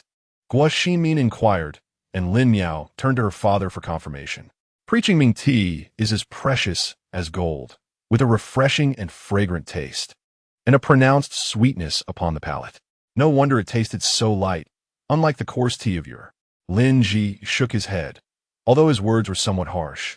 Such fine tea would be wasted on those unaccustomed to its subtleties, akin to a cow chewing peonies. Regardless, it was not inexpensive, and while our coarse tea is indeed coarse, hers is undoubtedly of superior quality. I notice she seems quite fond of Meow Meow. Our darling is so well-behaved. Who would tea like her? Guo Min and Rong Yuyan chuckled as they playfully pinched Lin Miao's cheeks. Her tender cheeks flushed instantly, and her pair of almond-shaped eyes gazed at her mother with a misty look. Lin Ji also looked down at his daughter, unable to bring himself to pinch her face, instead tousling her little bun. My hair. It's a mess, father. Lin Miao huffed, visibly upset as a strand of hair floated down from her father's hand, drifting forlornly. Lin Ji awkwardly rubbed his thumb, as though it had become somewhat rough. Father has matters to attend to. I must take my leave. Lin Ji vanished without a trace, leaving Lin Miao standing there, her expression one of utter desolation. Her eyes pleadingly fixed on her mother, softly calling out, "Mother," her tone tinged with a hint of grievance and affection. Her mother, filled with compassion, looked at her gently and said, "Father works all day. His hands will inevitably become rough. Do not hold it against him. Come, let me help you redo your hairstyle." As she spoke, she reached out to gently sweep Lin Miao's bangs aside. "Do not sulk. Look at the wound on your forehead. It is still slightly red." Just then, a crisp knocking sound echoed through the air. Knock, knock, knock. "Is anyone home?" This unexpected noise shattered the tranquility of the room. Lin Ji, who had been leisurely strolling in the yard, immediately turned and made his way to the door, calling out as he walked, "Who is it?" "Uncle Lin, it is I." "Jin Yuchu." The two exchanged greetings through the door. Lin Miao, hearing the commotion, emerged from the inner chamber, watching as Lin Ji opened the door. Indeed, it was Yuchu standing at the threshold, a petite figure clad in simple long garments, the evening glow filtering through the clouds and casting a warm light upon her. "Yuchu, what brings you here?" came Lin Ji's tone, laced with curiosity. "Uncle Lin, my parents sent me to check if you have returned. If you have, come to my house for dinner. My father said he is eager to share a drink with you." Lin Ji was momentarily taken aback, thinking it was merely a polite gesture, but to his surprise, Jean de Gu was genuinely earnest, arriving right on cue to extend the invitation. He laughed. "Your father truly is something else. I'll tidy up and be right over. Is Lin Mimi free? Why not join me?" Jin Yuchu had been thinking about becoming a teacher. He had just gathered some unused paper and brushes to give to her for practicing calligraphy. Lin Ji shook her head. "You should ask her." Turning back, she indeed saw the little girl peeking by the door. Jin Yuchu leaned forward to look, and Lin Mimi was tilting her head, gazing at him. "Lin Mimi, come, let's go to my house to play." Lin Miao glanced at her father, who nodded, and she answered cheerfully, "Coming." Jin Yuchu's room was small and simple, with a desk by the window and an open box on the floor filled with books, paper, and writing supplies. "Here, these are my textbooks and my calligraphy practice. I picked out some brushes and paper for you to use." Lin Miao nodded and casually glanced at the calligraphy. "Your handwriting is really beautiful." To her, the characters were indeed quite impressive, neat and orderly. However, this compliment made Jin Yuchu blush a little, as he had just been criticized by his teacher for not mastering the large characters despite practicing for so long. Not wanting to dwell on that topic, he quickly handed Lin Miao an early reading book. "Sister, you can start with this 3-character classic. I'll read it with you and help you recognize the characters." At the beginning, human nature is inherently good. Though similar in nature, they diverge in habits. If not taught, nature will change. The way of teaching values focus and dedication. In ancient times, Meng Mu chose a neighborhood.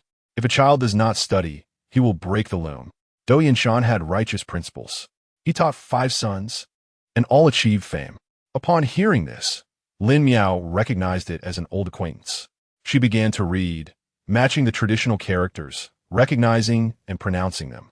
She read through effortlessly. Though she might not recognize an individual character, she could read entire passages, astonishing Jin Yuchu beside her. "Wow, you recognize them so quickly? Did you ever learn this fast?" Jin Yuchu struggled to recall his own early learning. He had to labor through it for quite some time before he could recognize the characters. Chapter 51. Hot pot lamb, my dear. Shall we buy some things to take to the Jin family? Lin Ji inquired with a smile at his wife. Brother Jin's family is truly sincere, and they made a point to invite us. Washimi nodded gently, replying, "Yes, that sounds good." Speaking of which, the roasted duck that Xiao Han brought last time was delicious. If we happen to come across one today, we might as well bring it as a gift for the Jin family. I'm sure they would appreciate it. upon hearing his wife mention the roasted duck. Lin Ji's smile widened. You know me well, my dear. The mere thought of that mouth-watering roasted duck made both of them swallow simultaneously, as if the rich, savory aroma was already lingering in the air. Images of the golden, crispy-skinned, tender meat duck surfaced in their minds, making their mouths water in anticipation. After securing the door, the couple walked side by side, slowly stepping onto the bustling Chongwenmen Street. It was mealtime, and the streets were crowded with people, bustling with activity. The roadsides were adorned with an array of stalls, each featuring a long table draped with simple burlap, showcasing a variety of goods. The vendors stood tall, beaming with smiles as they beckoned to potential customers. Some perched comfortably on small stools, engaged in leisurely conversations while keeping a watchful eye on passersby. Fresh melons for sale. Authentic guaza melons, as lustrous as jade, and their flavor is as sweet as honey. Just a mere 8 won per jean. An exquisite and economical choice. Come and taste. The spirited call came from a robust, middle-aged man who stood before baskets brimming with fresh, succulent melons, exuding an enticing aroma. Peaches for sale, large and crisp. Delightfully juicy and sweet, just 6 won per jean. Guo Ximin gazed intently at the melons, prompting Lin Ji to smile at the vendor and inquire, "Excuse me, are these melons sweet?" The vendor, noticing the inquiry, replied enthusiastically, "Absolutely. They're all sweet. If you don't believe me, come and taste." He picked up a melon, tapped its skin to demonstrate its ripeness, then carefully sliced off a corner, scooping out the seeds and peeling it. He cut the vibrant orange flesh into small pieces, which he then placed into a large white plate. He held the plate out toward Guo Ximin, saying, "Here, do try some." The sight of the gleaming orange melon pieces, fragrant with sweetness, made her mouth water. Without hesitation, she grabbed a piece and popped it in her mouth. The juice burst forth, flooding her senses with sweetness. And she couldn't help but squint her eyes in delight, exclaiming sweet. She then offered a piece to Lin Ji. After savoring the melon, Lin Ji echoed her sentiments, prompting the vendor to fetch 2 melons. The vendor, beaming with joy, readily complied, selecting 2 prime specimens. An ant passing by, carrying a basket with a carefully wrapped piece of roasted duck nestled in lotus leaves, noticed the pair purchasing melons. She thought to herself, though they appeared unfamiliar, their grace and elegance were undeniable, suggesting they were not mere shills for the vendor. Curious, she paused and gently inquired, "Excuse me, madam, are these melons sweet?" Guo Ximin responded with a smile. "Oh yes, they're quite sweet. Here, there are still some pieces left on the plate. Would you like to try?" As she offered the plate to the ant, the vendor chimed in, "Indeed, they are sweet. Please do sample some." Afterward, he turned to Lin Ji and said, "For 2 melons weighing 5 jin and 1 liang. That will be 41 and 8 fun. Please hand me 41. Lin Ji nodded in agreement, retrieved the coins from his pouch, counted them out, and accepted the 2 melons, cradling them in his arms as he called to Guo Ximin to leave. As Guo Ximin turned to depart, she caught a whiff of the enticing aroma of roasted duck. Leaning down, she noticed the golden skin peeking out from the ant's basket, partially revealed by the shifting lotus leaves. The alluring sight stirred her appetite. "Annie, where did you purchase that roasted duck?" Guo Ximin inquired unexpectedly. The ant, caught off guard while savoring the last piece of melon, hastily swallowed it, coughing a few times before regaining her composure. She pointed in the direction, saying, "Just turn right at the intersection. It's at Fushan Restaurant." Guo Ximin smiled in gratitude before signaling Lin Ji to proceed. In the distance, she could faintly hear an ant requesting a melon, bargaining with the vendor for a lower price. They strolled past the intersection and turned right, soon arriving at the Fushan Restaurant, where a queue of patrons, like the ant, eagerly clutched their baskets, hoping to take their meals home. After the couple finished purchasing their roast duck, and with the hour of shun just passed, they hurried back home to drop off a melon before heading to the Jean family. By the time both families gathered around the dining table, it was already a quarter past the hour of you. Madame Feng busily entered and exited with dishes, while Guo Ximin promptly lent a hand in serving the food. "Sister Feng, what shall we have for dinner tonight?" Madame Feng, concerned that Guo Ximin might take her words to heart, chuckled and replied, "Tonight, we shall enjoy hot pot lamb. Do not think ill of me for being a bit lazy. Once you have tasted this lamb, you will surely yearn for more. Not at all, sister. Your heartfelt care will never go unappreciated by me, Washimin laughed. Sister, you are beautiful and your words are equally charming. But the lamb is indeed fresh, having been slaughtered just this afternoon. I assure you, you'll need support to return home tonight. After placing all the prepared dishes on the table, Madame Fong finally settled down. Seeing his wife comfortably seated, Master Jean smiled at everyone and declared, "Let us begin. I have been longing for this hot pot lamb for quite some time. Dear brother, do savor it. The fresh lamb slices should be as thin as gossamer." Dipping a piece into the pot for just a moment, then coating it in a sauce made from soy sauce, fermented bean curd, chive blossoms, and sesame paste. One bite reveals an exquisite tenderness. As Master Jean spoke, he placed a chopstick full of lamb into the bubbling copper pot. The lamb floated and sank amidst the rising steam, the pieces initially of vibrant red, quickly losing their color and turning gray. Dipping a piece into the bright red sauce, the lamb absorbed the flavors, as if adorned in a russet cloak, blending the freshness of soy sauce, the fragrance of chive blossoms, and the tenderness of the meat, creating an unparalleled explosion of flavor and texture in the mouth. Since he was relishing the meal, no one felt the need to invite others to join, and with a flourish, a plate of meat was added to the pot. The thin slices of lamb smoothly entered the milky, boiling water, bobbing up and down. After a few turns, chopsticks eagerly descended upon the copper pot. Pairs of chopsticks darted in the bubbling pot like playful fish, while the swirling white steam concealed a fierce battle for the food. In no time, the meat in the pot was completely devoured, leaving only a pair of chopsticks lingering. As if unwilling to believe that the pot was empty, they circled for a while before reluctantly returning. Another plate of lamb was added to the pot, signaling the start of a new cycle. Chapter 52. Serendipity. The sound of knives clashing against the cutting board echoed as Lin Miao sliced through the bamboo shoots. Stifling a series of yawns, Lin Ji leaned closer to observe her, asking, "Why are you yawning so incessantly?" Lin Miao could not suppress a sigh. "It's all the bitter tears of life. I blame the lamb from last night. It was too delicious, and I could not resist indulging a bit more. Cautiously cradling my belly on the way home, I was both drowsy and bloated, unable to find sleep, enduring until the late hours of the night." She stood by the bedside, listening to the night watchman downstairs strike the gong for the first watch, then the second.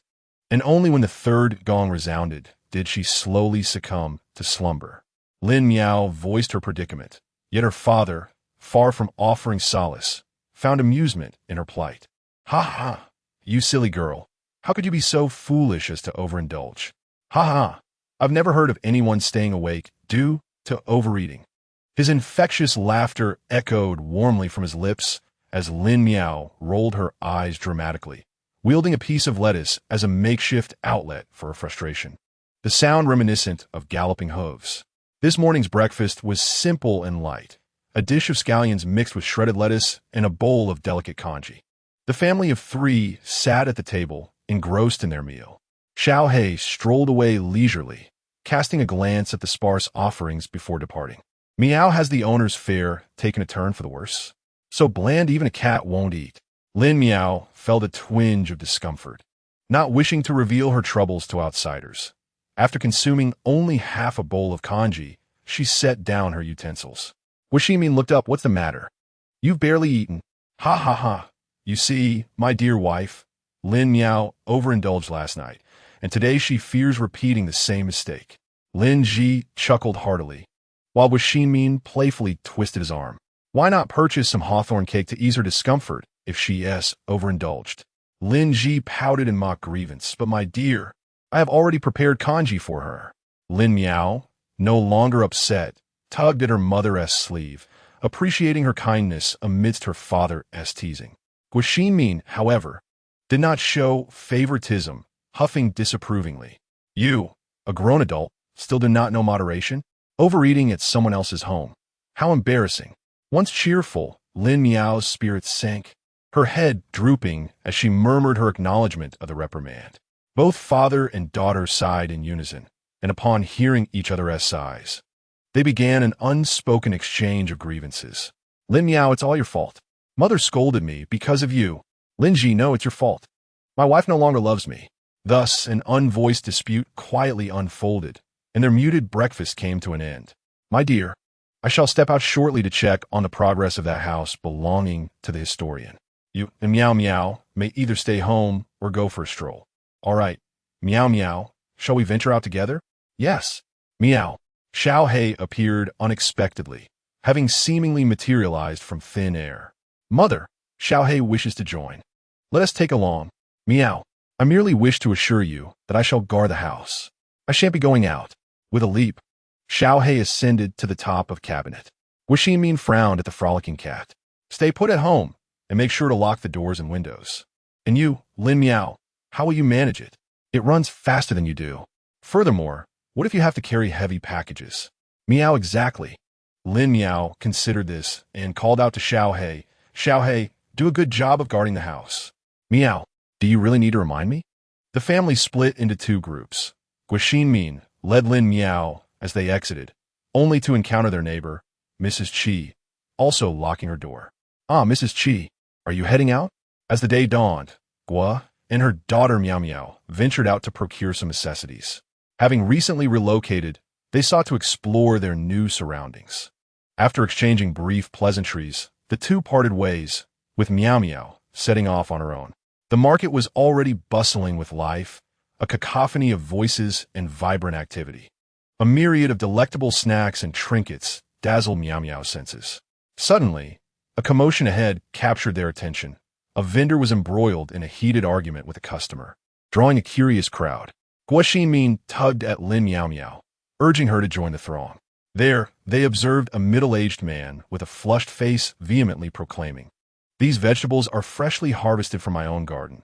My family relies on their sale. You cannot demand such a low price." The customer retorted defiantly, "But your vegetables are small and wilted. How can you justify charging so much?" The dispute escalated, neither party willing to yield. At that moment, a middle-aged man emerged from the crowd to mediate, suggesting, "Let us all take a step back. Harmony breeds prosperity." Yet, the vendor remained steadfast, adamantly refusing to lower the price of his vegetables, insisting that 4 per pound was already fair. As the crowd encircled the stall, voices chimed in, urging the vendor to reconsider. If we could lower the price a little, we would all gladly buy some. Another added, "Why cling so tightly to the price? If you lower it, I will purchase some as well. These vegetables are indeed fresh." The vendor's unwillingness to negotiate drew ire from the onlookers, who chastised, "If you find it too expensive, simply do not buy it. Why create such a ruckus?" The consensus shifted, and ultimately the disgruntled customer retreated, frustrated. "1 pound for me, please," called one patron, "and I would like 1.5. Chimed another. "Just a little stir-fry will consume it all. I'll take 3 pounds. With business booming, the vendor's face transformed from anger to delight, as he cheerfully responded, "I have plenty. Allow me a moment to weigh them for you." After observing for a while, Guo Min led Meow Meow away, unaware that the vendor was, in fact, a familiar face. After an hour of shopping, burdened with numerous packages, Meow Meow exclaimed, "Mother, we must stop buying. I cannot carry any more." She had witnessed the formidable prowess of women in ancient times, acquiring everything from cosmetics to kitchenware. Each item nested within another, leaving her feet weary and sore. Guo Min felt a twinge of guilt for their overindulgence, remarking, "Perhaps we have bought too much. Well, we have just arrived, and there is much we need. Next time, we shall bring your father." Old Qin, driving his donkey cart to fetch his son from the market, noticed the two ladies struggling with their burdens and called out, "Would you like a ride?" "Oh, it's you, elder." Guo Min recognized him as the gentleman from their recent move. "My husband's surname is Lin. Would you be so kind as to give us a lift?" "Not a problem. I was just heading to collect my son. It's on my way. Please hop on."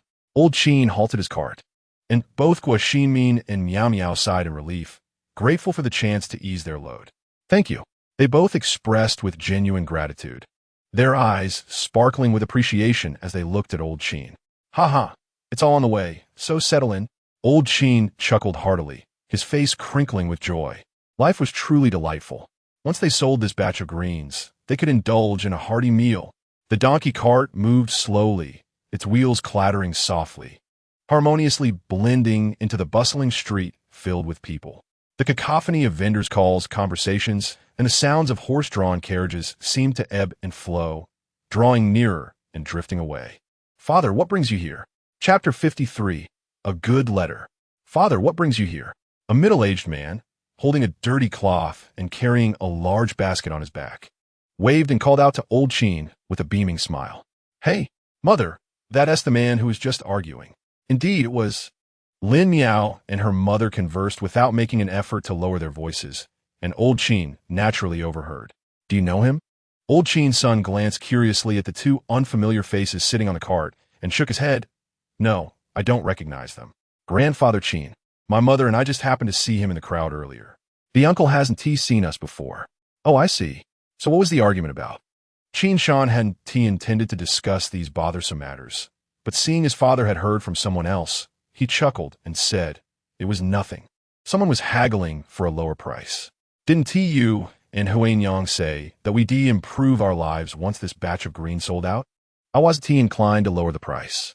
Not wanting old Chin to lecture him again, Chin Shan added, "With all the commotion, many people gathered to watch. And hey, I sold all my vegetables."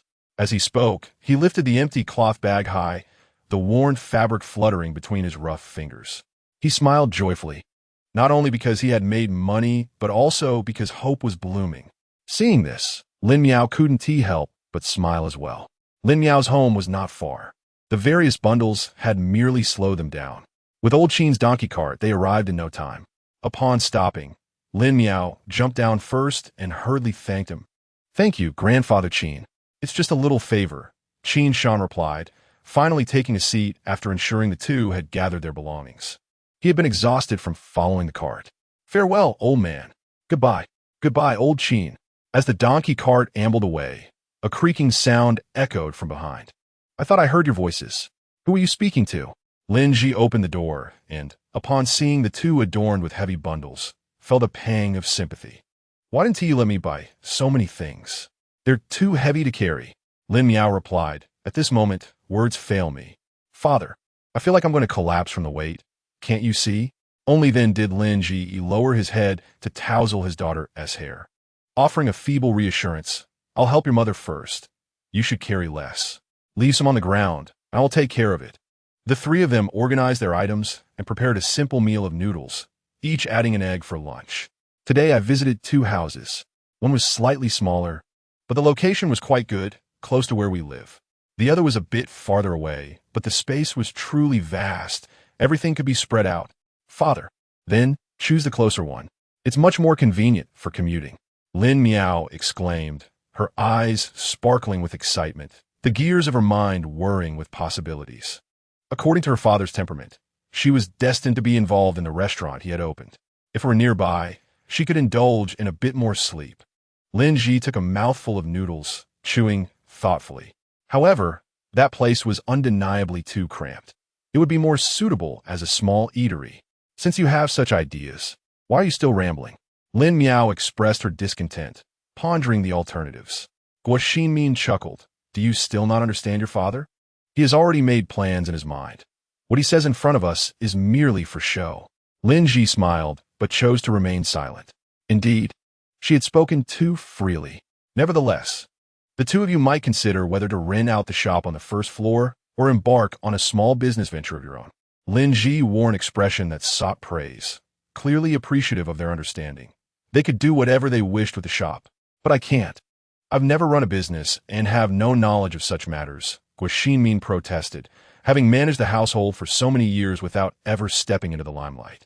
Lin Miao, however, was quite excited about the prospect of small business, thinking it would alleviate the boredom of idleness at home. "Mother, you should give it a try." "Indeed. Why not, dear? You've managed the household well.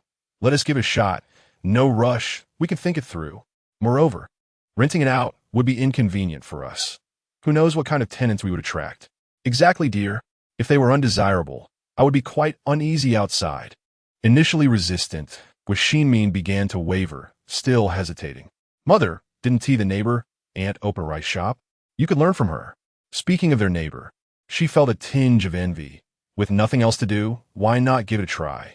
Let us give it a try. Let us give it a try.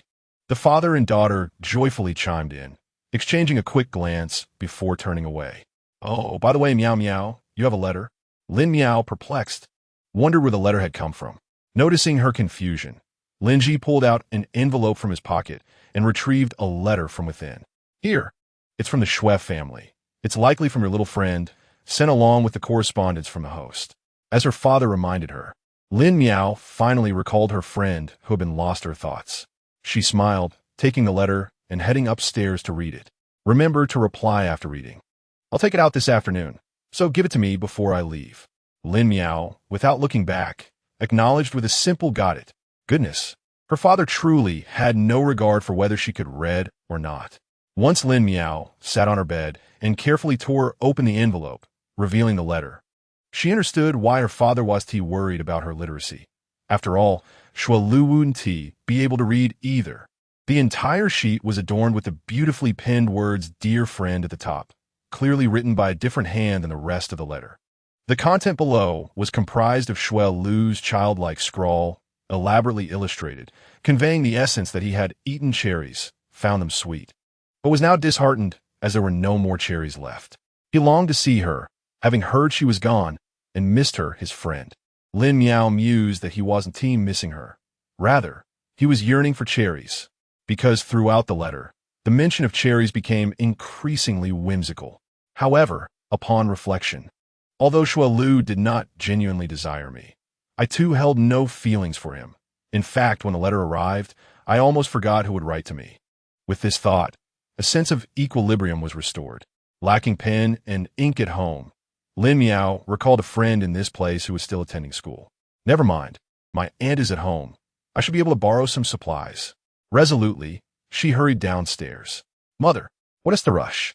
Lin Meow inquired about the situation with their house, as she was mindful of the cherry tree back home.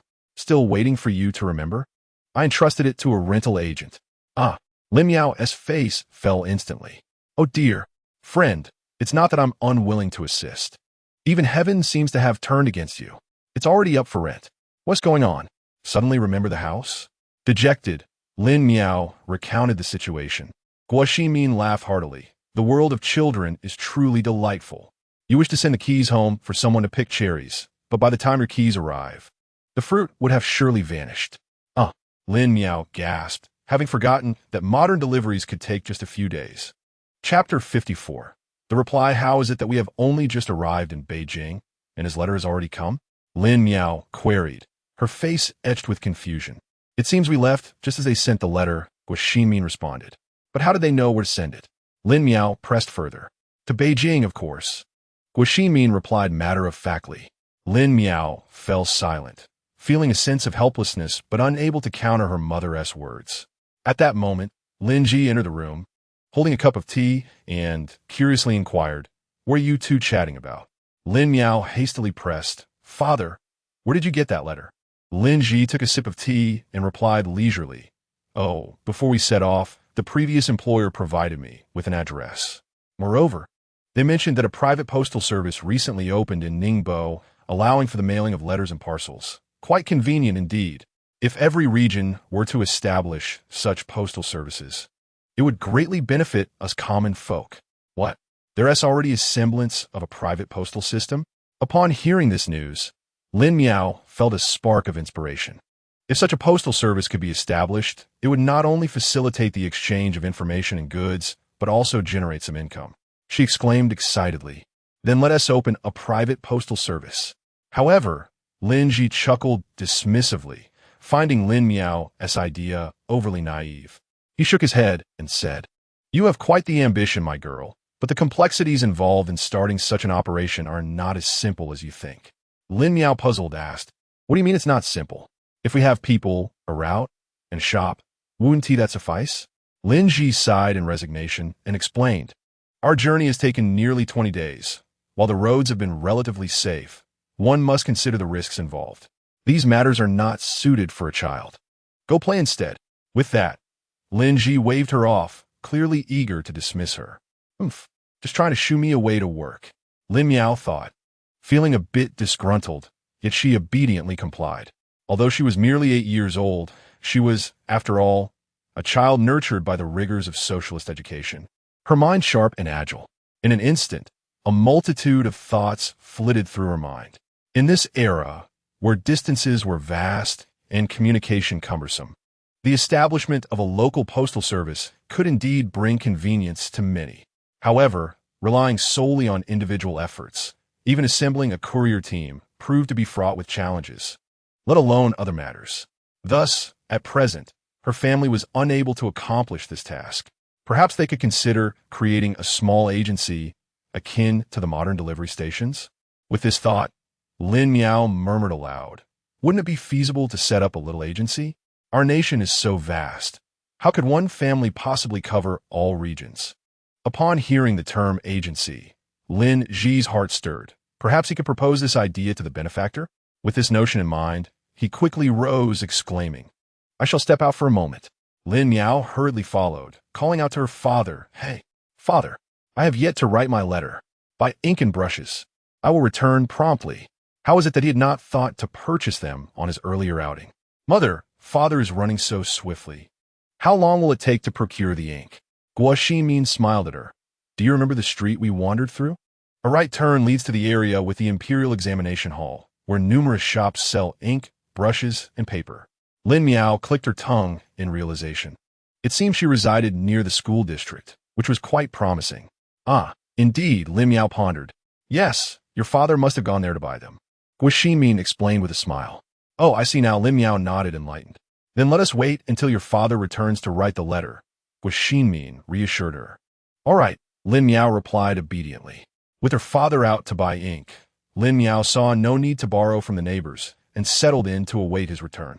One hand gently caressed the soft fur of the cat, while the other propped her chin, lost in thought, her gaze hollow and unfocused. The little black cat, disturbed by her attentions, grew impatient, meowing incessantly. At last, the cat managed to escape her grasp, leaping gracefully to the beam above, where it settled down and refused to come down again. "Come down, little black," Lin Miao called anxiously. "Meow," the cat responded, indicating its refusal, completely indifferent to her pleas. The little black cat lounged on the beam, dozing leisurely, even flicking its tail to display its comfort.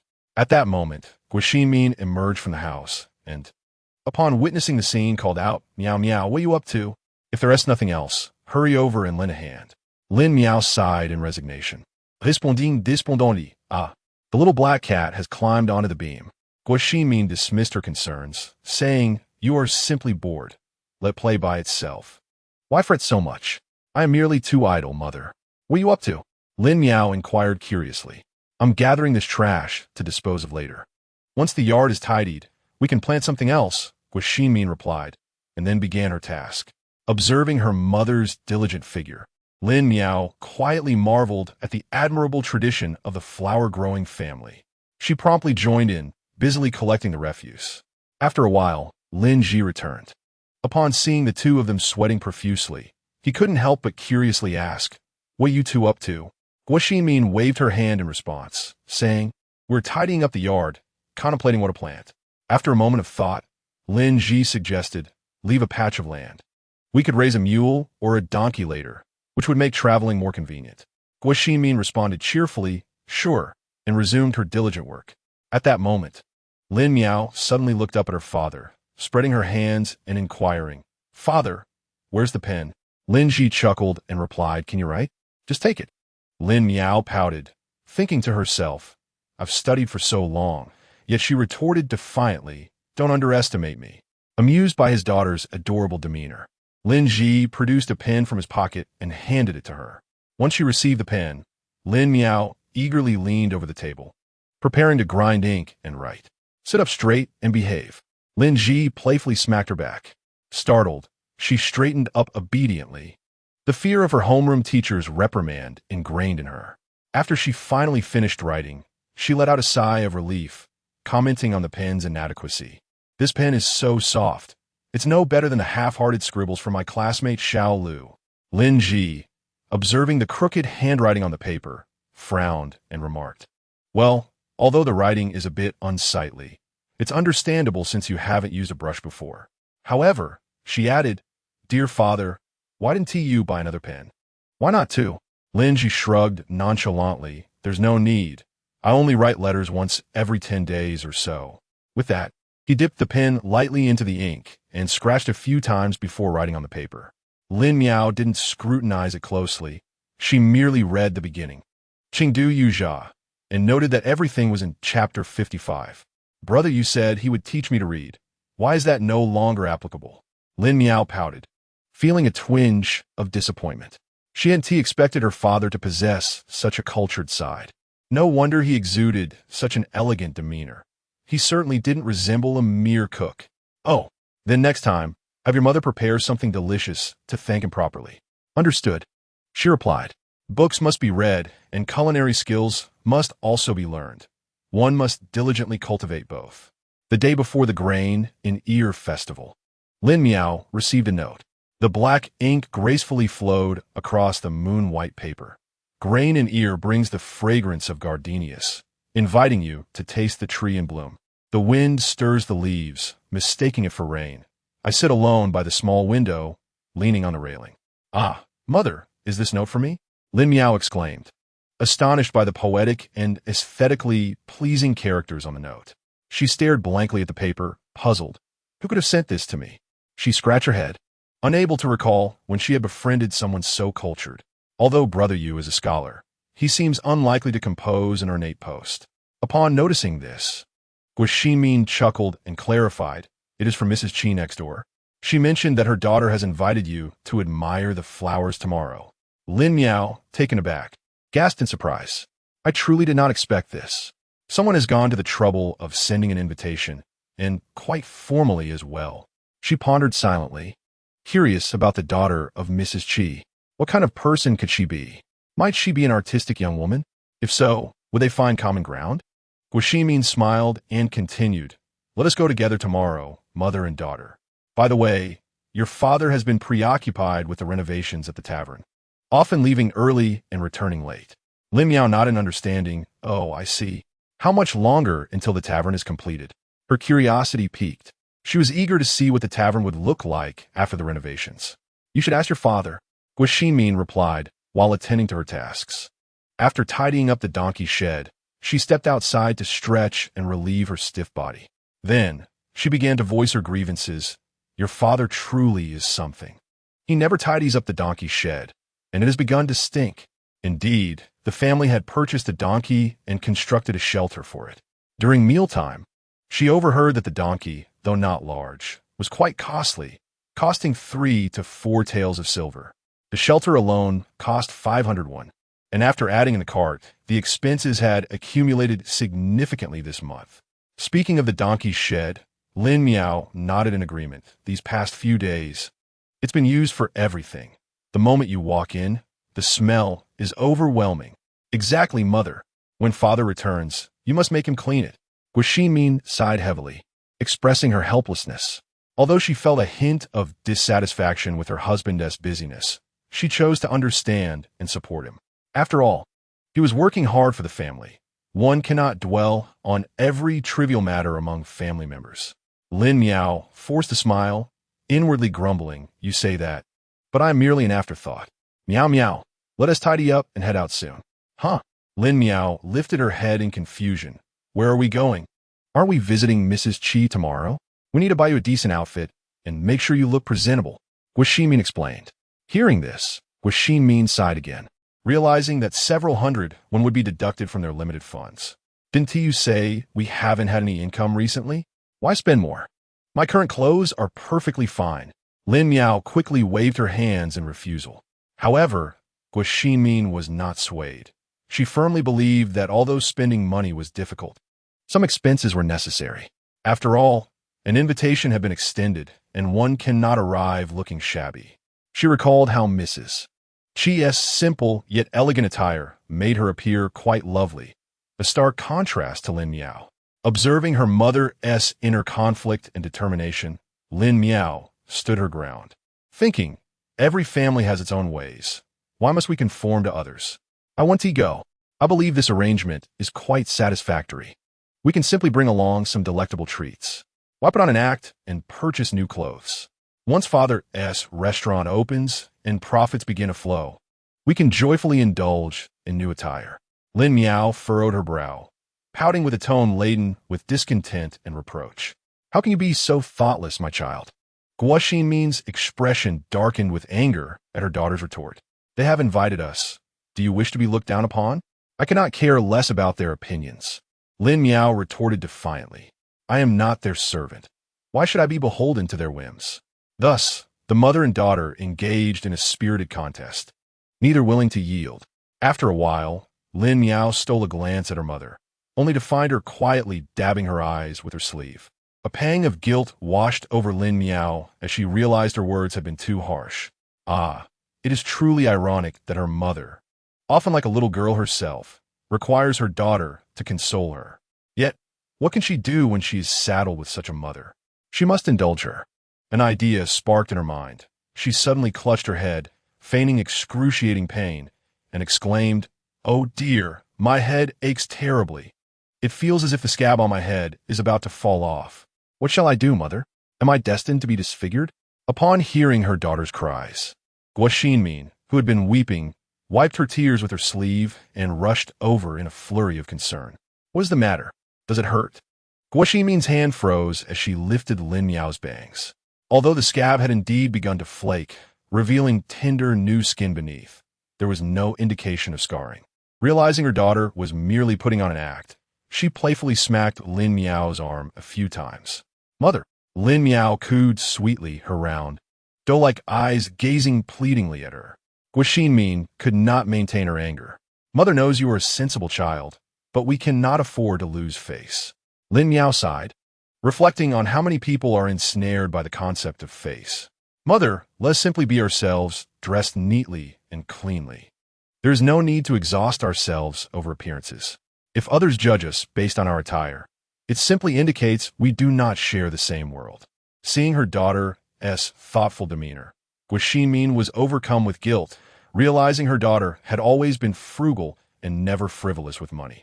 As a mother, she felt inadequate for not being able to provide her daughter with better living conditions. The thought brought tears to her eyes once more.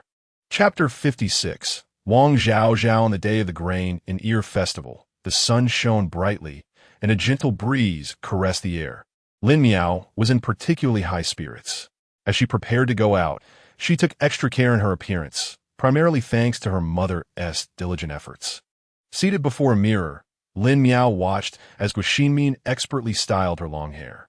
Guo Xinmin first smoothed out the strands, then sectioned off a portion from her forehead to the crown, evenly dividing the remaining hair into 3 parts.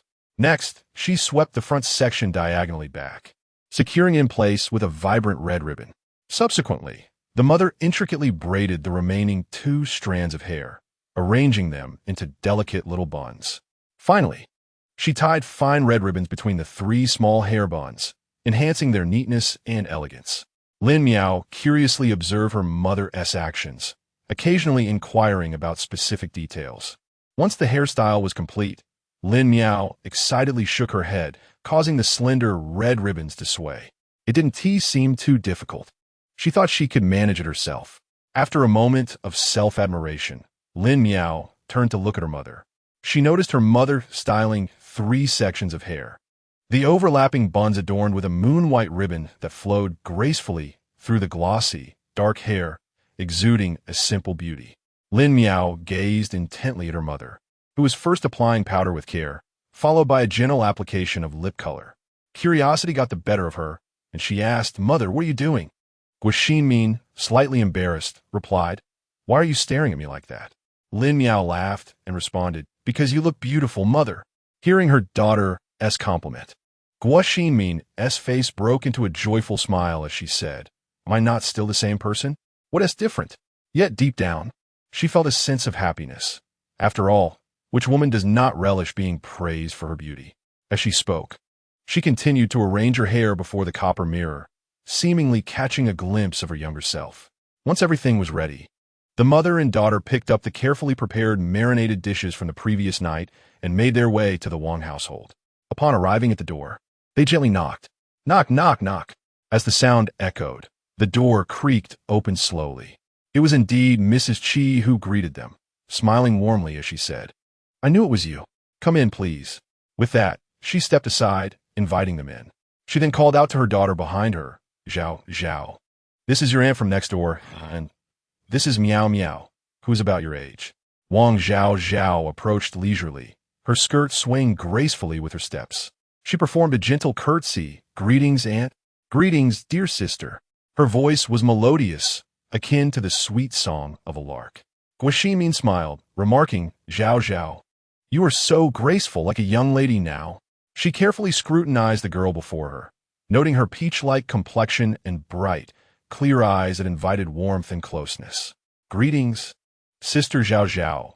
Lin Miao mimicked the greeting she had observed, positioning her hands at her abdomen, legs slightly bent, bowing her head in respect. Stealing a glance at her counterpart, she marveled inwardly, realizing that the etiquette depicted in dramas was indeed beautiful. After the exchange of greetings, Lin Miao lifted her gaze to Zhao Zhao, feeling a flicker of confusion. Was it said that they were of similar age? Yet, the girl before her was tall and striking, entirely unlike someone of her own age. Mrs. Chi smiled gently and introduced Lin Miao. "This is Zhao Zhao, the embodiment of the rising sun and the enduring moon." She then gestured for her daughter to lead Lin Miao inside. "Come with me, little sister," Wang Zhao Zhao said softly. Lin Miao obediently followed, secretly pondering how remarkably tall her sister appeared, as her own height barely reached Zhao Zhao's shoulder. Nevertheless, this sister exuded a gentle demeanor that felt incredibly reassuring. As Wang Zhao Zhao walked, she kept an attentive eye on the delicate Lin Miao Miao, whose petite figure and fair skin resembled snow. Her sweet, melodious laughter evoked an involuntary admiration within Zhao Zhao. What an adorable and endearing sister. Lin Miao silently followed Zhao Zhao, noticing that despite her taller stature, Zhao Zhao's steps were not large, seemingly deliberate in slowing her pace to match that of her companion.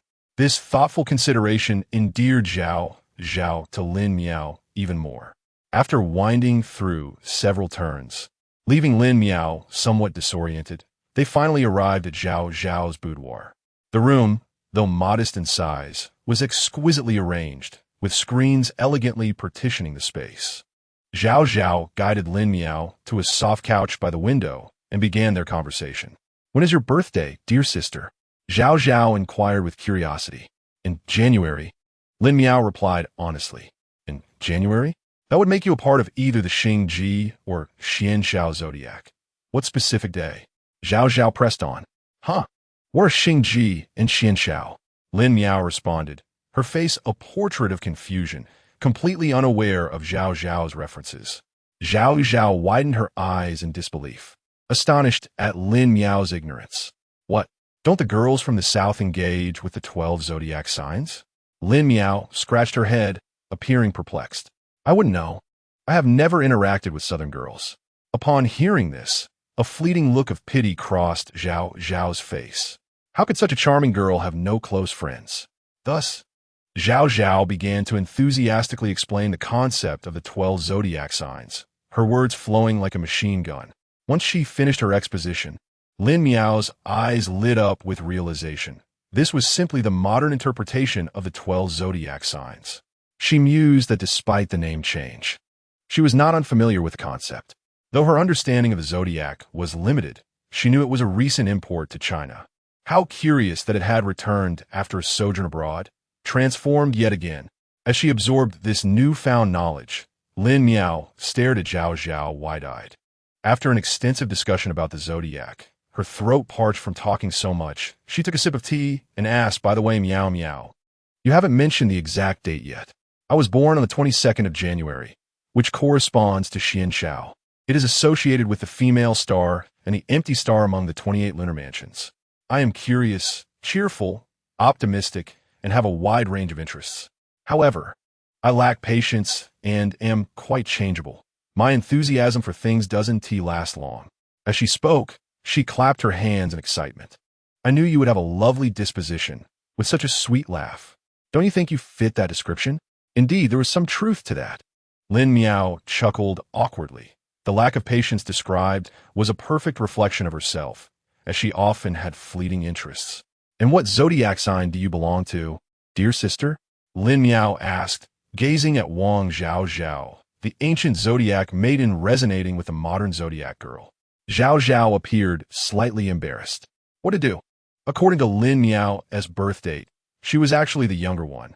After glancing at the obedient Lin Miao, Zhao Zhao shook her head, dismissing this unsettling realization, and decided to steer the conversation elsewhere. "I'm a Chuanhua. Here, dear sister, try this gardenia pastry." Wang Zhao Zhao presented a delicate and pristine gardenia pastry, and it was the first time Lin Miao had encountered such exquisite confectionery. She scrutinized it for quite some time. Beside her, Wang Zhao Zhao picked another gardenia flower and cheerfully remarked, "Sister, don't you think it resembles the real thing?"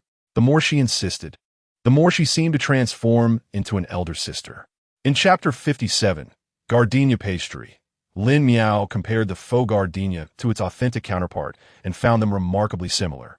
Although the imitation lacked the pure whiteness of the actual flower, its hues were elegantly subtle, exuding a most pleasant appearance, with folds and creases that possessed a certain charm. "Wow, this is truly remarkable. It's almost indistinguishable from the real thing," Lin Miao exclaimed in awe. "Of course." Wang Zhao Zhao beamed with pride. "You must taste it and let me know how it is. I spent a long time perfecting it, carefully selecting these most beautiful pieces for you. It's so beautiful that I feel reluctant to eat it. Taking a bite would ruin its allure." Lin Miao lamented. "Isn't it meant to be eaten? Go on, try it," Wang Zhao Zhao urged, eager to hear a favorable review. Seeing her friend's eagerness, Lin Miao smiled and prepared to indulge. With utmost care, she took a bite of the pastry, which crumbled delightfully with each layer. She was apprehensive about dropping any crumbs, hastily catching them with her other hand. The crisp sound echoed in her mouth, while the fresh fragrance of gardenia filled her senses, sweet and crispy, without a hint of greasiness. As she continued, she discovered a soft, sweet filling, and with a single bite, the flavor of gardenia burst forth in her mouth. "Delicious! Does it have a gardenia filling?" Lin Miao marveled, utterly captivated. She had never been fond of flaky pastries, but the delightful flavor of the filling enchanted her, allowing the essence of the flour to linger on her palate. Wang Zhao Zhao was overjoyed by the recognition of her homemade treat. "I knew you would love it," she exclaimed. "This was crafted with great care." "Thank you, Zhao Zhao, for creating such a beautiful and delectable pastry." Lin Miao expressed her gratitude sincerely. "You're very welcome. As long as you enjoy it, that's what matters," Wang Zhao Zhao replied with a smile. "Oh, I almost forgot the main event." Lin Miao was puzzled. Wasn't the main event simply about spending time together? "Look, this is the gardenia I have painstakingly nurtured." Upon seeing the pot of gardenias, Lin Miao suddenly remembered that the invitation had indeed mentioned a flower appreciation gathering. Wang Zhao Zhao brought the pot over, revealing the last untouched bloom, as the other 5 had been used in the filling. The trembling gardenias nestled amid lush green leaves exuded a gentle fragrance, enveloping her in their aromatic embrace. "It smells wonderful. Not only is it delicious, but it also delights the senses," Wang Zhao Zhao exclaimed. "I initially cultivated it with the hope of creating something delicious. Today, she felt a deeper connection with Lin Miao than with her cousin, who dismissed gardenias as trivial and unworthy of admiration." Afterward, Wang Zhao Zhao fetched a teapot and poured tea for both of them. After finishing the gardenia pastry, Lin Miao indeed felt a touch parched. She blew gently on the tea to cool it down before taking a hearty sip. "Is this tea?" she inquired. Wang Zhao Zhao smiled brightly. "How is it? Isn't tea delightful?" The fragrance of gardenias permeated even the tea. Lin Miao's face radiated surprise. It was utterly astonishing. Savoring the floral pastry, sipping the floral tea, and admiring the blossoms, such delights of the earthly realm. Observing Lin Miao's delightfully unrestrained expression, Wang Zhao Zhao couldn't help but chuckle. With a hearty wave of her hand, she exclaimed, "Oh dear, this is nothing remarkable. Next time, I shall take you to even more enchanting places." "Ah, is there truly a place more fascinating than this?" Lin Miao's eyes widened in innocence, gazing at Wang Zhao Zhao as if seeking an answer to her query. Wang Zhao Zhao, charmed by her adorable demeanor, burst into laughter, playfully pinching her cheek and exclaiming, "Indeed, you are soft and sweet, like a little treat." Lin Miao's cheeks flushed a deep crimson, resembling a ripe apple. She stared at Wang Zhao Zhao with wide eyes, her expression a blend of reproach and dissatisfaction, as if questioning the reason behind such antics. In stark contrast, the two mothers exhibited a serene demeanor. They sat quietly, smiling as they savored the surrounding beauty. Occasionally, they engaged in soft, gentle conversation, radiating an air of harmony and closeness. At that moment, the delicacies brought by Guo Xianmin were placed upon the dining table. The elegant Mrs. She initially intended to sample just a bite out of politeness, but upon tasting the first morsel, she was utterly captivated by its exquisite flavor. She continued to indulge, praising the dish effusively. "This marinated delicacy is simply divine. The flavor is rich and delightful, with a hint of spicy zest. It is a perfect match. If only a glass of fine wine accompanied it, it would be absolutely sublime." Upon the mention of wine, Mrs. Qi became restless. She stood up, repeatedly apologizing to Guo Xianmin. "Dear sister, please stay seated for a moment. I shall return shortly." With that, she hurriedly left her seat, eager to seek out a fine vintage. Her abrupt departure left Guo Xianmin momentarily flustered. How could the seemingly aloof Mrs. Qi, upon their first meeting, now appear so spirited? If Lin Miao were present, she might exclaim that she now understood who Wang Zhao Zhao resembled. This fervent sister, Zhao Zhao, was a bit overwhelming. Mrs. Qi approached briskly, cradling a jar. "Sister, you must try the fruit wine I brewed. It is not overly intoxicating." Upon opening the sealed jar, a wave of sweet and tangy fruit aroma wafted forth. Mrs. Qi inhaled deeply, entranced, before carefully pouring the sweet white wine into a delicate glass. The enticing fragrance was irresistible, making one's mouth water. "Here you are, dear sister." Guo Xianmin accepted the glass, taking a gentle sip. The sweet and sour flavor unfurled in her mouth, accompanied by a subtle wine aroma, rich yet refreshing, leaving a lingering taste. The two indulged in the marinated delicacies, alternating bites of food with sips of fruit wine. As the meal progressed, both felt a pleasant warmth, their cheeks flushed. Guo Xianmin smiled dreamily. "This wine is sweet and quite delightful. Do be careful not to overindulge. This last glass should suffice until next time." Guo Xianmin nodded seriously. "Indeed, one must not become too inebriated, but surely this sweet nectar cannot lead to intoxication." In the final cup, Madame Qi carefully poured the crimson liquid, which flowed gracefully from the jar like a gentle stream into the chalice. The amber-hued wine, glistening like pearls, was truly exquisite. As Madame Qi mumbled to herself, she filled 2 cups and raised them in a toast. The last cup. "Cheers to the grain in ear festival." "Cheers," echoed Guo Xianmin, who downed her drink in one gulp. After finishing, she felt a slight dizziness, her cheeks flushed with warmth. At that moment, her mind became a blank slate, and all she yearned for was to recline and rest. Thus, she succumbed to slumber, resting her head upon the table. "Sister, why are you still asleep?" Madame Qi, having taken her time, was reluctant to finish her last drink. However, she too eventually fell, her head resting on the table. When the cook from the Wang household emerged from the kitchen to summon everyone for dinner, she was greeted by a serene sight. The sun shone brightly. A gentle breeze wafted, and the 2 ladies lay peacefully asleep at the table. Upon witnessing this scene, the cook immediately understood the situation and turned to seek Wang Zhao Zhao. "Miss, look, Chapter 58 has arrived with news." Wang Zhao Zhao lifted her gaze to the cook, a flicker of helplessness crossing her eyes. She comprehended that she could not rely on these 2 intoxicated ladies any longer. Had they both drunk too much? The cook nodded, confirming, "Yes, miss.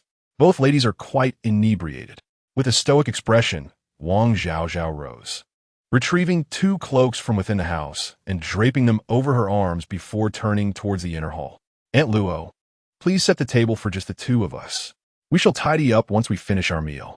With that, Wang Zhao Zhao gently urged the dazed Lin Miao, "Come."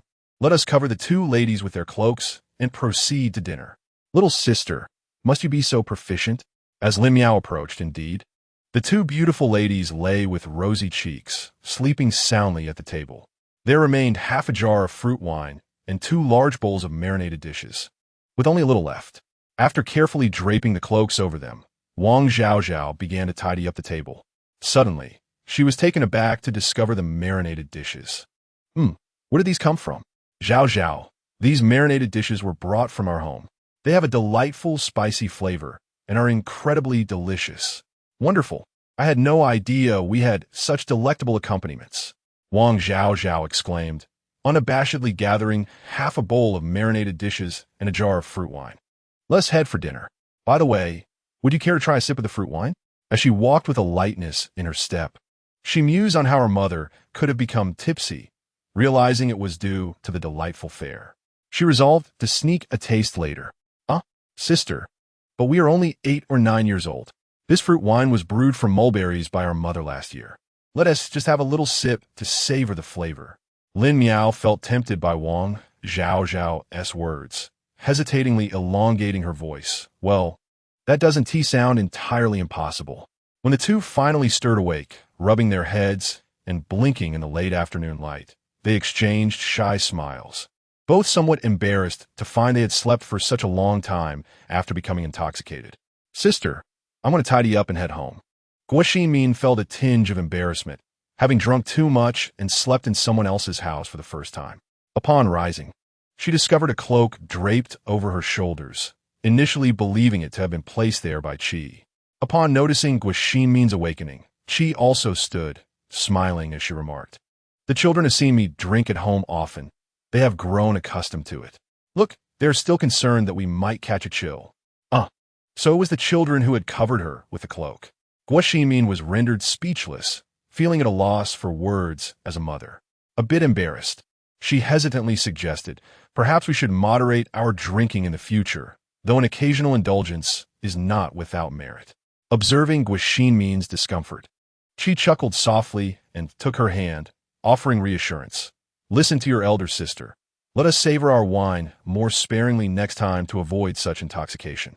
Qi guided her into her daughter's room, and after Guo Xinmin took up Lin Miao, she bid farewell to Qi. The mother and daughter stood at the door, watching as Wang Zhaozhao waved.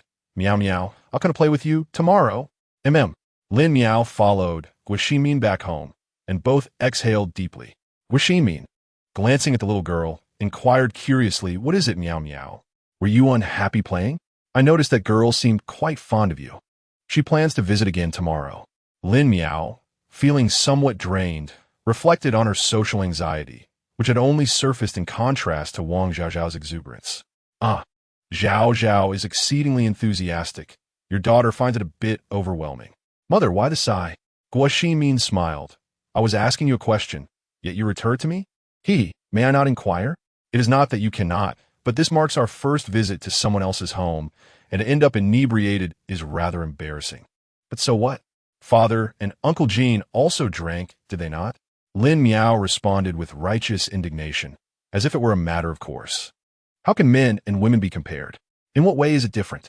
Aunt Jean is also a woman, yet she excels in business. Mother, as women, we must not allow our spirit to wane in comparison to them. Lin Miao's words flowed like a rapid-fire discourse, fervently attempting to correct her mother's misconceptions. Guo Xinmin, feeling somewhat defeated, promptly urged her into the kitchen for assistance. All right, you little rascal. Why do you speak so persuasively like an old woman? Come, I'll tidy up. Let us prepare dinner, just in time for your father's return. Speaking of dinner, Lin Miao suddenly remembered. Mother, did you not eat? Are you hungry? Witnessing her daughter's thoughtfulness, Guo Xinmin felt a swell of affection. I am not hungry. I shared half a bowl of braised dishes with your Aunt Qi. You both had braised dishes without bringing us any. Lin Miao pouted adorably, casting a reproachful glance at her. Guo Xinmin was unfazed. There's more at home. Eat your fill. I think I shall wait until my wound heals to eat, Lin Miao replied with a smile. At that moment, Xiaohei leaped down from the rooftop, letting out a disgruntled meow, expressing its disappointment in its owner for seemingly neglecting the family and their meals. Every day, I find myself away from home, and if it weren't for its vigilant presence, those delectable morsels of meat would surely be devoured by the mice. Little Black, come here, purr, purr, purr. Lin Miao softly beckoned, waving her hand invitingly. There appeared Little Black, its fur glossy and dark, shimmering like a precious black gemstone. Within its round, curious eyes glimmered a spark of intelligence. Meow. Upon hearing its master's call, Little Black emitted a gentle sound, seemingly responding to Lin Miao's summons. Meow, meow, meow. What's the matter? Little Black blinked, nimbly leaping from the table, its long tail raised high like an antenna, bounding towards Lin Miao's feet while emitting a low purring sound, as if to announce its arrival. Seeing Little Black's adorable antics, Lin Miao couldn't help but chuckle.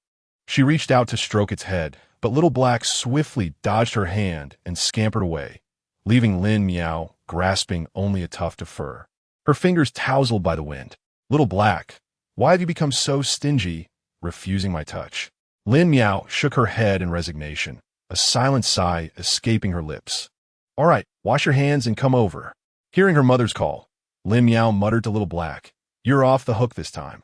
She hurried to scoop some water from the large vat in the courtyard, shaking her damp hands as she called out, coming, coming. Meanwhile, Lin Ji held a freshly opened envelope in hand, skimming through its contents with remarkable speed. Upon finishing, he sighed quietly. There are indeed many clever individuals. He then pinched another letter in his grip, shaking his head with a bemused smile. Chapter 59. Seeds in the evening, the Chi family gathered in the hall, preparing to enjoy their dinner. As they savored the marinated dishes, Scholar Wang exclaimed in surprise, This tastes rather delightful. My dear, have you tried a new recipe? Wang Zhao Zhao, silently engrossed in her meal, refrained from answering her father's inquiry. She was acutely aware that speaking would mean sacrificing a bite of the delicious dish. Chi's wife shot a glance at Scholar Wang, retorting, Do I have the time to experiment with new recipes every day? This was given to us by our neighbor. Huh? The rice dealer next door has a daughter? Scholar Wang was taken aback, having never heard this news before. At that moment, mother and daughter simultaneously rolled their eyes and chimed. It's from the other side, the newly moved neighbors. Oh, I haven't seen them, but their culinary skills are indeed commendable. Wang Zhao Zhao and Chi's wife exchanged glances, silently thinking, You, who secludes yourself with books every day, how could you have seen them? Were Scholar Wang privy to their thoughts, he would surely feel wronged, although he often immersed himself in his studies. Little Jean from across the way was quite a familiar face. At this juncture, Lin Ji finally returned home. The mother and daughter were already famished, stomachs growling in unison. Lin Miao gazed at her father with a look of reproach, her wide eyes fixated on him, as she murmured, Father, why are you so late today? The dishes have gone cold. Indeed, Brother Lin, did something happen? Guo Xianmin asked, concern etched across her face. She was acutely aware that her husband rarely returned home this late, indicating that today, as circumstances must be exceptional. Nothing has happened. I simply received the letter later today. Let us dine first, for we have been left hungry, all thanks to your father. Dinner. Oh my, at last a meal. After studying with Yu Chu in the evening, her mind felt empty, and with her stomach growling, she eagerly awaited her father's return to feast. The evening meal was modest, consisting of the marinated dishes prepared the night before, stored in the cellar. If it had not consumed them today, they might spoil. She had prepared a pot of rice with braised radish and a tofu egg drop soup. The glossy radish was stir-fried with pork, seasoned lightly with salt, and then combined with the rice to steam. As the rice danced energetically in the pot, crackling and popping, she allowed it to simmer a little longer, ensuring it was perfectly cooked. Today, the braised radish rice had been simmered for a full incense stick's duration. Upon lifting the lid, Guoximin immediately began to stir, the fragrant aroma of radish and pork intertwining with the rice, awakening the appetite. The golden crust at the bottom soaked up the luscious oils, crispy and delightful.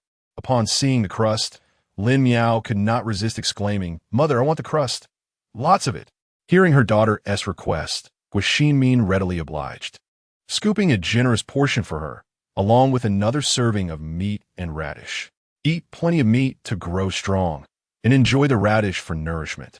Lin Miao cheerfully lifted her bowl, grinning as she devoured the braised radish rice, savoring the sweetness of the rice and the freshness of the radish. Each bite filled her with satisfaction, as if all her fatigue had been swept away. As she ate, she gazed at the marinated dishes and tofu egg drop soup before her heart brimming with happiness. This was the essence of home, simple yet profoundly warm. As Lin Ji served little He, he carefully measured out a modest portion. The rice mingled with the meat and radish, complemented by a splash of broth, ensuring that the dish was neither too salty nor lacking in flavor. Indeed, when the bowl of fragrant rice was placed before little He, it eagerly devoured the meal with great gusto. Lin Ji and his family of three relished the delectable feast, each bite offering immense satisfaction. After the meal, Lin Ji retrieved an envelope from his pocket and handed it to Lin Miao, saying, "Here is your letter." Lin Miao accepted the envelope, astonished. He received my letter so quickly and has replied so soon? It had not been long since our last correspondence. Lin Ji clarified, "It cannot be so swift. This is likely not a response to your last letter, but perhaps something he penned after sending the first one." After speaking, Lin Ji began to clear the dishes, preparing to wash them. At that moment, Guo approached him and gently interjected, "Lin Ge, let me handle this. You have been busy outside all day. Take a rest." She gazed at her husband with concern, fully aware of his daily toil. Lin Ji had intended to refuse her offer, but upon seeing the tenderness in her eyes and the weariness etched on her face, he swallowed his words. He understood that refusal might displease her, and working together could strengthen their bond. Thus, he smiled and said, "Very well, my dear, let's work together." Lin Ji blinked and exchanged a glance with his wife, signaling her to join him in the kitchen. Although Guo Xinmin verbally protested, her heart felt as sweet as honey. Once in the kitchen, Lin Ji carefully retrieved a letter from his pocket, smoothing out its creases before handing it to Guo Xinmin. Feeling a bit shy, she remarked, "Brother Lin, I'm not very literate." Lin Ji patiently explained, "It's a letter from the master, stating that a public letter office is to be established in Beijing. The same place where I received this letter from Manager Du." Guo Xinmin strained to recall who Manager Du was and suddenly wondered, does this mean there are no letters left for the public letter office? Lin Ji was momentarily at a loss for words, thinking how naively optimistic these two women were. Although he too had entertained such thoughts, he realized they were now futile. He mused that once someone initiated the idea, public letter offices would undoubtedly spring up like bamboo shoots after rain. Hearing that there was nothing to ponder, Guo Xinmin appeared somewhat deflated, scrubbing the dishes with her hands and muttering, "Then what business should we pursue?" Lin Ji, lacking a definitive idea himself, shook his head and replied, "There's no rush. We can think it over slowly." Meanwhile, Lin Miao had also opened her letter, wondering what her friend had written this time. To her dismay, the handwriting was even more illegible than before. The previous letter had at least contained a neatly presented greeting, but this one was a chaotic mess. Despite the difficulty, Lin Miao meticulously read through it. "Greetings. Father has rented your house. The cherries are mine now. Ha!" As she gazed at the crooked letters on the paper, a slight twitch appeared at the corner of her mouth. "Poor Miao Miao, to comfort your tender heart, I've sent you cherry seeds. Do take good care of them." Lin Miao pinched the letter, discovering a few cherry seeds nestled inside. There was no need for such theatrics, she murmured, though she felt a twinge of helplessness. She couldn't help but smile. She carefully folded the letter and tucked it away in her drawer, then picked up the cherry seeds, examining them closely. The small pits were smooth, with dried fruit flesh clinging to them. Could they possibly be what he had sucked from his mouth? Chapter 60. Germination. Upon returning from the Jin family, Lin Miao raced towards the yard with the swiftness of the wind. Since planting the cherry pits, she had been eagerly monitoring them for signs of germination. Today marked the 7th day, and she was impatient to discover the outcome. Entering the yard, she headed straight for the small, palm-sized pot filled with soil. The cherry pits had already been buried within, but she had been cautious not to bury them too deeply, merely covering them with a thin layer of earth. "Meow meow, why are you running so fast? I nearly couldn't keep up with you." "Huh? Are you the only one at home?" Jin Yuchu gasped, finally catching up to her. He had initially thought he would just need to walk a few steps to catch her, but it turned out he had run all the way back home. Huh? Brother Yuchu, what brings you here? Lin Miao asked in surprise, her clear, bright eyes blinking with curiosity and intrigue. I was eager to see if the cherry pits have sprouted. Lin Miao tilted her head, her eyes fixed intently on the cherry pits nestled within a battered pot. Her expression one of deep concentration. She extended a delicate finger to gently touch the small seeds, seemingly eager to discern whether they had begun to sprout. Her face radiated anticipation and hope, as if these diminutive seeds held boundless potential. Jin Yuchu took a deep breath and crouched beside her, tilting his head to peer into the pot. His gaze brimmed with curiosity, sharing in Lin Miao's watchful contemplation of the nascent life poised to break through the earth. An air of tranquility and warmth enveloped them, punctuated only by the gentle rustling of leaves in the breeze and the melodic chirping of birds. "Ah, it's sprouting," Lin Miao exclaimed with excitement, her eyes sparkling with delight. Her voice, infused with joy, seemed to invigorate the very air around them. However, at that moment, Jin Yuchu, positioned just above her, was entirely unprepared for a sudden upward glance. Her round head collided forcefully with his chin, producing a sharp, resonant thud.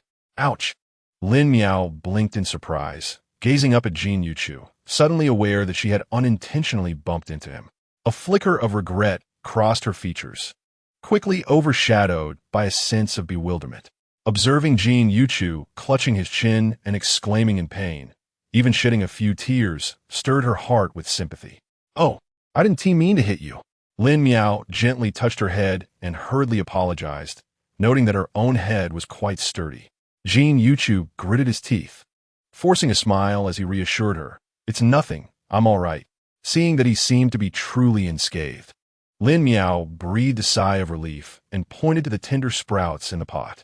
"Look, it's the cherry seeds. If they grow, we'll be able to taste the cherries we planted ourselves."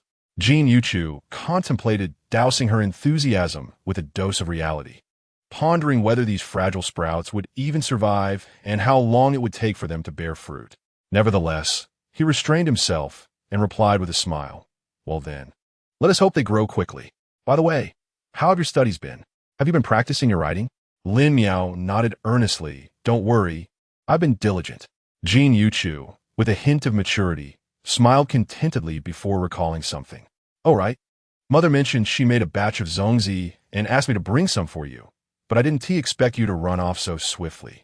He then produced several zongzi from his pocket and handed them to Lin Miao, waving goodbye as he departed. "Thank you. Please send my regards to Mother." Lin Miao expressed her gratitude as she accepted the zongzi. However, when she looked up, he had already disappeared. Glancing around the empty courtyard, Lin Miao couldn't shake the feeling that something about him seemed off today. Shaking her head, she dismissed the fanciful thoughts from her mind. She tidied up the house briefly, then idly awaited her mother's return. Time passed swiftly, and before long, Guaximin arrived home, riding a donkey cart. She unloaded the cart and led the donkey into the courtyard. Suddenly, a clattering sound startled Lin Miao, prompting her to leap from her seat and cautiously hide to peek outside. Upon realizing it was her mother, she felt relieved and called out, "Mother, you're back." Guaximin nodded, smiling at her daughter. "Meow meow, today I harvested a great deal of mugwort. It's still piled outside. Please take a bundle to the Jin and Wang families and bring the rest back home for us to use." "All right, I understand," Lin Miao replied, turning to head out.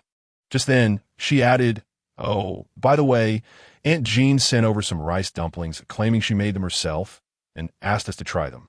Stepping outside, Lin Miao gazed at the heap of mugwort on the ground, slightly astonished. How much mugwort has been cut? Resigned, she picked up a bundle and made her way to the Jean family. Although she got along well with her friend, there were times when it felt somewhat peculiar. Today, she had been rather cold and distant, choosing not to speak much. Perhaps it was best to avoid any bad luck. After delivering to the Jean household, the Wang family awaited her as well. Lin Miao sighed and silently encouraged herself. She gently knocked on the door of the Wang residence, and before long, Wang Zhao Zhao came rushing out. "Meow meow, I knew it was you. You arrived just in time. My aunt sent over some pearl flowers, and I have one for you." With her vibrant energy restored, Wang Zhao Zhao was back to her cheerful self. Lin Miao smiled and replied, "Thank you, Zhao Zhao. My mother sent a bundle of mugwort for your family." "Wow, such a large bundle. Thank you, Angua." "Miao Miao, come in and play for a while." Lin Miao waved her hands in refusal, puzzled by the sudden warmth. "Strange, you were rather indifferent to me this morning, yet now you're so enthusiastic." As she turned to leave, Wang Shoucai strolled over with a jug of wine in hand. "Miao Miao, come to play. You should come in." "Uncle Wang, my mother asked me to deliver the mugwort, so I must head back." With mugwort at the door to invite blessings, and the sword of Calamus to ward off evil. "Your offering is deeply appreciated." "Zhao Zhao, quickly hang up the mugwort." "I'm on it." "Miao Miao, let us play tomorrow." "Goodbye, Zhao Zhao." "Goodbye, uncle." After delivering the mugwort, Lin Miao returned home with the remaining bundle. Guo Xinmin took a rope to hang the mugwort at the door. Lin Ji returned home early as well, carrying several items. Glancing around the mugwort, "Father, you're back so early today.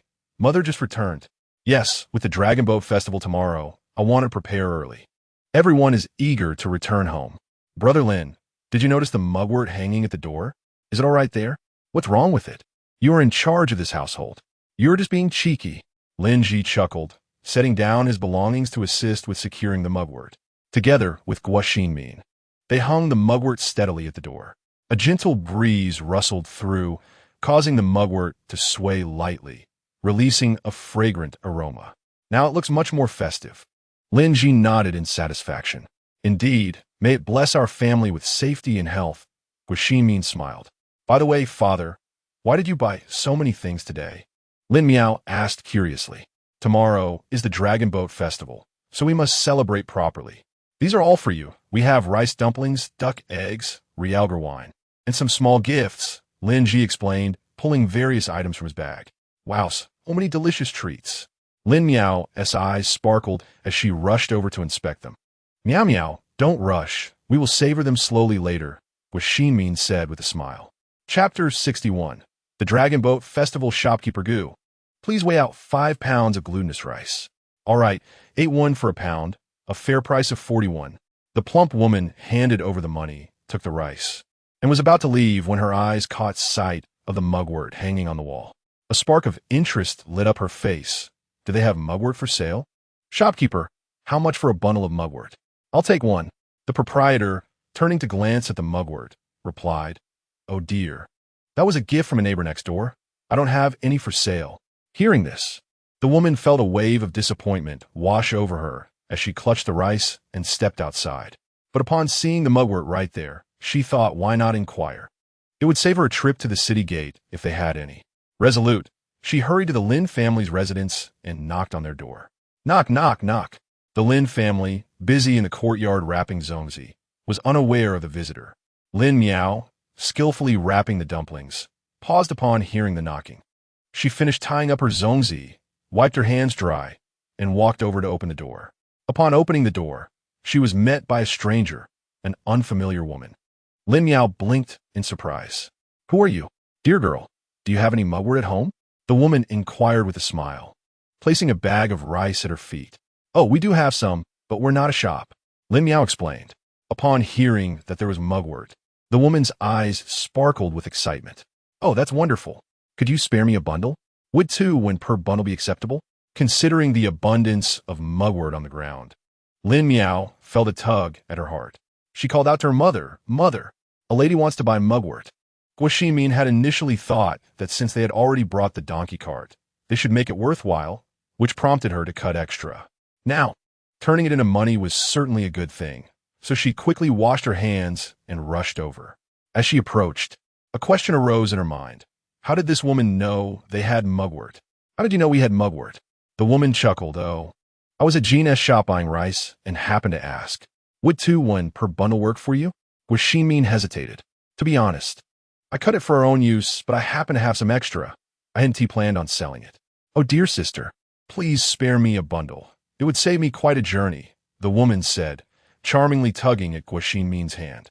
With a resigned smile, Guo Xinmin replied, "Very well. I shall gift it to you.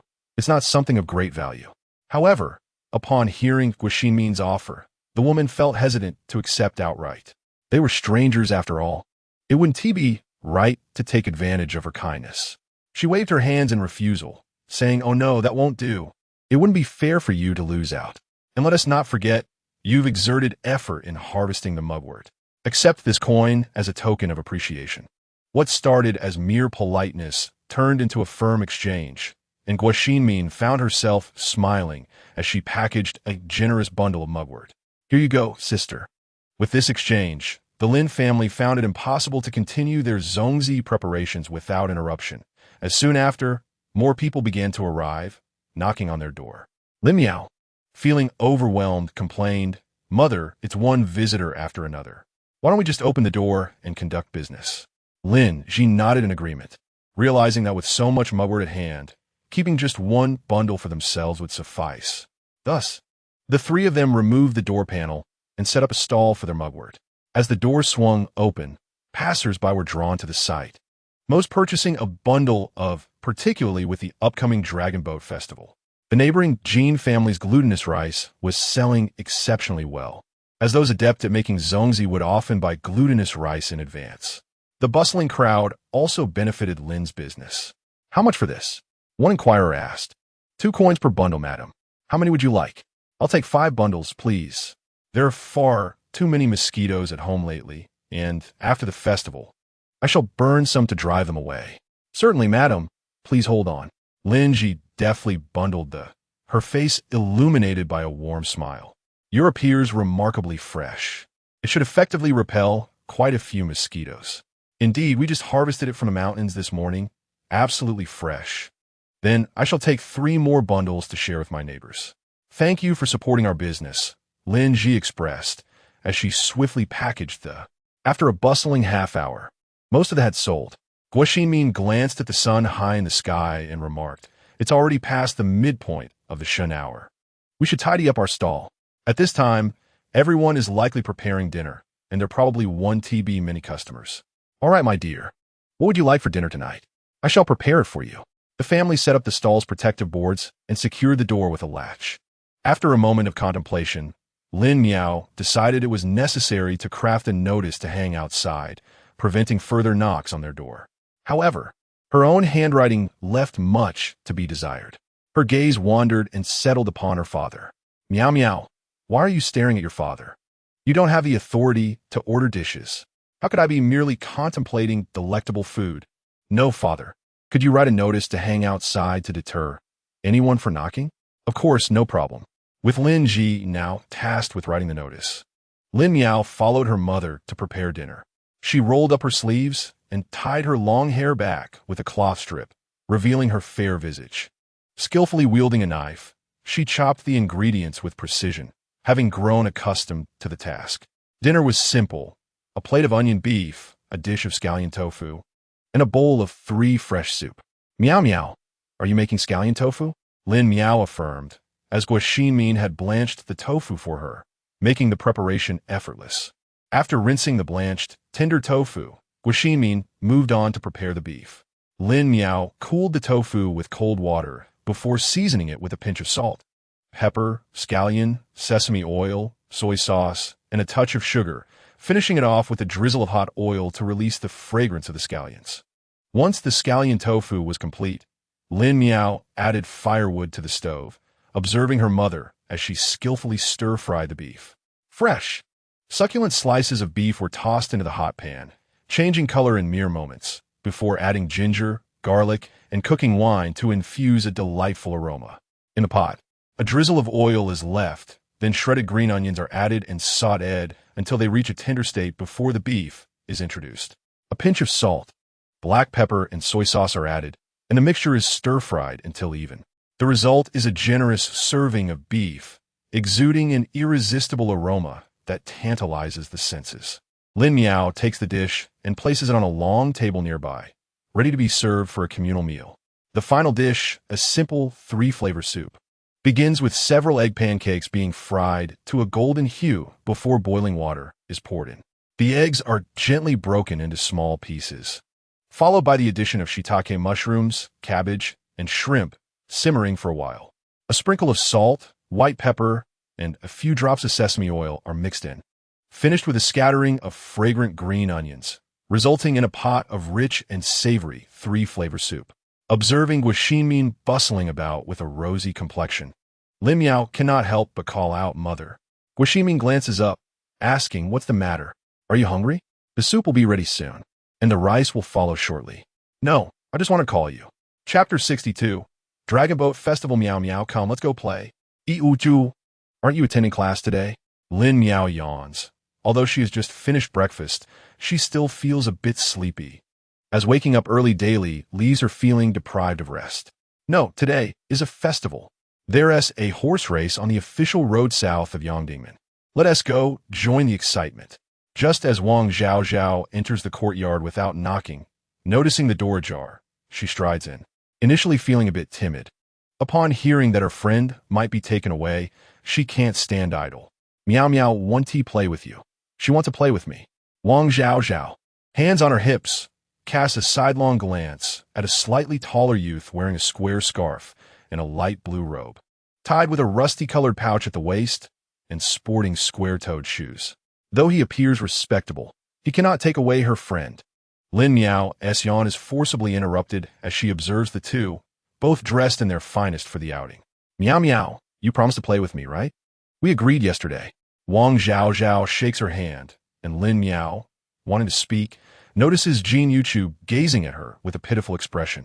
To be honest, while she's not one to be swayed by appearances, she finds it hard to resist someone's charm. After a moment of hesitation, she timidly suggests, "Can we all play together?" Wang Zhaozhao huffs, but reluctantly consents. Jin Yuchu, naturally, has no power to refuse. Once they agree to play together, Lin Miao cannot wear her work clothes and must change. She tells the two to wait a moment and swiftly ascends the stairs. Wang Zhaozhao observes her, huffs again, and decides not to engage in a staring contest, instead chasing after Lin Miao, exclaiming, "Meow meow, let me help you get ready." Guaxinmin, emerging from the kitchen, sees Jin Yuchu standing forlornly in the courtyard and feels a pang of sympathy. "Have you eaten, Yuchu? Come sit here." Jin Yuchu politely greets her, saying that he has already eaten. Seeing him standing there, Guaxinmin fetches a stool for him, insisting he should sit instead of tiring himself by standing. After Lin Miao is finished getting ready, a fragrant incense stick has burned down. Lin Miao looks up at her, asking, "Is it done, Sister Zhao Zhao?" It's not that Lin Miao doesn't want to look in a mirror. Rather, her room lacks one, leaving her at the mercy of Zhao Zhao's styling efforts, uncertain of her appearance. "Wait a moment, let me take a look. I feel like something is missing." Wang Zhaozhao pondered deeply for a while before suddenly realizing, "How foolish of me. What else should I insert on the Dragon Boat Festival, if not pomegranate flowers?" In a flurry, she removed a branch of pomegranate flowers from her hair and placed it atop Lin Miao's coiffure. "Sister, be gentle. You might pull out my hair," Lin Miao exclaimed, watching as Zhao Zhao swiftly removed the flower, taking a few strands of hair with it. "Then help me tuck the fallen strands back in. I still have a talisman tied up there. Take one down, and we can each have one. How should I tuck it in?" Lin Miao stammered, feeling at a loss as Zhao Zhao's hair was elegantly styled, leaving her unsure of how to assist. "Just tuck it in anywhere. I'll insert a hairpin with a bead, and it will conceal it." After saying this, she sat on the bed and retrieved a hairpin from her sleeve pocket for Lin Miao. With care, Lin Miao secured the strands and added the bead flower, successfully concealing the mishap, and she let out a relieved laugh. The two of them, laughing and chatting, descended the stairs. Upon hearing their voices, Jin Yuchu lifted his gaze and beheld the enchanting scene of celestial maidens gracing the earthly realm, a vision he would cherish for a lifetime. The trio informed Lin Ji and his wife of their intention to watch the horse races. Lin Ji agreed and reminded Jin Yuchu to keep a watchful eye on the two sisters, ensuring they did not stray apart before waving them off. As soon as they stepped onto the street, Wang Zhaozhao scoffed. "Humph, can you really take care of both of us?" She dismissed him, questioning how someone of similar stature could act as their gallant protector. Lin Miao tugged at her sister, finding her directness somewhat awkward. Jin Yuchu remained unperturbed, understanding the bond of siblings. As an elder brother, he ought to be accommodating. With a warm smile, he advised Sister Wang, when the crowd gathers, "Hold tightly to Meow Meow's hand so she doesn't get lost." Turning to Lin Miao, He gently urged, "Meow meow, hold on to your brother's sleeve, all right?" Lin Meow nodded with a smile. "Yes, brother Yu Chu." The streets were bustling with people heading to the horse races, primarily adults accompanying children, while others hurried alongside horse-drawn carriages. The three of them chatted merrily, not feeling fatigued. Lin Meow was captivated by the sights, her eyes drinking in the lively scene. The wide thoroughfare was crowded, with many setting up stalls or selling flowers and food. The closer they got to Yongding Gate, the throngs grew denser. Fresh, vibrant pomegranate flowers for sale. 1 coin each, 1 coin each. A young girl selling flowers carried a large bamboo basket, carefully lifting a corner of the cloth to reveal some blooms. Observing that her sister only had 1 flower adorning her hair, Lin Meow reached into her purse for 2 coins. "Sister, let us buy 2 flowers." "All right, I'll pick 2 beautiful ones for you." Surprised by Lin Meow's desire to purchase, Wang Zhaozhao questioned, "Why do you want to buy more? You already have 1. Lin Meow, feeling a bit shy, blinked and smiled playfully. "Sister, there were originally 2 flowers. If I buy 2 more, we can each have 1. Once they each wore a flower, Lin Meow felt a sense of satisfaction, content in not owing anyone anything. Jin Yuchu could not help but steal glances at Lin Meow several times. Her fair, delicate face, bathed in sunlight, shimmered like gilded gold, while the radiant pomegranate flowers enhanced her beauty, leading him to vow that Lin Meow was the most enchanting little sister he had ever encountered. Meow Meow is truly lovely, with skin as fair and luminous as jade, Wang Zhaozhao unabashedly complimented, causing Lin Meow's cheeks to flush crimson, and she shyly waved her hands in protest. Amidst laughter and commotion, the trio mingled with the bustling crowd as they made their way onto Yongding Street. The thoroughfare was bordered by long wooden railings, with rows of canopies on either side, offering tea and snacks for sale. Participants and spectators alike took their seats at the tea stalls, while the impoverished masses crowded along the sides of the avenue, jostling under the sweltering sun. Observing the throng, Jin Yuchu, with a gentle nudge, urged his companions to squeeze into a tea stall. "A pot of tea, please." "Certainly. What kind would the young master prefer? We have options priced at 68, 98, and 168 won." Lin Meow clicked her tongue in disbelief. "Is this the starting price? A pot of tea is truly exorbitant." Jin Yuchu was also taken aback. In previous years, he had only watched from the outside and was unaware of the prices. After a moment's hesitation, he gritted his teeth and opted for the cheapest option, thinking to secure a spot to watch the event. Boom! The large drum resounded with 3 emphatic strikes, signaling the commencement of the competition. Lin Meow craned her neck to behold a line of contestants mounted on various steeds, poised and ready, their appearances meticulously arranged in anticipation of the drum's call. Another round of gongs rang out, capturing the crowd's undivided attention. "It begins. I wonder who will emerge victorious this year. I have high hopes for the eldest son of General Gong. He stands an impressive 8 feet tall and possesses a striking visage. Ha! A mere brute. How could he compare to the refined and graceful young master from the Confucian scholar's household? Clearly, you are biased. Just look at the way the proprietor Lu rides. His posture is far from commendable." The group erupted in laughter, leaving the critics speechless. Chapter 63. A twisted ankle. The entire competition was vastly different from what Lin Meow had envisioned. "What is the matter, Meow Meow?" Jin Yuchu inquired, sipping his tea upon hearing her exclamation. "I had thought that horse racing was merely a contest of who could reach the finish line first. Is this your first time witnessing such an event? This horse race does not measure speed. Instead, it is judged on the aesthetic quality of both the horse and rider's posture. The horse must maintain a straight and parallel gait, while the rider must remain poised and stable atop the steed to achieve excellence." Lin Meow grasped the concept. It was about presenting a graceful and harmonious appearance while riding, rather than sheer speed. Surely, those with striking appearances have a distinct advantage? Indeed, as the competition progressed, those who rode unevenly were met with murmurs of disapproval, and several participants embarrassedly covered their faces in shame as they completed the course, while others, overwhelmed by anxiety, bolted midway. A chorus of jeers and derisive laughter ensued. prompting one such rider to stumble before hastily retreating into the crowd, quickly disappearing from sight. After several rounds, most performances were mediocre until the star contestants took the stage, drawing an unmistakable wave of fervor from the audience that seemed to lift the very roof. Caught up in the enthusiasm, Lin Miao leaned forward to catch a glimpse. It's young Master Gong, truly a son of a general. He exudes majesty. And young Master Wang is undeniably charismatic. Ah, how handsome! Clearly, there was no shortage of admirers among the crowd. The striking young men captivated the attention of all around them. Zhao Zhao, with her hands on her cheeks, leaned in for a better view, enchanted by their allure. Jin Yuchu remained non-committal.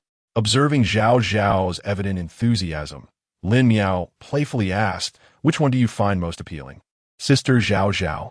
"Without a doubt, it's young Master Wang." Upon the path, the gentleman resembled a jade, unparalleled in the world. Lin Miao instantly comprehended, chuckling teasingly. "So, sister, you fancy the refined scholar type, do you?" "Nonsense," Wang Zhao vehemently denied. "She is still quite young." However, the blush adorning her cheeks betrayed her, prompting Lin Miao to burst into laughter. Jin Yuchu observed the young girl reveling in joy and contemplated asking her about her preferences, yet deemed it inappropriate, diverting her attention to the competition instead. Wang Zhao, unwilling to be the subject of Lin Miao's jest, nudged her companion twice, inquiring, "Which type do you prefer?" "Support." "Of course," Lin Miao replied, glancing at the gentleman on horseback, one resembling a scholarly figure, the other a dark-skinned general. Both had their merits. An adult need not choose, as she could indulge in both. As the competition approached its conclusion, the championship was claimed by the Geng family's young master, indicating that the dark-skinned handsome figure was indeed more appealing. "Ah, Yava triunfa. I have won," Wang Zhao lamented. "Why must it be him this year? Why didn't you wager on young Master Gong? This Wang has won for 2 consecutive years. Who could predict this year's outcome?" It was evident that bets had been placed, leading to mixed emotions among the spectators. With Wang Zhao sighing at the unexpected result, the trio drained their cups of tea, preparing to return home. "Sister Zhao, perhaps next year he will win again. He seems to be a perennial victor. Losing once is of little consequence." Wang Zhao frowned, her troubles not easily conveyed. She had wagered a considerable amount of her New Year's money, and now it seemed all was lost. "All is concluded. Let us return for lunch at a leisurely pace before we attend the archery contest this afternoon." Jin Yuchu mused, noting that this year's events concluded later than usual, leaving little time for further exploration. Better to enjoy the afternoon, while the evening would surely be bustling. Lin Miao had no objections, having never visited this place before. She was content to be guided by the locals. Wang Zhao had initially intended to dine at the Starry Night Tower, yet her confidence had waned, and she simply nodded in agreement. The crowd dispersing was substantial, resembling a swarm in their haste to exit. The previously orderly scene quickly descended into chaos as dark clouds gathered ominously, prompting a greater sense of urgency among the people to return home before the rain began. Before long, raindrops commenced their descent, pattering like water, splashing into hot oil, creating ripples of panic among the throng, propelling the trio forward. "Hold on tight. Don't get lost," Jin Yuchu urged, tightening her grip on both sisters' arms, no longer concerned with anything else but ensuring their safe return. Raindrops splattered against the faces and garments of the crowd, gradually staining them with the hue of rain. Wang Zhao raised one hand to shield herself from the downpour, but stumbled, her body tilting precariously, and she gasped in alarm. Although Lin Miao grasped her hand, her petite stature was insufficient to counterbalance Wang Zhao's lean. Jin Yuchu, of course, would not merely stand by. She released Lin Miao's hand and swiftly caught Wang Zhao, lifting her with ease. "Are you all right?" The crowd behind them remained oblivious to the unfolding events, pushing forward relentlessly, while Jin Yuchu carefully navigated ahead, still holding onto Wang Zhao. "Ouch," Wang Zhao muttered, glancing down to reveal that her foot had twisted, initially intending to raise her head and assure that she was fine. Having merely twisted her ankle, Wang Zhao was taken aback to see Jin Yuchu, a youth still bearing a hint of baby fat. The rain fell harshly upon her face. Strands of hair at her temples were tousled, and her lips were pressed tightly together, with concern evident in her eyes, as if they might overflow with worry. Perhaps due to his constant reading, his complexion was as delicate and fair as mist. "Where's Miao Miao?" Wang Zhaozhao twisted her neck to glance back anxiously. "Where's she? She's so large, how could she be lost?" The rain continued to pour unrelentingly, soaking Wang Zhaozhao thoroughly. Fortunately, her clothing was somewhat thick, though her makeup was beyond salvaging. I distinctly remember Miao Miao being to my right. Jin Yuchu's mind was in disarray. The recent surge of people had jostled him, causing him to inadvertently release Miao Miao's hand. "It's all my fault. I am to blame." Jin Yuchu was nearly lost in thought, consumed by the worry of having misplaced Miao Miao. Wang Zhaozhao bit her lip, tightening her grip on his hand. Before she could further contemplate the chaos, a sharp pain shot through her foot, making her wince. Jin Yuchu, hearing her gasp in pain, snapped back to attention. He had a younger sister, and given the rain in the crowd, he needed to escort one of them back before returning to search for the other. Taking several deep breaths to steady himself, he turned to the girl beside him. "Are you all right? Can you still walk?" His gaze was filled with concern as he regarded the girl, who, despite her usual boisterous demeanor, now appeared pitiful. Her makeup smeared and limping with each step. Wang Zhaozhao wished to assure him she was fine, but each step sent jolts of pain through her. And the throng of people continued to press forward, nearly causing her to stumble several times, only to be pulled back by him. She bit her lip and softly murmured, "I twisted my ankle." Jin Yuchu realized she could not manage on her own. Should she fall again, and he fail to catch her, it could lead to serious consequences amidst such a crowd. Steeling himself, he declared, "Let S move to the side. I will carry you." Chapter 64. Soup Dumplings Miao Miao. Called by someone, Lin Miao raised her eyes, and upon recognizing an acquaintance, was filled with astonishment, her face lighting up at the sight of Han Chuyong. "Brother Chuyong, it's you. It's been so long since I last saw you," she exclaimed, surprised by this unexpected reunion in such a dismal scenario. Soaked and disheveled, she had lost her companions, while Han Chuyong stood tall and elegant, his umbrella shielding him from the downpour. As crowds rushed past, all attempting to shield themselves from the rain, few were as fortunate as Han Chuyong, who held a paper umbrella above his head. He grasped Lin Miao's slender arm, guiding her through the throng. "Why are you running about in such a crowd during a downpour?" His voice, deep and slightly admonishing, cut through the cacophony of rain and chatter. "I came out with friends," Lin Miao replied, her voice subdued. "But there are too many people, and we got separated, brother." The sound of footsteps faded away as he tightened his grip on Lin Miao's arm, becoming increasingly protective of her, resembling a little chick struggling to keep pace with its mother. He had to keep a close watch on her. Thankfully, his keen eyes were alert. "What?" Lin Miao could not hear clearly. The rain had intensified, drowning out the voices around them. After walking for a while and exiting the street, the crowd finally dispersed. Under the awnings, many people sought refuge from the rain. There was little to be done. Some were too far away to return. And who could predict how long the rain would last? "Let us head home." Han Chuyong glanced at the swirling spiral atop her head, his gaze wandering. It struck him that his sister's hair did not quite look like that. I haven't found my friends yet. What if they were still behind? What if they discovered her absence and turned back? The more she pondered, the more anxious she became. She tugged at Han Chuyong's sleeve, hesitatingly murmuring, "Brother Chuyong." Han Chuyong chuckled. With so many people in this downpour, who would turn back to look for someone?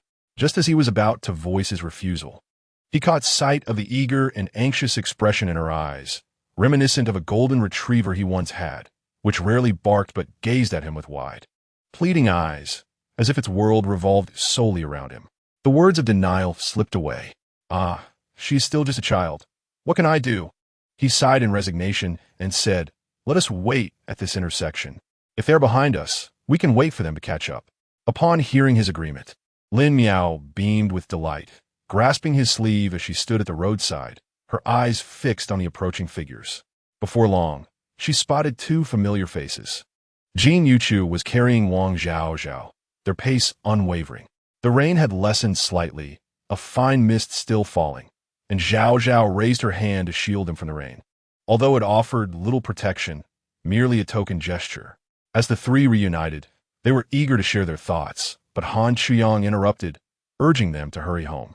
Fortunately, the umbrella was large enough, and the four of them made their peculiar and awkward way home together. Upon reaching Zhongmi Alley, they each went their separate ways. Just as Han Chuyang was about to lower the umbrella and depart, Lin Miao called out to him, "Brother Chuyang, come inside." She turned back, her gaze curious, as if asking why he had not yet entered. Initially hesitant, Han Chuyang found himself transported back to the boat, where she had effortlessly invited him to follow her. Entering the Lin household, he found Lin Ji and his wife busy at home, not venturing out to join the commotion. Seeing Han Chuyang, Guo greeted him with a smile. "Ah, Xiao Han, come in and sit for a moment. We'll be eating soon." Lin Ji, not lifting his head, continued rolling out dough as he spoke. "We'll be having soup dumplings soon." Han Chuyang smiled, warmth spreading through him. Behind him, Lin Miao peeked out. "Are we having soup dumplings?" Her hair was damp, clinging together, and her clothes were wet and sticky. Hearing her voice reminded Han Chuyang that she had been caught in the rain and should take a warm bath to ward off the chill and prevent a cold. "Meow meow, you should go take a warm shower to warm up. We wouldn't want you to catch a cold." "Uncle Lin, Aunt Lin, is there hot water available?" At Han Chuyang's words, Lin Ji finally looked up. "It's raining?" After being playfully swatted by Guo Xinmin, flour was sent swirling into the air. Xiaoan remarked that the girl had gotten wet, questioning if it was raining or if ice pops were falling instead, uttering nothing but trivialities. After hastily wiping her hands on her apron, she managed to clean herself up a bit and called Lin Miao to head upstairs to retrieve her clothing. She mused that, thankfully, the fire had not extinguished. The recently boiled water could be diluted to help her wash up. The four of them divided their tasks. Lin Ji and Han Chuyang made dumplings, while Guo Xinmin and Lin Miao went to the washroom. The Lin household remained relatively quiet, contrasting with the Jin family, where there was a flurry of activity, people tending to the fire and others buzzing around, asking questions in a lively manner, all in a fervent effort to ensure their precious Sun Wu tea catch a chill. They even contemplated visiting the medicine shop to procure some cold preventive remedies. When Wang Zhao Zhao returned, Mrs. Qi did not express any grievances. She merely instructed her servants to boil water and prepare medicine, and also arranged for some cold preventive remedies to be sent to the Lin and Jin families, managing everything with commendable efficiency. She harbored a desire to complain, but since it was her own daughter who had instigated this situation, returning home with a twisted ankle and soaked from the rain, she felt it was partly her daughter's fault for being careless. Though she understood that the blame lay with her daughter, a lingering sense of resentment remained unspoken. Knock, knock. The four members of the Lin family were gathered around the table, enjoying soup dumplings when they heard someone at the door. "I'll go," said Guo Xinmin, setting down her chopsticks and crossing the courtyard to open the door. "Madame Guo, my master has sent over some cold preventive medicine. Your daughter is still young. She mustn't catch a cold from the rain."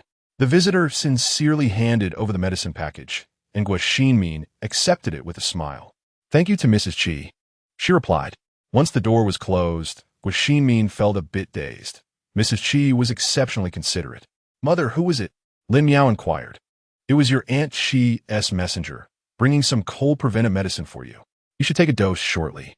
Upon hearing it was traditional Chinese medicine, Miao Miao felt her appetite for the dumplings wane. "No, I've already taken a hot bath. I want tea catch a cold." Her delicate brows furrowed in resistance as she glanced longingly at Lin Ji, hoping he would help her protest. Lin Ji, however, was not inclined to utter any words of refusal, wearing an expression of helplessness. Miao Miao then turned to Han Chuyang, pouting her lips and calling out sweetly, "Brother Chuyang." Though Han Chuyang maintained a neutral expression, he sighed inwardly, chewed his filling, swallowed it, and then suggested, "Medicine can be quite potent. It would be better to boil some ginger water instead, which can also ward off the cold." "Indeed, ginger water would be preferable," Miao Miao exclaimed. It was certainly more palatable than medicine, even if both would ultimately serve a similar purpose. "That sounds good," Guo Xinmin agreed. As she settled back down, Lin Miao eagerly used her chopsticks to serve her mother some soup dumplings.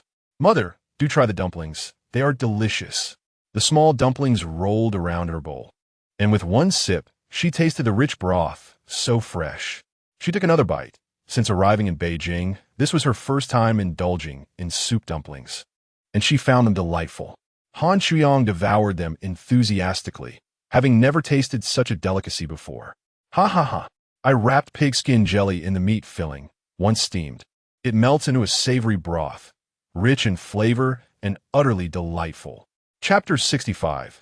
Pea Flower Wang Zhao Zhao, with her twisted ankle, lay in bed, tossing and turning, her mind preoccupied with the events of the morning.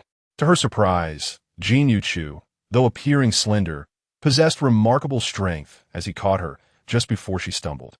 In that fleeting moment, she beheld a pair of clean, powerful hands gripping her from below, and all she could see were the quivering eyelashes, dense and fine like a brush, which brushed against her face, shrouding her in a delicate mist that softened her surroundings. What was the purpose of such thoughts? She shook her head, attempting to cast aside the clutter in her mind, and sighed into her pillow. They had yet to indulge in any fun, and with the rain pouring down, she wondered when they might venture outside again. At that moment, Wang Zhao Zhao felt a tumult of emotions, while Lin Miao remained steadfast in her labor, yearning only to lament skyward.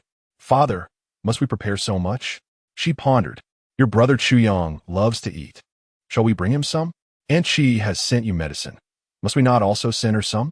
We should include the Jin family as well. We cannot show favoritism. Lin Ji adjusted the filling, noticing it was insufficient, and proceeded to chop more meat to continue crafting the soup dumplings.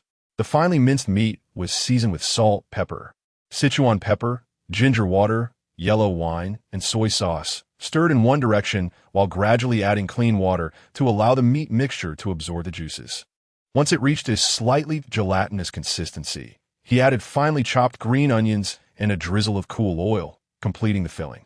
Is the dough sufficiently kneaded? He inquired of Han Chuyang, who had been assigned the task of kneading. Han Chuyang looked up at his uncle, hesitant to respond. He had no way of discerning its readiness. Perhaps their unspoken communication was successful, as Lin Ji pinched the dough, finding it pleasantly soft and elastic, indicating it was nearly ready. It's almost time. You two should learn how to make dumplings with me. Miaozi, you may divide the dough.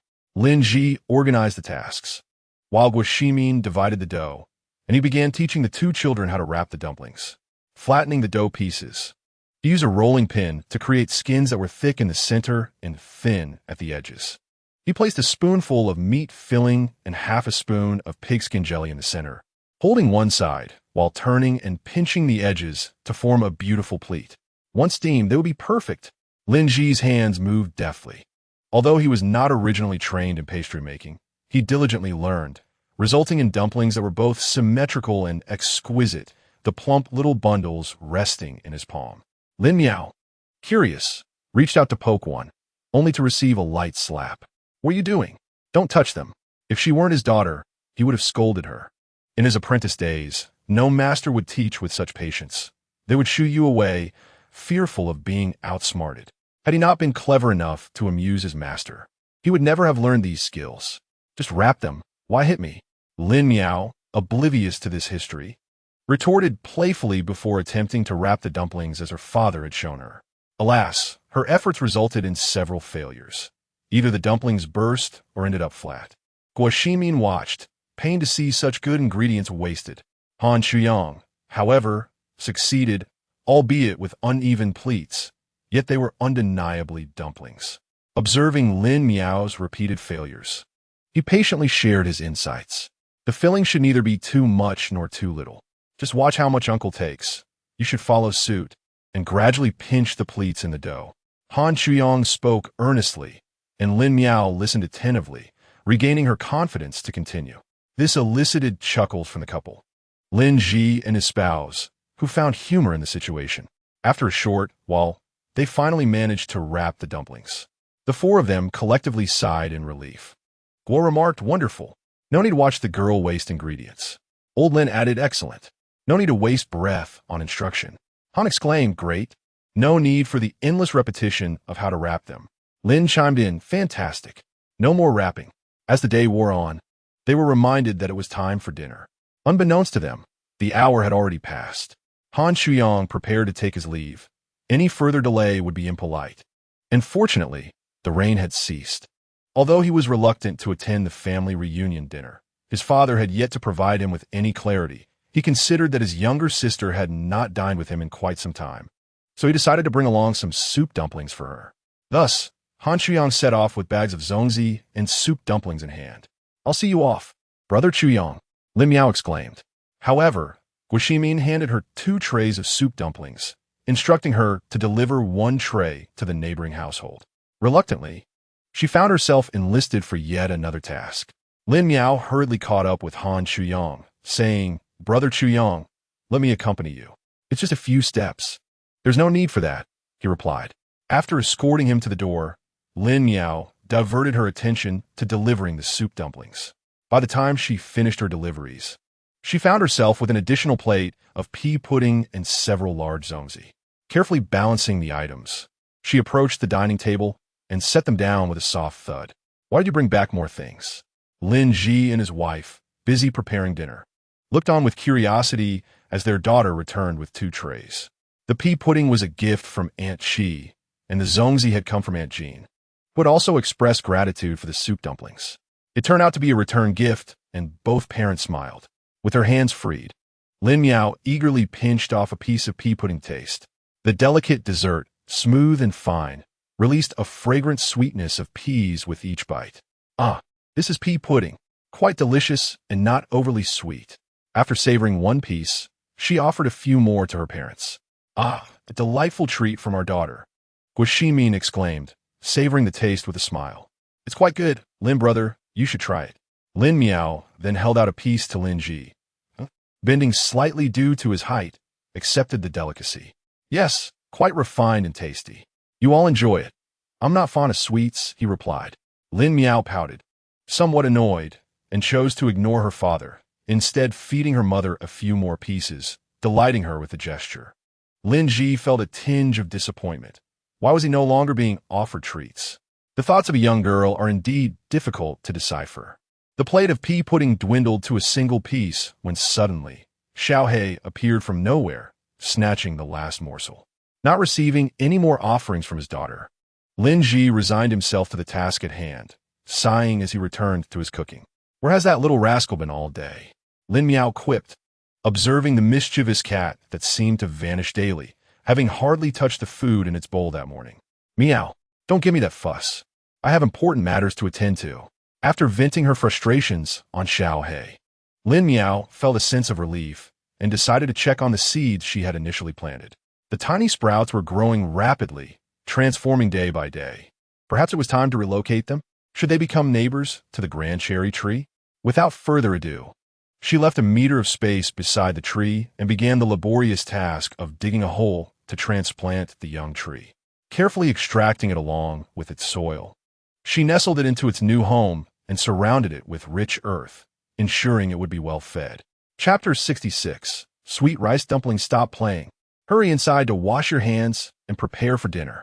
Her mother called out from the doorway, directing her voice toward Lin Miao, who was frolicking in the yard. Hearing her mother summon her for a meal, Lin Miao brushed the mud off her hands and muttered, "Oh, I'm not playing. I'm busy transplanting trees." With pride, she pointed to the newly planted sapling. Guo Shimin glanced toward the yard, observing the tiny seedlings swaying alone, hardly resembling a tree. She shook her head and chuckled. "Oh, my child, why are you in such a rush to transplant that little sprout? Let it grow a bit more. At this size, it may struggle to survive." Little did anyone anticipate that her mother's words would indeed come to fruition. Before long, the sapling that Lin Miao had so joyously transplanted ultimately did not survive. But that was a tale for another time. At this moment, Lin Miao was exuberantly seated at the table, unwrapping fragrant rice dumplings, joyfully celebrating the Dragon Boat Festival. She hummed a little tune of her own creation. One bite of the dumpling wrapped in my mouth, a sip of sweet fermented rice balls. Oh, how delightful! She savored the delicious feast with glee.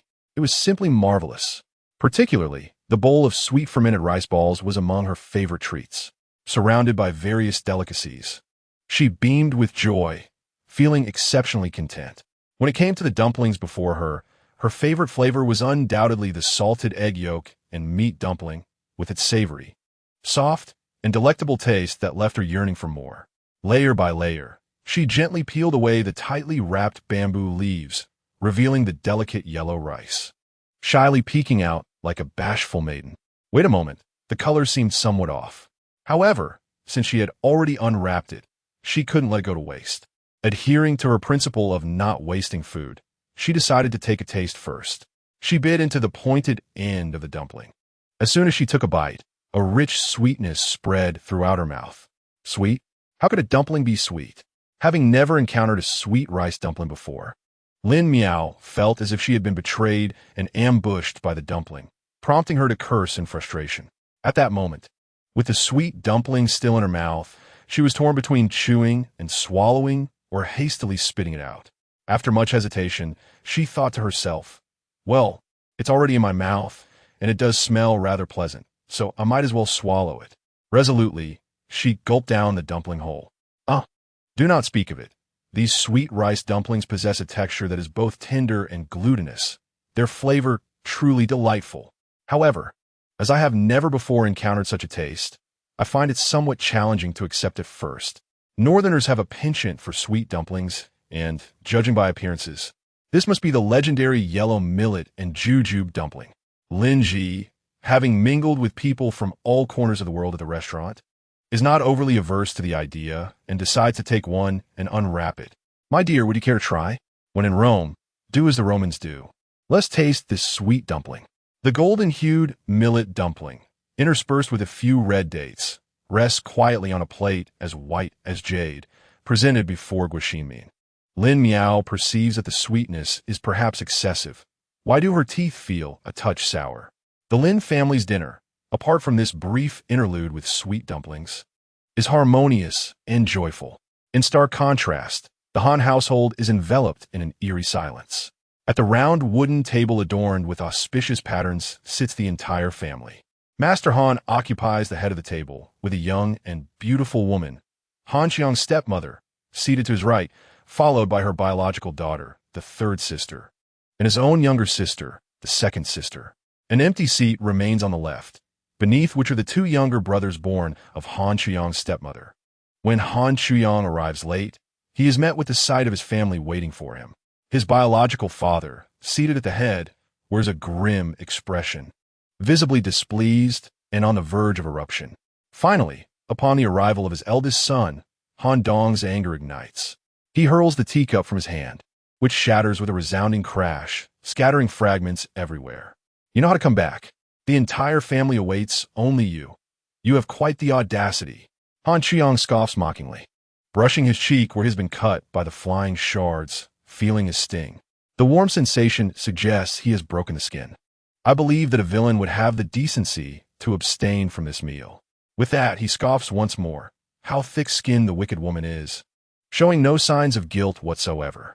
Addressed directly, Jiang Cha remains unperturbed, her tears hovering on the brink of falling, her voice soft as she replies, Yang Ge, you truly misunderstand me. I know not how this came to pass. Perhaps your actions have incited resentment in the maidservant? Such a splendid inversion of right and wrong. Effortlessly exonerating herself while casting a shadow upon him, he is disinclined to look further, only wishing to observe his father's reaction. At the table, Han Dong, his biological father who has given him life and raised him, seems devoid of the will to defend him, instead echoing Jiang Cha's words. Indeed, eldest son, you have been quite domineering. Perhaps there are minor grievances that have arisen. Seated at the lower end, Han Yao's face turns a shade of blue with anger. Unable to restrain herself, she retorts, Father, when has my brother ever been domineering? He is the kindest of souls. On the contrary, interrupts Han Chuyang, my sister does not possess the same freedom. Should she utter anything inappropriate, how would she manage under our stepmother's rule? Thus, he has never divulged such matters to her, believing it better for her to live in blissful ignorance, perhaps for her own good. This meal is now beyond salvaging. His heart hardened. He resolves to venture into the military camp.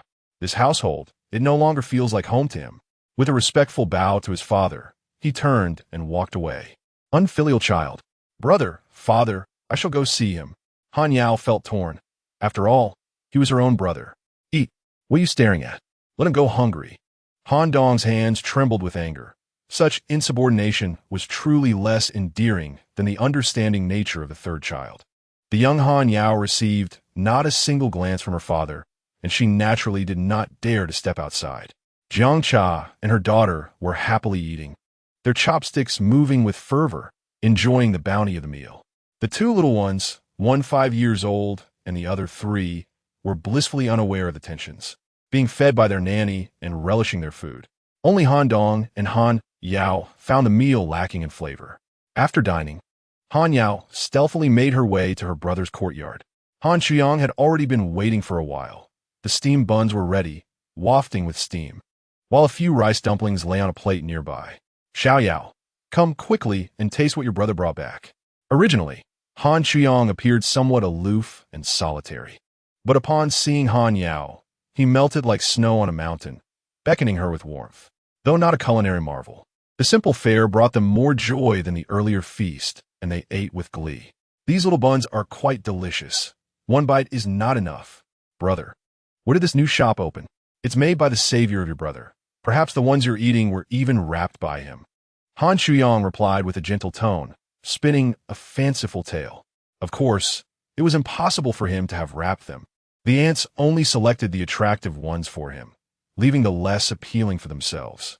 However, his little sister, unaware, truly believed her brother had crafted them, gazing at him with envy. Brother, you are so impressive.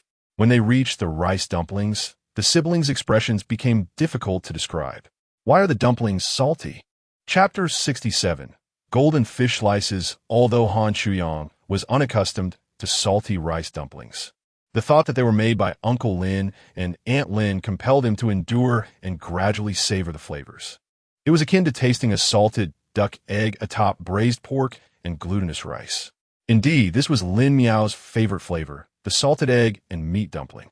While Lin Miao longed for them and missed out, Han Chuyang unwittingly dined on the salty dumplings, a fortunate mix-up, on a dark and rainy night.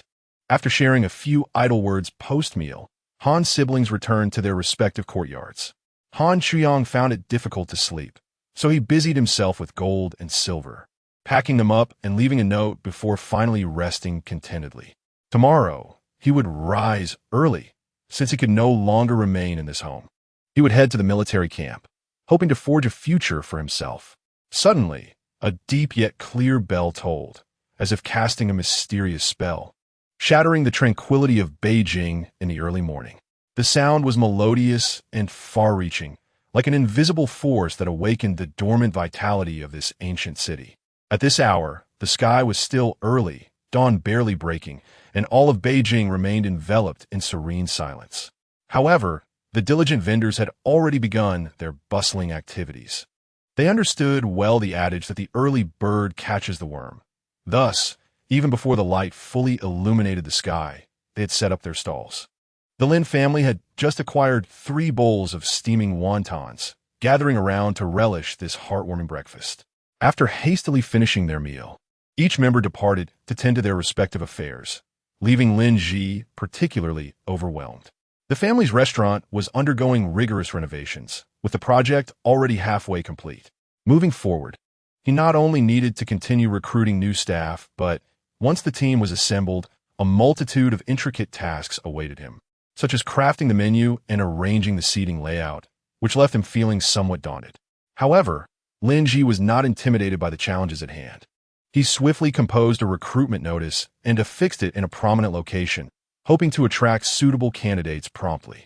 Having completed this task, he let out a slight sigh of relief and turned to enter the kitchen. Inside the kitchen, the skilled craftsman was laboring profusely, beads of sweat dotting his brow. Upon noticing Lin Ji's arrival, the master raised his head and smiled, saying, "Boss, the stove will be ready in 3 to 5 days. After that, we can let it dry for a few days, and it will be good for use." Hearing this, a weight finally lifted from Lin Ji's heart. The kitchen remained in disarray, cluttered with debris, tools, and piles of mud. Navigating carefully through the chaos, Lin Ji smiled and said, "Please take care, my friend. It will make things easier for us later." The Tyler was a middle-aged man accompanied by 3 apprentices, all cheerful and amiable. Before long, footsteps echoed from outside, and a voice called out, "Father!" It was his daughter. "Meow meow, I'm in the kitchen. It's too messy. Wait outside for a moment." After tidying up a bit to facilitate movement, he stepped out to find her. Lin Miao's cheeks were flushed, her eyes sparkling with excitement as she exclaimed, "Father, there are live perch for sale." Just as she was about to say more, a middle-aged man with a sallow complexion and a medium build entered. Dressed in dull, short garments and speaking with a thick accent, he timidly asked, "Excuse me, are you hiring here?" Seeing someone approach, Lin Miao took a step back, peering from behind her father to observe the scene. Lin Ji gestured discreetly to his daughter while directing the newcomer to a temporary corner to sit for an interview. "We are indeed hiring, sir. May I ask which position you are interested in?" The man, Huang Tsong, felt slightly embarrassed at being addressed as sir and awkwardly replied that he had just turned 30. An uncomfortable silence fell over them. Having previously managed a restaurant, Lin Ji broke the tension with a smile and shifted the conversation. "We are preparing to open a restaurant and have various positions available. If you have experience, you can apply for a managerial role or a master chef position.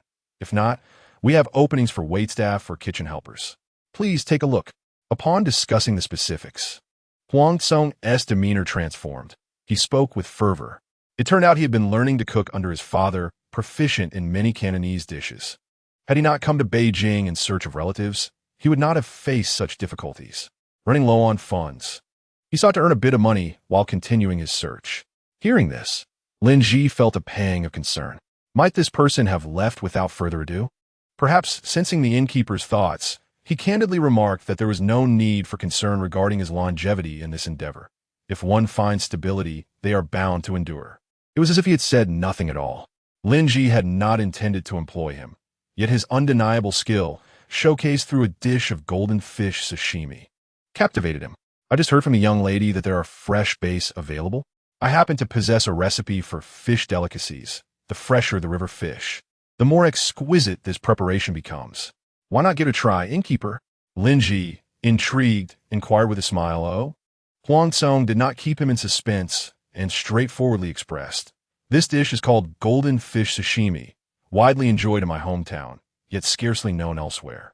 The dish utilizes fresh fish, meticulously slicing the flesh into delicate fillets, accompanied by a sauce made from 5 ingredients: garlic, ginger, salt, orange peel, and orange pulp. These 8 components are crushed into a fine paste, creating the golden sauce, which seeks to highlight the fish's tender and refreshing qualities. Only the golden pulp is selected, seasoned with salt, and transformed into a golden paste. This golden sauce complements the raw fish, not only presenting a vibrant array of colors, but also offering a refreshing taste with a hint of tart sweetness, a subtle saltiness that accentuates the fish's delicate texture." Huang Tsong spoke eloquently, thoroughly tantalizing Lin Miao's appetite. Inside her mind, she screamed in delight, "Oh, fish sashimi! This culinary method is truly exquisite. It's a delight from our ancestors." Uncontrollably, saliva trickled from the corner of her mouth. Lin Miao tugged at her father's sleeve, exclaiming, "Father, this dish sounds utterly enticing." Not only was Lin Miao tempted, but Lin Ji too felt the allure. Although his entry into this business was fortuitous, one cannot persist for long without genuine interest.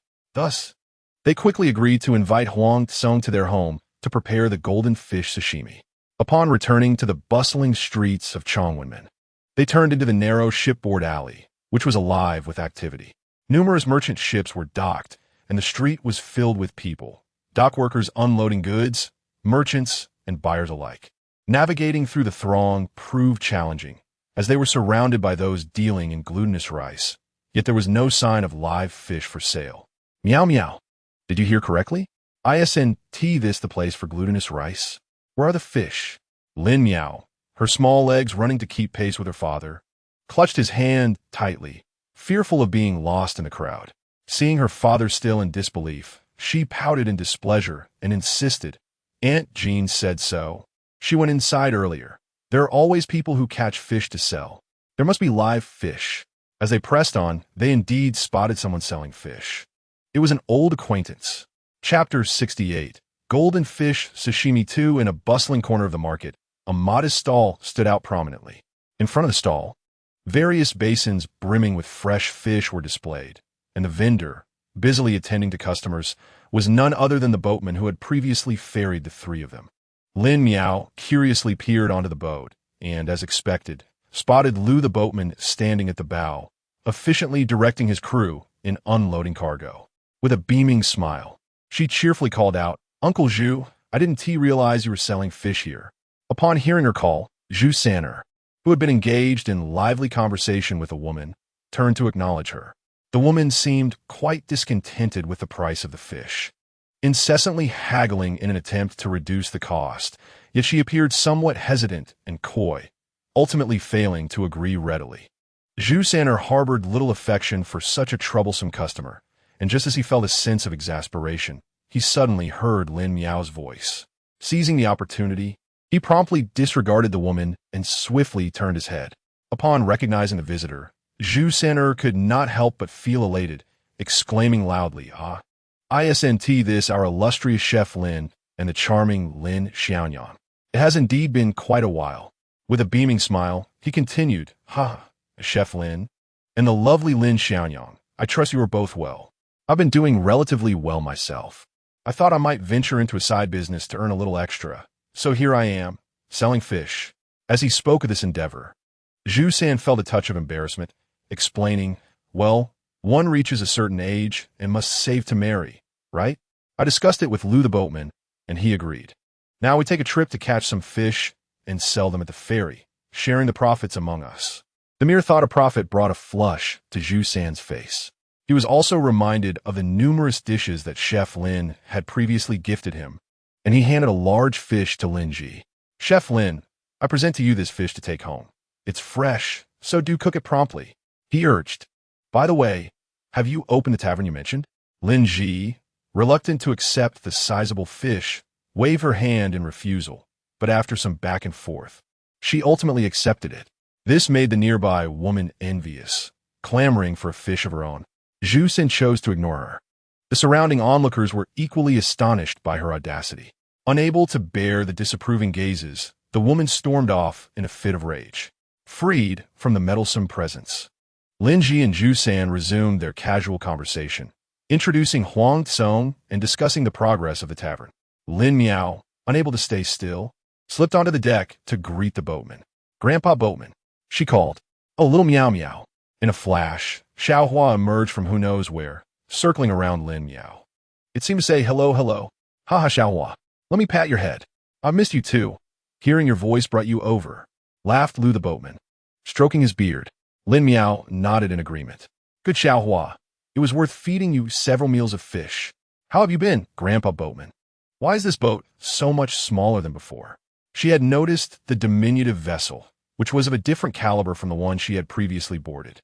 Alas, the Huaidong River has become severely silted, making it impossible for larger boats to navigate. Thus, smaller boats are more convenient. Lu the boatman lamented. He could not help but shake his head, stating that there had been no news from the authorities. Now, the larger vessels could only pass during the rainy season when the water levels rose. Otherwise, one had to rely on small boats for transport. It was a pity that at his age, he had to make several more trips just to earn what he used to. However, he refrained from sharing such burdensome thoughts with the child. After exchanging greetings with Lin Ji and a few words, the trio of Lin Ji and Zhu San departed, carrying a large fish and several smaller ones home. At first, Lin Ji was reluctant to take more, and Xiao Yu also hesitated. It was only after Lu Xiaogong insisted that the treats were a gift for Xiao He and that she must not decline on his behalf that they finally accepted, expressing their gratitude to Lin Miao. After gathering all the items, half an hour had passed, and Lin Ji and his companions returned leisurely to Jiaomi Alley. The alley was bustling with activity. Merchants took advantage of the arrival of merchant ships to restock their goods, while the remaining grain was transported back to the granary near the shipboard alley. Upon entering their home, Lin Ji noticed the absence of his wife and turned his gaze to his daughter, inquiring about the situation. Lin Miao shot a glance at her father, thinking, "Can't my mother have her own affairs? Mature adults should have their own space." "Miao, Meow, Xiao He gracefully leapt down from the courtyard wall. Xiao He, come here. Lin Miao beckoned, eager to pet the cat. This elusive creature was rarely seen, making its appearance quite a rarity. Over the past few months, Xiao He had transformed from a small black kitten into a robust cat, its coat glossy and sleek, undeniably charming. Ignoring Lin Miao, it proudly presented its back to her while circling around Lin Ji. This behavior irked Lin Miao, who gritted her teeth in frustration. This Xiao He only knows how to orbit around food. Xiao He, go away. There are serious matters at hand. Lin Ji dismissed the cat's antics, eager to shoo it away. You're being disdainful, aren't you? If you don't let me pet you, don't expect to see any fish skins later. Entering the kitchen, Lin Ji locked the doors and windows, then waved for Huang Tsong to begin his task. What followed was a visual feast. Huang Tsong skillfully gutted the fish, setting aside the fillets. He then prepared the golden sauce. His hands, rough yet agile, worked methodically as he mashed garlic and ginger into a fine paste, meticulously grating orange zest while discarding the white pith. He then mixed the orange flesh into the blend, adding salt, pepper, white vinegar, and soy sauce. The beautiful orange mixture shimmered like gold, and though mingled with soy sauce, its essence remained elusive, blending seamlessly. As Huang Tsong stirred the golden sauce with a pair of wooden chopsticks, it created ripples like waves of gold. After tasting, satisfied with the flavor, he took a plate to begin slicing the fish. The freshly caught fish was delicate and firm, yielding effortlessly to his swift knife. With each precise cut, the fish fillets resembled snowflakes falling into the plate, gradually forming a layered white peony, elegantly unfolding. The golden sauce drizzled over the white fillets, transforming them into pieces of jade adorned with gold. Shopkeeper, little shopkeeper, would you care to taste? Once Huang Tsong completed the dish, Lin Miao's gaze remained fixated on the culinary creation. Astonished, she thought, the aesthetic of our ancestors is truly commendable. This tender fish, paired with a glorious sauce, promises an extraordinary delight. Hearing the words little shopkeeper, she paid no mind and directly approached, deftly picking up a piece with her chopsticks.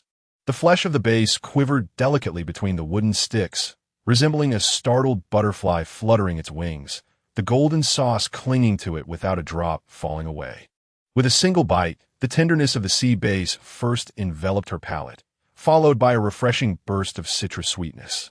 The fish meat danced between her teeth, filling her mouth with a delightful and invigorating sweetness. Such exquisite sashimi suggested that this gentleman was likely to succeed in his interview. Chapter 69. Tiger skin chicken feet. For several consecutive days, Lin Miao found herself indulging in a delightful culinary adventure. Her father's restaurant had interviewed numerous chefs, yet the kitchen remained unused as they experimented with dishes at home. Meanwhile, her mother had conceived an idea to open a delicatessen specializing in marinated foods. Could this truly be the same mother she had always known? Previously, her mother rarely ventured outside for leisurely strolls, yet now she was out daily, often for half the day, sometimes visiting Aunt Jean to engage in animated conversations, strengthening their bond. Lin Miao juggled her time between these activities, rushing to the Jean family to learn characters once Jean Yuchu finished school, while spending most of her mornings playing with Zhao Zhao. Recently, the three of them had spent more time together, often gathering in the afternoons to study, which brought Lin Miao immense joy. After all, studying alone had never sparked her interest, but with the company of friends, the motivation to learn flourished. Today marked the first time they gathered at Lin's home to play. The trio sat around the square wooden table, each focused on practicing their calligraphy. Poor Lin Miao struggled to master the brush strokes, her handwriting resembling a chicken scratch. Just the other day, Shualu had mockingly sent her a letter, which stung her pride. "Come, you three, and sample this flavor," Guo Ximin announced cheerfully as she approached with a platter of freshly made tiger skin chicken feet. "Mother, what flavor is it today?" Lin Miao lamented, her energy waning as she slumped over the table. Yuchu and Zhao Zhao, trying the dish for the first time, were astounded. "Oh my, Lin Miao, you are so fortunate. Amidst your studies, you have such delectable treats." Their eyes sparkled with excitement, and while they thanked their aunt, their gaze remained fixated on the platter of chicken feet. The soy sauce-glazed chicken feet appeared succulent and juicy, promising a tender, flavorful experience. The perfectly wrinkled tiger skin glistened, and as they moved, the feet quivered enticingly. Today's flavor is spicy. Come, let us enjoy the freshly made tiger skin chicken feet. Without hesitation, Yu and Zhao Zhao set aside their writing materials, clearing space on the table for the chicken feet. They eagerly accepted chopsticks from Guo Xinmin's hands and couldn't wait to take their first bite. As soon as the morsel touched their tongues, the tender, chewy meat dissolved in their mouths, and with a gentle bite, the bones separated effortlessly. Wow! Meow meow! You are incredibly fortunate. This is absolutely delicious, and I could almost swallow the bones whole, Zhao Zhao exclaimed, her words tumbling out as she devoured the dish, causing Guo Xinmin to beam with delight. Feel free to indulge, she encouraged, glancing at Yu, eager for his approval. Yu, too, was lost in the flavors, his mouth too busy to speak. When he caught his aunt's expectant gaze, he swallowed the chicken foot in his mouth and remarked, "It's incredibly tender and flavorful, infused with a delightful spicy aroma. Truly exquisite." Guo Xinmin, satisfied with their praise, turned her attention to her daughter. Lin Miao acquiesced, allowing the fiery sensations to intensify. Indeed, after several days of indulgence, Lin Miao was feeling the heat. Not only had a few blemishes appeared on her forehead, but the corners of her mouth had cracked, causing sharp pangs of pain with even the slightest movement. Though it was bearable, one would naturally prefer to experience no discomfort at all. Bearing her burden with fortitude, Lin Miao took a bite. The flavor was astonishingly reminiscent of modern tiger skin chicken feet. Who among us hasn't enjoyed gnawing on chicken feet while binge-watching dramas in the dormitory? With each bite, her mouth was flooded with a delightful spicy flavor, tinged with a hint of sweetness. Although devoid of chili, the spiciness was undeniably robust. The rich, textured skin dissolved effortlessly, absorbing the thick, savory broth, creating an explosion of taste. The trio left their plates spotless, much to Guo Xinmin's delight. It seemed this dish was destined to be ordered again. After finishing, Lin Miao touched her sore mouth and secretly shed a tear, pondering the bittersweet nature of indulging in such culinary delights. Mother, after devouring this braised delicacy for 5 or 6 days, not only is it numbing and spicy, but it is all meat. Can we not include some vegetables? The moment Lin Miao uttered these words, her two companions gazed at her in astonishment, their eyes wide open. What a splendid life it was to enjoy such delectable meat every day, and yet she wished for vegetables. Had they been in her position, they would have shunned vegetables altogether. However, when the vegetables were eventually braised, the two realized they had spoken too soon, for the vegetables were indeed incredibly delicious. Guo Xinmin found it somewhat amusing. Her daughter was so spoiled by such splendid fare that she longed for vegetables. In her own childhood, she had always yearned for meat, which was a rare treat reserved for festive occasions, usually reserved for the men of the household. Nevertheless, it was certainly possible to braise some vegetables. Not every ordinary family could afford to buy meat frequently. A mix of vegetables and meat, all steeped in savory broth, would be delightful. What vegetables do you fancy? I shall procure some this very moment. They will be ready in half an hour, steeped in the leftover broth from the chicken feet, absolutely aromatic. As soon as she finished speaking, Yu and Zhao Zhao shook their heads in unison, exclaiming that they loved those very dishes. Lin Miao felt a mix of exasperation and disbelief, internally lamenting, "Truly, what a bunch of unrefined individuals, unable to appreciate such culinary treasures." She couldn't help but shake her head. With renewed enthusiasm, Lin Miao eagerly continued, "Mother, consider the likes of kelp, lotus root, fragrant mushrooms, crispy fried tofu, edamame, ordinary tofu, gluten, and those charming quail eggs." As she spoke, her mouth seemed to savor the memory of those delightful flavors, making it impossible for her to stop. Hearing her fluently and exuberantly list off a myriad of dishes left her friends astonished, their mouths agape, almost large enough to hold an egg. How could there be so many items suitable for braising? It was beyond imagination. Finally, Lin Miao paused to catch her breath, then said, "Well, let us leave it at that for now." Guo Xinmin, standing nearby, was already wide-eyed with astonishment, unable to suppress her curiosity. Where on earth did this little girl acquire such knowledge of these peculiar dishes? Just as she pondered this, a hearty laughter erupted from behind them. It turned out that Lin Ji had approached without her noticing, just in time to catch Lin Miao's words. He came over, joyfully holding a large bowl, and exclaimed with a grin, our dear Miao Miao certainly has an impressive appetite. Just look at her. She seems to possess a natural talent for cooking, knowing about various dishes from all corners of the world and articulating them so eloquently. However, Lin Ji quickly shifted his tone, adding, but it appears there is no place here that sells fragrant dried tofu and fried tofu. Moreover, the consumption of kelp is relatively uncommon, typically enjoyed only by those residing along the coast. How careless of me. Huang Tsong and another chef who had just come to sample the dishes followed Lin Ji out. Huang Tsong cleared his throat and said, I can indeed make fried tofu. It's a specialty from my hometown. As soon as Huang Tsong spoke, Lin Ji and Guo Xinmin turned their gaze toward him. This was a small food stall run by the concubine herself. How could they trouble Master Huang? Oh, it's all your family's business. Since you paid my monthly fee, isn't it only right that you do this? The problem was, it wasn't their own. Lin Ji stroked his beard and pondered for a moment before suggesting, how about I simply pay you a labor fee, treating it as if you were working part-time at my place? Huang Tsong declined several times, but eventually agreed. Having settled the matter, he then called a few assistants to taste the dishes.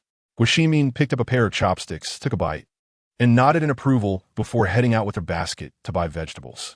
Chapter 70. Noodles. Lin Miao, unrestrained and carefree, casually picked up the chopsticks used for tasting the tiger skin chicken feet, and without hesitation, she grabbed a handful of noodles and swiftly brought them to her mouth. The slender and refreshing noodles seemed to possess a life of their own. As soon as they touched her lips, they eagerly slid down her throat, leaving behind a delightful slurping sound that echoed in the air. Lin Miao chewed gently, savoring the noodles' elasticity and smoothness, as this exquisite texture instantly filled her palate, rendering her entranced. At first glance, it appeared to be merely a bowl of ordinary noodles, devoid of lavish decorations or enticing ingredients. Yet upon tasting, the flavor proved to be astonishingly delightful. Upon closer inspection, it was merely a simple bowl of plain noodles. However, for Lin Miao, what amazed her most was the unique texture possessed by the noodles themselves. They were neither overly soft nor too hard. The perfect chewiness made each bite delightfully satisfying. Additionally, a sprinkling of finely chopped green onions and a dash of salt and pepper enhanced the aroma, making it utterly irresistible. Wow, the chef's skill in stretching noodles is truly remarkable. Lin Miao couldn't help but exclaim, feeling immense admiration for this chef. Jin Yuchu was quite the regular at various food stalls. With his pocket money, he often stepped out during lunch to buy food from the street, indulging in dumplings, meat pies, soups, noodles, and steamed buns. Though this bowl of stretched noodles lacks meat and does not possess the rich aroma of a meat-laden version, the noodles themselves are delightfully chewy, offering a refreshing taste that is quite satisfying. Wang Zhaozhao seldom ventures to the streets, yet finds the dish delectable. Just moments ago, her mouth tingled slightly, but with a slurp of noodles, she felt much better. The bowl was soon emptied as a few shared the meal. The noodle master, Wang Sheng, rubbed his palms together awkwardly and suggested, "Shall I prepare a few more bowls?" Lin Ji waved his hand in refusal, chuckling, "What a joke. We haven't even settled on anything yet. This is merely a tasting. How can we command you so?" The adults continued their discussions on the arrangements, deciding that Wang Sheng would stay, while the two were sent back with plans to return to the tavern the following day. This was a perfect opportunity for him to contemplate the details. Lin Ji mused that they had nearly recruited enough staff, with the menu needing to be finalized promptly. Presently, there was a chef Huang from Guangzhou, Master Wang, a noodle specialist from Beijing, 5 apprentices, including himself, who could handle various tasks. They had also hired an accountant and 3 waiters, though the latter seemed slightly short in number. And there was the sign. What had been procured, but a name awaited. What shall the establishment be called? Lin Ji wandered around the courtyard, pondering the name. Lin Miao, having just seen off her companions, returned to find her father inexplicably circling a small tree. The poor sapling was being trampled. "Father, hurry, stop moving." Lin Miao sprinted over to the tree. "Oh, dear cherry sapling, your demise is so tragic." She attempted to dig it out, but to no avail, collapsing in despair. Heartbroken, she began to scold her father. "What are you doing?" Lin Ji, oblivious to the unusual tone in his daughter's voice, scratched his head and sighed. "I am contemplating the name for the establishment. Should it be named after Yingtian, or shall we create a new one?" The Yingtian Tavern, Snow Garden, had been established for quite some time and served local cuisine. However, this place was not Yingtian, nor did it boast Yingtian chefs. Remembering Chef Huang, Lin Miao couldn't help but chuckle at his heavy accent, reminiscent of a local dialect. After their playful banter, she set aside her concern for the sapling to assist her father in naming the tavern. "Father, will the tavern serve the same dishes as before?" Lin Miao inquired, having visited Snow Garden and being familiar with its offerings. Hearing his daughter's question, he elaborated. "The chef Huang we hired specializes in the unique flavors of Guangzhou cuisine, while Master Wang excels in various noodle dishes, particularly stretch noodles. His skills are truly exceptional. As for me, I am well versed in the culinary delights of Yingtian. I am considering that we might blend these culinary styles together. After all, if the locals find it difficult to embrace exotic dishes, we can still provide them with familiar, homegrown options. When the time is right, we can gradually entice them to explore the novel and exquisite delicacies from different regions." This approach would not only cater to diverse customer preferences, but also showcase the beauty of culinary cultures from afar. In this manner, a myriad of diverse and uniquely distinctive dishes converged, truly a melange of culinary delights, dazzling like a constellation of stars, a veritable feast for the senses. If the restaurant were named the Gathering of Heroes, it would be quite fitting. This name signifies the convergence of talents and wisdom, akin to the exquisite array of flavors assembled on the table, representing delicacies from all corners of the world. "Father, what do you think of the name the Gathering of Heroes? It symbolizes the assembly of the eminent and foreshadows the arrival of food enthusiasts from afar, eager to savor these delectable dishes." Upon hearing the name the Gathering of Heroes, Lin Ji's eyes sparkled with brightness, reminiscent of twinkling stars in the night sky. He gazed intently at Lin Miao, observing his daughter's eager anticipation for his response. "Oh, this clever little girl truly possesses a sharp wit to devise such a delightful name. The Gathering of Heroes, indeed, a splendid choice.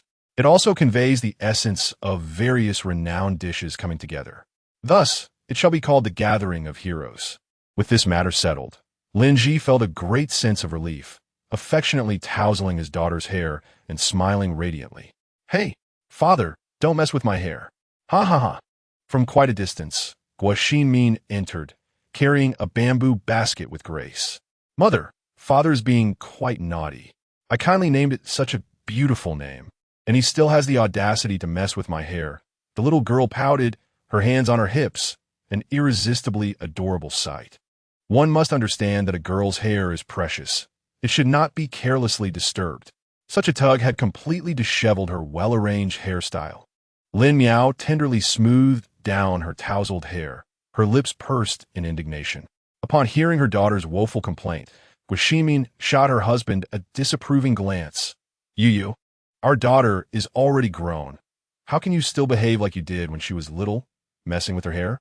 You hardly exhibit any fatherly demeanor." After chastising her husband, Guo Xinmin turned and retreated to the kitchen. Once the vegetarian dish was prepared, if the flavor turned out well, she would begin preparations for opening the next day. With this thought, her heart brimmed with joy and anticipation. Meanwhile, Lin Ji, who had just been elated at finally settling on the name for their restaurant, suddenly turned to hear his wife's news of preparing to open, leaving him with mixed emotions. Alas, he had intended to take action sooner, only to find himself outpaced by his wife. Nevertheless, it was indeed a good thing. It simply meant he had to hasten his efforts. Chapter 71. Braised Tofu Buns on May 25th, an auspicious day for weddings, travel, wealth-seeking, and market openings. The Lin household lit their lamps while it was still dimly dawn. Lin Miao yawned, her eyes still heavy with sleep. After washing her face, she felt rejuvenated. nimbly following with Shinmin to assist her.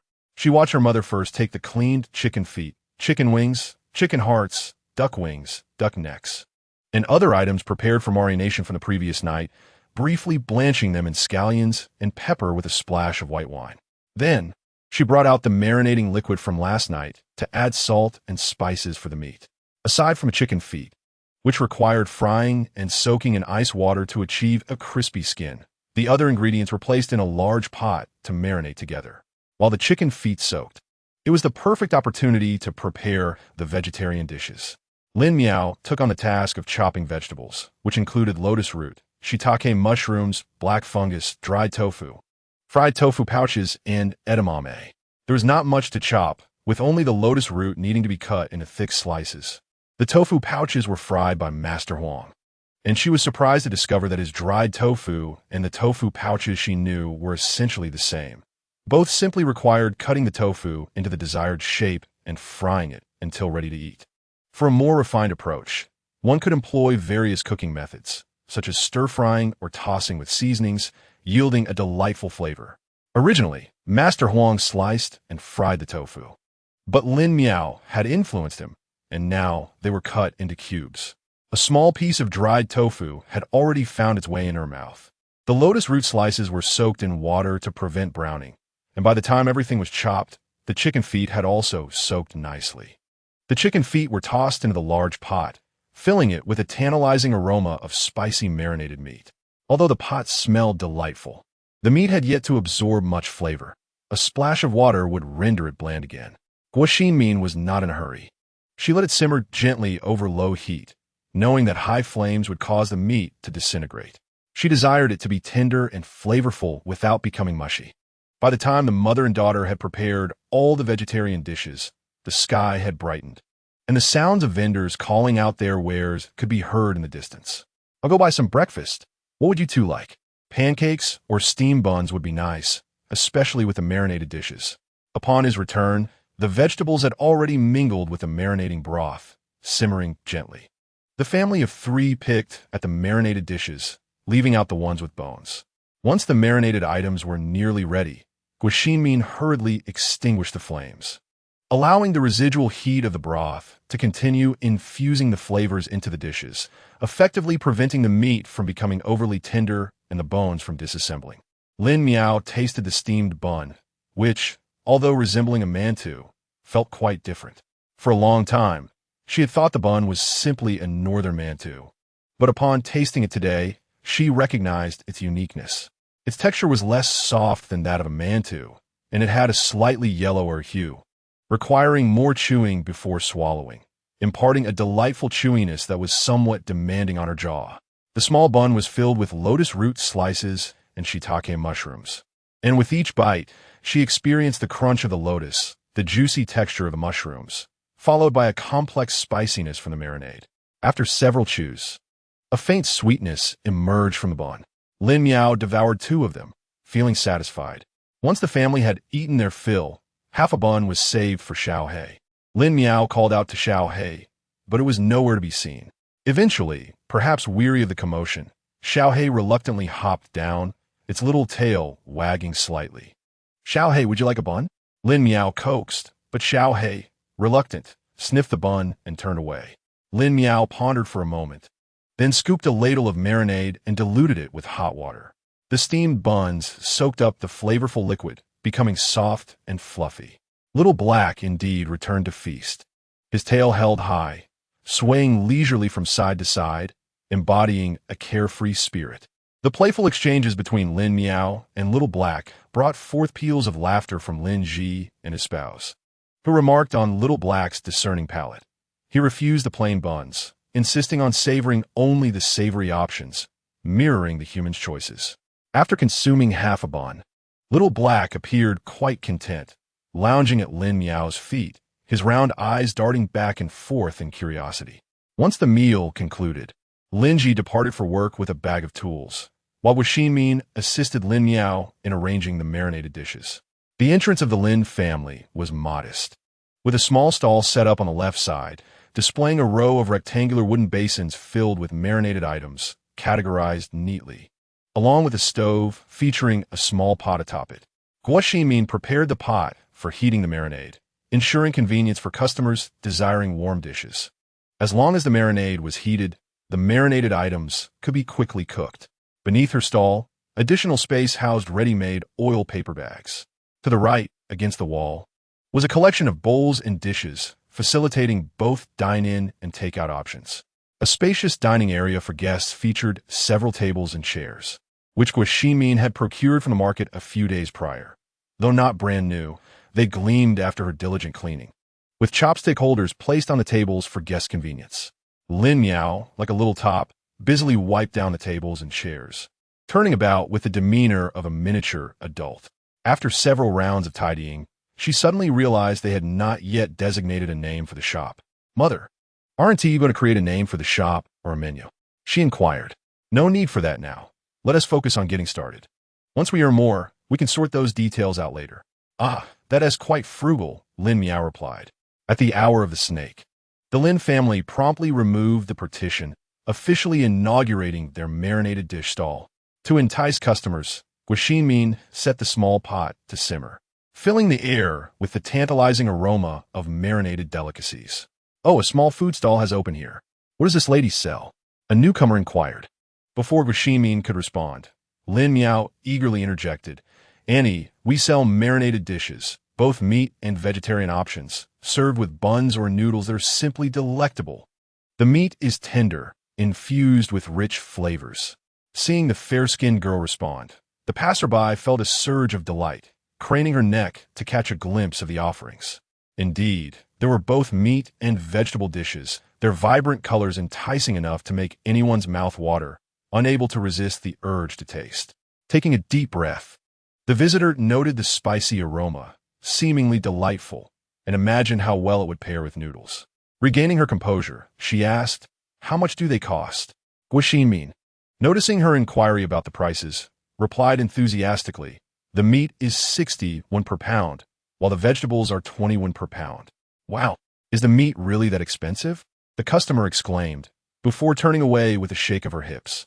This left Guo Ximin somewhat disheartened, questioning whether her pricing was too steep. However, her spirits lifted when more customers approached with inquiries. An elderly woman, accompanied by a small boy, stood at the stall asking if a discount could be offered.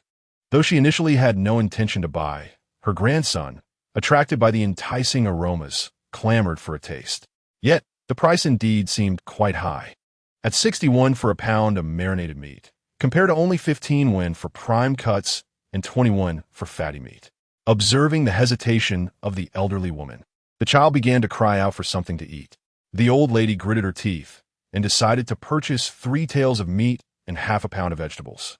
Lin Miao couldn't help but chuckle, thinking that the little boy was quite endearing, contributing to the success of their opening day. She exchanged a knowing glance with her mother, recognizing that the first customer deserved a discount. "All right, madam, for you it's 28 but since you are our inaugural customer, let's make it 25. Would you like it packed to go or to enjoy here?" "Let's pack it up, please. I want my family to try it." Feeling reassured now that she had made the purchase, the old woman pinched her grandson's cheek, playfully scolding him for being a little rascal. The child, around 5 or 6 years old, was chubby-cheeked and exuded an air of affection as he grinned broadly. Lin Miao smiled sweetly and cautioned the old lady grandma. "This braised dish has quite a spicy kick. Perhaps let your grandson have just a little taste first. If he finds it too spicy, it might be best not to give him any more." The old woman nodded in agreement, albeit with a hint of annoyance for not mentioning this earlier. Business people can be quite cunning, she thought. Upon hearing he wouldn't be able to eat much, the child pouted and began to fuss again. The old lady hurriedly paid and took her purchase, scurrying away with her little troublemaker in tow. "If it weren't for this little rascal insisting on eating, I wouldn't have bought such an expensive meal." With the initial sale completed, it seemed to trigger a wave of customers, and soon, most of the braised dishes were sold out. Interestingly, the first woman who inquired about the price returned to buy a pound of braised vegetables, mumbling to herself about needing to try some of the delicious aromas wafting through the air. By midday, Lin Miao felt a pang of hunger and gazed longingly at her mother without uttering a word. "What's the matter? Why are you staring at me? Her mother replied. Mother, I'm hungry. Lin Miao lamented, sitting on the doorstep and looking up at her. Gua Ximin finally noticed the sun had reached its zenith. Look at you, getting all muddled and forgetting the time. Should I go cook, or will you keep an eye on the stall? The last question was laced with a teasing tone. Lin Miao, having studied cooking for quite some time, straightened her back and confidently declared, Leave lunch to me. Although she was brimming with confidence, Gua Ximin harbored some doubts. Cooking was indeed different when done by two people versus one. If only her little brother could help her manage the fire. She would have any trouble preparing the meal. Reluctantly, she waved her hand and said, Never mind. You focus on the fire while you cook. I'm afraid you might get overwhelmed and extinguish it without realizing. Just keep an eye on the stall and respond to any inquiries. If anything arises, call for me. Lin Miao felt somewhat indignant, but her mother had already turned to leave, leaving her alone. At this hour, the street was bustling with the fragrant smoke of cooking wafting through the air, and passers-by were strolling in small groups. Feeling bored, Lin Miao decided to head upstairs to fetch some paper and a pen to write a letter. She initially thought there would be no one around, but, as fate would have it, her concern manifested. By the time Lin Miao dashed downstairs with her writing materials, a few individuals were already gathered in front of the stall, curiously looking around. A few individuals from the vicinity of Bowboard Alley, who made their living by transporting goods, were drawn by the enticing aroma wafting from a bamboo basket carried by a passerby. They inquired about directions and fortuitously found their way to her stall. Little girl, do you not have anyone to watch over your stall? They remarked. Fortunately, we are not ill-intentioned and did not indulge in a theft. Lin Miao could only offer an awkward smile, showering them with compliments while internally cursing. This alley's echoes are loud enough for the neighbors to come to aid at a mere shout. Moreover, do they not know if they have stolen or not? Just because she is young does not mean she is oblivious to the suspicious grease stains at the corners of their mouths. Yet, she acknowledged her oversight in leaving the stall unattended and chose to remain silent. What would you gentlemen like? Meat is 60 won per jean, and vegetables are 20 won per jean. You may take it to go or dine here, she added, observing their reactions. The men appeared somewhat taken aback. Goodness, is your fare really so dear? Lin Miao amiably explained. A bowl of hearty meat noodles costs about 10 won. This is a full jean of pure meat, not to mention the hours spent stewing it. The broth itself is quite costly, as it requires a trip to the pharmacy for its ingredients. Upon hearing this, the men found her reasoning sound. A mere bowl of noodles contained only a few slices of meat, while her stall offered a full jean. Furthermore, they understood that the ingredients from the pharmacy would not be inexpensive. After a brief discussion, they decided to purchase a jean of meat for a treat and a couple of jeans of vegetables to sample, assuming they would be richly flavored from stewing with the meat. Then we shall have a jean of meat and 2 jeans of vegetables, the leader declared, turning to rummage for coins. With business underway, Lin Miao's smile broadened as she inquired about their preferences for meat and vegetables. The men chose casually, and she skillfully weighed and handed over their order. A total of 101. Come again if you enjoy. The melodious tone of her farewell resonated as the men laughed, shoulder to shoulder, as they departed. Not long after, when Gua Ximin called for dinner, no one else arrived. The mother and daughter settled at the dining table to eat. Miao Miao, would you like to have some braised delicacies?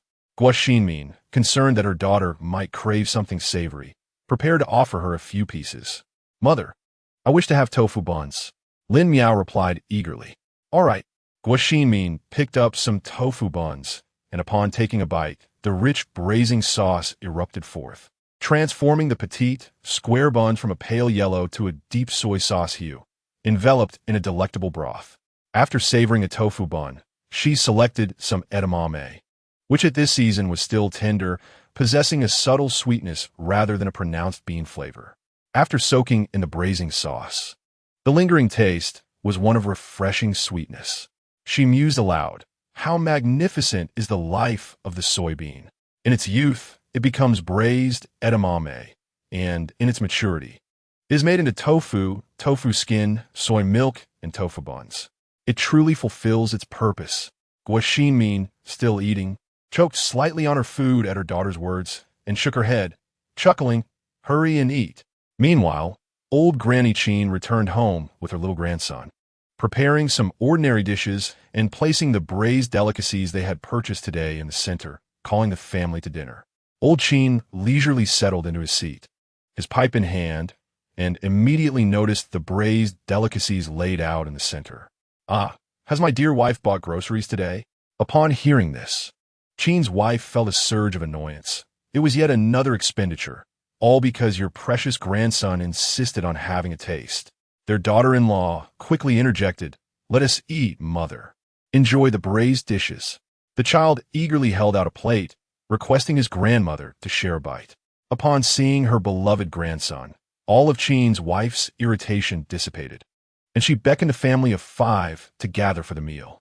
Old Chin soon left the table, spotting the edamame and suggesting a small drink to accompany the feast. He inquired if his son would join him for a drink. Young Chin, uninterested in alcohol, waved his hand in refusal. The family was initially quiet as they enjoyed their meal, until the child, overwhelmed by the spiciness, began to gulp down water. Old Chin erupted into hearty laughter, remarking how his little grandson was unaccustomed to such fiery flavors. He relished the dish, finding the spicy edamame paired perfectly with his drink, even calling out for his wife to purchase more next time. Seeing his father's delight, young Chin joined in, picking up some chicken feet and was instantly captivated, offering some to his wife as well. The family of 5 savored the meal, with 4 of them increasingly enjoying the feast, while Chin's wife busied herself attending to her grandson's needs, puzzled by the enjoyment her husband found in his drink and why their son did not join him. Chapter 73. Double Crunch. How did business fare for you two today? Lin Ji inquired eagerly as he stepped through the door, barely pausing to set down his belongings. This was his wife's first foray into commerce, after all. As he posed the question, he hurried into the courtyard, his gaze anxiously searching for his wife and child. He found Lin Miao sitting listlessly on a small stool, her head drooping like a frostbitten eggplant. Her small lips were pursed in a pout, as if one could hang an oil jar from them, and she muttered, "Humph, we still have half of the braised dishes left unsold." Upon hearing his daughter's complaints, Lin Ji approached her, gently ruffling her hair and offering soothing words. "Don't fret, dear. This is just the beginning. Things will surely improve." At that moment, Guo Xinmin emerged from the house, a faint smile gracing her face. Noticing her husband's concerned expression, she softly reassured him, "Do not worry, my dear. We sold over half today." Sister Feng had previously advised her that business takes time. Our location is quite decent. While our neighbors may not be wealthy, they possess some savings. As long as we persist, maintain our quality, and provide attentive service, our business will inevitably flourish. As she spoke, she walked over to Lin Miao, taking her daughter's small hand in silent encouragement. "Oh, we sold over half," Lin Ji exclaimed in surprise. He had prepared for a dismal sales day, so this was a pleasant revelation. Yesterday, he had estimated that selling half would merely break even, and now it appeared they would actually turn a profit. The remaining braised dishes must not linger until tomorrow, where their taste and quality would undoubtedly suffer. Guo Xinmin pondered this and quickly called for her treasured daughter, instructing her to take 2 portions of the braised delicacies to the Jin and Wang families respectively. Lin Miao cautiously held a basin filled with an array of marinated delicacies, her steps light as she made her way to the Wang residence. However, upon arriving at the doorstep, she was met with Wang Zhao's sullen demeanor, which bore no trace of smile. Observing this, Lin Miao felt compelled to awkwardly greet her, but the exchange was strained, and the atmosphere thickened with discomfort. Unsure of how to continue the conversation, she eventually turned to leave, her heart heavy. Sighing inwardly, she mused that each time Wang Zhao was in a bad mood, she would show no kindness towards her. "If you ignore me, then I shall do the same to you," she thought. Fortunately, this cloud of gloom did not linger long, as Lin Miao soon arrived at the Jin household. Upon entering, she was warmly greeted by Aunt Jean, whose face radiated kindness and concern. Not only did Aunt Jean inquire about Lin Miao's well-being, but she also showered her with compliments about her thoughtfulness. As for Uncle Jean, though he appeared somewhat taciturn, he was truly a good-natured soul. Before Lin Miao departed, he kindly filled a bowl with fresh mulberries for her to take home and enjoy at her leisure. However, when she reached Yu Chu's place, her spirits dampened once more as he inquired when she would submit her homework, reminding her not to forget the 10-character assignment. Lin Miao felt an urge to exclaim, "Oh, Yu Chu, what sort of creature are you? Which child thinks about homework during the holidays?" Only you, Jin Yu Chu. She had only taken a 2-day leave from her studies, eager to assist her mother with her first venture into business, especially since her father was preoccupied. Little did she know that while she had secured time off, she had also returned with homework. Thus, she resigned herself to the task ahead for the evening. After delivering the goods, Lin Miao trudged home with her head down, cradling the bowl of mulberries. Upon her arrival, she was met with a curious question from Gua Xian Min, who sat at the kitchen door, nibbling on chicken feet. "Ah, mother, why are you indulging without me?" Lin Miao retorted, her irritation mounting. "What is all this fuss about? There is plenty for you to eat. Just wait, dinner will be ready soon." Lin Ji, busy preparing the meal, paid no heed to Lin Miao's grievances, unable to bear seeing his wife mistreated. "Well, fine, these mulberries were a gift from Uncle Jean, and they say they are quite sweet." The mother and daughter, undeterred by the mess, settled on the kitchen threshold, munching on duck wings while savoring the mulberries. After a while, Lin Miao caught a whiff of tantalizing aromas wafting through the air. As the oil reached the perfect temperature, her father swiftly submerged the meat, and the sizzling sound filled the kitchen, releasing an enticing fragrance. "Father, what are you cooking today?" she inquired, watching as he deftly retrieved the tender meat from the hot oil. The succulent pieces, resembling delicate organs, were sliced into decorative shapes, and after a brief fry, they unfurled beautifully. He drained the excess oil, leaving just a hint at the bottom, then added scallions and garlic to infuse the dish with flavor, followed by a splash of wine, before tossing in the freshly fried meat and a premix sauce. A few gentle stirs later, the dish was ready to be served. Upon completing his task, Lin Zikao revisited the newly learned dish of double crunch, which involved swiftly stir-frying pork tripe and chicken gizzards in hot oil. He prepared a delicate sauce with soy sauce, sugar, vinegar, clear broth, sesame oil, pepper, and cornstarch, allowing for a quick toss before serving. "Take this to your mother," he instructed. Lin Miao let out a cold huff as she carried the plate over, her spirit thoroughly crushed by her father's actions. Today, having seen the roots of her ambition wither, she naturally regarded her father with disdain. "Mother, do taste this," she urged. The pork was as white as snow, while the chicken gizzards blazed in vibrant hues of red. Both were artfully sliced into exquisite chrysanthemum shapes, resembling blooming floral delicacies, each petal unfurling gracefully, distinctly defined. Among these tender meat petals lay hidden segments of jade-green scallions, the contrast of white and green creating a visually pleasing tableau.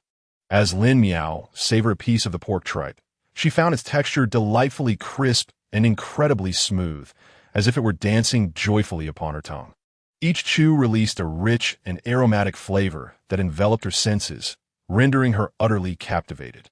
Subsequently, she sampled the chicken gizzards, which danced exuberantly in her mouth, offering an unprecedented gastronomic experience. The meat was fresh and delectable, possessing the perfect balance of tenderness and resilience, a true testament to culinary excellence. Not only did Lin Miao relish the dish, but even Guo Xinmin, seated nearby, extolled the virtues of the double crunch, nodding enthusiastically as she savored each bite. "This dish is simply exquisite," she exclaimed, her words imbued with satisfaction and joy. For a chef, nothing brings greater solace and pride than the appreciation of diners for their creations. Witnessing the delight on their faces, Lin Ji couldn't help but smile knowingly. It is worth noting that crafting this double crunch is no simple feat. It demands considerable culinary skill and experience. Timing is of the essence during the frying process. If too brief, the meat may remain undercooked, yet if prolonged, it risks becoming tough and losing its desired crispness. Fortunately, today Lin Ji expertly managed both heat and time, resulting in a flawlessly executed dish. Chapter 74. Double Crunch 2. Lin Ji intended to feature this dish in his restaurant, having already secured several other menu items, including braised meat with pulled noodles, chicken broth wontons, fresh meat soup dumplings, and beauty-enhancing rose soy milk porridge. For soups, he planned on spring water fish head stew, lamb intestine soup, clear chicken tofu pudding, and marinated delicacies. Desserts included snow-covered plum blossom cake, while cold dishes featured salted duck, golden fish sashimi, seaweed, tiger skin chicken feet, braised edamame, and spicy white chopped chicken. Stir-fried dishes would consist of chives and beef, as well as longjing shrimp. The remainder of the menu awaited refinement the following day. It is no wonder that running a restaurant incurs expenses. Today he spent 5 taels of silver to purchase golden fish sashimi from Huangsong, ensuring that he would not lack skilled cooks when he eventually departed.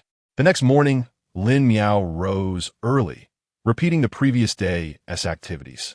The mother-daughter duo worked in harmonious synchrony, completing their tasks even more swiftly than before. With the ingredients now marinating, the family of 3 sat down to breakfast. Last night's leftover rice was combined with remnants of dishes to create a delightful bowl of rice porridge. The uneaten, marinated delicacies, mingled with the soft, tender rice, were enhanced by a handful of vibrant green vegetable leaves. To my surprise, the flavor was utterly exquisite. After finishing the meal, the two tidied up, removed the barriers, and prepared to open for business. Unexpectedly, as the door was lifted, a few individuals gathered at the stall, eager to purchase yesterday's marinated treats. "Madam, you've finally opened. I didn't buy enough yesterday. I barely had a few bites before it was gone. I must get more today," remarked one customer. "Marinated edamame is perfect with a drink.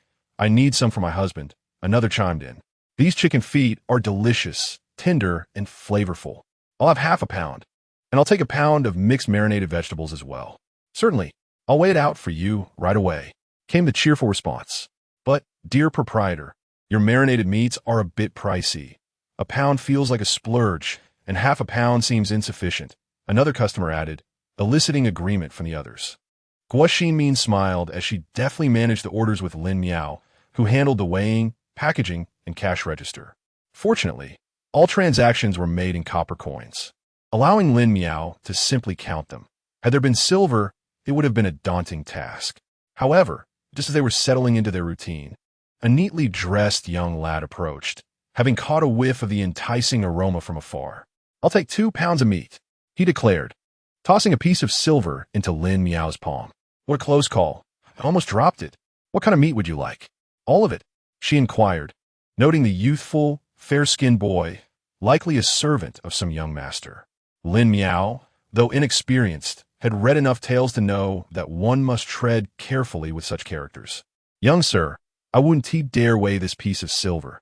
Please let me take care of the meat first." Before she could finish, the young man waved dismissively. "This piece is roughly 2 taels. Consider the rest a gift from me." "That's too generous," Lin Miao and her mother exclaimed in unison. The young lad laughed heartily. "Madam, your daughter is much swifter than you.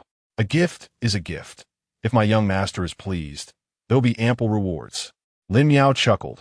Having never experienced such generosity before, perhaps he could be even more generous. She thought to herself, "Our marinated delicacies are undoubtedly delicious, especially when paired with a drink and barbecue. It's an exquisite combination." The young lad scratched his head, acknowledging her cleverness, and nodded in agreement.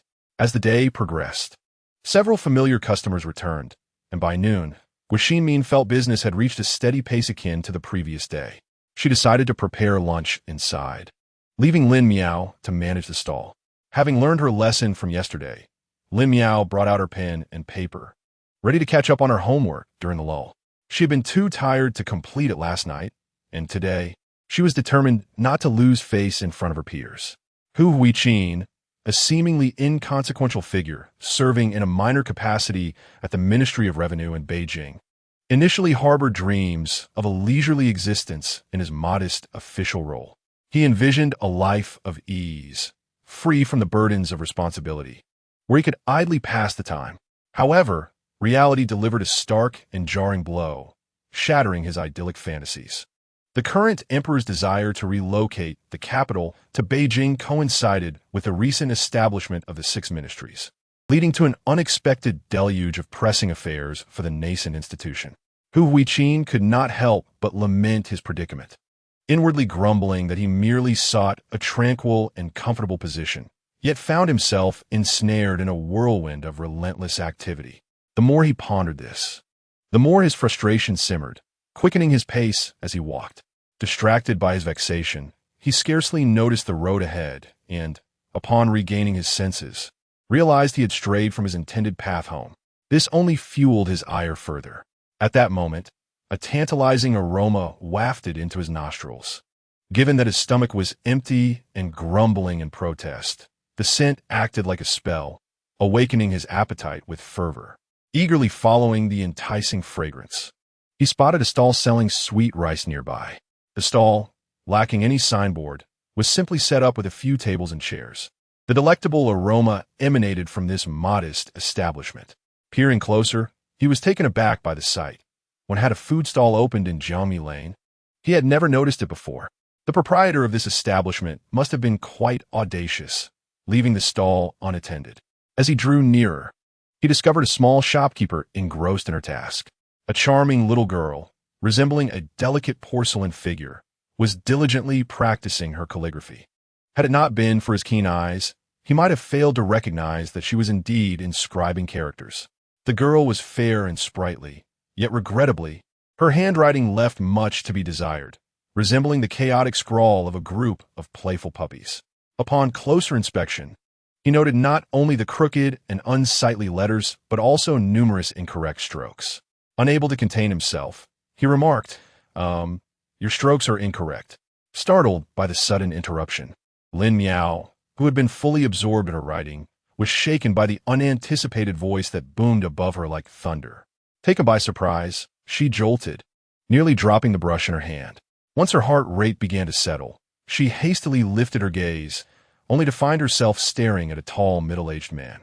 Dressed in an impeccably tailored official robe, the attire accentuated his robust form, particularly the grand, round-collar gown that made him appear as formidable as an unyielding mountain. "Might you be here to purchase some marinated delicacies?"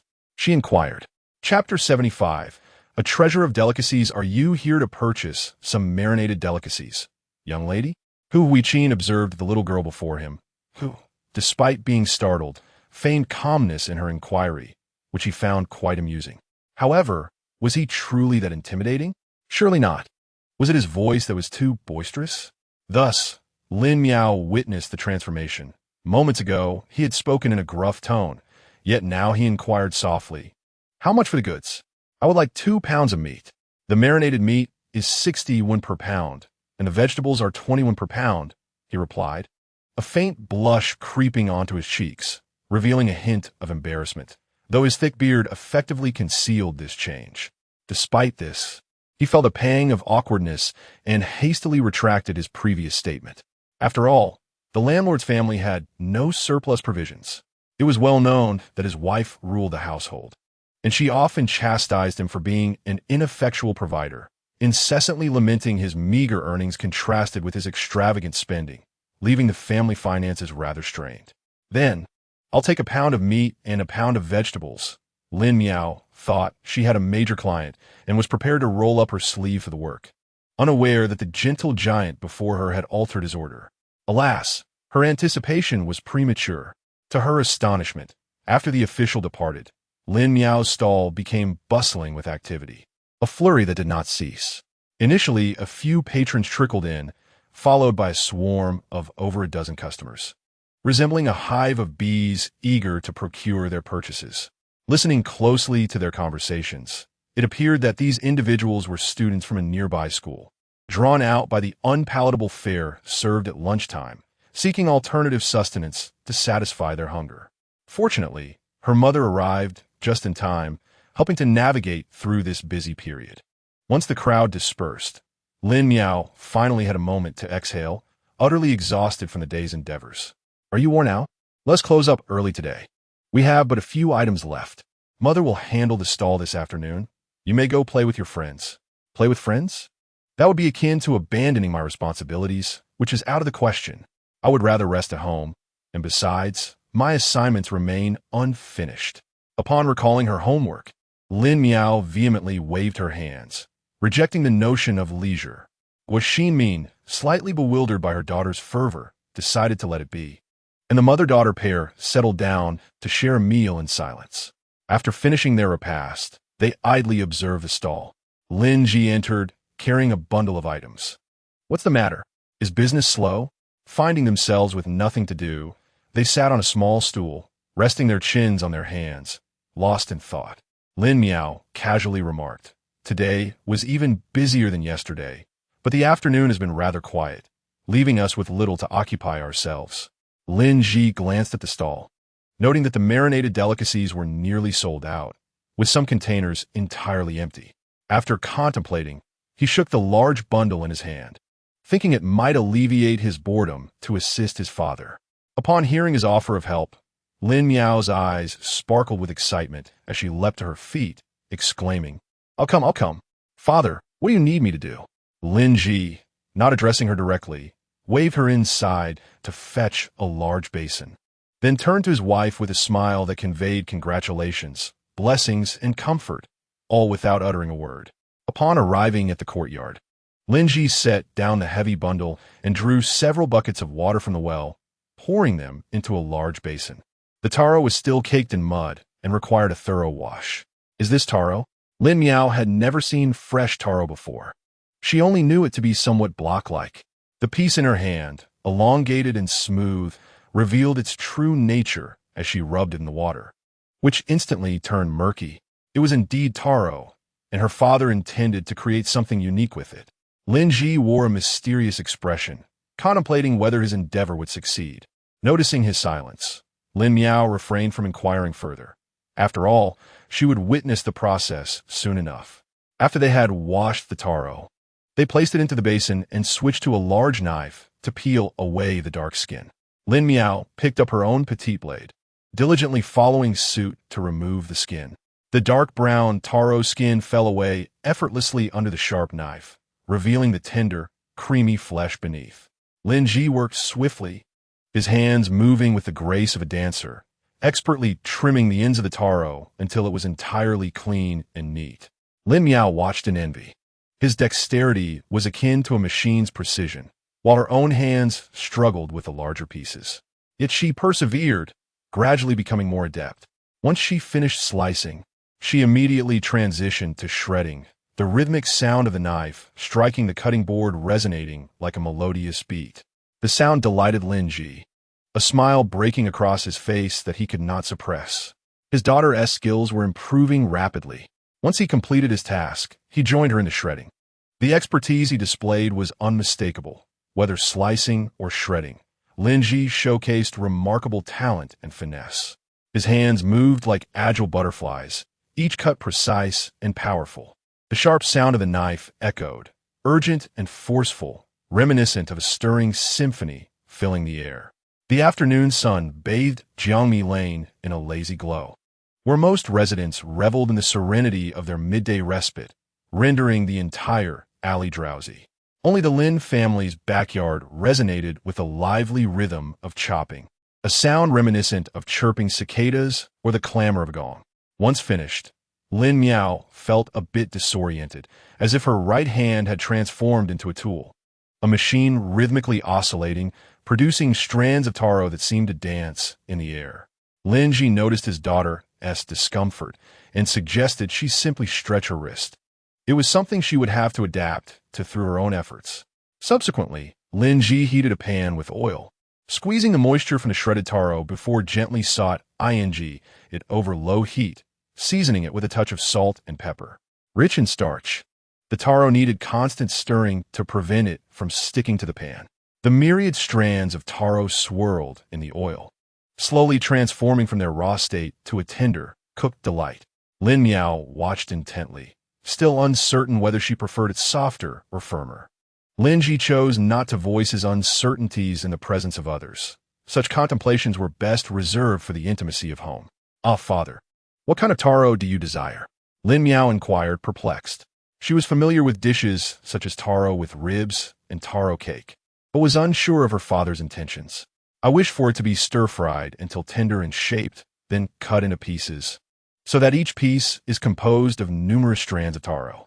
When these taro strands are deep-fried, they will achieve a delightful crisp exterior while remaining soft and glutinous within, complemented by some peas and a thickened sauce. He had even thought of a name, calling it duobao chinsi lei. Upon hearing the name, Lin Ji felt a surge of pride. He was quite pleased with it, having conceived the name before crafting the dish itself. Lin Miao, though unsure of her father's delight, was nonetheless pleased with his approach. The name sounded enigmatic, reminiscent of extravagant dishes like qinglong guijiang, exuding a sense of opulence and significance. She clapped her hands in agreement, exclaiming, "Father, this name is splendid. It sounds very sophisticated."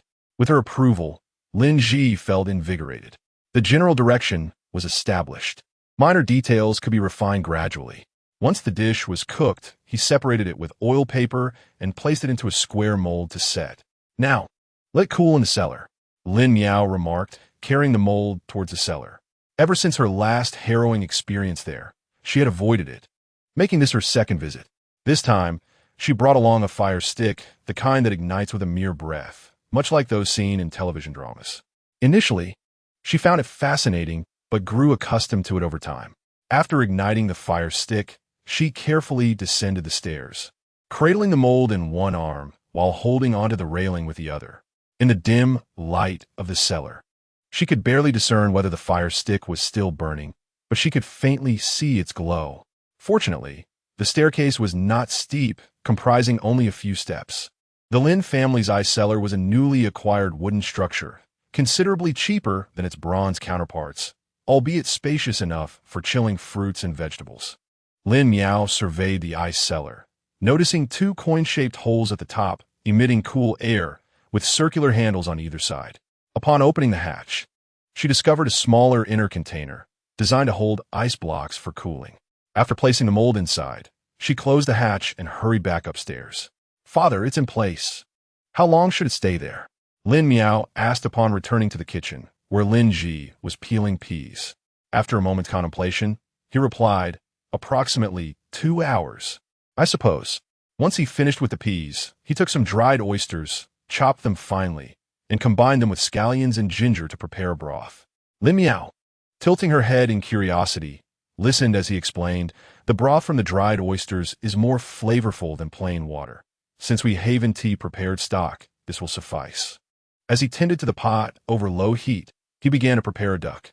While saltwater duck is delicious, its preparation is intricate, and today's efforts would yield results for the following day. With nothing else to occupy her, Lin Miao wandered around, observing her father with the duck while her mother idly watched the stall. Feeling at a loss for what to contribute, she returned to the dining table to finish her homework. 10 large characters, akin to modern calligraphy practice sheets, presented a row of characters for the novice to replicate below. At this moment, she ardently yearned for the rigidity of contemporary pens, feeling that the brush in her hand was unyielding, while others wielded it with effortless grace, effortlessly crafting strokes and lines. Lin Miao tightly gripped the brush, her brow furrowed, entirely engrossed in her writing. After a few sheets, her movements visibly grew more agitated. Glancing at her remaining assignments, 5 sheets loomed ahead, and completion was imperative for the day. Just then, a gentle voice interrupted her thoughts. "Young lady, writing with a brush is not to be approached with such restlessness." Startled, Lin Miao lifted her gaze to an unfamiliar elderly man before her.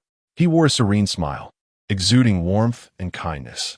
His hair, as white as snow, suggested his advanced age, yet his spirit remained vibrant.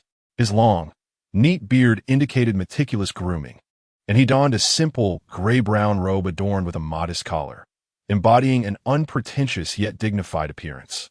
A slender belt cinched his waist, from which dangled a reddish-brown pouch, imparting an air of antiquity to his presence. Guo Xinmin, noticing the man's approach, hurriedly inquired if he wished to purchase something. The elder chuckled softly, evidently heartened by the sight of students enjoying their meal. He attentively listened for a moment before expressing his desires. "I would like a pound of meat and a pound of vegetables, please." After inquiring about the prices and settling the payment, he resumed his seat, turning his attention to Lin Miao's practice. "First, observe the characters above, Note the spacing and the thickness of each stroke, he instructed, pausing briefly. The characters here are rather average. He bit his lip, took a piece of paper, and wrote a row of characters for her before continuing. The thickness of the strokes varies. When the stroke is heavy, you must write with pressure, and when it is fine, you should lift your brush gently. Concepts such as the brush tip are still premature for you. Perhaps accustomed to his role as a teacher, he could not bear to see a young pupil write poorly, even though she was a stranger.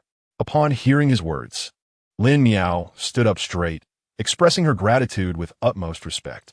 Truly, he was a commendable teacher, and it felt as though her mind was expanding. Following his prior instructions, she meticulously observed each character, committing them to memory before carefully inscribing them one by one.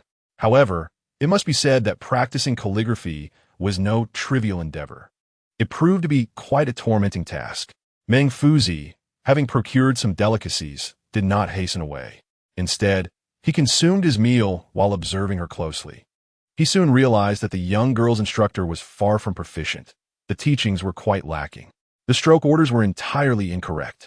Initially, he had assumed that she simply lacked skill, believing she understood the characters, but it became evident that she was wholly inexperienced. Were Lin Miao aware of Meng Fuzi's thoughts, she might advocate for her teacher, who primarily guided her through her studies. However, burdened with his own academic responsibilities, he had little time to instruct her, leaving her to largely study independently. Your stroke order is incorrect. Watch closely as I demonstrate this character, Meng Fuzi said, setting down his chopsticks and retrieving a handkerchief to wipe his mouth before earnestly picking up the brush to write. He began with the vertical stroke, followed by the two dots on either side. Lin Miao observed with great seriousness, and once he finished writing, she sweetly expressed her gratitude by saying, "Thank you, master." Thus, Lin Miao picked up her brush once more to carefully emulate the characters penned by Confucius, ensuring each stroke was precise and orderly, striving for a presentation that was both neat and aligned. After considerable effort, her writing was now discernibly commendable. Confucius, taken aback by the repeated expressions of gratitude, felt a surge of joy. It seemed that daughters were indeed more endearing than sons. Just look at the little girl. How polite she is. Guo Xinmin watched her daughter being taught by the master with immense delight. She did not comprehend these matters herself. It was solely her daughter's passion. In her heart, she believed that reading more books was beneficial, much like her husband, who exuded an inexplicable charm that was quite endearing. Noticing that the plate before Confucius was nearly empty, she added some braised chicken feet and duck wings. Confucius, pondering how to politely consume the duck wings, was suddenly confronted with even more challenging morsels. He waved his hands in refusal, exclaiming, "Dear lady, I must decline."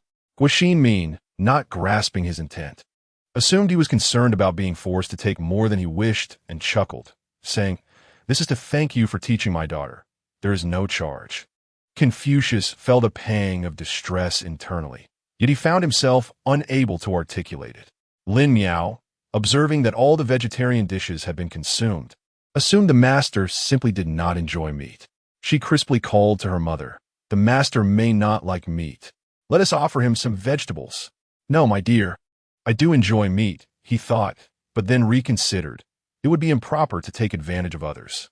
Seeing the shopkeeper genuinely inclined to add more dishes at her daughter's urging, he vigorously gestured in refusal, for the bond of teaching should not be bartered for material gain. The exchange of knowledge and the fragrance of ink should not be transacted for goods. Chapter 77. Stir-fried rice noodles with pork. Confucius stood there, eloquently articulating a lengthy discourse, while Guo Xinmin wore a bewildered expression, completely at a loss regarding what he was saying. However, she sensed that his words were likely refusals. How could this be permissible? As for the circular notion he mentioned, Guo Xinmin was utterly perplexed. She understood that social etiquette dictated a reciprocal exchange. One could not allow someone to leave empty-handed. Thus, Guo Xinmin quickly smiled at Confucius and said, "Master, about that circular matter you mentioned, I truly cannot comprehend. However, I do know that knowledge is exceedingly precious. We must adhere to the principle of reciprocity. Please do not stand on ceremony. Take these home to savor, for they are truly delightful." Every customer who has purchased them has sung their praises. Lin Miao nodded in agreement, adding, "Indeed, master, our braised delicacies are simply exquisite. Today as leftovers, if not sold, cannot be sold again tomorrow and will have to be consumed by us. So, we implore you to help us by taking some to enjoy." When Confucius departed, he remained in a daze. He distinctly recalled coming to purchase merely a pound of vegetables and a pound of meat, and he had already consumed that pound of vegetables. Yet now, each hand bore several hefty bags of braised delicacies. How had he become so bewildered as to accept them? In this moment, Lin Miao had finally completed her homework. After a long sigh of relief, she stretched her body in a grand yawn. Meanwhile, Guo Xinmin had concluded her bustling work of selling marinated delicacies, meticulously tidying up her stall. Subsequently, the two of them briefly organized the items within the shop before simultaneously closing the door. Upon returning to the courtyard, they were pleasantly surprised to discover that the taro they had prepared was nearly set. As for how Lin Miao was aware of this, it was simply because her keen-eyed father, Lin Ji, could hardly contain his excitement and had already retrieved the taro from the icebox, brandishing a knife to begin slicing. "You're back. Did you sell everything so quickly today?" Lin Ji exclaimed, a hint of astonishment in his voice as he noticed the mother-daughter duo returning together. After all, it was still early, and there remained a considerable amount of time before their usual dinner preparations began. In response to her husband's inquiry, Guo Xinmin smiled and replied, "Yes. Today was quite fortunate. We sold out entirely." As she spoke, her face radiated with pride and satisfaction. How could it not be considered sold out? Lin Ji thought joyfully upon hearing the delightful news. His heart swelled with happiness as he mused, "My wife is so capable. She's earned enough to support the family. It seems I shall have to rely on her for sustenance from now on. How delightful to consider." After reveling in this joy, he encouraged Guo Xinmin to rest, count the earnings, or do as she pleased, while directing Lin Miao to gather some orange peel. Once these tasks were completed, he finally heated oil in the pot to fry the taro strips. In high spirits, Lin Ji spoke with great care. The oil temperature must not be too high. Otherwise, it will burn, nor too low, where the oil will be absorbed. You'll know the temperature is just right when you drop in a piece, and it sizzles vigorously. With a splash, the meticulously cubed taro strips leapt into the bubbling pot like divers taking the plunge. Instantly, a cacophony of sizzling filled the air, reminiscent of a lively concert in full swing. After a while, as the clouds dispersed and the rain ceased, the taro strips emerged perfectly fried, boasting a tantalizing golden hue akin to dazzling pieces of gold. A gentle poke with chopsticks revealed their crisp texture and slight firmness, evoking an irresistible urge to taste them immediately. Once the taro strips were lifted from the oil and placed in a strainer to drain excess fat, they were allowed to cool slightly before being arranged with care on a plate as white as jade. Next came the creation of the sauce. First, the previously boiled fermented black bean water was poured into a pot and heated until it reached a boil. Fresh, vibrant green peas were briefly blanched in the boiling water, swiftly retrieved and added to the black bean sauce. Following this, a suitable amount of salt, pepper, a pinch of sugar for enhancement, and some cornstarch for thickening were incorporated, transforming the sauce into a rich, glossy concoction. Finally, a sprinkling of orange zest was added, and the mixture was gently stirred until well combined. As this visually appealing and aromatic sauce was completed, Lin Ji, wielding a spatula, gracefully drizzled it over the beautifully arranged taro on the plate. The sauce, glimmering with strands of golden light, enveloped the tender peas like a gentle spring, instantly bestowing a vibrant hue upon the dish. From a distance, it appeared simply stunning, eliciting a mouth-watering response. "What do you think, Meow Meow? Isn't the color beautiful?" "Indeed it is, but isn't it called duo bao chintzy lei?" "I understand the chintzy part, but what does duo bao mean?" "I've mentioned that this is still in the experimental stage of a new dish. He is still contemplating." After a moment's thought, he added, "Duo bao refers to a string of precious beads in Buddhism. The peas are round and green, so they could be considered duo bao, but it's not many." Meow Meow blinked her eyes, curiously inquiring, It is indeed not many. What else could be added? Carrots? White radishes? Meow meow, who had a fondness for pickled radishes, was the first to think of them. Lin Ji patted his daughter's shoulder, reminding her, radishes are a great idea. They could be pickled in red vinegar, thus incorporating green, orange, white, and red. We could justifiably call it duobao. Let us make it sweet and sour. It should be delightful. We can also have a craftsman create a round mold, not too large, roughly the size of the peas. With that settled, he began preparing for dinner. Later that evening, he planned to make stir-fried pork with rice noodles, accompanied by the earlier duo bao chansile and a stir-fried vegetable dish to complete the meal. He had saved some freshly squeezed taro starch and clarified it a few times to prepare the rice noodles. Making the rice noodles was relatively straightforward. He mixed the taro starch with just enough water to cover it and added a pinch of salt. He poured the batter into a flat dish, placing it over boiling water. Once the batter turned white and solidified, he submerged it in boiling water until it was fully cooked and bubbly. Then cooled it in cold water to prepare it for use. Lin Ji worked swiftly, producing sheet after sheet of noodles in no time. However, with a limited amount of starch, 2 sheets were soon gone. Meow Meow felt a pang of regret. Had she known they would be stir-frying noodles that evening, she would have secretly set aside some starch. Her grandmother had made noodles in her childhood, a memory she cherished for a long time. Unexpectedly, in this alternate reality of Beijing, she was about to savor the noodles she had long been separated from. Lin Ji, unaware of Meow Meow's longing thoughts, continued his work. Meanwhile, he steamed the leftover rice from lunch in one pot, reserving another for the stir-frying. He sauteed the pork until it released its fat, adding slices of ginger and garlic to infuse flavor. After splashing in some white wine, the pot crackled and popped until the sound subsided, at which point he added the sliced noodles and garlic shoots, tossing them briefly before seasoning with salt, pepper, soy sauce, sugar, and vinegar, ensuring an even blend before serving. Once the stir-fried pork noodles were ready, Lin Ji quickly washed the pan and prepared to saute a plate of garlic amaranth. A dash of oil, followed by fragrant garlic. Then the amaranth with a pinch of salt and pepper was all it took.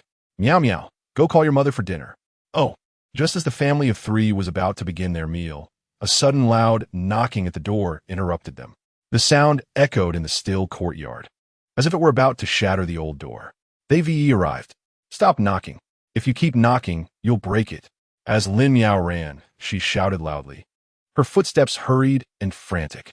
This person truly had no sense of time. It was mealtime, yet they were still knocking on the door, which filled her with considerable frustration. However, she could not help but think of the delectable rice noodles she longed to taste. After much effort, Lin Meow finally reached the door, panting heavily as she paused to remove a panel. With her annoyance simmering, her words came out a bit harshly as she asked, "What is it?" Standing at the entrance of the stall was Lu Annan, who felt a bit wronged upon seeing the small girl with delicate features glaring at him. Yet, accustomed to maintaining a good temper, he chose not to take offense. After all, why would he harbor resentment toward a little girl? Moreover, despite her fierce demeanor, he found her quite charming and amusing. He smiled gently and said, "Little sister, is this where they sell marinated delicacies?" The midday meal at school was nearly inedible, and he had thought to endure it until he could eat at home. To his surprise, his classmates had brought back some marinated meat, which had tantalized his taste buds. After much persuasion, he managed to secure a slice of lotus root, but that only intensified his craving. His classmates stubbornly refused to share more and even declined to help him with his homework, being rather protective of their food. Frustrated, he decided to inquire about the address. And here he was, arriving right after school. He was certain he misread the location. So why was the door closed? Unwilling to give up, he hesitated for a long time, but ultimately decided to knock and inquire. He had already asked around, and this was indeed the right place. He could faintly smell the aroma of marinated meat. Upon realizing that he was merely a student in search of marinated delicacies, Lin Meow's initially cold tone softened instantly. A gentle smile graced her lips as she replied, "Big brother, the marinated food is sold out. Please come early tomorrow." Upon hearing these words, Lu Annan's expression fell, clearly displaying his disappointment. He let out a soft sigh, as if the entire world had suddenly lost its color. Witnessing his evident dismay stirred a sense of compassion within Lin Miao. She quickly offered, "I sincerely apologize. Why not come back tomorrow? And I will reserve a portion for you. What would you like to buy?" As her words fell, it was as if sunshine had pierced through the clouds, and Lu Annan's face instantly illuminated with joy. He nodded enthusiastically, his happiness reminiscent of a child's. He had already inquired about the prices and promptly stated, "Little sister, I would like a pound of the vegetarian options, just lotus root and wood ear mushrooms." At that moment, Lu Annan's emotions soared like a roller coaster, shooting from despair to exhilaration in an instant. The mere anticipation of waiting a day no longer seemed unbearable to him. "All right, no problem. I will write you a note right away.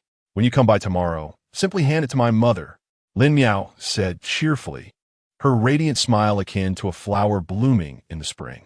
With swift and practiced movements, she took up paper and pen, pondered briefly, and began to write fervently.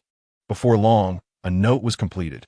Upon closer inspection, it bore the somewhat uneven inscription, "1 pound of vegetarian." The handwriting resembled the whimsical scrawls of a child, not only hasty and careless, but also imbued with an essence of unrestrained freedom. After completing the note, Lin Miao nodded contentedly, thinking that she had finally arranged the order. Once she handed the note over, she prepared to close the shop door. Suddenly, she felt a robust hand press against the wooden panel. Lin Miao involuntarily gasped, instinctively raising her head to see who was so presumptuous. However, upon recognizing the individual before her, she realized she did not know him at all. The man was tall and sturdy, dressed in a neat, casual outfit that exuded competence.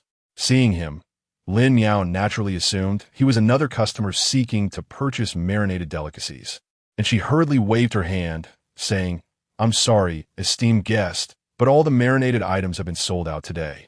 If you wish to buy some, do come early tomorrow." After speaking, she flashed a slightly apologetic smile. Yet, the man appeared utterly bewildered by Lin Miao's response, clearly not understanding her words. It was evident he was not there to buy marinated goods. Perhaps due to the unmistakable confusion etched on his face, Lin Miao quickly realized he was not a customer. Was he not here for the marinated delicacies? With this thought, her bright eyes involuntarily blinked, and she timidly inquired, "Is there something you need, sir? You're blocking my way to close the door, and I'm rather anxious." The man scratched his head, and a hint of naivete and innocence appeared on his slightly darkened face. He stammered, "Is this Lin Ji's residence? I have a letter for him." "Oh, a letter carrier? Has the profession evolved so much? Delivering right to the door?" Lin Miao was taken aback, her almond-shaped eyes widening in astonishment. The man quickly corrected her, saying, "It's delivering a letter to the door." After saying this, he seemed to recall something, but after a moment of contemplation, he shook his head, abandoning his thoughts. What was it that the shopkeeper wanted him to say? "Oh, never mind. Let us just deliver the letter." He then reached into his bosom, rummaging around until he soon produced a warm letter, carefully handing it to the petite girl who barely reached his waist. After completing his task, the man hurriedly turned to leave, leaving Lin Miao standing there, utterly perplexed and speechless. What an odd fellow. Once he had departed, Lin Miao peeked outside once more, ensuring no one remained before gently closing the panel. She then dashed back to the dining table. No one had touched the food yet. Her parents were waiting for her to return to eat. "Dinner is served." Lin Miao plopped down, picking up chopsticks to reach for the translucent rice noodles. The soy sauce-colored noodles were soft and bouncy, swaying as if dancing. The hearty texture of the noodles was reminiscent of sweet potato vermicelli, providing a delightful chewiness. After savoring a bowl of rice with the noodles, Lin Miao reached for other dishes, bringing the shredded taro into her mouth. Though it has cooled somewhat, it does not detract from its flavor. With each bite, a delightful crispness is encountered, revealing a tender interior, the strands distinct and clear, dipped in a hint of sauce. The fragrant essence of orange peel, the soft and glutinous texture of taro, and the rich savoriness of dried oyster amalgamate delightfully on the palate. Accompanied by vegetables and a bowl of rice, Lin Miao finally satiated her hunger. Setting down her chopsticks, she began recounting the events that had just transpired. She retrieved a letter from her bosom, presenting it to her father, and handed a note to her mother, mentioning a scholarly-looking older brother who would arrive the following day to purchase a pound of vegetables, bearing her written note. Linji interjected, "Gao Xin at this hour. We have yet to finish our meal. I suggest we refrain from discussing such matters." Chapter 79. Tofu Skin Buns. Once the two had concluded their meal, Lin Miao returned, leading Little Black, who appeared somewhat dejected, his head drooping. Just then, Lin Ji opened the envelope, revealing 2 letters within. Unfazed, he handed one, inscribed in delicate handwriting, to her. "Here, your letter. It is from Shui Lu. After a fortnight apart, his penmanship has notably improved. Though it lacks distinction, it is now quite orderly, surpassing Lin Miao's writing by a considerable margin. Lin Miao, your handwriting remains as unsightly as ever. Haha, look at my characters. Aren't they properly formed? Have the cherry seeds begun to sprout? Your cherry tree has been depleted. The next harvest won't come until next year. However, I recently attended a temple fair and savored the most delectable buns, filled with mushrooms, pork, and shrimp, wrapped in tofu skin. They were utterly delightful. One bite was simply euphoric. I'm certain you would relish them too." Shui Lu, a true gourmand, had an eye for deliciousness, and Lin Miao could scarcely fathom their exquisite taste. Yet, she had an advantage. Tugging at her father's sleeve, she smiled sweetly. "Father, have you ever tasted buns wrapped in tofu skin?" Lin Ji, momentarily taken aback by his daughter's endearing display, turned to his wife. "Dearest, what has come over our daughter?" With a stifled laugh, Guo Xinmin replied, "Miao Miao wishes to have the tofu skin buns. You should return home early tomorrow to prepare them." Lin Ji, puzzled, responded, "But Miao Miao has never had them before. How does she know of them?" Guo Xinmin's gaze fell upon the letter clutched in Lin Miao's hands, and she instantly understood. Gesturing for her husband to take note, Lin Ji, upon recognizing the correspondence from Ming Tian, realized there had been a divine whisper. This dish is primarily enjoyed in the Jiangnan region, though he had only heard of it. It is said to be made from boiled soy milk, cooled and dried to form a skin, which is then moistened, filled with a mixture of pork, shrimp, and vegetables, and molded into buns. Finally, the tofu skin buns are placed in a steamer until thoroughly cooked and ready to be enjoyed. Making them is not out of the question, he mused, stroking his beard with a smile. However, it may not be feasible tomorrow, as I have yet to see tofu skin for sale in Beijing. Perhaps one day, when time permits, I shall grind some beans and prepare tofu skin myself. Oh, must we grind beans? Such a hassle. Time flies swiftly like a fleeting shadow. Unbeknownst to them, June has quietly arrived. As the old adage goes, once the summer solstice passes through 3 gung, the heat of summer begins. At this moment, the city of Beijing has indeed entered the sweltering season. The oppressive heat envelopes the city like an invisible giant beast. In the courtyard of the Jin family, verdant trees provide shade, and a gentle breeze stirs the air. Jin Yuchu, Lin Miao, and Wang Zhaozhao were gathered beneath a grand tree, attempting to seek refuge from the oppressive heat of the blazing sun. Clearly, the shade offered little relief, as Wang Zhaozhao, clad in a flowing yellow robe, was lightly perspiring and fervently fanning herself with a handheld fan. Amidst her frantic motions, she exclaimed, "Miao Miao, it is so hot." At that moment, Lin Miao was diligently practicing her calligraphy. Since Master Meng had brought back a large assortment of delicacies, he frequently stopped by to instruct her in her writing. And now he had even assigned her some homework. He had generously provided her with an extra workbook from the school, which she could hardly refuse. Thus, she was now engrossed in her practice, and upon hearing Wang Zhaozhao's lament, she paused, sat up straight, cleared her throat, and echoed Yuchu's words, "Cough, cough. A tranquil heart brings coolness." Wang Zhaozhao, feeling slightly embarrassed, feigned a playful strike, and the two erupted into laughter once more. Meanwhile, Yuchu wore a sheepish expression, reiterating, "That's what the teacher said. A tranquil heart brings coolness. Moreover, he mentioned that we have just entered the summer heat and should endure." Lin Miao burst into laughter. What kind of person is he, joking around so earnestly? Wang Zhaozhao joined in the mirth, her eyes crinkling with delight. After some time, their laughter subsided as they noticed that the main subject of their amusement remained unfazed. Half an hour later, Lin Miao completed her calligraphy for the day, stretched lazily, and signaled to Wang Zhaozhao that it was time to return home. Naturally, Wang Zhaozhao followed suit. You two have been rather peculiar lately, sneaking out every day without me.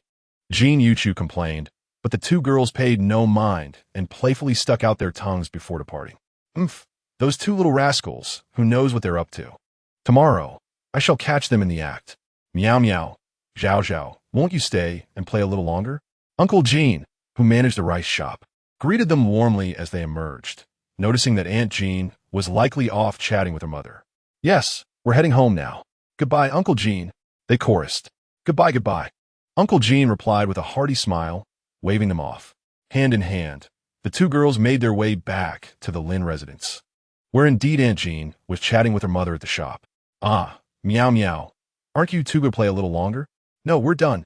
Lin Miao replied, still holding Wang Zhaozhao's hand, peering curiously at the assortment of delicacies on display. Guo Xinmin, thinking the children were simply craving snacks, chuckled. Shall I prepare a platter for you two? What would you like to eat? Lin Miao felt a pang of frustration. She merely wanted to see how well the shop was doing today, not to eat. Yet, she couldn't help but feel a bit tempted, her eyes gleaming with anticipation as she looked at her mother. Excitedly, she exclaimed, I want seaweed knots and duck intestines. After a moment's thought, she turned to Zhao Zhao and asked, what do you like to eat? In front of the adults, the otherwise fearless Wang Zhaozhao felt a twinge of shyness. Her voice barely a whisper, she replied, duck heads. Mother, there are also duck heads. Seeing the two girls whisper sweetly to each other, Guo Xinmin and Mrs. Feng exchanged amused glances. Mrs. Feng, ever straightforward, chimed in, the little girls are sharing secrets now. After collecting their snacks, the two girls dashed off once more, as they had recently established a secret hideout, which they visited multiple times a day. Sister Feng, as summer progresses, the delicacies are becoming increasingly irresistible. Conducting business in an orderly manner yields a daily profit of approximately 5 to 6 taels, resulting in a net gain of 3 taels after deducting costs. However, recently, the marinated meats and dishes have begun to spoil by the afternoon, leading to considerable waste. Moreover, it appears that business is experiencing a slight downturn. Perhaps it would be prudent to reduce production. Enough for half a day's sale would suffice. Madame Feng, though inexperienced in the food industry, faces her own trials with a rice shop. She dreads the rain that might leak in, causing the rice to become damp, and is also wary of rodents and insects stealing her stock. With reduced output, there is essentially nothing left to sell by afternoon, and it takes time to prepare. Consequently, closing by afternoon seems necessary. It is worth noting that the cooler hours of the morning and afternoon attract more customers, while the harsh midday sun deters them from venturing out. Would it not be possible to store items in an icebox? After all, do you not possess one? Speaking of the icebox, Madame Feng feels a twinge of envy. Her family is quite generous with their resources. Each summer, she contemplates purchasing one, but upon seeing the price, she manages to resist. After all, it is just a few months to endure. Upon considering the icebox, Guo Xinmin finds the suggestion reasonable, since it is currently unused.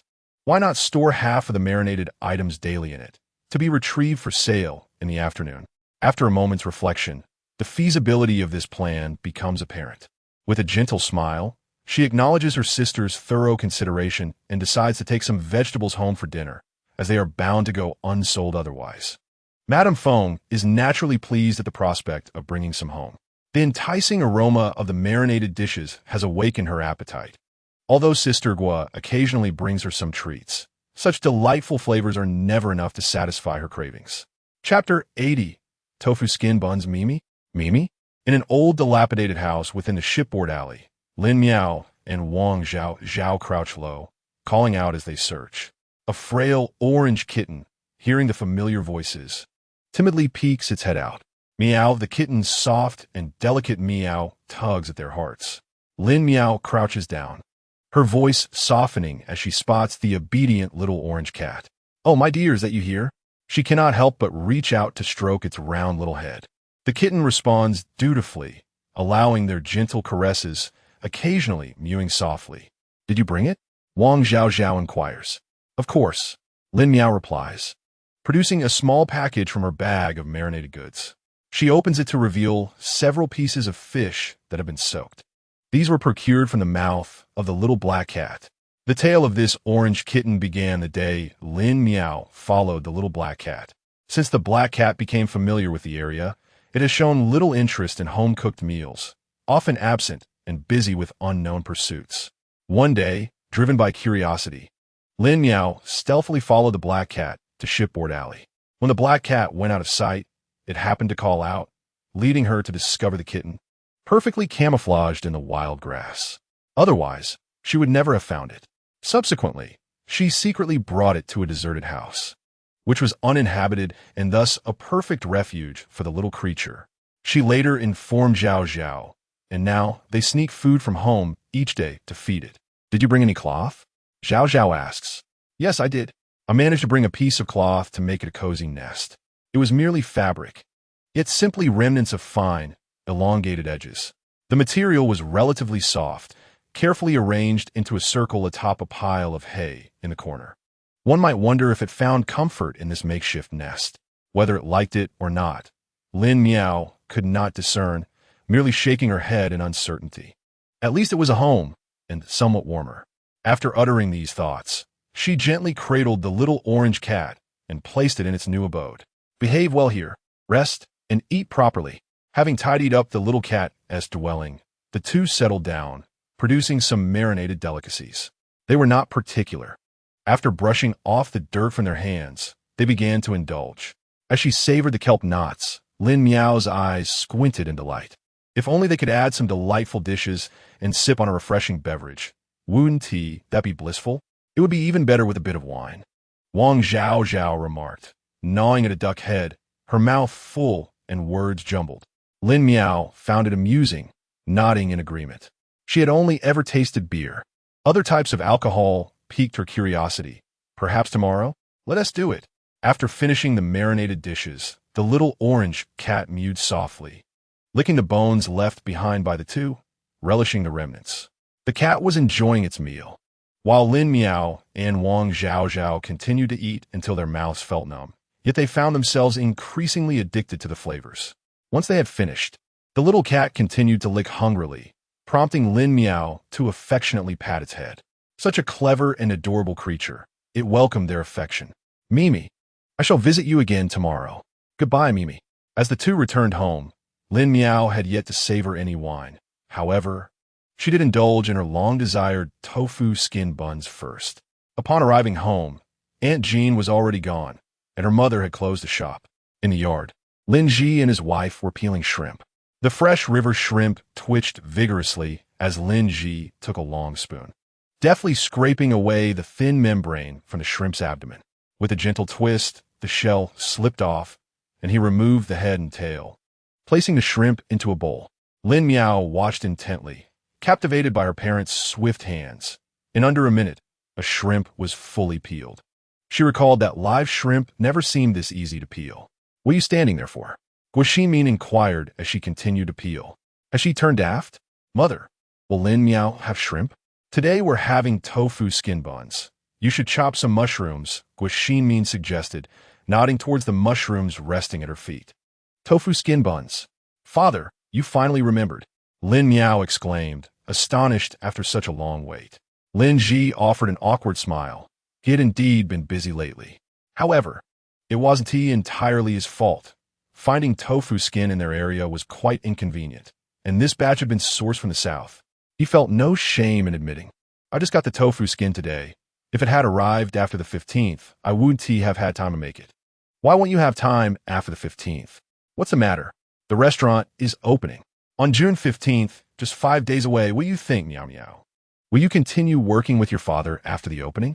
The thought of returning to work felt somewhat distant to Lin Miao, though she had no pressing obligations. Yet, she had friends. After some hesitation, Lin Ji encouraged her to ponder the decision further. He believed that working at the restaurant would be a valuable experience for her. But ultimately, it was her choice. As the conversation transitioned, the family exchanged laughter and engaged in the leisurely preparation of dinner. Guo Xinmin took charge of the fire, while Lin Ji focused on chopping the meat and preparing the filling. Finely minced pork, chopped scallions, minced ginger, salt, pepper, and sesame oil were combined, along with an egg, and mixed in a single direction. Gradually, a small amount of starch water was added, ensuring the meat absorbed the moisture completely before stirring in diced shiitake mushrooms. With the filling ready, Lin Ji beckoned Lin Miao to join her in wrapping the dumplings. The wrapping process was quite straightforward. Thin tofu skin was soaked in water, cut into small squares, and filled with a spoonful of the mixture and shrimp. Once wrapped, the tofu skin was tied with cilantro, completing a tofu skin dumpling. After demonstrating the technique, Lin Ji encouraged Lin Miao to begin. It proved to be quite simple. Lin Miao quickly grasped the method. Unlike the more technical soup dumplings from their previous attempt, the two worked swiftly, and soon the bowl of filling was emptied, leaving only a few shrimp behind. Those shrimp, along with the shrimp heads, would make a delightful broth to accompany their egg pancakes. As the water in the pot boiled, Lin Ji placed the wrapped dumplings in the steamer. "I will prepare a pan," she said. With oil heating in the pan, Lin Ji began to make the pancakes. The recipe was uncomplicated. 1 bowl of flour, 2 bowls of water, 3 eggs, a pinch of salt, and finely chopped scallions mixed in. The batter was then poured into the pan, forming a thin layer. Once the batter was ready and the oil was nearly hot, Lin Ji coated the shrimp heads in some flour and tossed them into the pan. The shrimp heads turned a vibrant red upon contact with the hot oil, and after a few moments of frying, they became crispy and golden. After removing the shrimp heads and draining the excess oil, Lin Ji swiftly poured in the batter, tilting the pan to spread it evenly into a thin pancake. In no time, the pancakes puffed up, and with a gentle flip, they were cooked perfectly. She managed to fry 4 pancakes before the batter was all used up. Lin Miao, drawn by the enticing aroma and the soft, tender appearance of the pancakes, eagerly reached out, snatching a small piece and hastily bringing it to her mouth. The moment the pancake touched her tongue, it felt pleasantly warm and soft, dissolving like a delicate cloud. The unique fragrance of the batter mingled with the savory scent of scallions and the rich flavor of eggs, creating an indescribable and exquisite taste, a match made in culinary heaven. Just as she reveled in the delightful flavor, she suddenly heard her father's deep voice laced with mild reproach. "If you want to eat, just eat. Why act so sneaky?" The unexpected remark startled her, causing the morsel that had almost reached her throat to become lodged. Chapter 81. Tofu skin dumplings. If you want to eat, just eat. Why act so sneaky? Lin Ji's sudden exclamation startled Lin Miao, leaving her choking on the pancake. Coughing, she quickly poured herself a glass of water and gulped it down, finally managing to swallow. Why does father seem to have eyes on the back of his head? It's as if he can see everything, Lin Miao mused silently, though she clearly heard her mother scolding her father for frightening her. "What are you doing? You scare the child." Lin Miao smiled, observing her towering father before her mother, whose imposing aura had completely diminished. Truly, a case of nature's balance. Indeed, I should have waited to mention her later. Lin Ji, like a soft persimmon, hastily concurred. Guo Min shot him a glance and called out to Lin Miao, "Dinner is ready. Fetch the bowls and chopsticks." On the square wooden table, 3 sets of bowls and chopsticks were laid out, accompanied by a steamer of tofu skin buns, a plate of egg pancakes, and a bowl of vegetable soup made from fried shrimp heads, which Lin Ji was currently serving. "It smells delightful. I never imagined that frying shrimp heads could yield such a fragrant broth," Lin Miao thought, her appetite piqued. Once everything was arranged, the family of 3 wasted no time and began to eat. Lin Miao first scooped up a tofu skin bun to taste its flavor. Upon taking a bite, she was astonished. No wonder Shuai Lu raved about them. They were utterly delicious. The initial burst of fresh shrimp mingled with the rich essence of mushrooms, creating a flavor explosion that was simply exquisite. "This is incredibly fresh, delightful," Lin Miao exclaimed, her words muffled by the food in her mouth. The freshly steamed bun was scalding hot, causing her tongue to curl, yet she couldn't resist devouring several. Seeing her daughter relish the meal, Guo Min chuckled. "If it's good, eat plenty, but be careful, it's hot." Before she could finish her warning, Lin Ji had already picked up a bun and brought it to her mouth. "Mother, do try this. Is it to your liking?"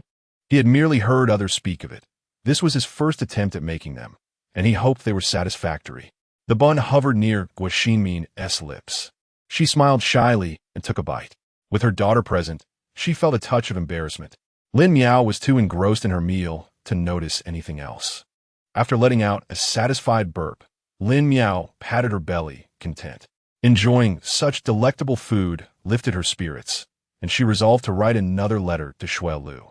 The memory of her previous letter made her chuckle. She wondered what expression he wore upon reading it. Meanwhile, thousands of miles away, Xue Lu was also having dinner. Though luck was not on his side, as a pot of soft-shelled turtle stewed with yams sat before him.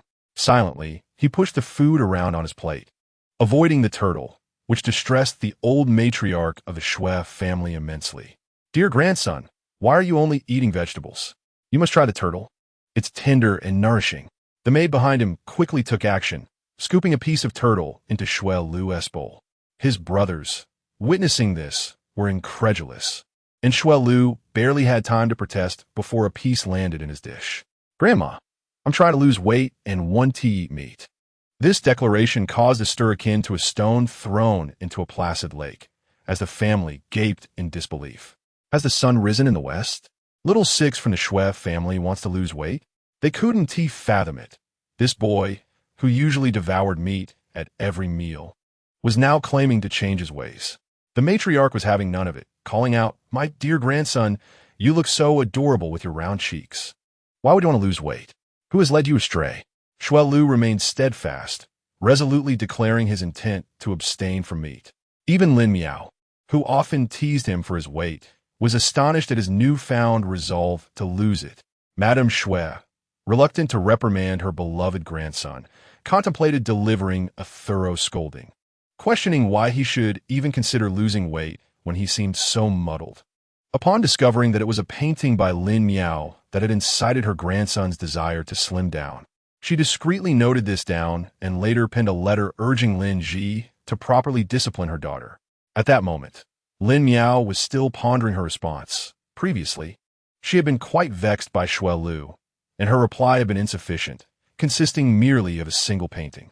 Unbeknownst to her, a simple letter would stir such a commotion, for all she had done was depict a turtle on its back. In all sincerity, she merely wished to convey her thoughts on Xue Lu.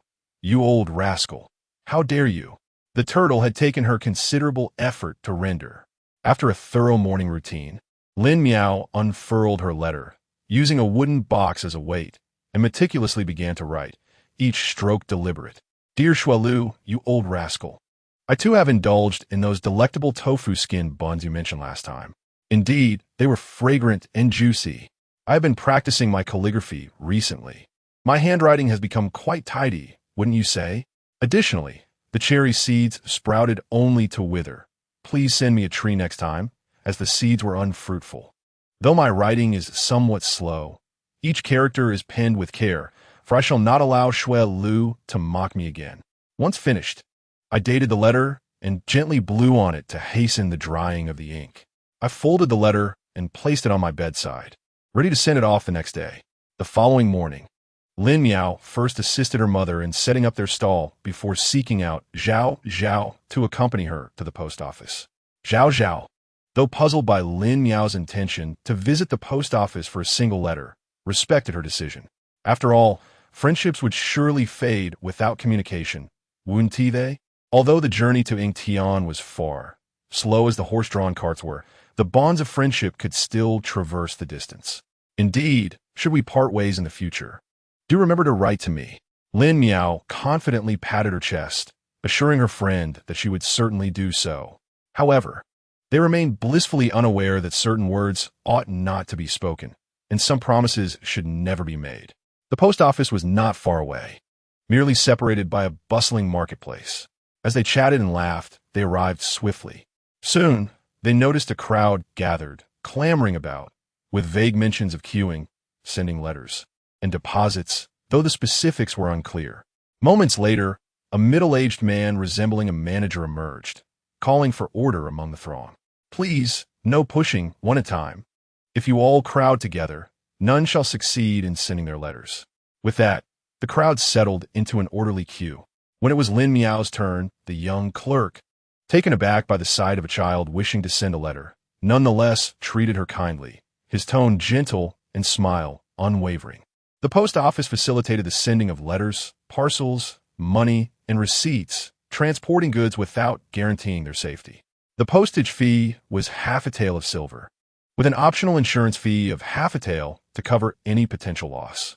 Payment could be made in one of three ways. The sender could pay in full. Both the sender and recipient could share the cost, or the recipient could bear the entire expense. Noticing her confusion, the clerk kindly inquired, "Little sister, do you understand? Are you here to send a letter?" Most visitors came to send letters or parcels, and the little girl, empty-handed, appeared ill-prepared for sending a package. "Clerk, I wish to send a letter, just a regular one. Half a tael of silver, correct?" When it comes to half a tael, Lin Miao couldn't help but feel a bit overwhelmed. Goodness, sending a letter is rather costly. She suddenly realized that her writing was rather sparse. She ought to pen more to make it worth the price. After parting with her money and noting down the address, Lin Miao felt a sense of emptiness, both within herself and in her purse. What a bargain it was. Only half a tael for a letter. No wonder so many people were eager to send them. Wang Zhao's voice brimmed with excitement, her eyes sparkling. This was certainly not what her father had led her to believe. She could even send letters using her saved pocket money. Lin Miao stumbled slightly, unable to believe that she was actually calling it cheap. Chapter 82, Osmanthus Wine. Lin Miao was genuinely astonished. Zhao was indeed affluent. Only after grasping the reason behind Zhao's assertion of affordability did she come to realize that the Civil Letter Bureau's rates were indeed reasonable. In ancient times, transportation was rather inconvenient, and for those wishing to send a letter home, there were typically two options. One was the official postal station, which was free for officials but exorbitantly priced for commoners. One letter could cost as much as 100 taels. The other option was through a security agency, where sending a letter would cost 1 to 2 taels, depending on the weight of the item. In contrast, the Civil Letter Bureau was incredibly accessible. There was, of course, another means, sending messages via train pigeons, but the expense of raising such birds was quite prohibitive for common folk. Thus, it is understandable why I was so astonished by the prospect of sending a letter. My father always said it was exorbitantly expensive, and we seldom kept in touch with our relatives back home, only visiting once or twice a year. It seemed wiser to use the money for a trip home, as there was no guarantee the letter would arrive intact. No wonder the ancients said, "A letter from home is worth 1,000 gold pieces." How profoundly simple that statement is. Once she understood this matter, Wang Zhao began to make playful expressions. Lin Miao, bewildered, wondered what was happening. Were they not going to share a drink? "I saw a friend. Shall we go together?" "Ah, where to? Aren't we sneaking off to drink at home?" Lin Miao, feeling dazed, allowed herself to be led along as Zhao turned left and right until they joined a girl of about 10 years old. "Zhao, it's been ages since we last met." The girl, aged around 12 or 13, was in the bloom of youth. Her pale blue long sleeves paired with a light green half-sleeve accentuating her delicate, tender skin. Her flowing skirt danced gracefully with her every step, making her appear tall and ethereal. The girl was exceedingly warm-hearted, and although she didn't know Lin Miao, she greeted her affectionately. "What a delightful little sister. Is she your playmate? Come, let us go to the Flower Society together." Wang Zhao chuckled. "Green Shadow, I've been craving this for quite some time." This is my friend, Meow Meow. Will you take us to play?" It turned out her name was Green Shadow. What a beautiful name. "The Flower Society always welcomes you. Let us go." As Green Shadow walked ahead, she suddenly recalled something, cleared her throat, and turned to Zhao. "Did you explain the rules of entry to your friend?" "Rules?" Zhao replied, her voice faltering, a sheepish smile on her face. "I forgot to mention it." Green Shadow smiled and waved her hand dismissively. "No matter. I'll explain. Each visit to the Flower Society requires a fee of 51 for refreshments. Also, the Flower Society only welcomes girls. So please don't mention this to your brothers." Before Lin Miao could respond, Zhao eagerly interjected, "She doesn't have any brothers." Yu Ying's face revealed a hint of astonishment. In this day and age, it is indeed rare to encounter sisters who are only children. She thought that Zhao was surprising enough, yet she was taken aback to find that two only daughters had become friends. Suppressing her thoughts, she first led the two to their usual gathering place. The Floral Society's rendezvous was nestled within a narrow alley, faintly scented with flowers. Upon entering the alley, they soon spotted the wooden sign of the Sweet Water Pavilion, and as they stepped inside, a delightful space gradually unfolded before them. It was as if they had immersed themselves in a nectar-filled realm, where white gardenias, vibrant roses, daisies, and crepe myrtles bloomed in splendid competition. The fragrance of flowers wafted through the courtyard, accompanied by cheerful laughter and songs from within the house. "Just hand over the money to me," she said with a grin. "Look, we've arrived late. They've already begun drinking." Lin Miao, following Zhao Zhao's lead, rummaged through her purse and handed the coins to Yuing. "So, there were indeed close friends in ancient times. I've gained new knowledge." Once inside, Lin Miao realized that her understanding was still limited. Who said women in ancient times were confined to their homes? What about all these beautiful young ladies? Within the room, activities abounded. Some played chess, others read, chatted, feasted, painted, and wrote, creating a lively atmosphere. "Oh, a new sister has arrived. What a fair and delicate girl. Come, what do you like to play? Feel free to explore. Sisters, gather around for some gossip. Oh my, I heard that the one who won the Dragon Boat Festival horse race has a mistress. Help yourselves to the food and drink. I'm off to find my sisters." With that, Yuing dashed away, her little legs moving swiftly as she grabbed a handful of melon seeds to indulge in the gossip. Lin Miao glanced around and noticed that all the girls were around 10 years old, making her and Zhao Zhao the youngest among them. However, in the eyes of these young ladies, the newcomer seemed quite small, barely reaching their shoulders, and they assumed Zhao Zhao had brought her little sister along for some fun. Fortunately, Lin Miao was unaware of their thoughts. Otherwise, she might have felt disheartened, knowing she was actually a few months older than Zhao Zhao. Zhao Zhao waved cheerfully, greeting several sisters before pulling Lin Miao to sit down. With familiarity, she fetched a pot of wine. "Come, let us savor this osmanthus wine today." The reeds sway along the riverbank, and the cold sands carry a gentle flow. 2 decades have passed since I last visited the southern tower. The boat tied beneath the willows still sways uneasily. How many days until the Mid-Autumn Festival? At the broken cliff of Yellow Crane, has an old friend ever visited? The old landscape now only brings new sorrows. I wish to buy osmanthus flowers to accompany the wine, but it is not like the carefree days of youth. "This osmanthus wine you've chosen is rather melancholic, sister," she remarked, noticing the sorrowful expression of a girl reading nearby. As she listened to the osmanthus wine, the girl's heart became heavy, and she recited a poem, Tang Duo Ling, reeds sway along the riverbank. The gossip-loving sisters erupted into a flurry of chatter, like little sparrows chattering away. "Oh dear, Zhou, stop reciting those spine-chilling, syrupy verses. You're ruining the sisters' good spirits."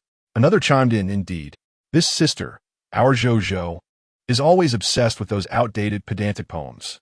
Just enjoy the food and drink to your heart's content. Listening to her ramble is merely for amusement."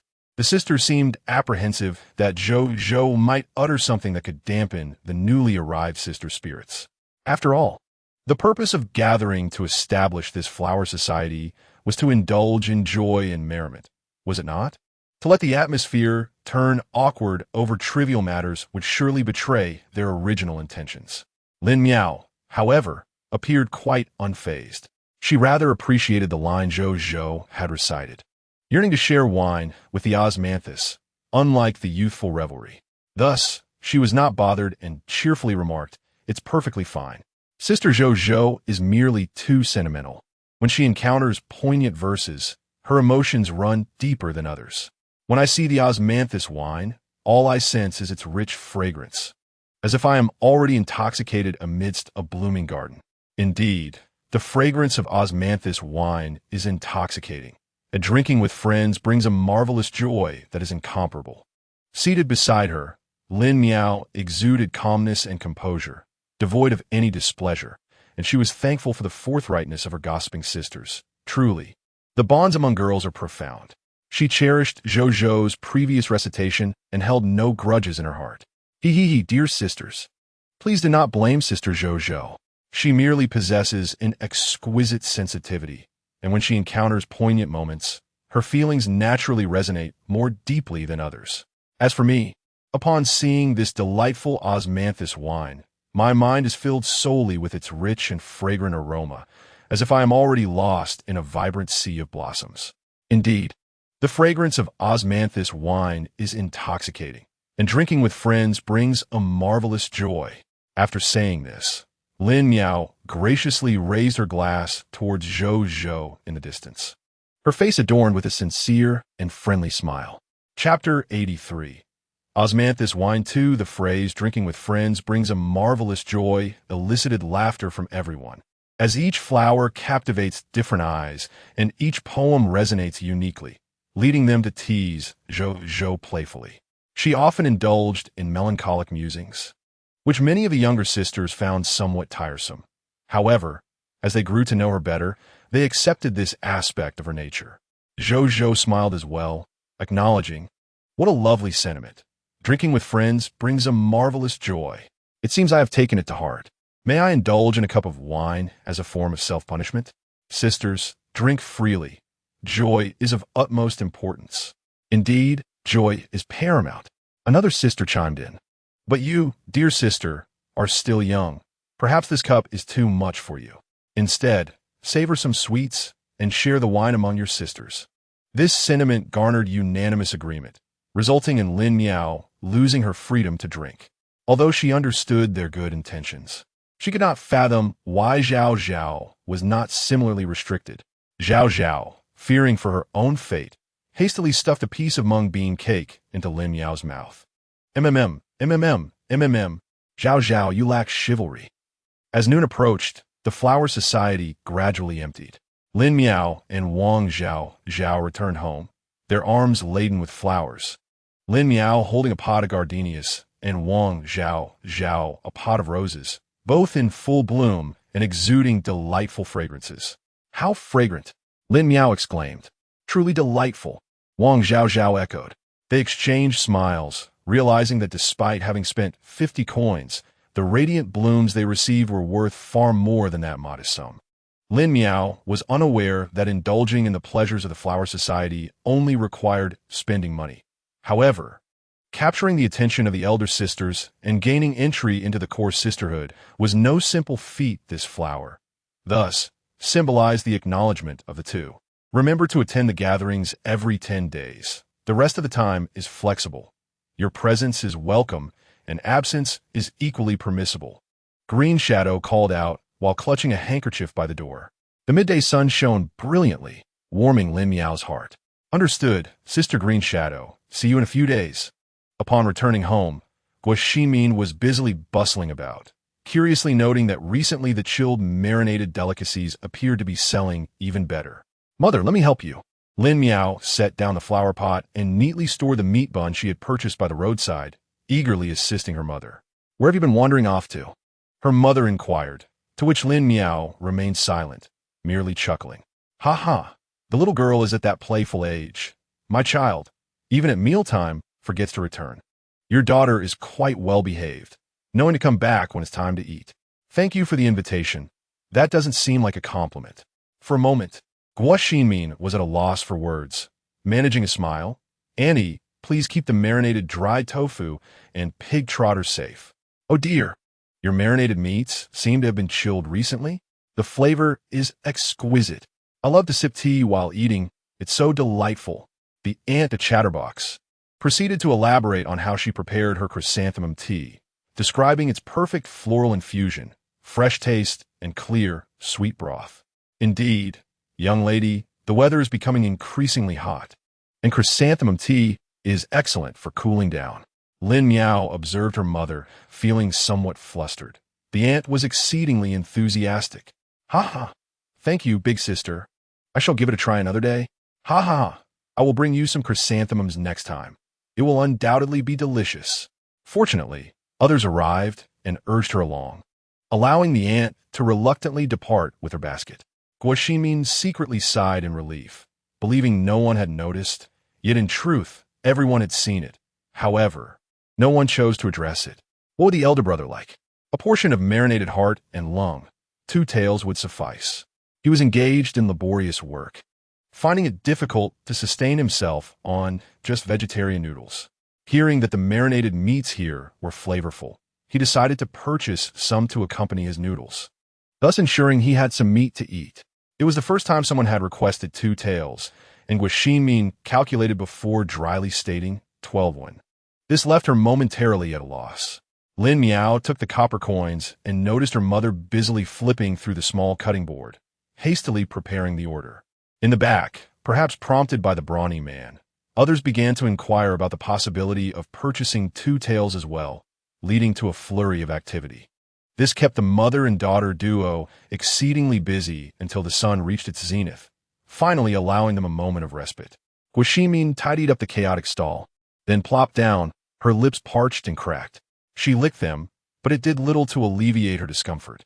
Touching the buns her daughter had brought back, she found they had cooled completely. Let's make do with these, shall we? Lin Miao felt the weight upon her head, sensing her mother's comforting gesture. Probably a pat on her head.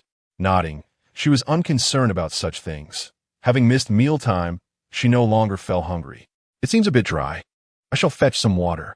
Lin Miao cast a glance at her mother, whose lips appeared parched, likely due to a morning devoid of sufficient hydration. Meanwhile, she had wandered about, and a wave of guilt washed over her. Mother, do take a moment to rest. I shall fetch some water. The tea in the kettle had grown cold, yet in this season, a sip of cool boiled water felt rather refreshing. Lin Miao poured 2 bowls, one for each of them, and savored the buns alongside it. As the buns filled her belly, a sense of comfort enveloped her, prompting her to down another bowl of water. Only then did Guaximin feel at ease, cheerfully producing her money box. The box brimmed with coins, and she smiled broadly, relieved that their labor had not been in vain. Mother, did you earn all this in a single morning? Lin Miao exclaimed, taken aback by the sight of such a sum, unfamiliar with having witnessed so much wealth before. The box contained predominantly copper coins, though there were also some silver pieces. They spent a good half-hour counting, largely hindered by the inconvenience of the copper coins, as they counted while threading them, to avoid having to do it all over again later. There were 7 strings of 1,000 won each, and with the additional silver, they had amassed over 10 taels of silver. Wow, mother, over 10 taels! Lin Miao exclaimed joyfully, leaping in excitement. Indeed, a daily earning of 10 taels was a significant accomplishment. Unbeknownst to Lin Miao, Guaximin was aware that the day's expenses for meat and vegetables hovered around 6 taels, with meat comprising the bulk of the costs. Remarkably, even after just half a day of work, they had already profited 4 taels, a record since the business's inception, which had only aimed to break even at the outset. The more she pondered, the happier she became, hardly noticing Lin Miao taking a flower pot out to the yard, feeling that even the air was fragrant with the scent of prosperity. Guaximin mused, no wonder my husband brings home delightful treats on payday. Earning money is such a joy. I too wish to purchase something. The excitement within her was beyond words. Yet she still needed to tend to the stall for the afternoon. Gathering her thoughts, she arranged the last of the marinated delicacies from the ice chest. To ensure the temperature remained optimal, she even placed some ice beneath the delicacies. Oh, she had yet to account for the cost of the ice. What a loss of 1 tael. Nevertheless, earning 3 taels was still commendable. Comforting herself, she wiped the table and swept the floor, contemplating whether she should create a signboard. Would a signboard be too extravagant? Perhaps a simple food banner would suffice. Considering her earnings were still modest, she couldn't afford to be overly ambitious. Chapter 84. Ruei Loquat Cake on the 15th day of the 6th month. It was an auspicious time for commerce, transactions, moving, and travel. At the moment of the rabbit hour, the new sun replaced the old moon, the darkness retreating as dawn broke. The trees stood tall, their branches swaying gently, embodying the vitality of midsummer. Darling, please hand me that garment. Lin Ji gazed down at his dark attire, feeling somewhat dissatisfied. Upon changing into a lake blue robe and donning a net cap, he appeared effortlessly elegant and poised. Guaximin found it amusing, observing how a man in his middle age still sought to appear youthful. To think, he truly looks quite handsome. Her attention was momentarily diverted until she heard the sound of her daughter descending the stairs with a cheerful clatter, prompting her to redirect her gaze. As Lin Miao reached the bottom of the stairs, she beheld her parents, one drawing water to wash, the other bending over to brush their teeth. Something seemed amiss with her father, prompting her to take a closer look.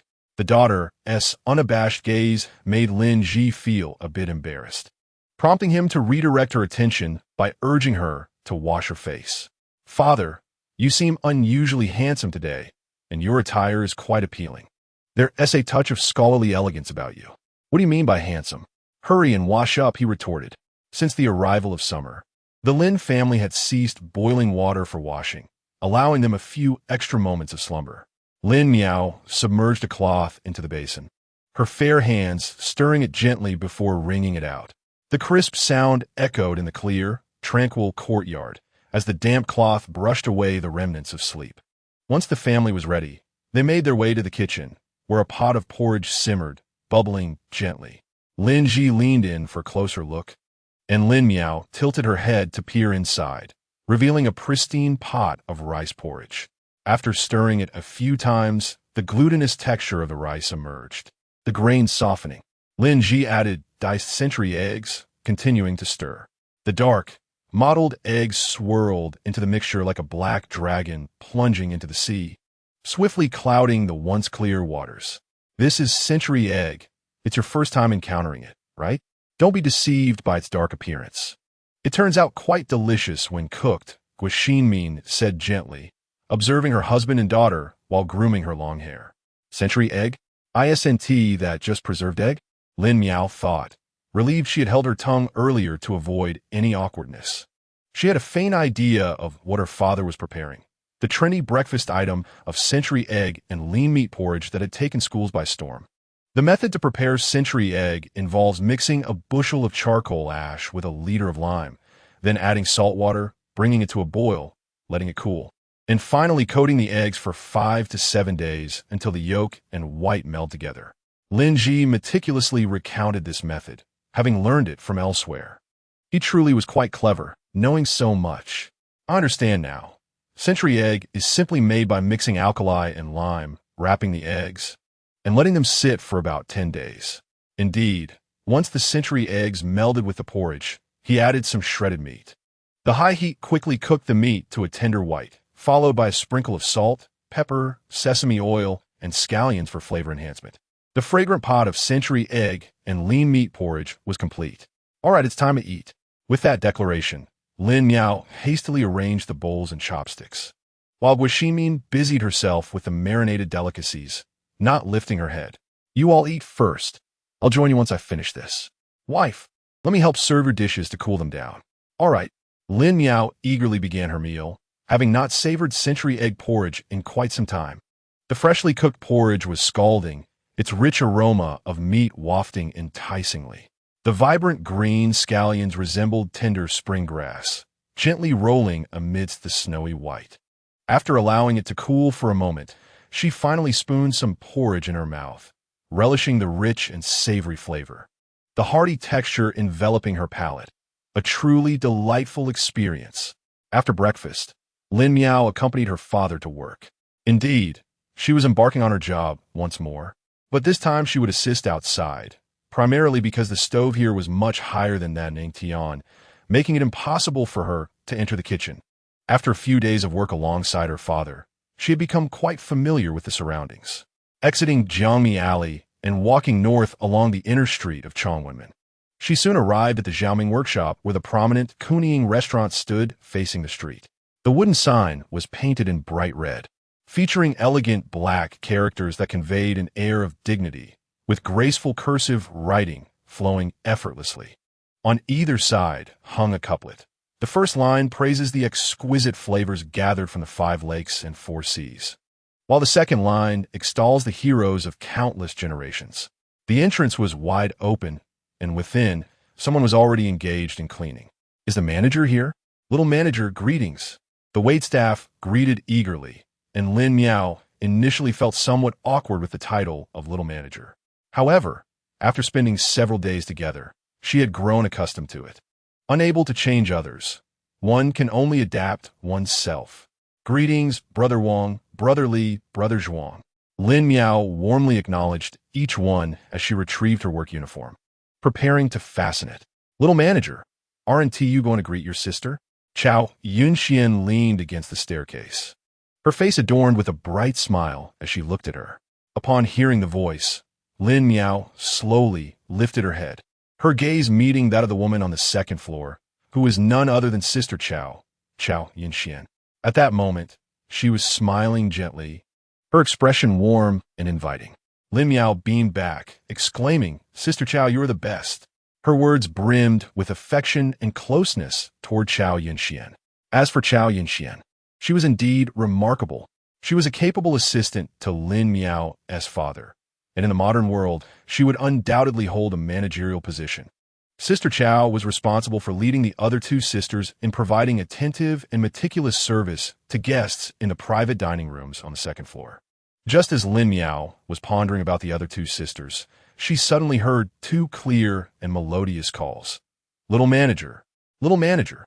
Turning toward the sound, she saw the two sisters hastily approaching. Upon closer inspection, it was evident that they had just changed into their work attire. They wore apricot-colored narrow-sleeve tops, complemented by half-sleeves of a refreshing green grid pattern, exuding elegance. Their lower halves were adorned with autumn-hued pleated skirts that swayed gracefully with their movements, and they tied a yellow sash around their waists, resembling a vibrant scene. Sister Chao's half-sleeve was a lovely lake blue, differing from theirs. "Hello, sisters." Lin Miao, lacking the uniform they wore and only donning a sash, recalled her earlier request for a uniform, which had been refused on the grounds that she was still growing. Deeming it a waste of money, a rather frugal stance from her father, Lin Ji looked at the lively young girl with a worried expression, continuously murmuring, "My little ancestor, just stay on the first floor. Do not attempt to serve dishes. You cannot reach. Just assist with seating, communicate the guests' needs, and take their orders." The young girl carelessly replied, "Oh, I know, father," internally grumbling, "Humph, it's just a bit short. Once I grow taller, let us see what you all say." Moreover, the serving counter seemed excessively high. It was quite a struggle to carry the dishes each time. Seeing his daughter readily agree, Lin Ji felt a slight relief. Though still uneasy, he reiterated his cautions before turning to head toward the kitchen. Upon entering the kitchen, he observed Sister Wei bustling about, preparing pastries.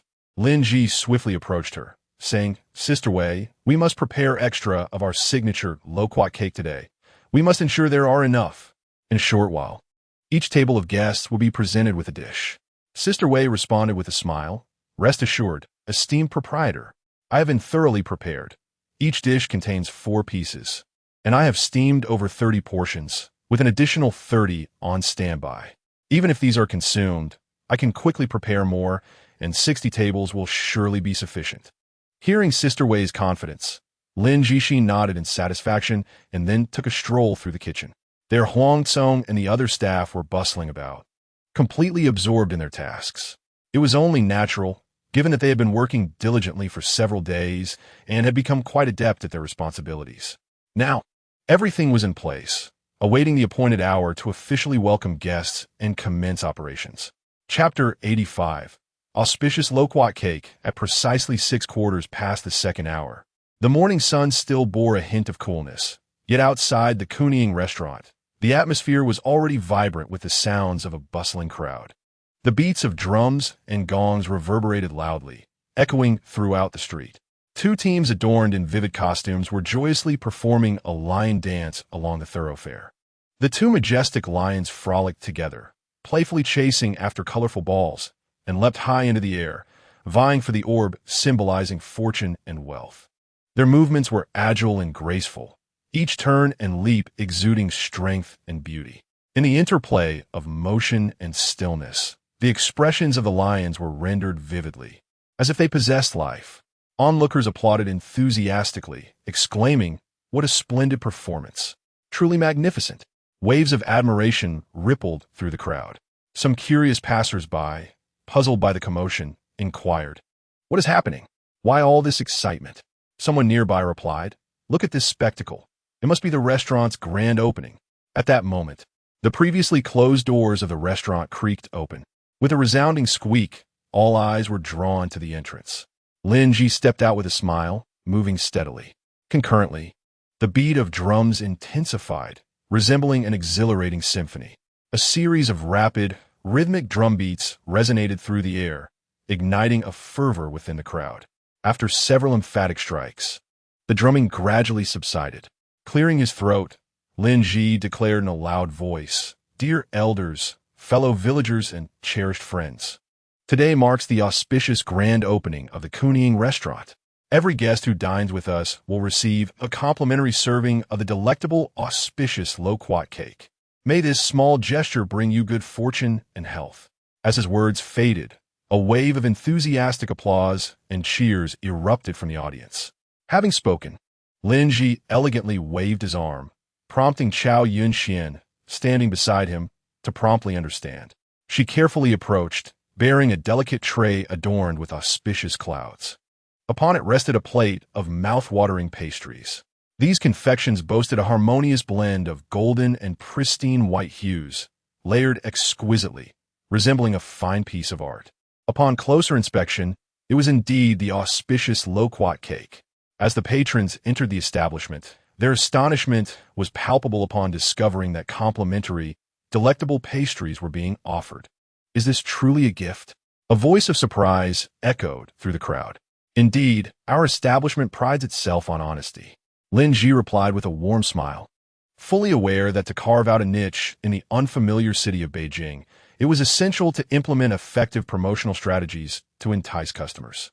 He continued, "Not only are we offering this exquisite dish of loquat cake today, but from tomorrow onward, we will feature different complimentary treats for 3 consecutive days.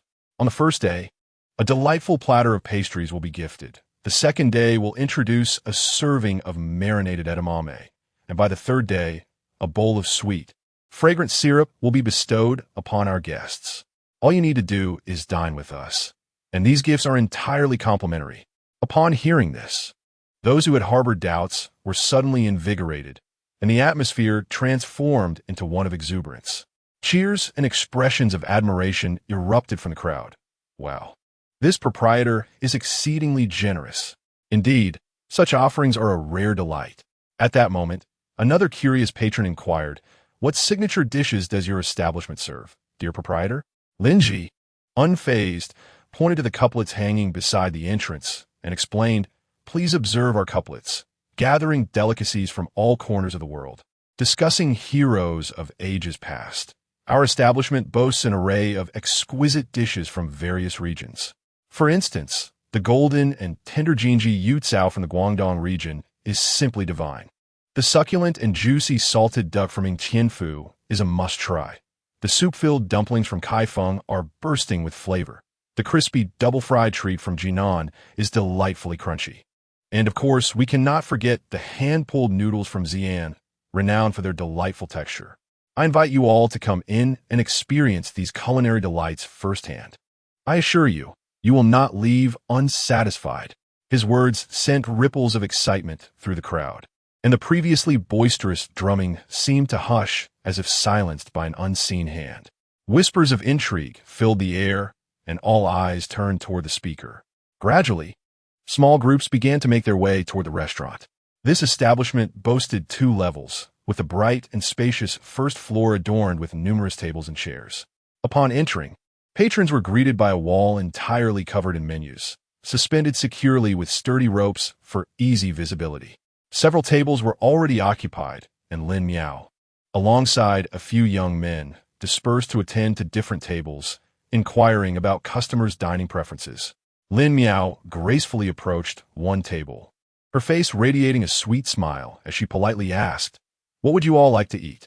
With practiced ease, she produced a charcoal pencil from her pocket and retrieved a thick piece of cardboard, laying a pristine sheet of paper upon it. Attentively listening and embodying the essence of a professional server, at the head of the table sat a burly man who, upon seeing the petite girl before him, erupted into hearty laughter. With a playful smile, he extended his hand and gestured to indicate Lin Miao's height, jesting, "Ha ha, little girl, despite your tender age, you seem shorter than my lad." and yet you ventured out to work. In the face of such candid teasing from a man, Lin Miao maintained her composure and poise. She lifted her chin, unwaveringly meeting his gaze, and confidently replied, "I am assisting my father." Her words exuded a sense of self-assurance and determination. After some light-hearted banter, they finally transitioned to the main topic. The man picked up the freshly poured tea, moistening his lips, and inquired, "Do you have any recommendations, young shopkeeper? We have yet to sample your family's cuisine." His companions echoed, "Indeed, we have not traveled far and are unfamiliar with which dishes are delectable." Fortunately, during a recent tasting, she had experienced the flavors of various dishes firsthand. Her bright, almond-shaped eyes sparkled as she spoke with eloquence. There are indeed countless delicious options. The hand-pulled noodles are delightfully chewy and smooth, while the fish sashimi is both tender and fresh, perfectly complemented by the golden orange roe. It's simply exquisite, a feast for the eyes. The clear chicken broth with tofu is also exceptional. Not only is the soup fresh and flavorful, but the chicken is so well cooked that it seems to vanish. Oh, and let me not forget the marinated delicacies, particularly the spicy, tender, falling off the bone chicken feet and lotus slices from Jiaomi Alley. Those are the absolute best. She chuckled. Is it wrong to promote my family's offerings? The young shopkeeper's words had ignited the man's appetite, prompting him to ask, "What is the cost of these delightful dishes?" Chapter 86. Dragon Beard Vegetable in Sesame Oil. Lin Miao meticulously counted the dishes on the table, mentally estimating and declaring, "That would amount to approximately half a tael of silver." Upon hearing this, one individual chuckled, "Haha, it seems our young shopkeeper is still honing her skills. Practice makes perfect." The others joined in with amiable laughter. Amidst their playful jests, Lin Miao merely smiled faintly before darting toward her father, presenting him with the menu ordered by the guests. After receiving the menu, her father skillfully flipped through the list and adeptly relayed the orders to the kitchen using the height differential of the ropes. Having completed these tasks, Lin Miao turned to see several new patrons entering. She promptly approached them, warmly welcoming, "There are plenty of seats available. Esteemed guests, please feel free to choose any spot." Just then, a loud voice from the previously seated table called out, "Young shopkeeper, didn't you promise us a serving of loquat cake? We have yet to see it." Lin Miao sighed with a hint of exasperation, her charming demeanor eliciting laughter from the newcomers. They teased, "You should hurry and get back to work. We plan to sit in the private room on the second floor." At this, the man paused, uncertainty flickering in his eyes, and asked, "There are indeed private rooms on the second floor, right?" Upon hearing this, Lin Miao enthusiastically nodded. "Yes, indeed. There are private rooms, but there is a tea service fee. Please follow me upstairs." As her words concluded, she raised her voice, calling out, "Sister Chow, we have guests arriving on the second floor." A crisp and resounding reply echoed, "Coming." Before long, the graceful figure of Chow Yunxian appeared before everyone. Her smile warm and inviting as she led several guests slowly up to the second floor. After seeing them off, Lin Miao approached the burly man who had just placed his order, saying, "Two uncles, the loquat cake is currently steaming and will be ready shortly. It's a complimentary dish for every table, so you won't miss out." Just as she spoke, a melodious chime rang out from the kitchen. Lin Miao turned her head towards the sound, her face lighting up with delight as she exclaimed, "Look, the loquat cake must be ready." Witnessing the establishment's sincerity in offering this treat, the two initially skeptical gentlemen finally felt at ease. They began to engage in lively conversation while curiously surveying the newly opened Kunying restaurant. Upon closer inspection, they discerned how the ordering process functioned. Unlike other traditional eateries where patrons would announce their orders or where waitstaff would scurry about, here, orders were conveyed through charming little menus that zipped along a cord to the kitchen like a delightful slide, proving to be quite an intriguing experience. The young man taking orders boomed his voice, and even seated near the entrance, they could faintly hear him calling out, "2 portions of golden fried fish, 1 serving of tiger skin chicken feet, 1 bowl of clear chicken tofu, and 1 fish head stew." The burly man instantly broke into a broad grin, exclaiming, "Hey, that's exactly what we ordered." Meanwhile, his companion, captivated, fixated on the array of beverages displayed behind the proprietor, contemplating which bottle to select. Startled by the man's exuberance, he turned to see what had caused such joy, and their gazes met fortuitously. The companion's lips curled slightly as he raised an eyebrow, communicating silently. "Shall we order two?" The burly man replied enthusiastically, "Absolutely." Both then turned toward the counter, calling out in unison, "Young master." "Here." Lin Miao thought to herself, "Sometimes I really wish I could report this." "No, not report, but rather inform the authorities." Interrupted mid-thought, Lin Miao inwardly lamented, shaking her head helplessly as she muttered a few complaints under her breath. Grumbling aside, she recognized this was the nature of her work, welcoming and serving guests. Resolving to embrace her role, she took a deep breath, sighed resignedly, and swiftly approached the two boisterous patrons. After all, one cannot underestimate the multitude of individuals one encounters outside. Lin Miao sighed in acceptance and hurried over. As she drew near, she forced a smile and gently inquired, "Esteemed guests, may I assist you with anything else?"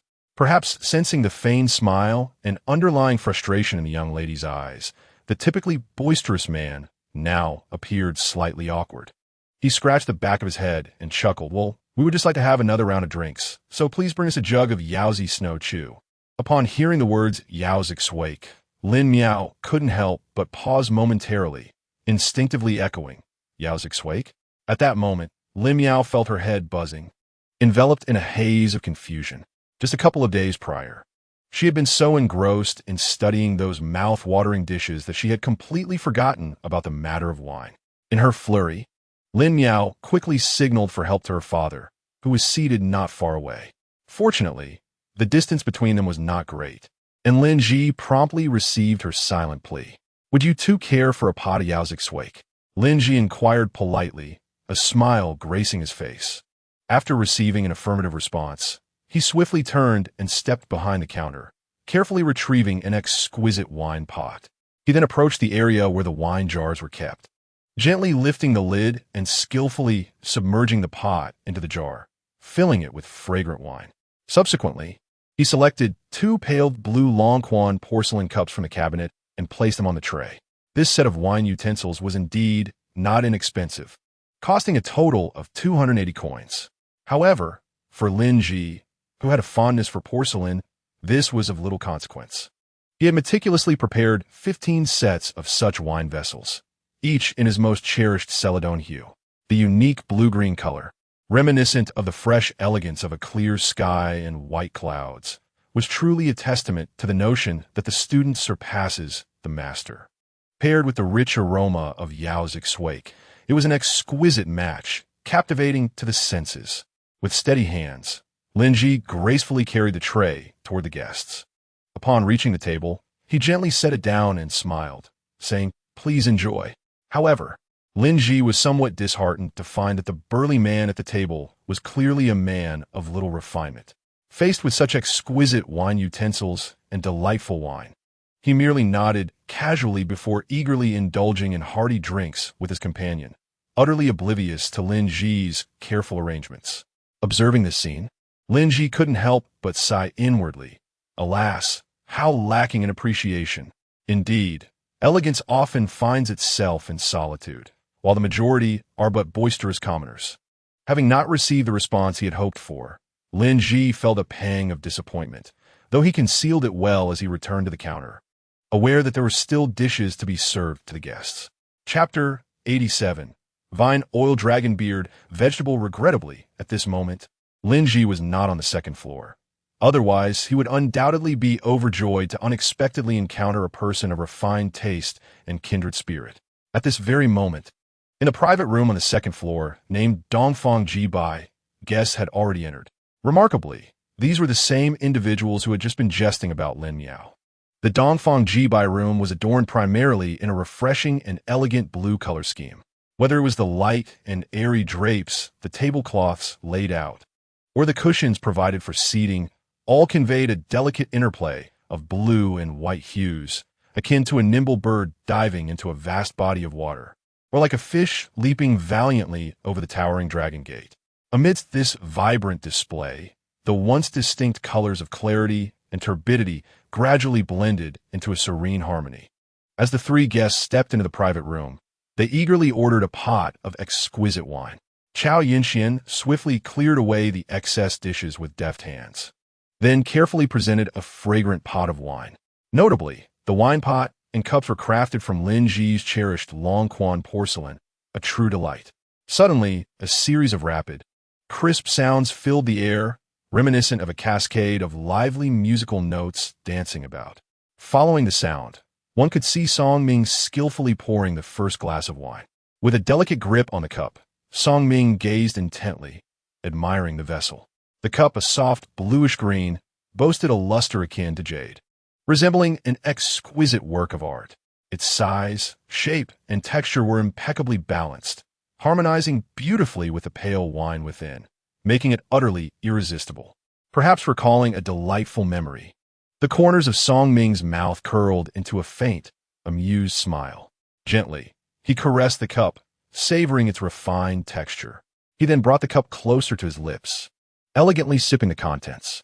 In an instant, a refreshing aroma of wine slithered into his mouth, akin to a nimble serpent gliding along the smooth porcelain surface. The fragrance was rich and full-bodied, embodying the unique essence cultivated through meticulous brewing and years of maturation. This profound sensation seemed to echo the passage of time, rendering every drop of wine extraordinarily precious. At that moment, a hearty voice broke through. "Song brother, how dull it is to drink alone. Come, let us drink this cup together." Yet, before they could raise their glasses, another voice chimed in. "How can one enjoy wine without food? My brothers, let us first order some dishes. Eating while drinking will surely enhance our experience." Hearing this, Song Ming could not help but smile faintly. He was never one to indulge excessively. He had merely been captivated by the wine's allure. Since his friends had made such a suggestion, what harm would there be in celebrating later? He nodded graciously to the two and sincerely remarked, "You are absolutely right, Yin brother. My earlier actions were indeed a mistake, and I shall certainly pour myself a cup later as penance." With that, Song Ming exchanged a knowing smile with Yin Ing, and the atmosphere grew increasingly harmonious. "Oh dear, Song Ming, you are too clever. Speaking of self-punishment, it's clearly an excuse to reward yourself with another drink. That tactic won't work on me. Were it not for the presence of others," he would have crossed his arms and remarked, "Last time, you tricked me with that self-punishment of 3 cups. Yet you drank most of the pot yourself. I won't fall for your ruse again." Laughter erupted as Yin chuckled. "Old Yin, don't laugh too hard. I'm just a cautionary tale. I can't let Song Ming indulge too much." Song Ming, exasperated, simply shrugged. He wished to convey that it was amusing how one could be so fixated on a mere drink. "Ha ha ha." Santu is bewildered and perplexed. He earnestly speaks, one wearing a faint expression of sorrow, while the other bursts in a hearty laughter. It must be that I have pierced through his thoughts, leaving Song Ming somewhat disheartened. Unable to drink any longer, he glances sideways at the old banquet, who is too amused to straighten his back, perhaps captivated by my clever intellect. Ignoring the two, I wave my hand to signal for the ordering of dishes. Chao Yinxian remarked, "Finally, we are about to order. I do not have a penchant for watermelon. What signature dishes does your establishment offer? Let us also have some appetizers, a soup, and a main course." Santu found himself in a bit of a dilemma. Uncertain of what to choose, Chao Yinxian, with a soothing tone and gentle demeanor, listed around 20 dish names in one breath for the main courses. "We have braised pork with pulled noodles, chicken broth wontons, fresh meat soup dumplings, and beauty-enhancing porridge. The soups include fish head pot, mutton intestine soup, clear chicken tofu soup, and pickled fresh delicacies. Desserts feature snow-covered plum cake, auspicious loquat cake, crispy mountain cheese, and the cold dishes consist of salted duck from Ingtian, golden fish fillet, fern oil seaweed, tiger skin chicken feet, stewed edamame, spicy white-cut chicken, and multi-layered treasure. The hot dishes comprise stir-fried beef with chives, longjing shrimp, garlic stir-fried seasonal vegetables, double crisp stir-fry, braised crucian carp, fragrant braised pork, dompa meat, and soup-cooked mustard greens." Just listening made Santu feel overwhelmed and he quickly interjected, "Stop, stop, stop.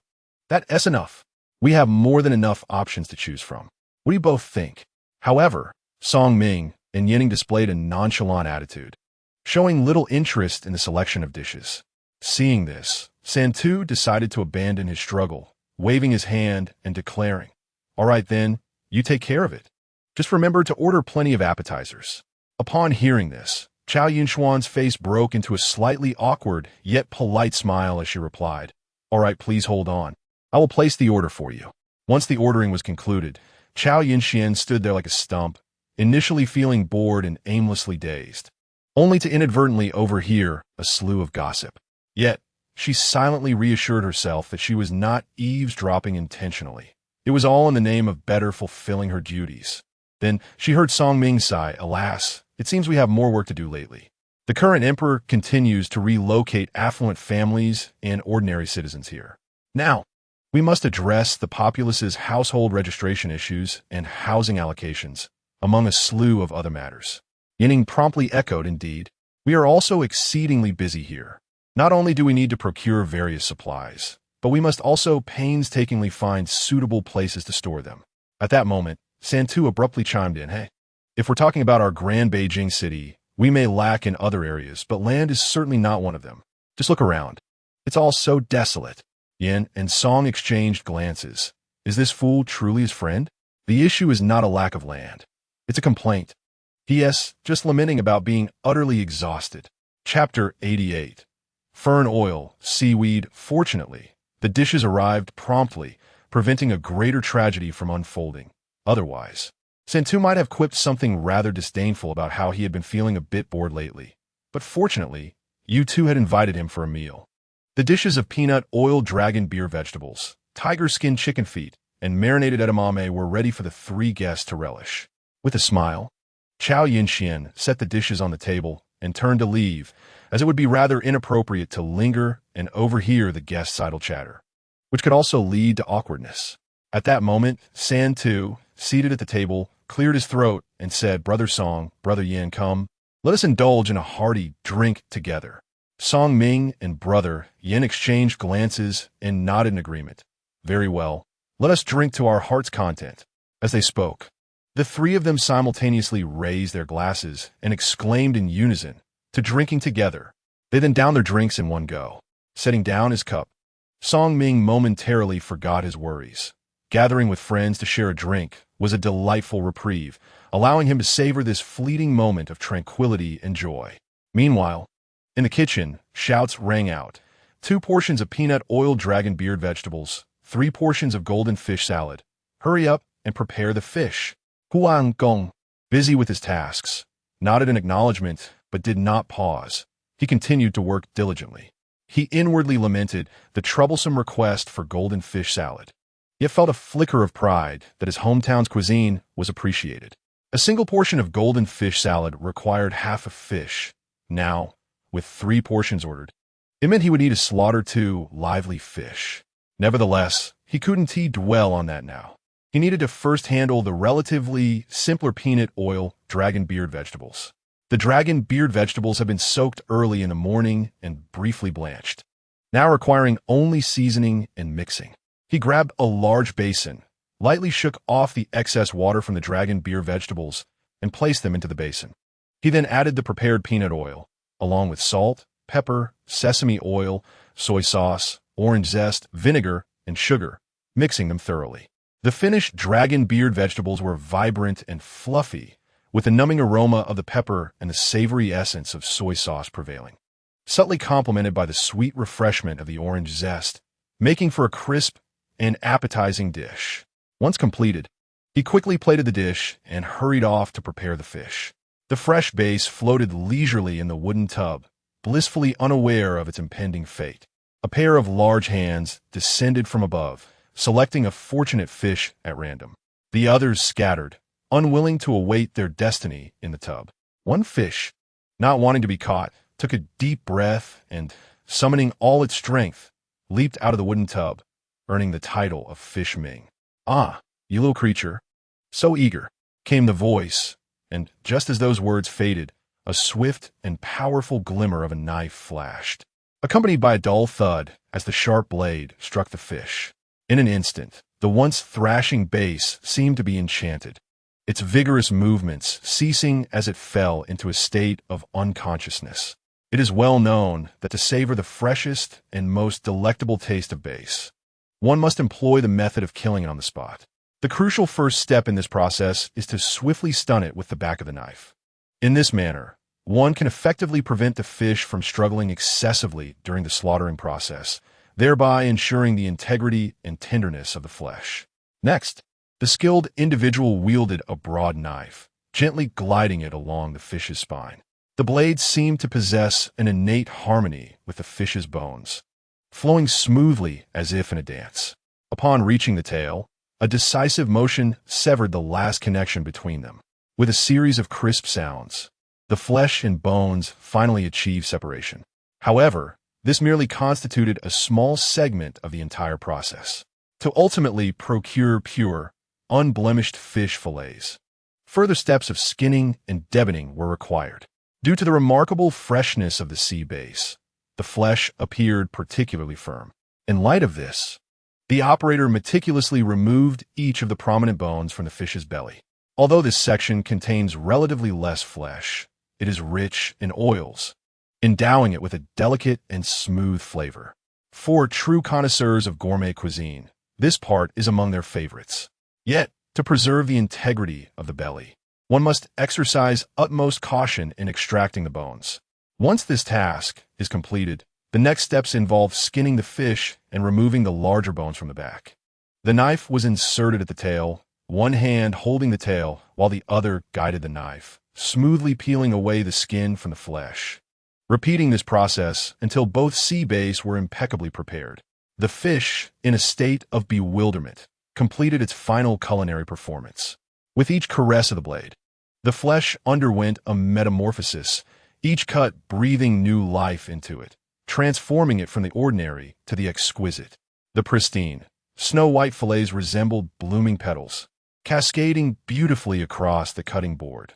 The golden-orange zest sparkled like distant stars scattered among the translucent fish, radiating an enchanting glow, while the meticulously arranged garnishes formed circles akin to magnificent fireworks illuminating the night sky, dazzling and breathtaking.